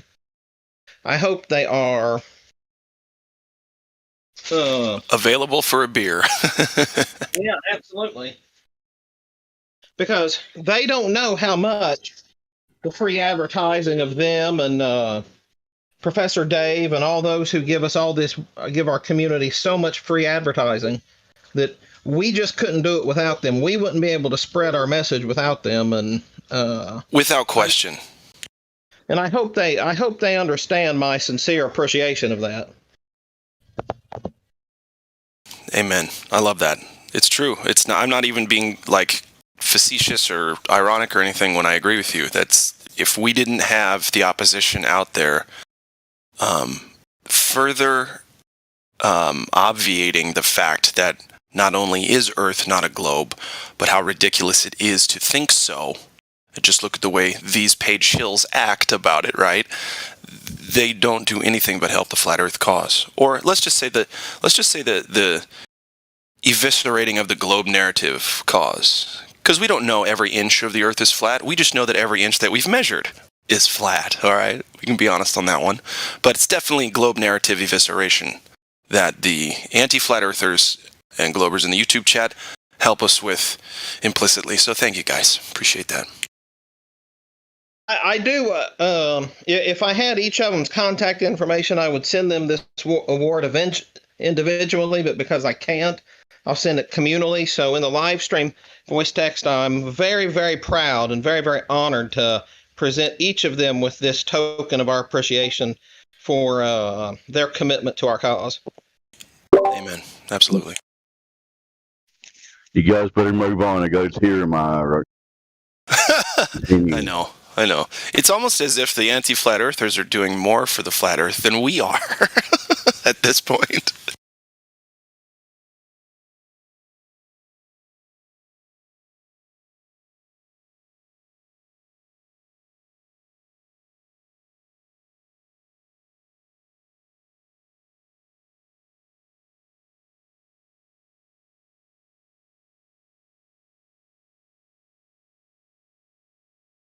And that is absolutely true, because you think about it, with our small numbers, what the advertising that they give us would cost. Imagine if we were to try to pay for the time to be on a podcast or YouTube channel that has as many viewers as Professor Dave, and he gives us all this attention to our cause. And how much would that cost if we were to actually have to pay for that and develop that ourselves? And they give it to us for free. So I'm certainly in the camp you are.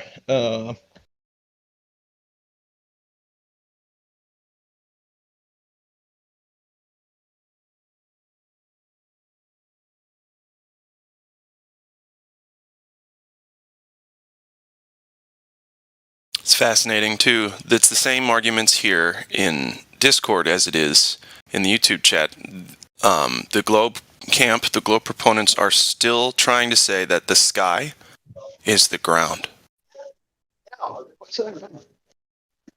I repeat, there are people alive on Earth that claim the sky is the ground. Talk about that. I'm going to tell you something here. Imagine the effort to... Hold on a sec. Somebody's hot micing like crazy. My bad. Rookie. That's me. My bad. No problem. Go ahead. My daughter has a TV on. So imagine... Wait, hold on. Glad that thing you just said, just in case the chance of there being like a newcomer on the live stream listening to us who didn't quite know what you mean.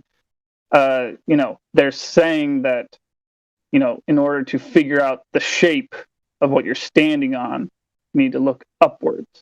Right. To the sky. Look to the opposite thing of the thing that you're trying to pay attention to. If I want to look at my feet, I need to look directly at my hands, not at my feet. Right? That's the thing. No, they're going even further than that. They're going, look straight up. Don't look at the ground, look straight up. Yeah, it's crazy. Yeah. Go ahead, J.E., man. I was just going to compliment them on their prowess and their intellectual abilities to come up with such an assertion. I'm telling you, they really, really, really work hard on thinking these things up. And I mean, how much time do you think it took them to read the sheet that they were handed and try to come to an understanding of that and then to repeat it to us. I mean, it really takes a lot of mental acuity and a lot of mental effort, and I just think we should also always make sure we respect their intellect, the hard work that they put into these objections. Absolutely. And if I didn't think well, I guess I can only say I think it, but I have a lot of reason to think if they weren't getting paid for this, it would just be kind of like savant sort of stuff. They're so intelligent in certain areas of life, but not on any others, right? The total savant. Like, either way, it's dedication. Yeah, absolutely. I hear it in their voices if they are paid to or not. And the people in Gem Panda server, I can assure you, those people are not paid a penny to do that. People like, take for instance, like Bill Nye, the science guy, is a famous example, or Neil deGrasse Tyson, but even less famous than that Professor Dave guy, the very few minutes that I've ever, tolerated his nonsense. Yeah, that guy. I can very easily imagine he's paid. But you got to keep in mind, this is something you can really hear in their voice. You can hear whether they're genuine or not with what they're saying in their voice. So the people at Gem Panda server, they really think they're on a ball. I mean, no, maybe some of them are like, kind of on the fence, sort of, in some sense do, in some sense don't. But most of them, yeah, they really think they live on a ball. And, they're not paid to think that. They think that. Oh, yeah. Good point. Yeah, and I will say this to you, that I have seen, because there are definitely different types of Globies. You have the POE, the paid, owned, and earned media. You've got your POE trolls. They're definitely paid, and you can tell.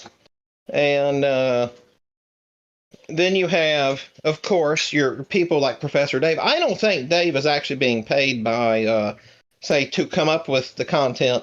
I think he's just another YouTube creator. Yeah. I imagine if they were paying him, they would expect far greater things from him.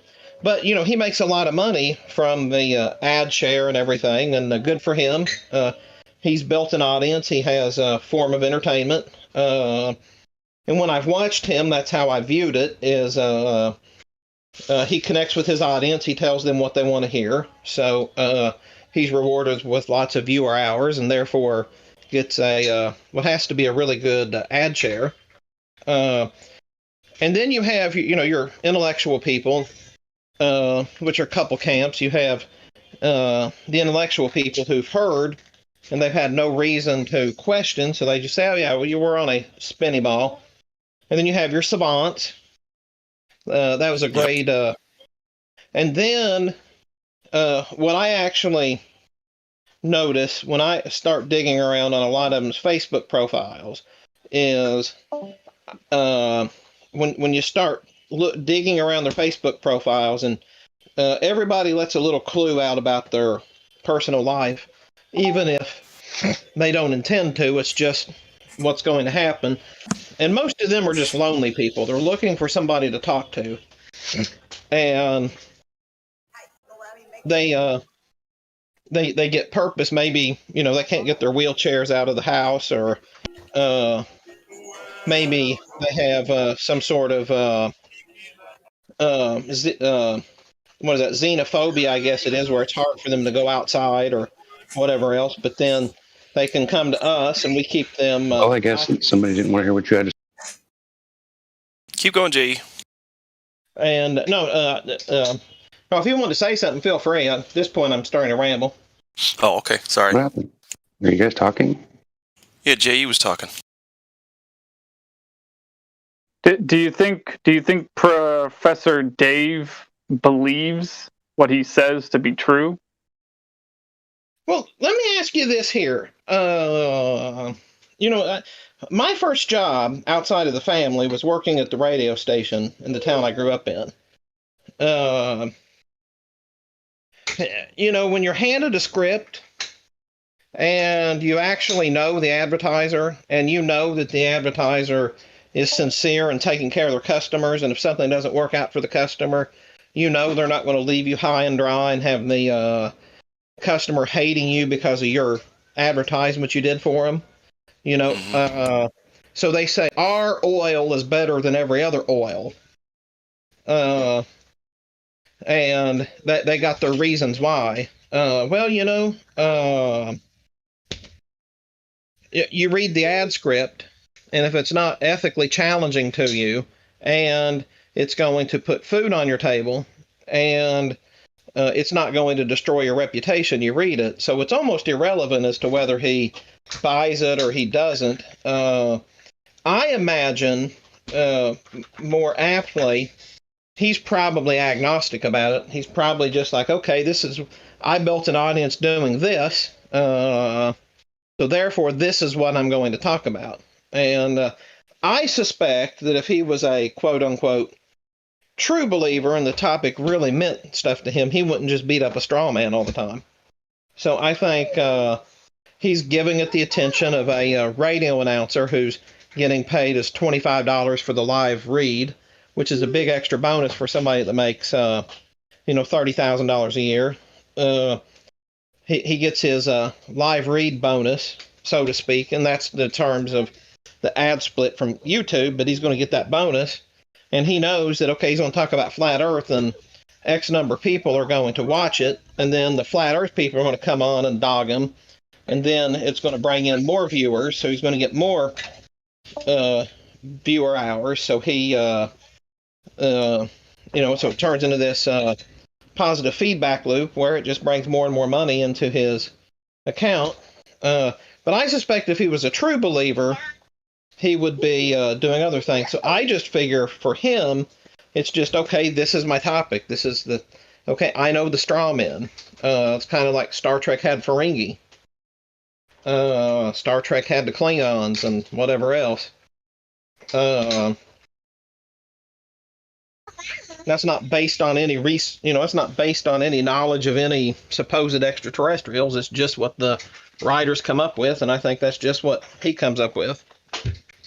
I'm not pronouncing that, by the way. That's just my opinion from the fact that I worked in radio many years ago, and I've ran lots of advertisements over the years. And so your mileage may vary on that. And if you took a different 180-degree view out of me, I wouldn't say you were wrong.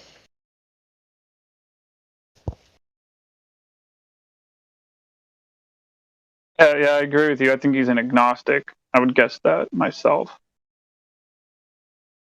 What I'm impressed with is the amount of effort put in to this, to acting as if A, Earth is a globe, and B, we're stupid for thinking so. So much effort. Even if a lot of these folks are getting paid, right? That's still a lot of work. Like, they're earning their fucking cheddar, guys. See, do you remember, like, especially in 2005, 2005-ish, there were these shows on the television about, like, what not to wear, and then they would do these fashion makeovers, and they would do you remember those kind of shows? Which show again? Sorry, go ahead. Well, no, there were several of them. One was called What Not to Wear, and then another one was like where they would do these makeovers on people who like oh yeah, Celebrity Makeover. They would take, like some mother or whatever that, and then they would go out and buy her. They'd take her to a high-end clothing store. You're right for the straight guy? What you're talking about? No, not that one. I know what you're saying. Yeah, but those kind of shows anyway. And what they would do is they would spend the first third of the show making fun of the person that was they were helping. They would just trade, they would give sarcastic jabs and stuff like this. And, you had Judge Judy, who, incidentally enough, I've talked to some people who knows about the filming of that. Judge Judy very rarely actually was sarcastic with the people in the courtroom. They would have them, when they would actually hear the case, they would have a pretty neutral dialogue, and then they'd say, okay, let's get some extra, some surprise, let's get this, let's get that. And then she would, after all of that, they were gone, she would then film her diatribes and her rants with nobody there. And that my point being here is that whole thing, that whole show concept of just being sarcastic and snarky and an asshole, that sort of thing. That was a big thing, especially around 2005, and a lot of those shows have started to tone back on it, but that's the era that people like Professor Dave were stuck in. It's just that was a style of entertainment. And what's that guy that's going around doing the restaurant rescue? Said he gets pretty smart alecky with some of the people, and Professor Dave is just doing nothing different. He's just it's just a style of entertainment that appeals to some dedicated viewers, so it puts money in his bank account, therefore he does it.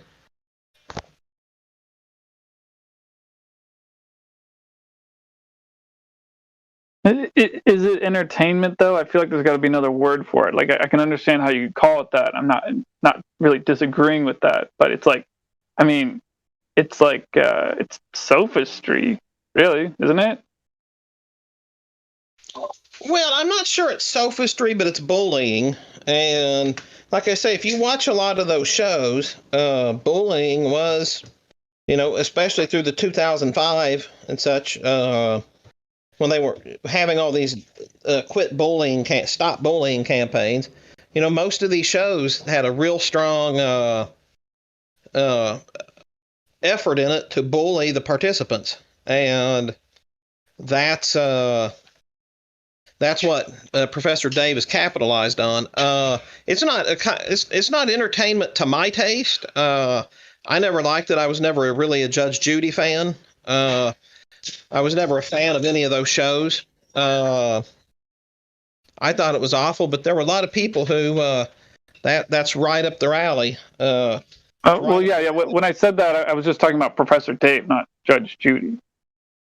No, I'm saying that's what he's doing he's using sophistry. He is. There's no doubt about it, and you're totally 100% correct. But I just mean his flippant and arrogant attitude is just all about entertaining his viewers. That's what they want ooh, here's Professor Dave. He's going to pick on the straw man today. Hey, this is great. I can't wait to watch this.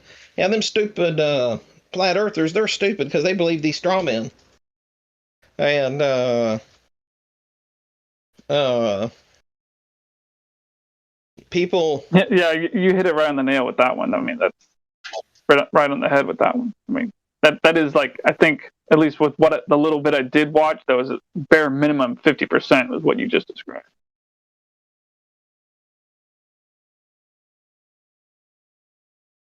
And I mean, one of the fun things would be is like, if we come out with some videos, like when he's beating up the straw man, it'd be might be kind of fun to join in with him and pick up and pick on, beat up the straw man too. Say, oh, Professor Dave, thanks for sharing this. This is great. Those people that believe this floaty disk thing, we agree with you. They're stupid. Can you show us any of them? Can you show us who, where's the people who actually believe in this floaty disk thing? We would love to meet their acquaintance, blah, blah, blah. And, kind of flip the script on him.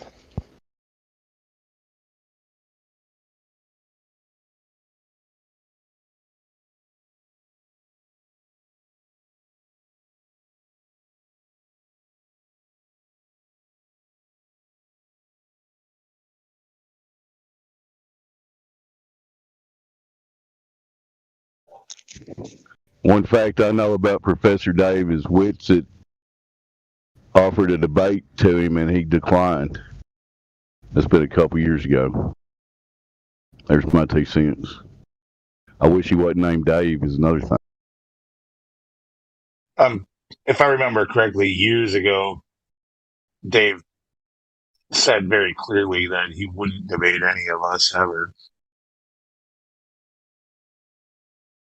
Hey, I got to back out of here, guys. Have a great day. I'll be looking at the chat, though. Catch you later. Right on, man. You too. Take care, bud. Have a good day. Professor Dave's been challenged by many people every time. He just pretty much ignores it.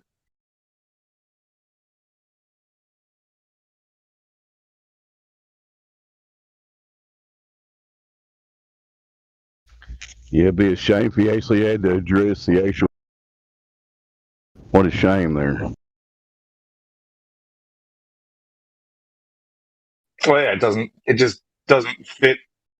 It does no good for him. He knows that. Like, he needs to be able to cherry pick and edit and straw man and argue against himself, basically. That's what he does. So yeah, he's got nothing if he's got to go live somewhere on another channel where unedited, where they might post it unedited.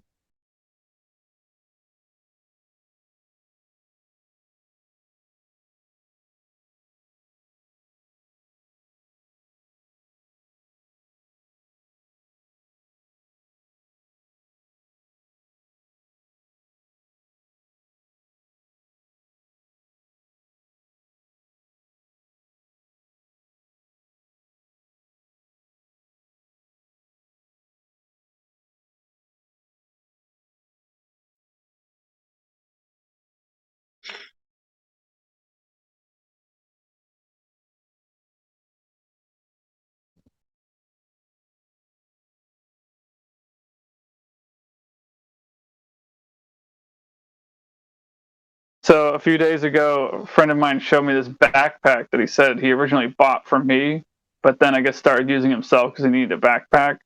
And it has all these NASA logos on it and stuff, you know? And I was just kind of thinking of some idea, something funny we could do with it. And he's kind of like, he's more a flat earther himself, I guess, these days, but like, he's more like agnostic himself slightly or something, but he's not like a glober really. And but anyway, but he'd be totally down to do this with me, which would be to like, you know, take that backpack and a bunch of other like NASA swag or whatever, and like maybe I deck myself out with it or something, and try to make myself look like an Ali G character, you know, from like Malibu's Most Wanted, but just like all NASA swagged out, you know, and then just like talk like Ali G and hand out like cards that say the Earth is flat or something. Ironically, I don't know. Yeah, but well, first let's get this straight. He's got a NASA backpack that he got from you. No. He is making fun of me because he knows I'm an avid flat earther, and so to make fun of me, he was gonna buy me a NASA backpack. Okay. I thought you were saying like he bought it secondhand off of you or something. Like, what are you doing with a NASA backpack? Anyway. So second thing, we got to hear your Ali G impersonation if that's your idea. Oh damn! I don't even know how to. I'd have to like watch the movie again or something. But you know, I was thinking something like if you know like Tim Dillon style when he dresses up like a gangster. Just you know, I'd be like, oh yeah, we gotta protect the Earth, you know, from these aliens.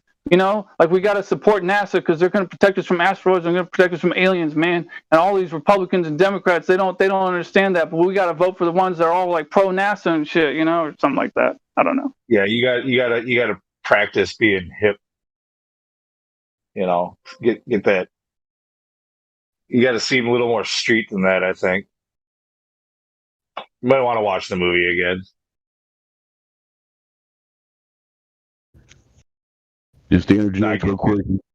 We got a no Rose person in here. I can't pronounce it. Raina Menace. I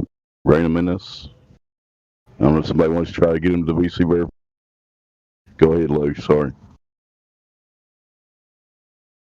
Rainin Menace.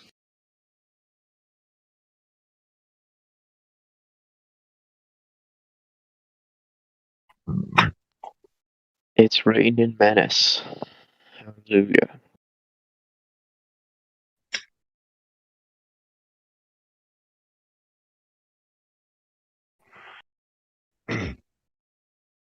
Yeah, I don't know if you were in here the one night I was talking about like how I was buying all this new snowboard gear, and this company that I bought my like new pants and coat from, like they also sell like NASA themed freaking like ski and snowboard like pants and jackets and gloves and all this stuff.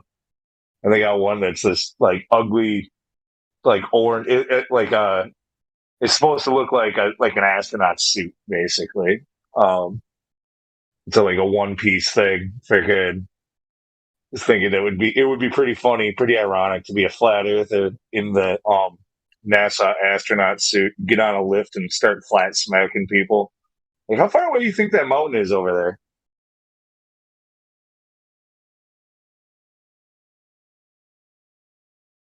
Yeah, do you think the real suits protected them from a 10 to the negative 17 tour? You know, that flimsy shit?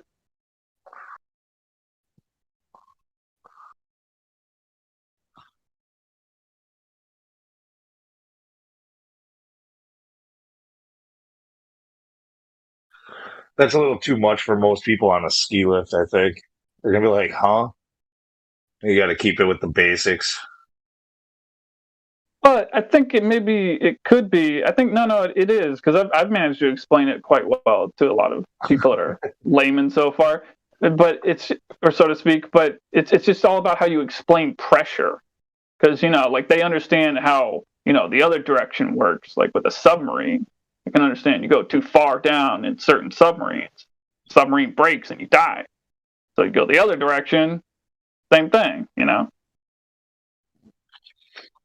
Yeah, the other funny part about doing it on the chairlift too is they've got nowhere to go. Like you just get them stuck on a chairlift dangling from a wire.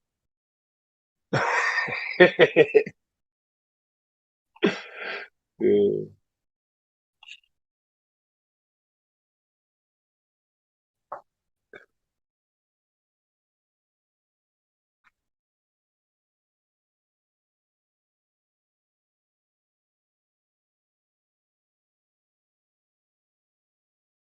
Oh yeah, so you just reminded me of another funny story at the pool of when I was going to this really large public swimming pool I go to swim at that I've been doing lately. There's this guy there. He's like I don't know, 50-something years old, and he's a glober, like full on glober, and like he's a really good like professional diver. So I'm always like giving him props and yelling out 10 points as he does like a backflip from like 30 feet up or something like that.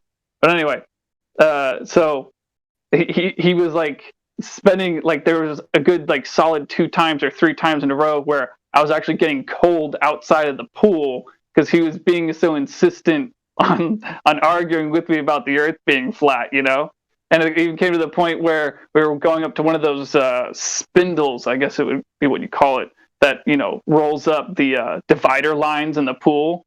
And we're like using the handle on that, which is this giant ring, this giant circle. It's like a makeshift diagram of the Earth to explain like how we figure out if it's curving or not, And it's just, I don't know, it's just funny as hell because he was like pretty much, because I had talked with him about the Earth being flat before, but he was just more passive the last few times I had spoken to him about it. This time he was like, "No, man, no, it's a ball. It's just a ball, right? Like, what do you mean this isn't a measurement? What do you mean this isn't a measurement?" Yeah, that's funny. So you got, yeah, I would say that's probably would be pretty rare to find somebody, just a random person at the pool who's willing to debate you on the flat Earth at the pool. Well, I talked to a whole bunch of people there, and like I'd say more than half of everyone there just accepts it. Like the Globers are certainly minority. Like even just with all the people I've said that to in the pool, like all throughout the whole place, I'd say like it's like 40% are like even in the skeptical ones. I swear it's like 60% though. But I don't know. Maybe it's a pool. I mean, most people. There's a lot of Americans that are just sitting in front of a TV eating Cheetos. I mean, I don't know. But you're telling me more than 50% of the people at the public pool hear you for a few minutes talk about the flat Earth, and they're like, "Yep, it's flat." Well, Yeah, essentially. I mean, most people don't really have such a hard time accepting the truth. It's true, man. It's just the thing is, most people don't even think about it. Like, most people just aren't even challenged by it. And they don't really hold this whole NASA shit, like science fiction bullshit. They don't hold that close to their heart. Since they don't hold that bullshit close to their heart, they can accept the truth. Know what I mean? Yeah, and I know you kind of got a little bit offended last time when we sort of talked on this. I just find it hard to believe that. I just think you're reading their reactions a little bit generously, like when I think a lot of times they're just. Let me put it this way. Let me be a little more specific. Like more than 50% not globers, like more normies or flat earthers. All right, so if you took the normies, you're saying like the decent normies. So they're not like getting offended for their ball and sticking up for the ball. That's what you mean. Yeah. That's what I mean. What I mean is the people that are, getting offended and sticking up for the ball, yeah, they are in the drastic minority. Like, Well, most people aren't going to give enough of a fuck to act like the globies we get in here. In real life, yeah, no, they're not that passionate about it. And I didn't even mean to say drastic minority, but I mean 40% or less at least there. And although there was this one really funny point, dude, it made me laugh fucking hard. Where because it's funny too, because I used to play water polo when I was in 8th grade at the same place, and as I was finishing up and leaving one day, I tell these freaking these fucking teenage boys in the locker room, I'm just like, well, fuck it, why not? Just tell them the Earth is flat, tell them the Earth is flat and everything. And I didn't realize some of them this behind this one kid or whatever, this one little one, some other guy was listening that I didn't know was listening, And so as I'm walking out of the place to exit the place, I hear him yell from the locker rooms as I'm already out of it. The Earth is round, fucking funny as hell, dude. But still, it's most people, they're not not like that.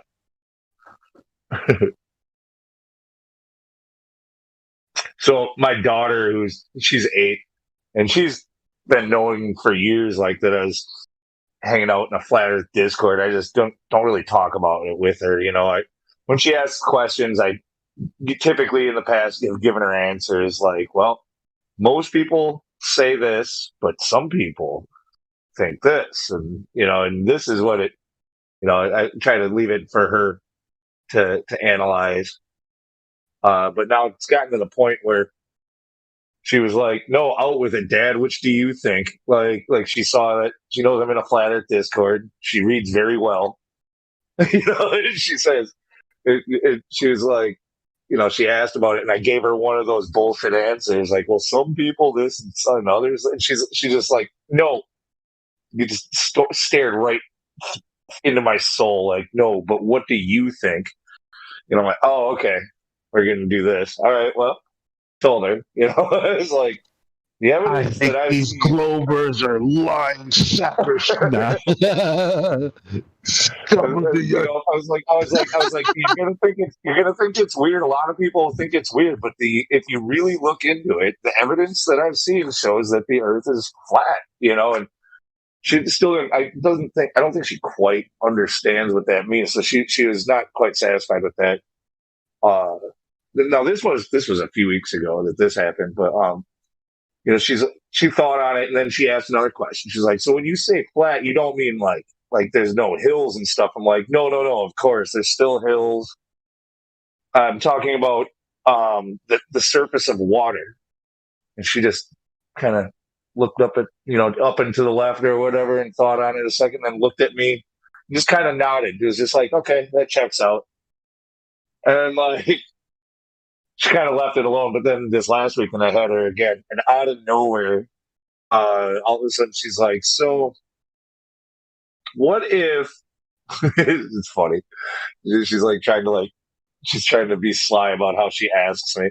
She says, so what if somebody were to get on a spaceship and take a picture of the Earth and they saw that it was round? Oh man, I was just like, so that's really bothering you, huh? And she's like, yeah. Like, well, honey, I really don't want to get too much into this with you right now, but look, there's just, I don't think anybody's ever actually gone to space. And she's like, okay, that's weird. Like, my dad's weird, so she's thinking. But she's like, I don't think I understand. I'm like, look, honey, there's a lot of things that you're gonna be told that are just not true. They're lies, you know. Like she is asking though. Like you may as well show her why. Yeah, I'm a little out of time. I just if I'm gonna do that, I'm gonna have to. You know what? You know what? Start off with. I was just about to say. Start off with showing her things. Like, for instance, when I first saw high altitude balloon footage, I was like, I don't think it's supposed to look like that. I've never seen anything quite like that. Actually, you know, it's kind of creepy. Like, then maybe the Selenolian eclipse. You know, like show her things. Like wait till an eclipse happens to do it. I'm thinking like actually sit down with her and like watch the moon landing. You know, like does this look real to you? Yes. Like, that's what I did with my son. It worked. It worked. You know, he said, "Whoa, nah." He said, "What's that?" I said, "That's the moon landing." He's like, "No, it's not. Nope, nah, That's crazy." I said, "They never showed that to you." I'm pretty sure that's all I'll really need. If I can sit her down and be like, this is what they said was the moon landing. Is this real? That's all I'm going to have to do. And then, you know, and after that, it's going to be, oh, so they lied about that. Now, how does that answer your question about what if somebody went to space and took a picture? You know, well, these are the people claiming to do that.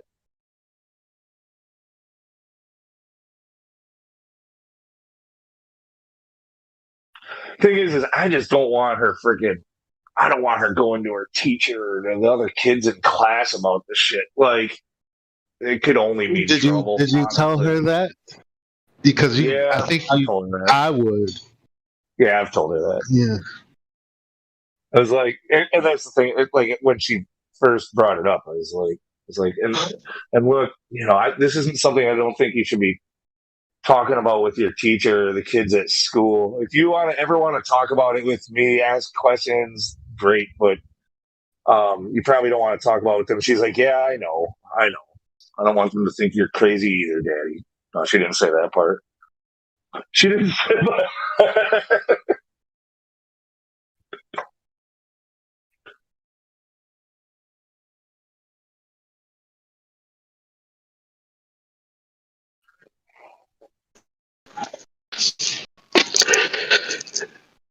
It's not that the Earth being a plane is so hard to believe. Usually, what you guys are talking about, like just right there, that's what people's biggest hang-up is, because there's like a there's like a cost to it, right? If you acknowledge that it's obviously exactly as you observe and use it every day, but the rest of the world, your peer group, your family, whatever, if they all believe something else, people are very timid and like terrified to live outside of what's acceptable. So they usually stay, you know, where it's safe, where no one will judge me, or no one will condemn me for believing something different.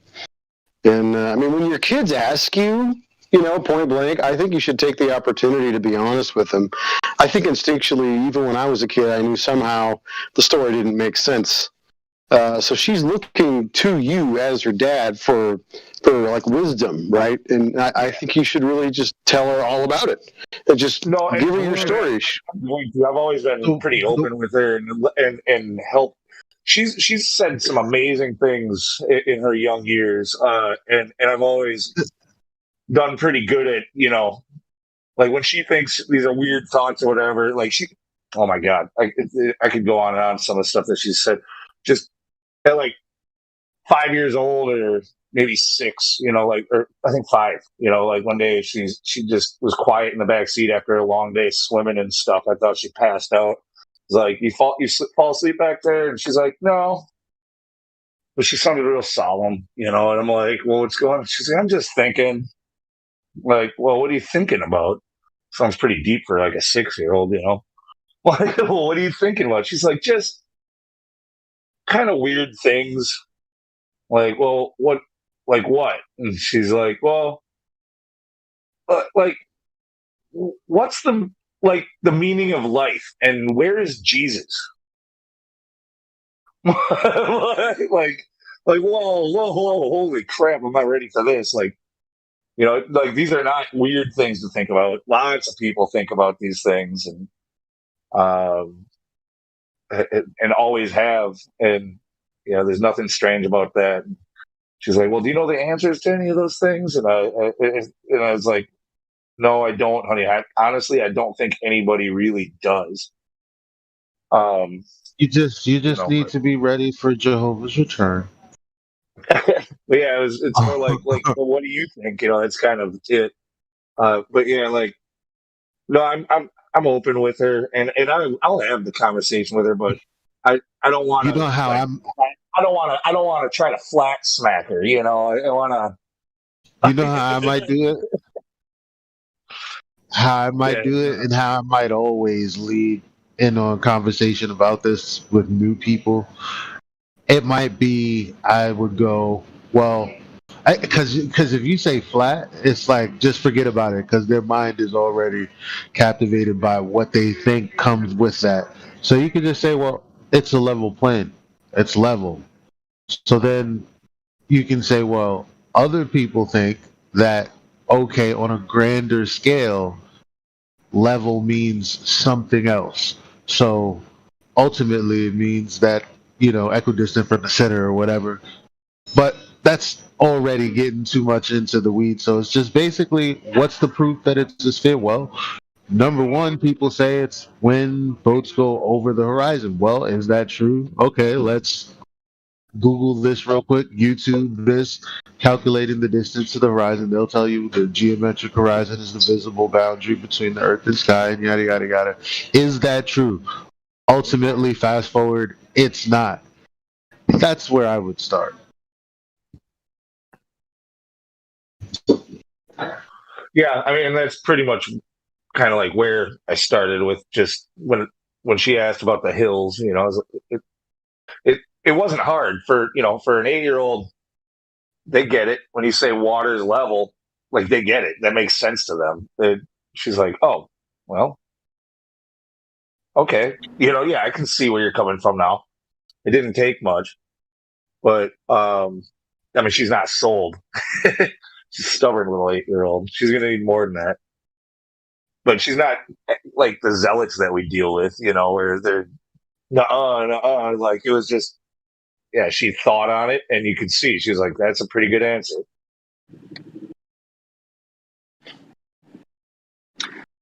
Lou, I co-parent like you do. When I was living out in California, when I was waking up to Flat Earth with watching ODD stuff and Truth is Stranger Than Fiction, my daughter would come in, be like, oh, what are you watching or whatever, and I'd be like, oh, nothing you're interested in, no big deal, and kind of just, she'd go about her day, right? Well, she overheard a few of my conversations with a buddy of mine that was waking up to Flat Earth with me, and so one weekend I had her, she came to me and she's like, Dad, is the Earth round or flat? And for me, it might have been a mistake, but I've always spoke to my little girl kind of like an adult. I've always just been very blunt with her. And so she's like, Dad, so is the Earth round or flat? And I'm like, 100% flat. I was like, let's go. I'll go show it to you right now. Put her in the car, drove to Huntington Beach, about 30 minutes away, and we stood on the beach. And I was like, does the water look flat or level or does the water look level or curved to you? And she said level. And I was like, do you understand what level means? And she was like, yeah. I was like, all right, that's all I need to say. And so that was like a Saturday. She went to school that very Monday and just went to her teacher and was like, my daddy says the world is flat. And Tuesday you had a parent teacher conference. No, not even Tuesday, man. Not even Tuesday. Like that afternoon, my ex-wife calls me and just chews my ass out. Yeah, it was that was fun. But at least we know we're not fibbing to these kids. That's really what matters. It was pretty funny. A few years ago, so yeah, again, but she was probably, I don't know, 6 years old, 5 years old, and it always happens in the car when I'm going to drop her off. She just comes up with some of the craziest questions, but she starts quizzing me. She's like, might not have it exactly, but she's like, what's taller, the trees or the road? I said, the trees. She's like, well, what's taller, the clouds or the trees? I said, the clouds. She says, what's taller, the clouds or the sky? I was like, well, I guess the clouds are in the sky, so the sky is taller. And she says, well, what's above the sky? And I hesitated. And before I even could even say anything, the hesitation was what she read. She goes, "Oh, don't even say it, Daddy. I know you and your friends don't believe in space."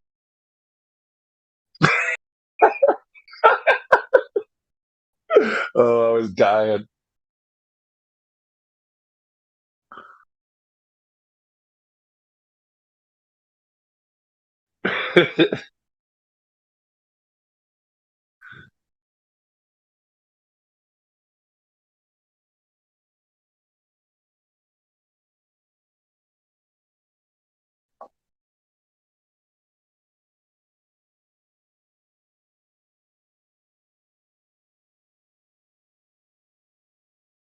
Yo, I love teaching flat Earth, bro. I just had a whole 20-minute conversation with the gas station guy.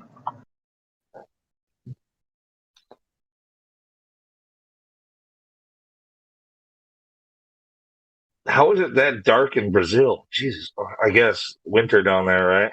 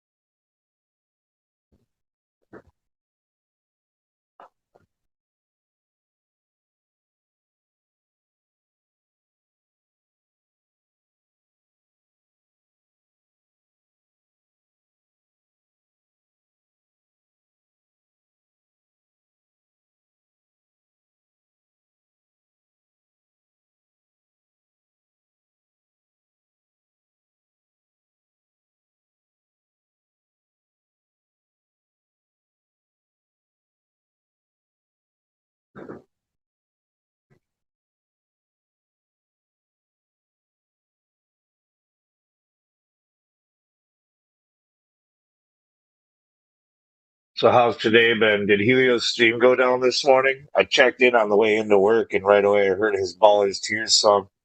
I know. Um, I just looked up. Flatty's got the freaking one of the spacesuit freaking snowboard outfits. This one's even better than the other one. But anyway, the Baller's Tears song usually gets him gets the stream taken down. I don't know if it went down this morning or not.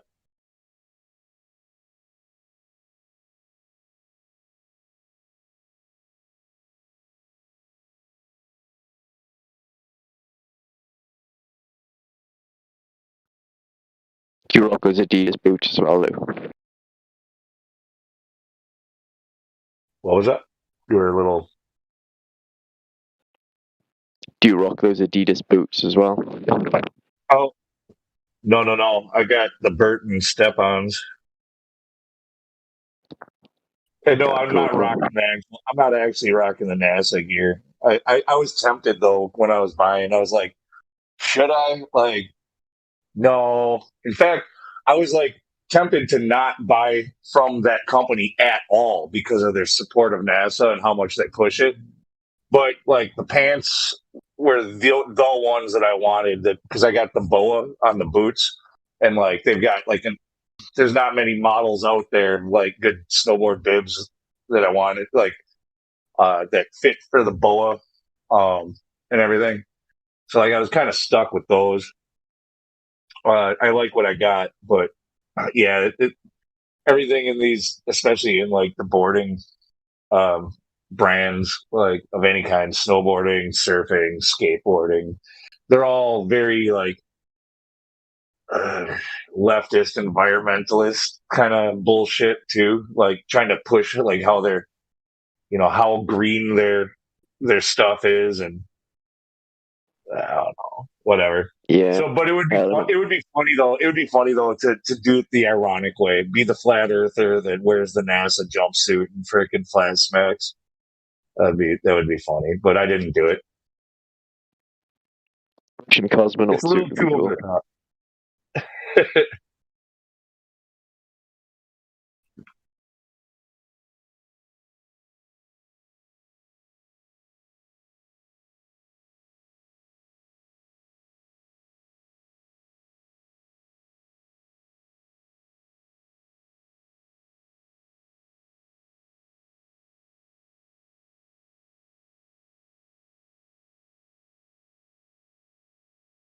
Those Adidas boots look super comfy though.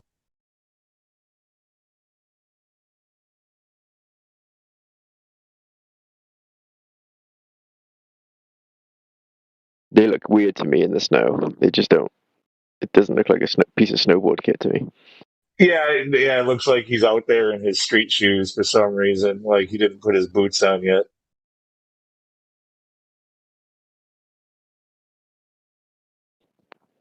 It's like those motorbike boots that look like cons. Have you seen them? They look all thin and sketchy, but they're actually quite tough and protective. No, I'm not familiar with those. Dude, you know Converse. Like, what do you mean you don't know what Converse is? Oh, as far as for like snowboard boots, is he just talking about Converse, like the shoes? Are you just talking about the shoes?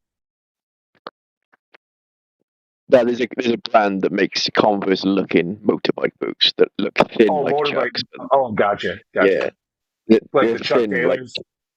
Yeah, they look like Chucks, but they're made of Teflon or some other tough material, Yeah.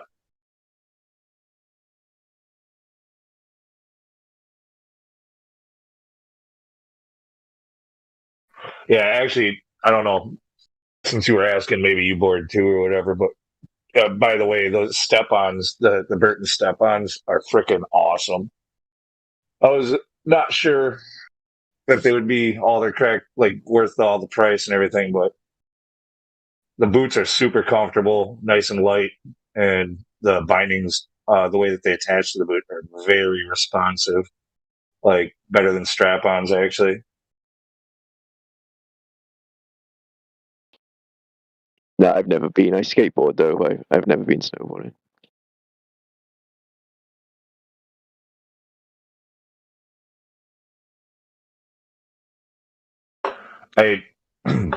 I'm 40 years old, and I'm trying to get back into snowboarding a little bit more. I actually shattered my heels doing it back when I was right before I turned 21, and I've gone since then, but not hitting the park or anything like that.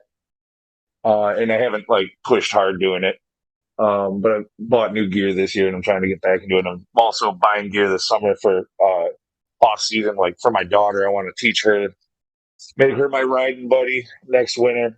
And but also I was just kind of looking at things like I'm kind of an intermediate boarder. I could really push it a little bit harder. And one of like the best tips that I was seeing from like the pros is for off season like training tips is get good at skateboarding. You know, skateboarding is so much more difficult. You're not bound in. It's a smaller board. You know, like you can learn a lot of the fundamentals, like doing some butters and stuff like that. Get good at that and comfortable at that on a skateboard. It's going to be way easier on the snowboard. And so, yeah, probably not smart, but here I am, 40 years old. I just bought a fucking a cruiser skateboard. I'm tooling around on that this summer now. What kind of board is it? Sector 9 or what? I bought it's an Arbor. It's a 34-inch long, I think 9-inch wide or 8.75.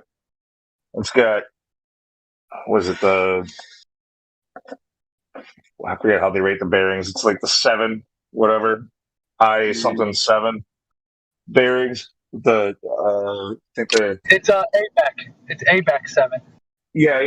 IBEX 7 or whatever it is. Yeah, bearings, and the wheels are the softer plastic, cruiser wheels, cruiser and longboard wheels. But it's got the double kick, so that's what's cool. Like, because a lot of cruisers, they only have like the tail; they don't really have anything on the nose.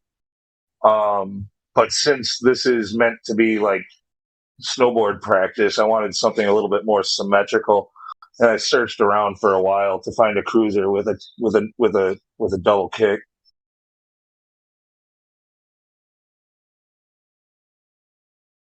You should look into like a longboard or even like a slalom board. Yeah, help you with your carving. Longboards do look like a lot of fun. I don't really know of a lot of places around here that I can actually hit them up. The roads are just shit from the winters around here. It's not like California at the beach, But for me, also, one of the things is like the practice isn't necessarily with wheels on the board, too. I want to take the trucks off, tape my shoes to it, and like set up like a beam, like for practice, kind of ollieing up onto it and doing like 50-50s and tail presses and stuff like that. And just do that in the living room on the carpet, that kind of thing.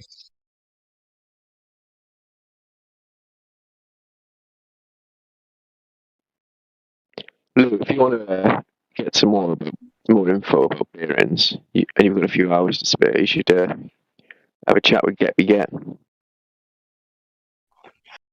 About bearings with Get Me Get? Is that what you said? I was. Yeah, he knows far too much about those things. I had no idea Get Me Get was a bearing expert. I thought he was just he's a machinist. I thought he was Dracula and he was a hacker. That's it. I think he's a machinist in his everyday job. So, can he send me some nice ceramic bearings that cost like $100? Is that because he's always like, blah, blah, blah? You need some linear encoded bearings. Love you, Get Me Get, if you're listening.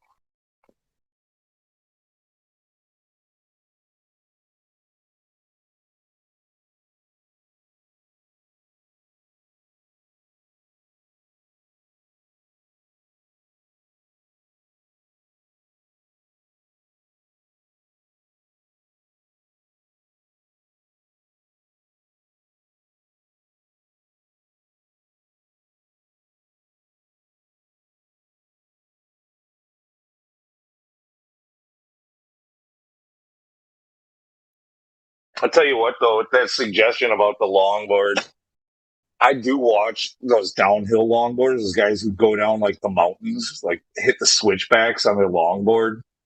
Those guys are the nuttiest people in the world. Okay. I would say the wingsuit guys, like the proximity flying wingsuit guys, they're just a little bit nuttier. But after that, I got to give it to the downhill longboarders. Like they're going they're going down those switchbacks, hitting like 70 miles an hour on a skateboard with road cars on the road, going around corners and shit. Like, dude, you hit a pebble, you're a meatball. Like, I can't believe they're doing that stuff.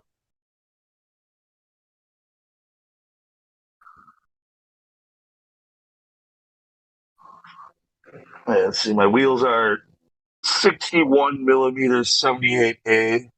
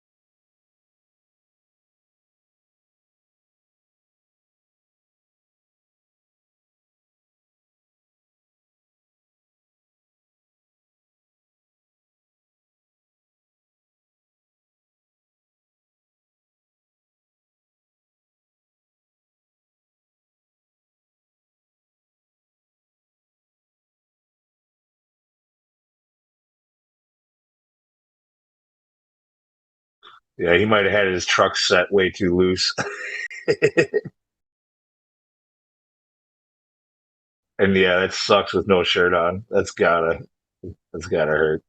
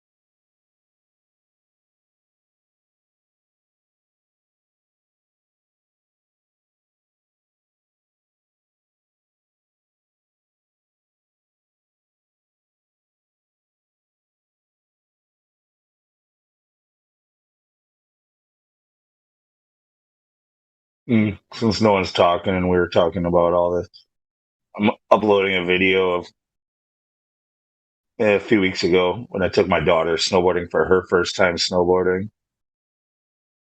I'd be able to do a longer clip, but I recorded it in freaking full HD and it's too powerful according to Discord. She did better than in this short video.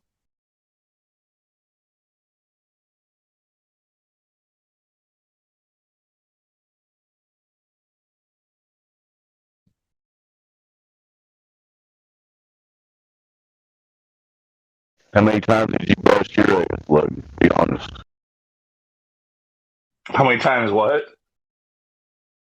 Did you wipe out and bust your ass? Dude, your mic is breaking up really bad right now. I was just asking how many times you wiped out and busted your ass. I'll shut up, though.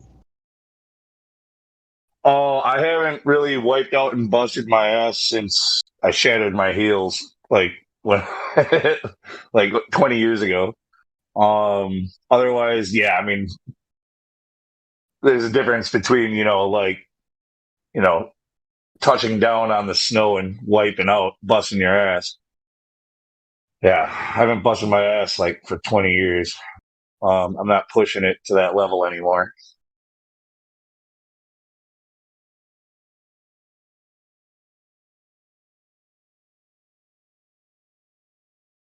Playing it safe.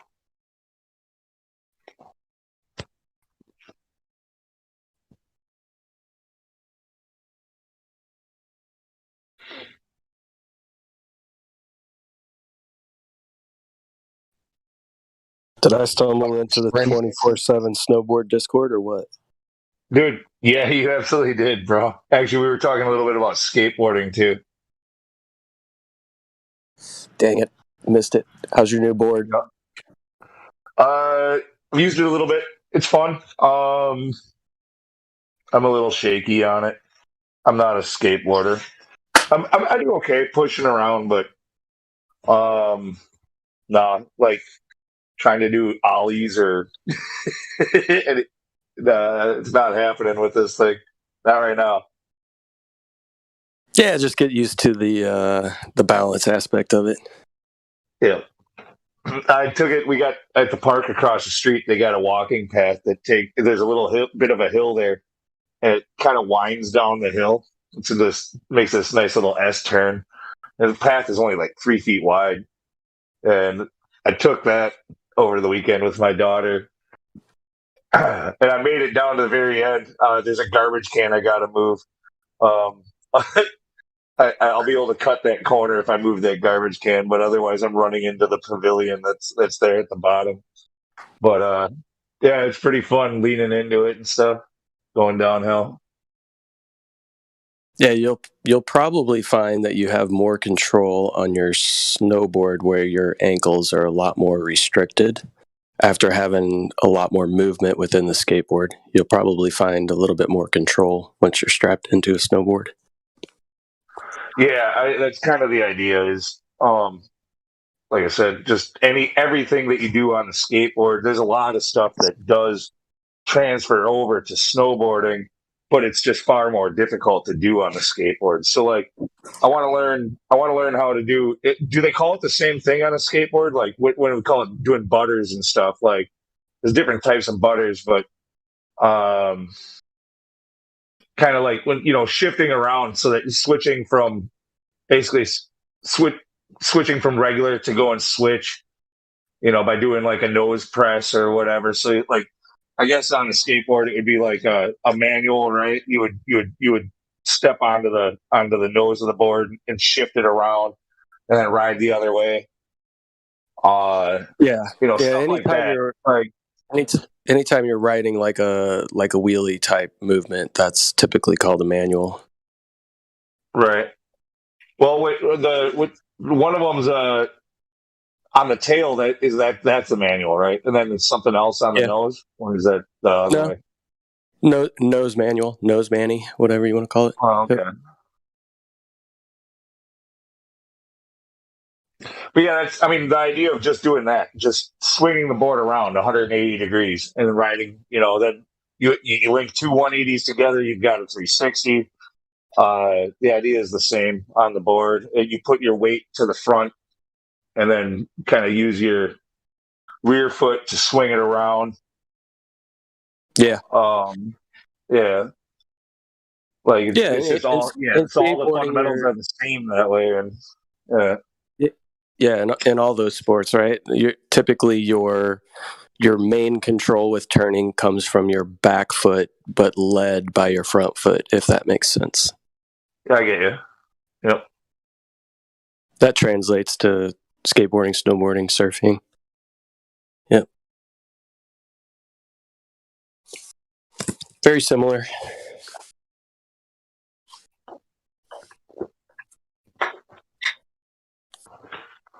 But yeah, I'm not going to be stupid about it. Like, I know how to snowboard pretty decently.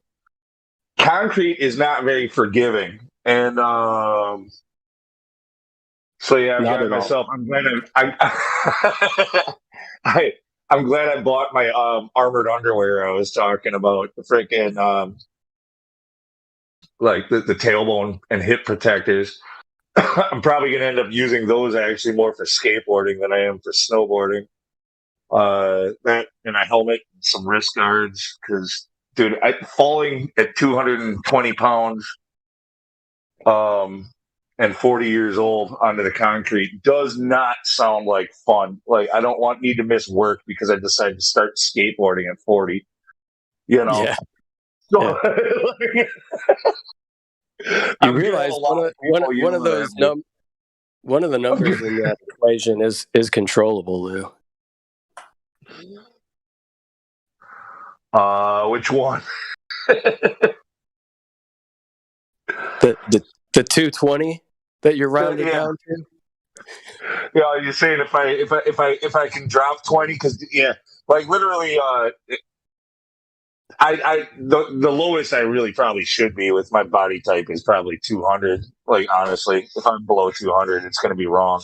So it's still a hard fall. But yeah, I could probably drop 20. And if I skateboard all summer long and try to keep the carbonated drinks down.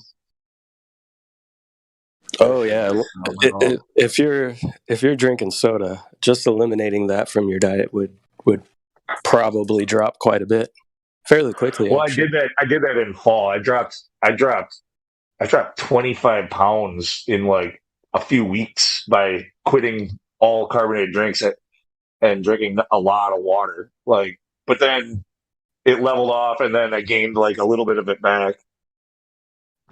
Now I'm gained a bunch of it back. No, it's like I dropped 10 pounds since fall.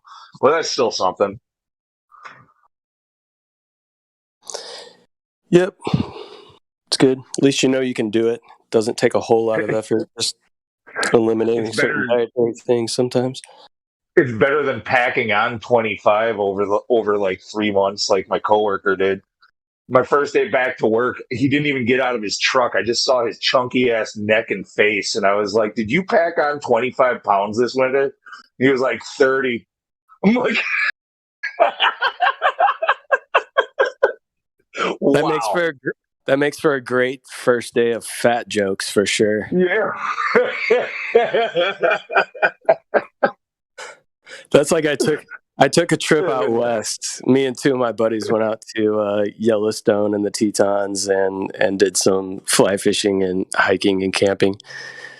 And the one guy, like this was right as we were, ending college, a year or two out of college age.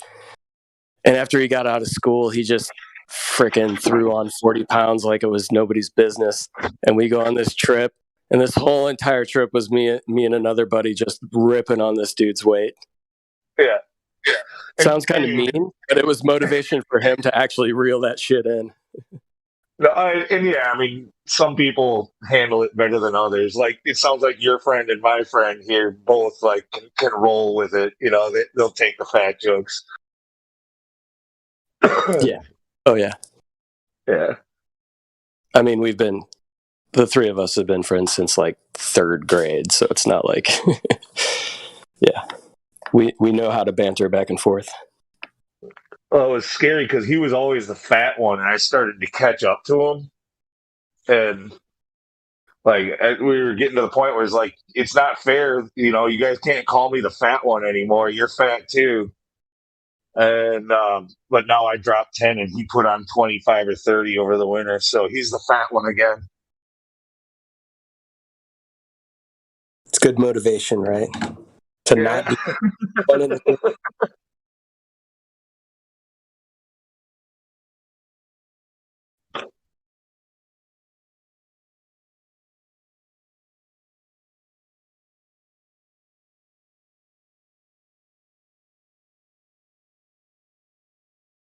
I mean, I really have no room to talk in this subject. I'm the type of person where literally no matter what, I rarely put on any weight.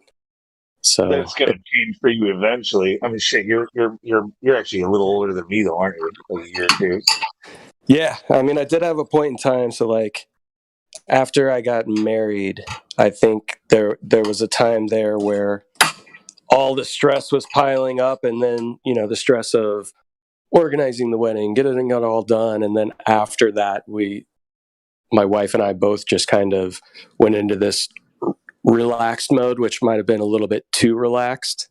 And I put on, I used to hover around 170, and I wound up just starting to creep up into the 190s.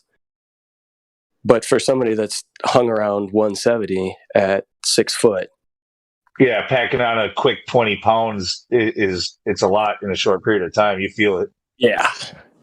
I was like, uh-oh, this needs to change. Need to get back in the gym. The shit I stopped doing after I got married. I weighed in for freshman football at 5'9", 189 pounds, 5'9" for freshman year, high school. And yeah, like hit like 200 at, I don't know, pretty much sat at around 200 for a long time. Around 18, 19, 20 years old, somewhere in there. Got to like 210, stayed there for, pretty much almost, from like the late 20s to like late 30s. And then all of a sudden in 2017, I packed on like 20 pounds over the winter, and it didn't go away. I was like, usually this goes away. It's not going away this summer. What the hell? It's like, like it was no big deal to pack on some weight. It always went away in spring. It didn't go away that year. Yeah, the older you get, the harder it is for get it to go away just naturally. You got to put a lot more effort into it at a certain point. A lot of it has to do with eating and food and the types of foods or the makeup of the foods that you're intaking. A lot of friends and like my wife's family have gone on programs through a supplement company called First Form. And they do this thing. Basically, it's tracking what they call your macros. So like your proteins, your fats, all that kind of stuff, and your calories. And you track it on a daily basis. And there's just certain targets that you want to hit and not go over, but not necessarily be under, with these certain targets for kind of the main factors within your foods. And it's been really successful for a lot of people that I know that are close to me. And it does encourage mixing in exercise, and exercise certainly helps speed up the process. It's definitely a component, but just changing the food aspect of it makes a huge difference. So Napalm, I definitely want to agree with you. First of all, stay away from anything that's baked, deep fried, sugary drinks, obviously. And if you can avoid all the carbs, except for essential carbs, like you do want to eat vegetables sometimes, right? Like certain vegetables like carrots have like vitamin A, and then there's like kimchi, which is like K2, right? So you do want some vegetables in your diet. It's just you shouldn't be eating like ass loads of carbs, I think, unless you're the type of person to where you're a boxer and you're used to going 12 rounds a day. Then I suppose you can eat all the carbs you want because you're training really, really hard and you need that fuel, right? Yeah, but if you're not calories in, boxing, calories out. Yeah. no, carbs. No, I'm not talking about calories. To me, calories don't matter because you need enough calories to run your body. And if you start starving yourself, I don't think that's going to work out. If you starve yourself, especially with carbs. Now, if you starve yourself with no carbs, ketosis will kick in and you'll be all right if you got some fat on you. But, I'm not a nutritionist. If you've got a really active lifestyle, like a physical job, or you're doing, right, physical activities and stuff, yeah, carbs aren't gonna hurt you. They're not your enemy. Like you're gonna need them. I'm talking about like empty carbs, like ass loads of donuts, right? Or Beer. a Yeah, bunch no, of pizza dough. I'm talking like spaghetti. Like, yeah, that's empty carbs. Not donuts. Right. So I try to stay away from like pastas and bread and stuff like that. I do eat rice, so that's kind of my one carb that I do eat. I don't know. I stay away from potatoes. I know a lot of that stuff's changed, but I know when I was in high school, like in football, like it was, our coach was adamant about it, and he was, I played the high school I went to, like, had won state like 3 out of the last 4 years. Like their football program was pretty insane. But like the coach, really preached about like the night before game night to tell your mom to make a big pot of big spaghetti pasta, like those carbs, like it's that stored energy, like it takes like 24 hours before really. I don't know. You wanted that and eating lots of bananas too. Lots of pasta 24 hours before the game and bananas the day of. I don't know. So I have soccer this evening, and I carved up a little bit. I usually try to do that about 3 to 4 hours before game time. Like this evening, I had rice and lentils, so carbs and proteins, decent amount of carbs. Find that that's fairly helpful with performance.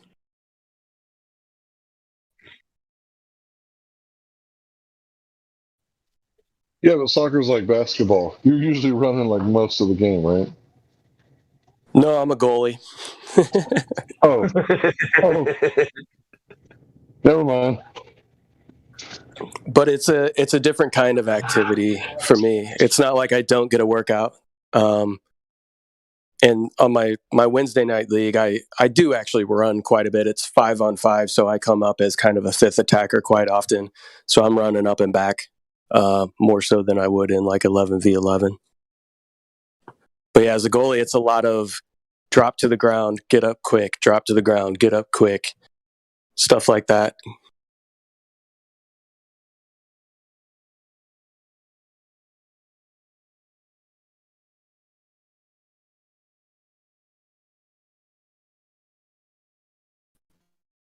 No.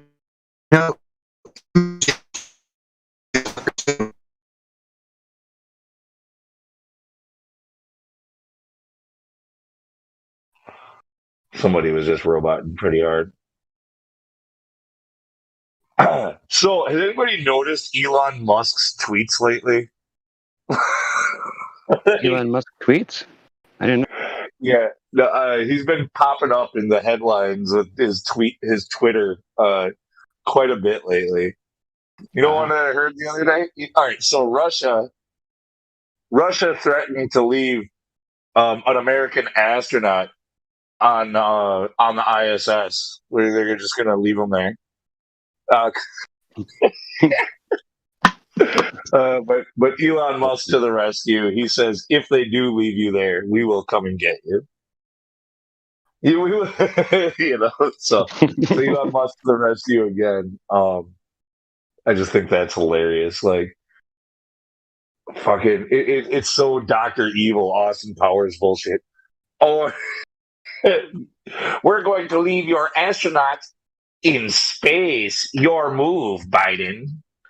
Your move. Like, Ooh, I'm scared, huh? That's hilarious. Are they gonna are the Russians going to lock the door to the green screen room on their way out? Lock it from the outside?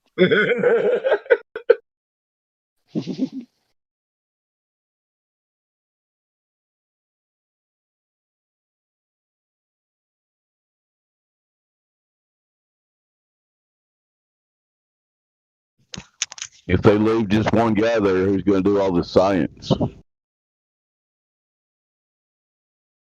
What science? Weird science. We proved that wrong. Yeah, who's going to be the first one to grow lettuce for the 16th time? First time, 16th, first time. Oh, lettuce? Is that something they do up there? That's definitely nutrition that they need up in space, right? Just lettuce, right? the least. Actually, it takes energy to digest it, doesn't it? So of course that's what they would grow, right? Yeah, Hank, I feel like I see headlines like that every so often where it's like, first time we've ever grown blah, blah, blah plant in space, but they keep recycling the same plants that they've grown for the first time. Yeah, it's the 7th time you've announced that. So this year we're going to be testing lettuce to see if it grows in sub-gravity. You ever notice how they never tie that back to any like real world applicable information that they're gathering from these alleged experiments of growing things in microgravity or whatever? Oh yeah, that's what they call it, microgravity. My bad. Oh, dude, we talked about this a couple of weeks ago, where I was bringing it up about how, on the NASA.gov website, there should be a page that tells you of all of the experiments that they've done, and there should be a lot of them by this point, right? And at least there should be like 2 or 3 experiments running concurrently at any given time. And all the data should be there for you because our taxpayer dollars are funding this. Well, of course, you go to their .gov website. Yeah, there's a page there for it, and every single one of their experiments says information pending, information pending, information pending, information They pending. can't give out that. It's all the way down. No, if you scroll down, they do actually provide some data, and or at least some explanations for some experiments, but they're all having to do with growing some type of biological organism. It's literally, that's all that they have ever claimed to do scientifically. It's absolutely retarded. Yeah. Like how many times are you going to study the fucking botfly or the mayfly or whatever the fuck they're growing up there? Well, if the sky was water, wouldn't that be interesting? Think about it. Maybe they really are testing for water creatures in space.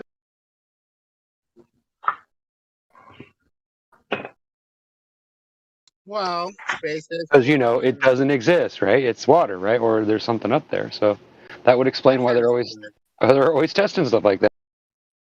I think that there's the waters above, but I think under the firmament there's like this zone of space without the water that we swim in or breathe, unless you want to think of air as another form of water, or what I would go with even more, the substance behind the air that everything mixes into, aka the ether being a sort of water. Where do you get these crazy ideas? Air is a fluid. The firmament, right? the firmament appears to be there based off of sundials. Yeah, I It know. looks like the sun shining. I know, off I'm of the teasing. surface. No, Yeah, I agree with you. I was just giving you a So air is treated as a fluid, right? Yeah. Well, it is. It's definitely a fluid. It's the opposite of a We don't solid. look at it that way. Yeah. So is glass. Glass is a fluid too. Basically, by fluid, I mean something that doesn't tend to take form, that needs to be formed by another solid container. It needs to be housed in something or limited by something that allows it to take on some level of structure or form. Something fluid. something liquid, something that flows, something that doesn't appear to have a set shape in and of itself. That would include air, that would include water. And then the conception I would go with, the thing behind the air, the substance of space itself, that would include the ether as well. By space, I mean the space flowing in and out of objects like you, me, and other stuff like that. Correct. You're furthering the conversation from earlier today, aren't you, Lemon? Were you in Gems? Oh, yeah, that was you. Yeah. How And dare you? forces everywhere, enforcing rigid groupthink, squelching any sort of independent thought. It is what it is over there. Yeah, I feel like I called him out on that fairly well, but I don't know. That's my first time speaking over there, so who knows? Try going through that for 5 or 6 years. It can affect you. I can imagine. Yeah, I would. Yeah, I would imagine.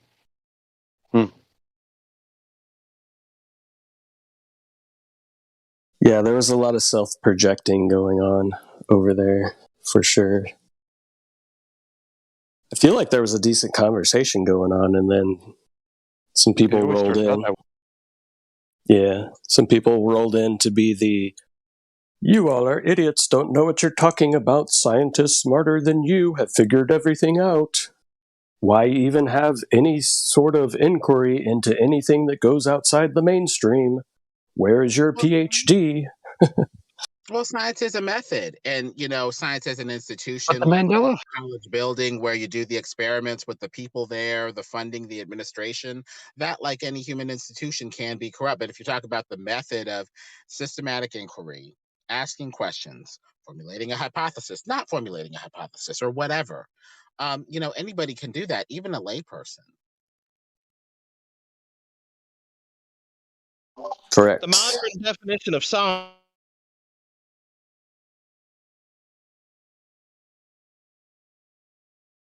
Barrington, you just cut out. Oh, no, I was just throwing in a little quip that the modern definition of science is merely appeal to authority. Pretty much. It's saying, we have the degrees, you don't, so shut up and take our pronouncements. And I'm like, well, I'm a layperson and I haven't gone to school for years, but I see a little inconsistency in you saying that, space is nothing but out the other side of your mouth. You're kind of treating it like it's a substance that flows, moves, and can take structure, shape, and, have all these fields in it. Do you see the contradiction there? Because it kind of seems contradictory. Yeah, you and I both kind of held that guy's feet to the fire when he was talking about somebody creating basically nothingness and then also being able to detect something within the nothingness. Complete contradiction. Yeah. At that point, we're talking about the philosophy of what, if anything, is there. Just because we can't grab it, see it, taste it, or touch it doesn't mean that there's actually nothing there, or is there something behind what we are or aren't seeing?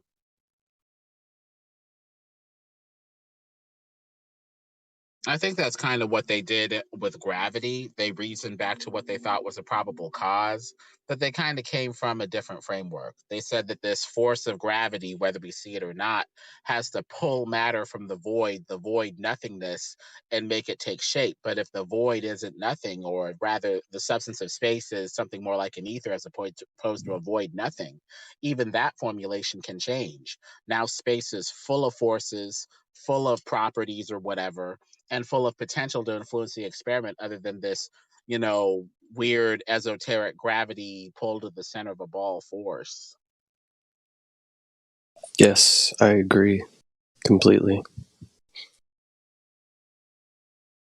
The reification of space. I love when they talk about it in terms of space-time and space and time. Literally just calling the things that they're measuring are the effect of the measurements, or Kind of weird to you that come out educated of the people with measurements. degrees actually listen to some guy who never graduated high school and never even went to college. And they accept his theories. Does that make sense to you? Yeah, I mean, he didn't finish grade school, he didn't go to high school, and he barely took any college. I'm talking about Einstein, by the way. High school dropout. Right. There you go. There's your intelligent. Yeah, you smart people are real. It's like their appeal to authority is the authority figures who appealed to somebody who didn't have any type of credentialing at all whatsoever. It's kind of a backwards way of thinking. Don't bring that up when you're talking about flat Earth, though. Oh no, that'll piss.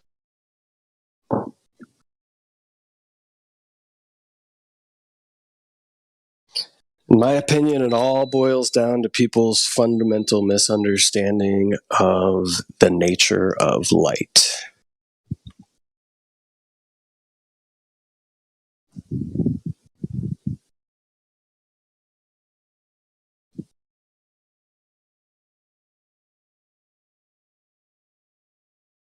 Yeah, that's a big part of it.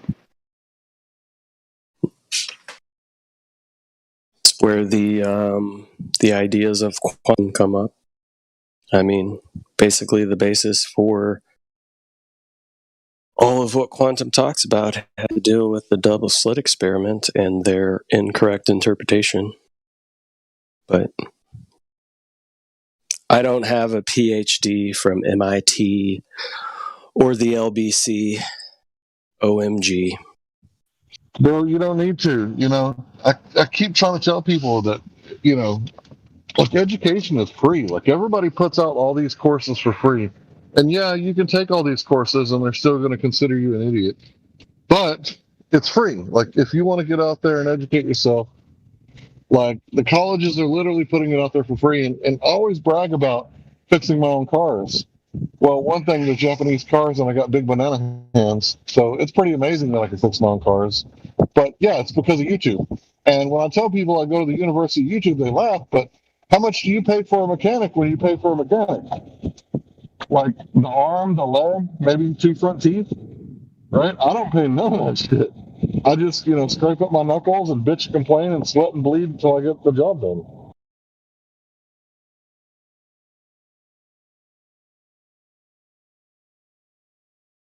And that's the way it ought to be, damn it.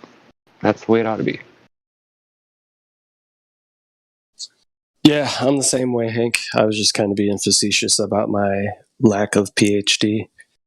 I'm the same way, though, man. I've spent hours watching, like, I don't feel bad about it. MIT lectures from Walter Lewin and stuff like that. I mean, how much did those kids pay to sit in that classroom when it was free for me to sit there and watch it and then do a little bit extracurricular on my own accord after the fact,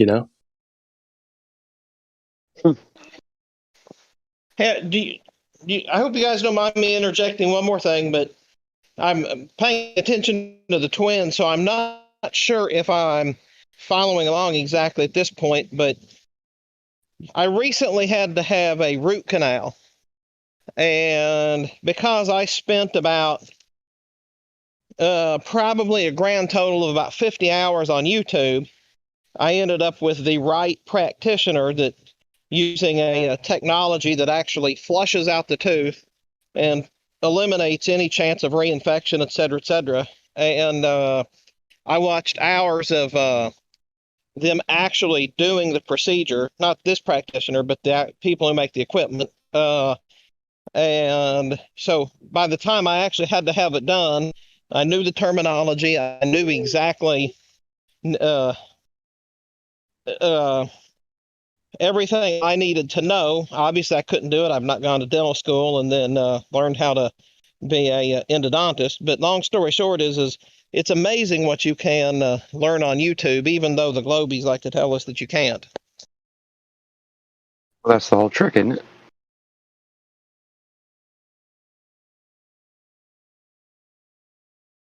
That's the trick. They don't want you to trust anything on YouTube, but they want you to go there and look for it, don't they? But then what's their first response when you say, "How do you know the Afterglow?" No, Google it. No, I believe what they say about it is it's an archaic conception. They also say it's scientifically disproven, which is a sentence that doesn't even mean anything. Both oxymoron.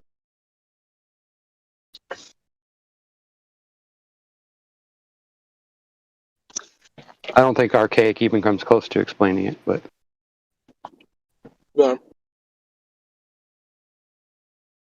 Yeah, it's an interesting age where people tell you, now listen, you can't believe everything that you see on the internet, and then they tell you to Google it.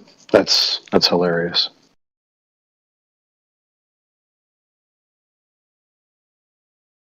well, with the lack of books nowadays, it might get harder and harder to actually find stuff like that if they decide to start metering it or censoring it. It's even better than that, guys. They tell you that they can't trust your eyes, but they have observational science. Yeah, it's funny, isn't it? I know, they say they're not using theories, but they call it theological science, too. So what would a theological thing mean? Does that just mean they make it up, right? That kind of. Oh, forgive me. Based on provable science, right? That's like based on a true story, right?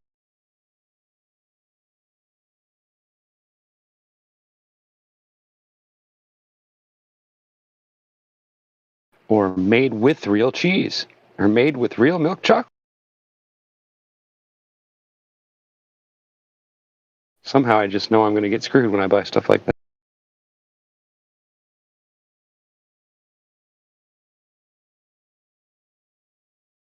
I think the best one is when they say it's a milk chocolate flavoured dessert. There's not even chocolate in it.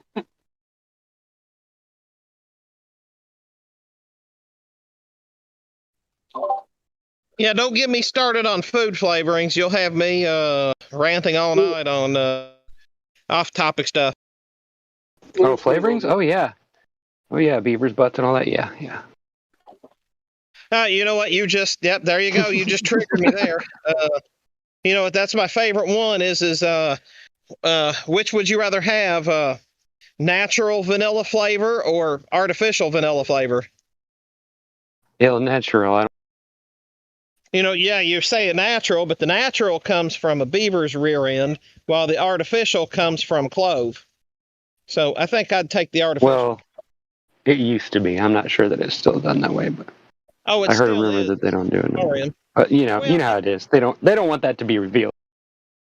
Yeah, if you see natural, no. I wonder what the person who milks the beaver's butt is called. I had this argument actually with my stepmom pretty recently. It was about, I don't know which flavoring you're talking about, if it's the beaver butt one, but like I was talking about how like strawberry or something like that, like or whatever. I know that there's one, like my argument to her, and I should preface this with like she's the vice president of a brewery that also we make sodas and stuff like that, and like and so she's very familiar with like what they're allowed to put on their labels about natural flavoring and artificial flavoring and stuff like that.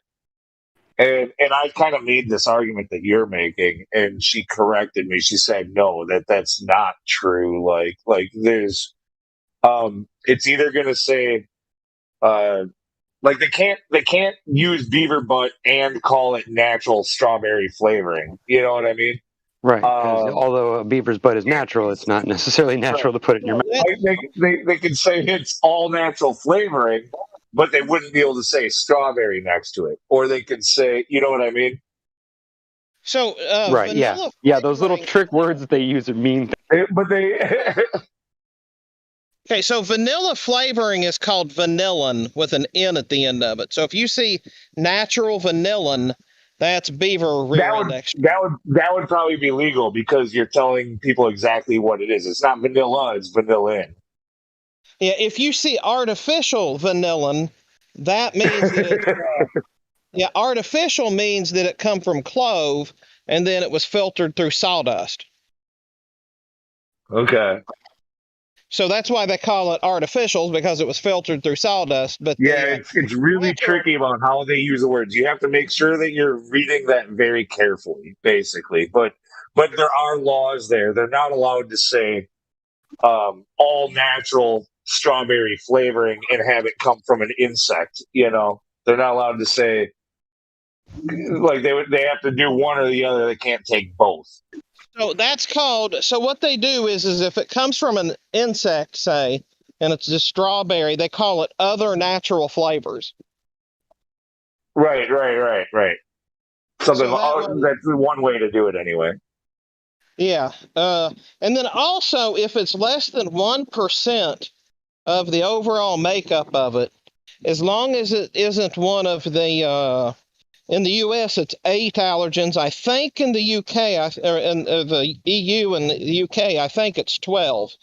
But here it's 8 allergens. I'm pretty sure. As long as it's less than 1% and not one of those allergy items, they don't even have to list it at all. So you can say all natural, and as long as it's less than 1%, you don't have to list preservative. So you can legitimately say preservative free and have up to 1% preservative in it.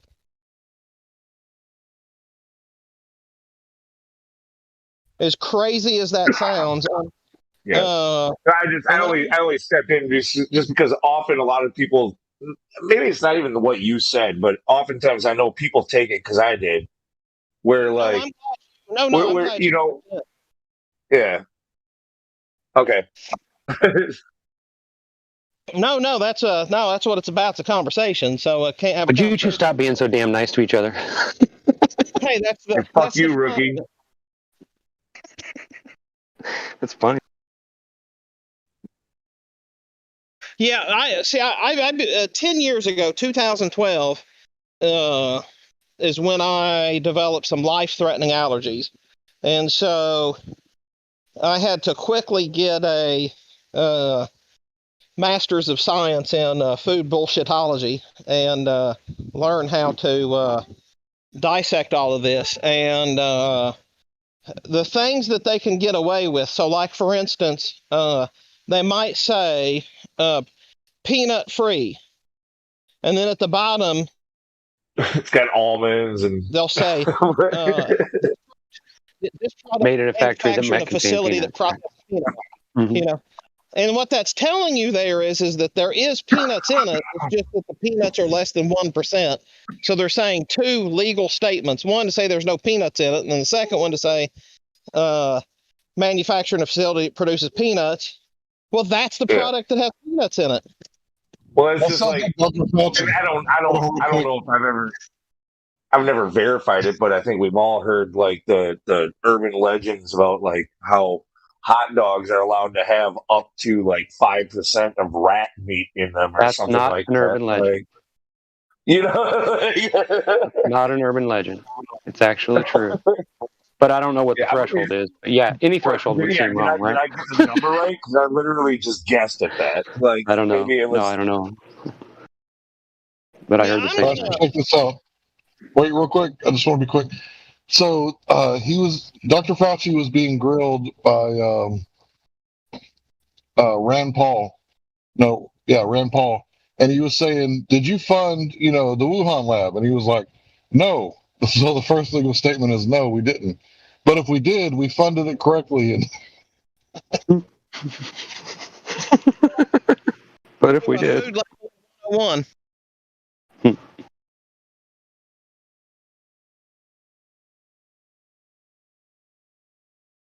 Well, I just want to thank the CDC for all they did to help me figure out what's going on. Because if it wasn't for them, I wouldn't.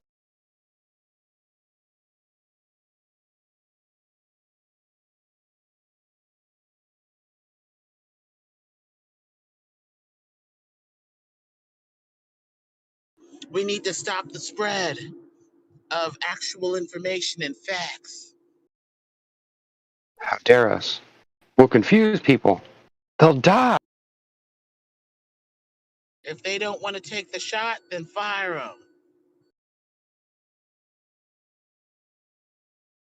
Then when they sue, you'll have to pay them out. We have to stop the spread by taking something that doesn't stop the spread. Makes perfect sense. And wear something that doesn't help either. And Just in case. Just in case. People, sometimes get heart attacks. It is what it is. Suffocation? No. You only suffocate if you're stupid. I read an article by some social justice warrior woman, and she was basically comparing herself to a soldier in battle and saying that in order to win wars, sometimes there are like casualties, and she's this faux bravery. Oh, I'm so brave that I'm doing this. Like these people are retarded because they don't realize that they're just lambs. They're just shit. They're not. They think that they're brave when they're actually cowards. And it's sad, to be honest. So stunning, so brave. Yeah. You're in a good mood this evening. This evening.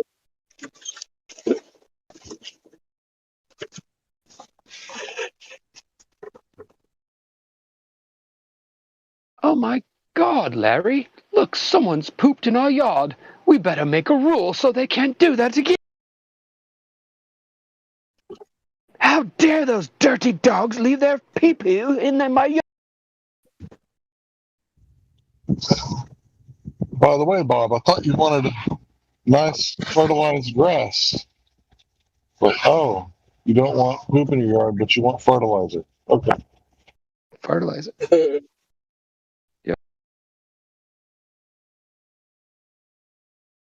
Next, they'll be saying that you can't get on a plane because you smell bad. No, next they're going to say the number one threat to America, security, is climate change, but better not grow any marijuana or any hemp, right? Because that's federally illegal. Wonder what caused all this climate change. Maybe the fact that you guys keep modifying. I want to know when they get you to court and they bring the charges against you, how come you don't just say, well, who got hurt in the process of all this? I just want to interject the fact. I just want to let everybody know that I literally fertilize my yard with Lou's shit every single year. Thanks, Lou. I appreciate your contribution to the greenness of my grass. Wait, what do you mean? You buying our malt or what? What are you doing? Have you ever heard of the product Milorganite? Oh yeah. Okay. Yeah, we got Scott's is a big company in your trade, and they're up here a lot. In fact, we did work at the Scott's fertilizer plant, the topsoil plant, where they basically, honestly, literally what they do, we have just such nice dark black soil. They just buy up good rich land, and they just take just soil from here and sift it and bag it and send it to everybody else around the country. They don't do shit to it. Lou, that don't surprise me. I literally mean that it's your literal shit. But the Milorganite, that's different. It's what they do is they take the compressed solids out of their water treatment and put it in. How do you know you're getting yours from Milwaukee? And by the way, I've got. Doesn't it all come from Milwaukee? Doesn't it all come from Milwaukee? I thought all Milorganite came from Milwaukee. I could be correct, but I just thought it was funny. I just wanted to throw it out there because you're from Milwaukee. I don't think we're the only ones who fucking ship Milorganite. Dude, if so, fucking somebody is a genius in Milwaukee.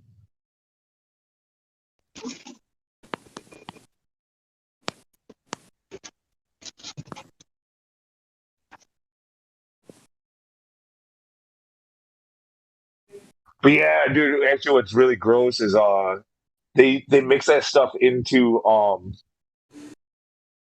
the road salt for melting ice and stuff. I've heard anyway that they're making that out of human waste also. Dude, so they're spraying that shit. But that's the good stuff though. That's the stuff that works when it's really cold, because salt doesn't do it when it gets really, really cold. You need the good stuff. You need this stuff, the stuff that.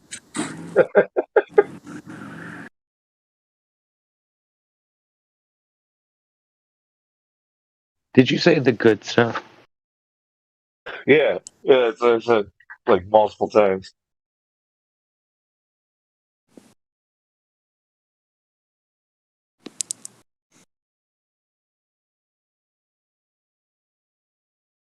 But that Milorganite too, it will make your lawn nice and green really quick. You don't need a lot of it.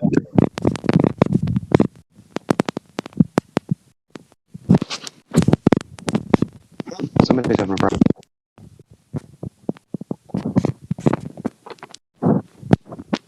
Easy with that mic, bro.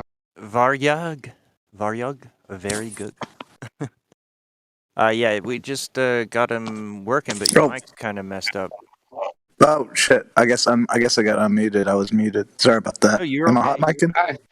I was just making sure you have a mic, so you're good. You can speak. Oh yeah. What's up, guys? Y'all having a good time? Everybody good?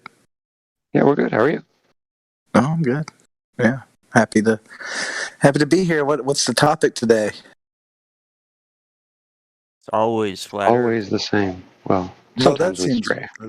Well, actually, no. It was no. Be honest with them. It was about using human waste to melt snow and ice and fertilize your lawn to make it nice and green. Oh, is that what we're talking about? Don't forget that. Oh yeah, don't forget about the beaver. Oh, yeah. Yes. Also, artificial flavorings that come from beaver bombs and snowboarding and skateboarding too. You pick whatever you want. Man, that all sounds good. I like the beaver bum stuff. That sounds interesting. Beaver bombs. We're going back to beaver bombs, guys. You ever These beaver bums are magically delicious. They are magic. All of you guys have this terminology in the US, but in the UK, a beaver is another word for like a refractulosis. So we've got this like. To me, all I'm like it's like the bomb bomb. It's like. No, not quite a say bomb bomb. fanny pack. Don't mind my Say really, fanny really pack bad jokes. to the Scottish. If you say fanny pack to the Scottish, it's like a pack of pussies. Yeah, fanny means pussy in England as well. But funnily enough, we actually call them So bum what does bags. Fannie Mae mean? Well, fanny a name as well. If you're referring to a bodily part, we think you mean vagina, not gluteus maximus.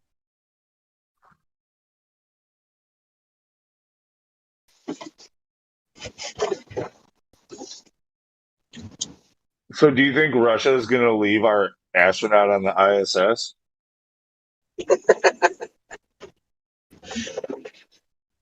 Yeah, after we've finished discussing this, maybe we can discuss. I want to know what you think. After we've finished discussing this, maybe we can discuss. The I next bet Lord he's of the sweating Rings. balls right now. Just like, I wonder if I'm going to get out this bitch. How do we get out of it? Someone's going to get slapped. It serves Isn't as this- great drama to get more funding, though. Yeah, isn't this literally one of the scripts from Space Force? Space Force. Except it might have been the Chinese and the Americans that were going to conflict. Space Force. I'm starting to like that, I'm starting to like it.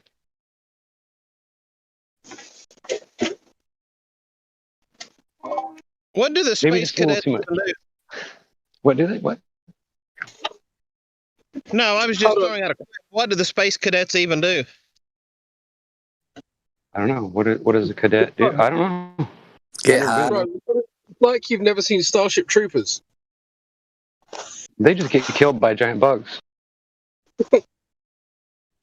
Or rip limb from limb. Yeah, that's usually what happens to people in movies.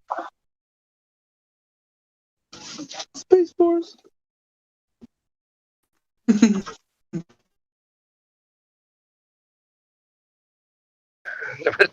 There was a sequel to that too, wasn't there?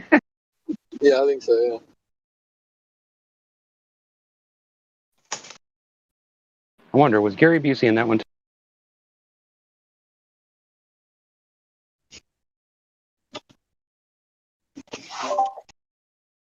Yeah, he was, wasn't he? Damn.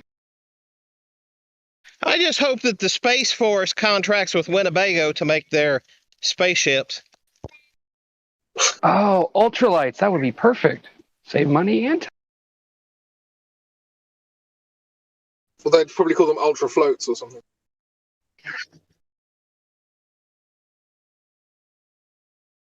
I was going to go somewhere else with it, but I won't. I won't.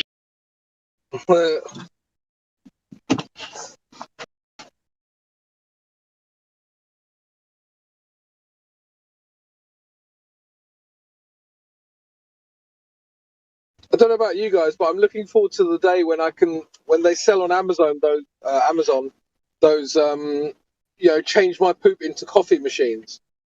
I don't know if they're gonna. Are you guys looking forward to that? The Chugga Chugga brand, man. The Chugga Chugga brand.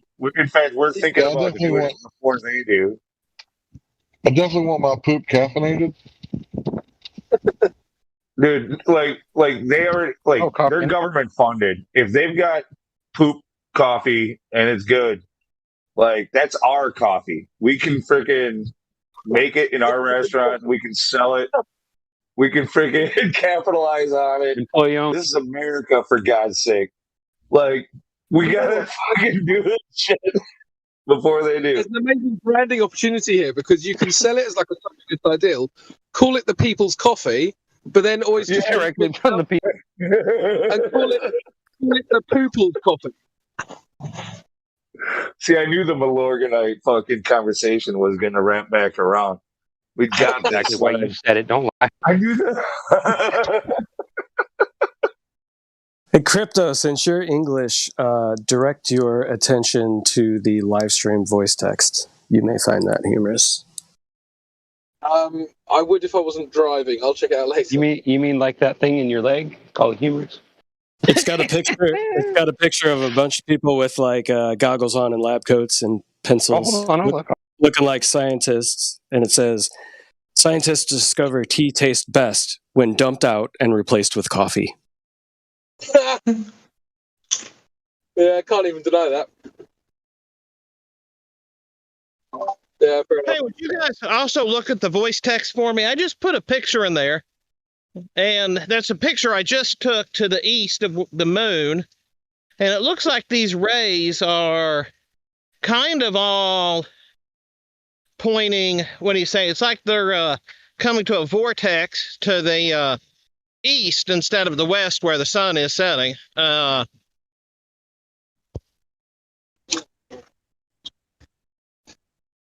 So that's just a product of perspective, right? So you have the rays that would come from the source of the sun and would kind of diverge as they go up to your zenith, and then as you would face the other direction, they would appear to kind of converge as they go down towards the horizon to the opposite side. Yeah, I don't think I've seen it that pronounced before. Take a look at that. Somebody always has an excuse.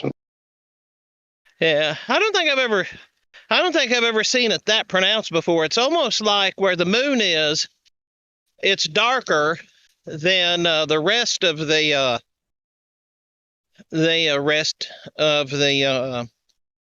sky. It's like there's a darker, like, triangle, so to speak, and then that's interesting. I'm guessing it's just from the clouds and the moisture in the sky, but I think it looks pretty cool.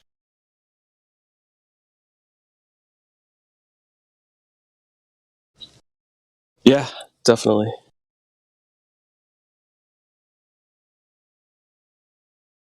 Divergent rays. At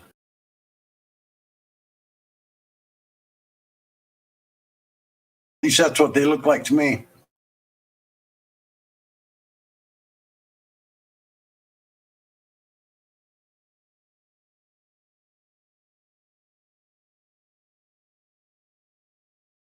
Which means 93 million miles away, right? That's the opposite side of the sun that those are coming from. He's facing the opposite direction from the sun in that picture.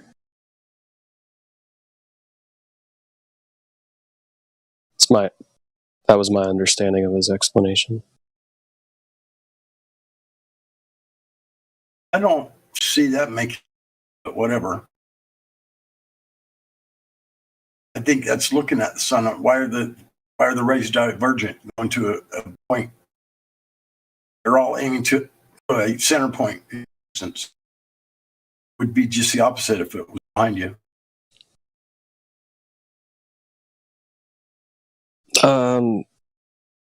Not to be the dissenting voice, but it's a product of perspective. They do appear to slightly converge also as they go towards the horizon in the opposite direction. It's just a matter of perspective.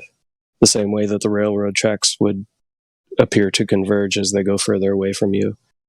Happens in both directions.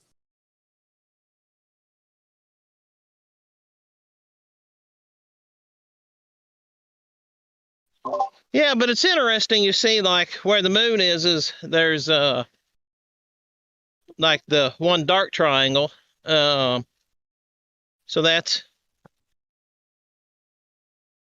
pretty interesting. It must be that it must mean that it's 93 million miles away, and that we're living on a squishy water ball, and there could be no other explanation. So we'll have to stick with. It has to be. Yeah, you got to stick with the speculation of, the indoctrination without experimentation. Has to be.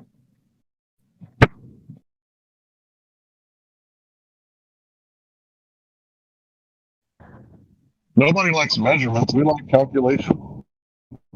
Yeah. And there's who needs that old calculation? Who needs that old measurement when all you got to do is just come up with a calculation on paper? Leaps of logic, guesswork. According to MC Toon, anything past the first foot on a tape measure is actually a calculation. Well, I tell you what, that man is a genius. That man is I'm gonna tell you what, that man he really puts a whole lot of effort in the stuff he comes up with. Dude, the sad part is like, I get what he's doing. Like, I know what he's trying to fucking do. And it's tricky. Like, you just gave him credit for it. Like, you almost have to, like, applaud him for that attempt on that one. Yeah, it just goes to, the slimy nature of him, right? The depths that he will go to. Yeah, right. I mean, the venom that runs in his blood? Poison? Distance in your eye. Yeah, and he's constantly selling that snake oil too. I've said too much. Rookie, you always say too much. Just kidding. I try to please. I have to say that he is quite an interesting cat, because this whole $10,000 sextant challenge. If anybody can't tell the rigged carnival game that you can't win, they deserve to lose their money. And that one there, obviously rigged and written up so nobody can win it. And 100% I'm with you on that one, Barrington. It's a $10,000 you better have a flat earth map challenge. It's a map challenge more than anything else. Yeah, it's exactly. He's when you go to the all maps are flat though, right? Oh, of course. You ever seen a map with triangular coordinate system instead of squares? It's all based on a grid, right? If it was a sphere, wouldn't it be triangles? You were trying to wrap a square around triangle. Right. I mean, what he's trying to do, and part of the stipulation, and somebody can correct me if I'm wrong on this, is he's basically saying that you have to have a full Earth, flat Earth working navigable map. meaning of equidistance, all squares on the map being of equal distance. Did you tell him we already did? So you have to have the first perfect world map. Correct. Something that nobody has ever created. Even the likes of the great cartographers like Mercator. So got it. You guys, we got a lot of work to do. We better divvy this up. Yeah, I don't know if we need to make a new channel or what. We should have a meeting. It's just a trick. It's just a trick so he can put a feather in his cap that he put out a challenge and he put up money and no flat earther could do it. Blah blah blah. So who donated the $10,000 for that? Nobody did. Insurance company. NASA. Dude, fucking YouTube did. Yeah, the reason. How much money do you think that dude's made off of freaking being an anti-flat earther on YouTube? Well, I do know about contests because they're all insured. But yeah, when you do a contest like that, you get insurance for it. That's how. Not his. He actually has an escrow document on there where it doesn't actually have anybody's name on it. It says that he gave his YouTube channel name, gave it to another YouTube channel, and that serves as the escrow. There's no actual signature on the escrow document, no actual contact information, no actual none of that stuff. But he actually has what he's calling an escrow document. It's obviously not an escrow document, but his followers will think it is. Is that kind of like school shootings without death certificates? It could be an actual escrow document if he has filed the proper paperwork to incorporate or create some sort of legal entity that is his YouTube channel. Certainly could be. No, he's not done that. No, it's just it's just got it doesn't say like McToons LLC or McToons Incorporated, whatever state address, or even contact information for the escrow. It doesn't even have a legal name. It just has a YouTube channel name for the cat. Correct me if I'm wrong, but it's not necessarily a legal requirement to add LLC, LLP, or INC after a business name. Shit, getting all professional up in the live stream. Sorry, go ahead. Yeah, if you are using your corporate information, then you have to, because that is a fictitious legal entity. So if I use my corporation, I have to actually say the name, incorporated. I can't just say the name or the name, whatever. If like when I had an LLC, then I'd have to say the name, LLC. Maybe this dude changed his name to McToon. He's basically McLovin, and he's filing as an individual. He's living as McToon. Is that what you're saying? I think he corrected me once and told me it's MC Tune, not McToon. And I said, he said he hates it that everybody calls him McToon. Like does he really go by MC? Does he rock the microphone or what? I was gonna say, dude, he's not a beastie boy. My experience with him was very, very brief. It was me asking him why he thought something was proof of the Earth being a shape, and then he resorted me to his website and said, "Well, I'm going to give this site to you, even though no one ever goes to look at it." So I went and looked at it, and I actually read everything on there. And then I still came back with arguments about everything he put in there, and he just didn't answer me after that. So that was about all it was. He exists just to argue. He does not exist to make progress in a conversation. He doesn't exist to actually, agree to anything. Yeah, as far as I'm concerned, if as long as he calls us Flurfs, I'll call him McToons. Once he takes all that stuff off and takes down all the videos where he's calling people Flurfs, then I'll care what he wants his name called as. But until then, I'll call him whatever I want. Dude, I'll call him MC, and because I'll just call him out. I'll be like, all right, let's hear some shit then. MC Tune, what's up? What's up? What do you got? Let's go.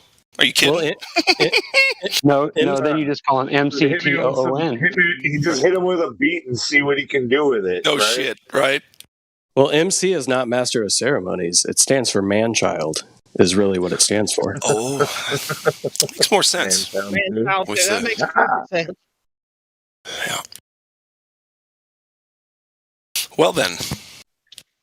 Sucker MCs, bitch, gotta learn.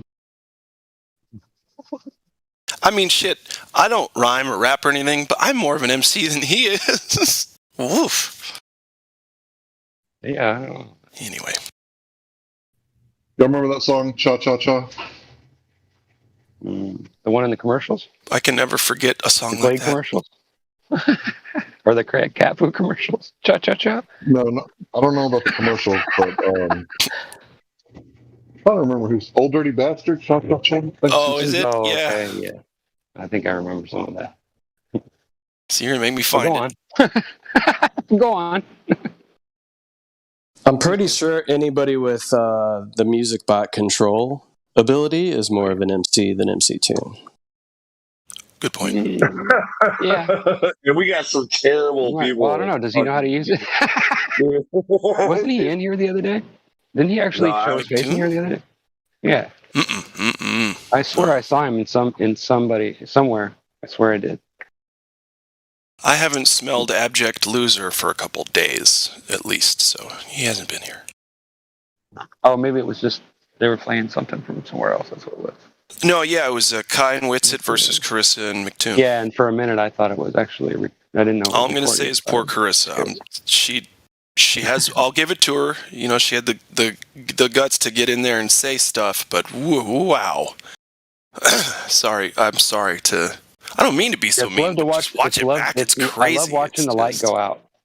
You know, when they realize that they can't win the argument or the debate, it's whatever that you want panic. to call it. You know, it's a shaky voice. You hear that typing on the keyboard, and you hear that like.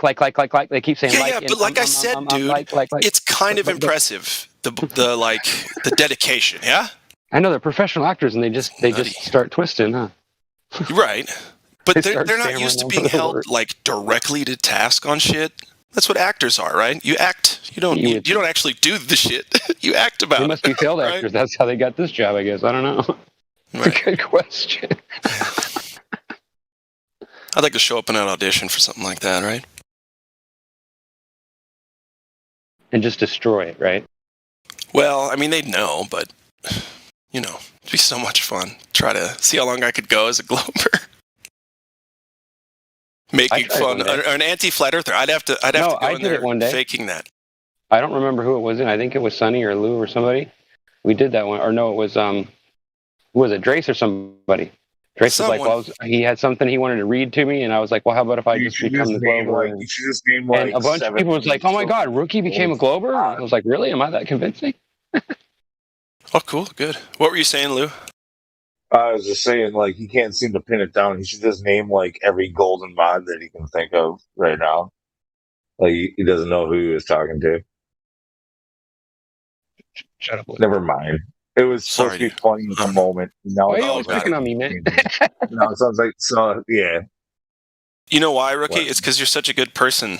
People know that you don't take it as personally as other people would. So yeah, no, I give, make yourself a target. Are you sure that I really do? He's always chasing me around and shit. Like, and so I give him tons of shit. It's great. Yeah. It's great. Oh yeah, I do. I love you, man. You're my favorite. That's what it's about. Yeah, man. I'd follow Glad, but he won't give me his phone number. Oh, I haven't given you mine either, dude. Yeah, no. I knew I'd find a funny one eventually. We're not at that stage in our relationship, Rookie. Now this is getting. But I love you. You know that. Well, we know this is all about love. You're now my favorite. Now Lou's not my favorite anymore. He's done falling down the second. I've been a dick too much now, I guess. Not at all. We need Right, we better need you all be of a these dick to me than- personalities to stay exactly the same. You gotta stay in practice. We are characters here, okay? No, And we're just being ourselves. I treat Rookie kind of like the guys at work. Like, honestly, like I know I can get away with razzing him. Like, he's not going to take it too personally for the most part. Although I do all my crying by myself. Yeah, you're right. Just don't tell anybody. Oh, okay.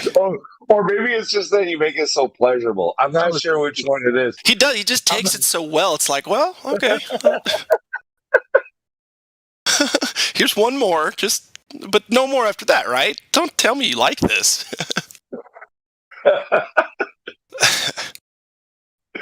Yeah.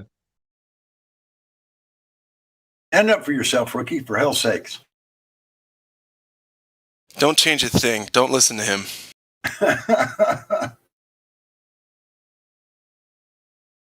Just the way you are. All right. I got to eat. I'll talk to you guys in a bit.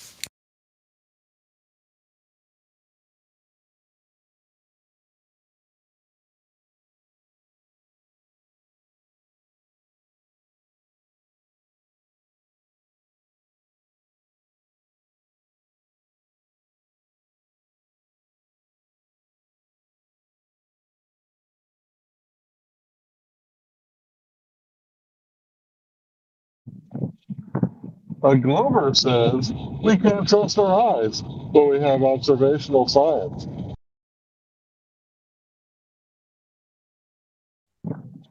The Glover says light travels straight lines for 93 million miles. But at the same time, once it hits the moon, it starts converging.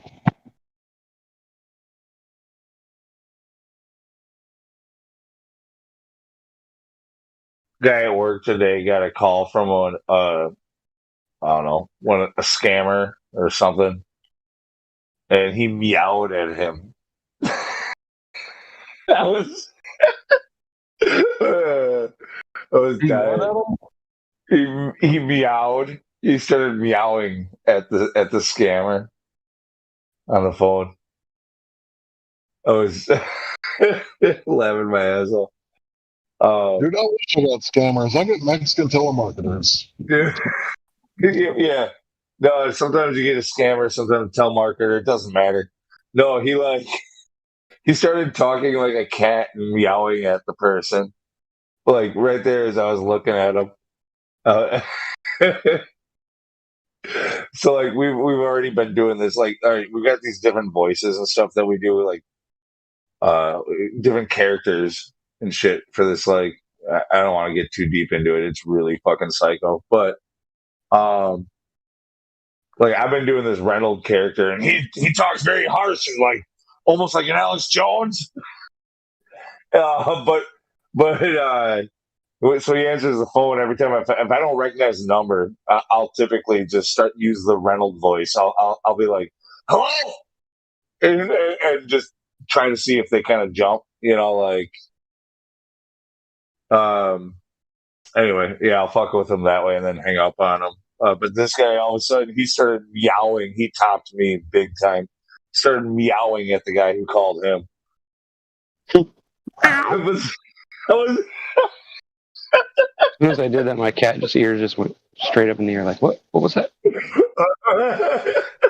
Dude, we're construction workers. We're outdoor construction workers. This dude's on the phone meowing into it. Like, I wish I could have been. Oh my god, it's so fucking funny. So with the telemarketers, they only speak Spanish, right? And when they call me, I started off real nice, like, por favor, no más teléfono y por favor, right? But nowadays, I'm like, su abuela chupa mi culo. You're best. Which is the nicest thing you could say after, years of begging, stop calling me. Actually, it's the most terrible thing. How many phone numbers can a guy block before they could call back again and say, "This is your last chance"? Dude, they call back from a different number.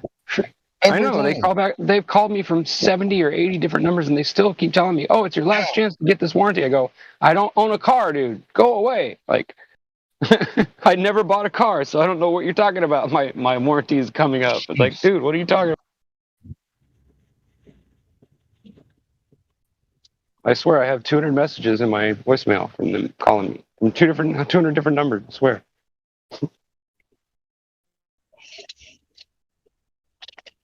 I actually kind of feel guilty. I haven't bought something from them. Anybody who speaks Spanish, I apologize for the vulgar language. But it's like, what do? You know, I tried asking nicely. All right, here's what I want to know. How do I top this fucking guy? He just took it like too many levels to start meowing at the person. What do I do to beat that?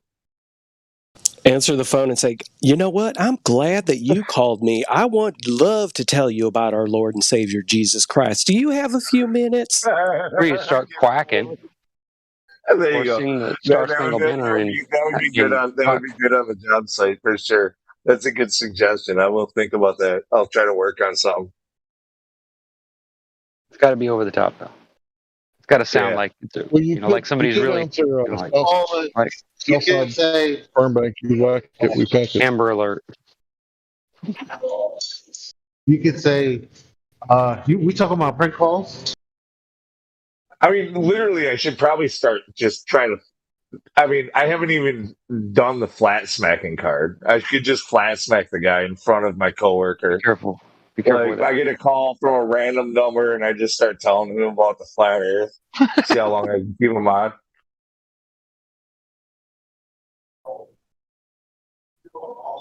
I think that's a gimme. I think I definitely have to do that one. You can be like, hello, I'm just calling as a socialist feminist, and I am campaigning early for Hillary Clinton.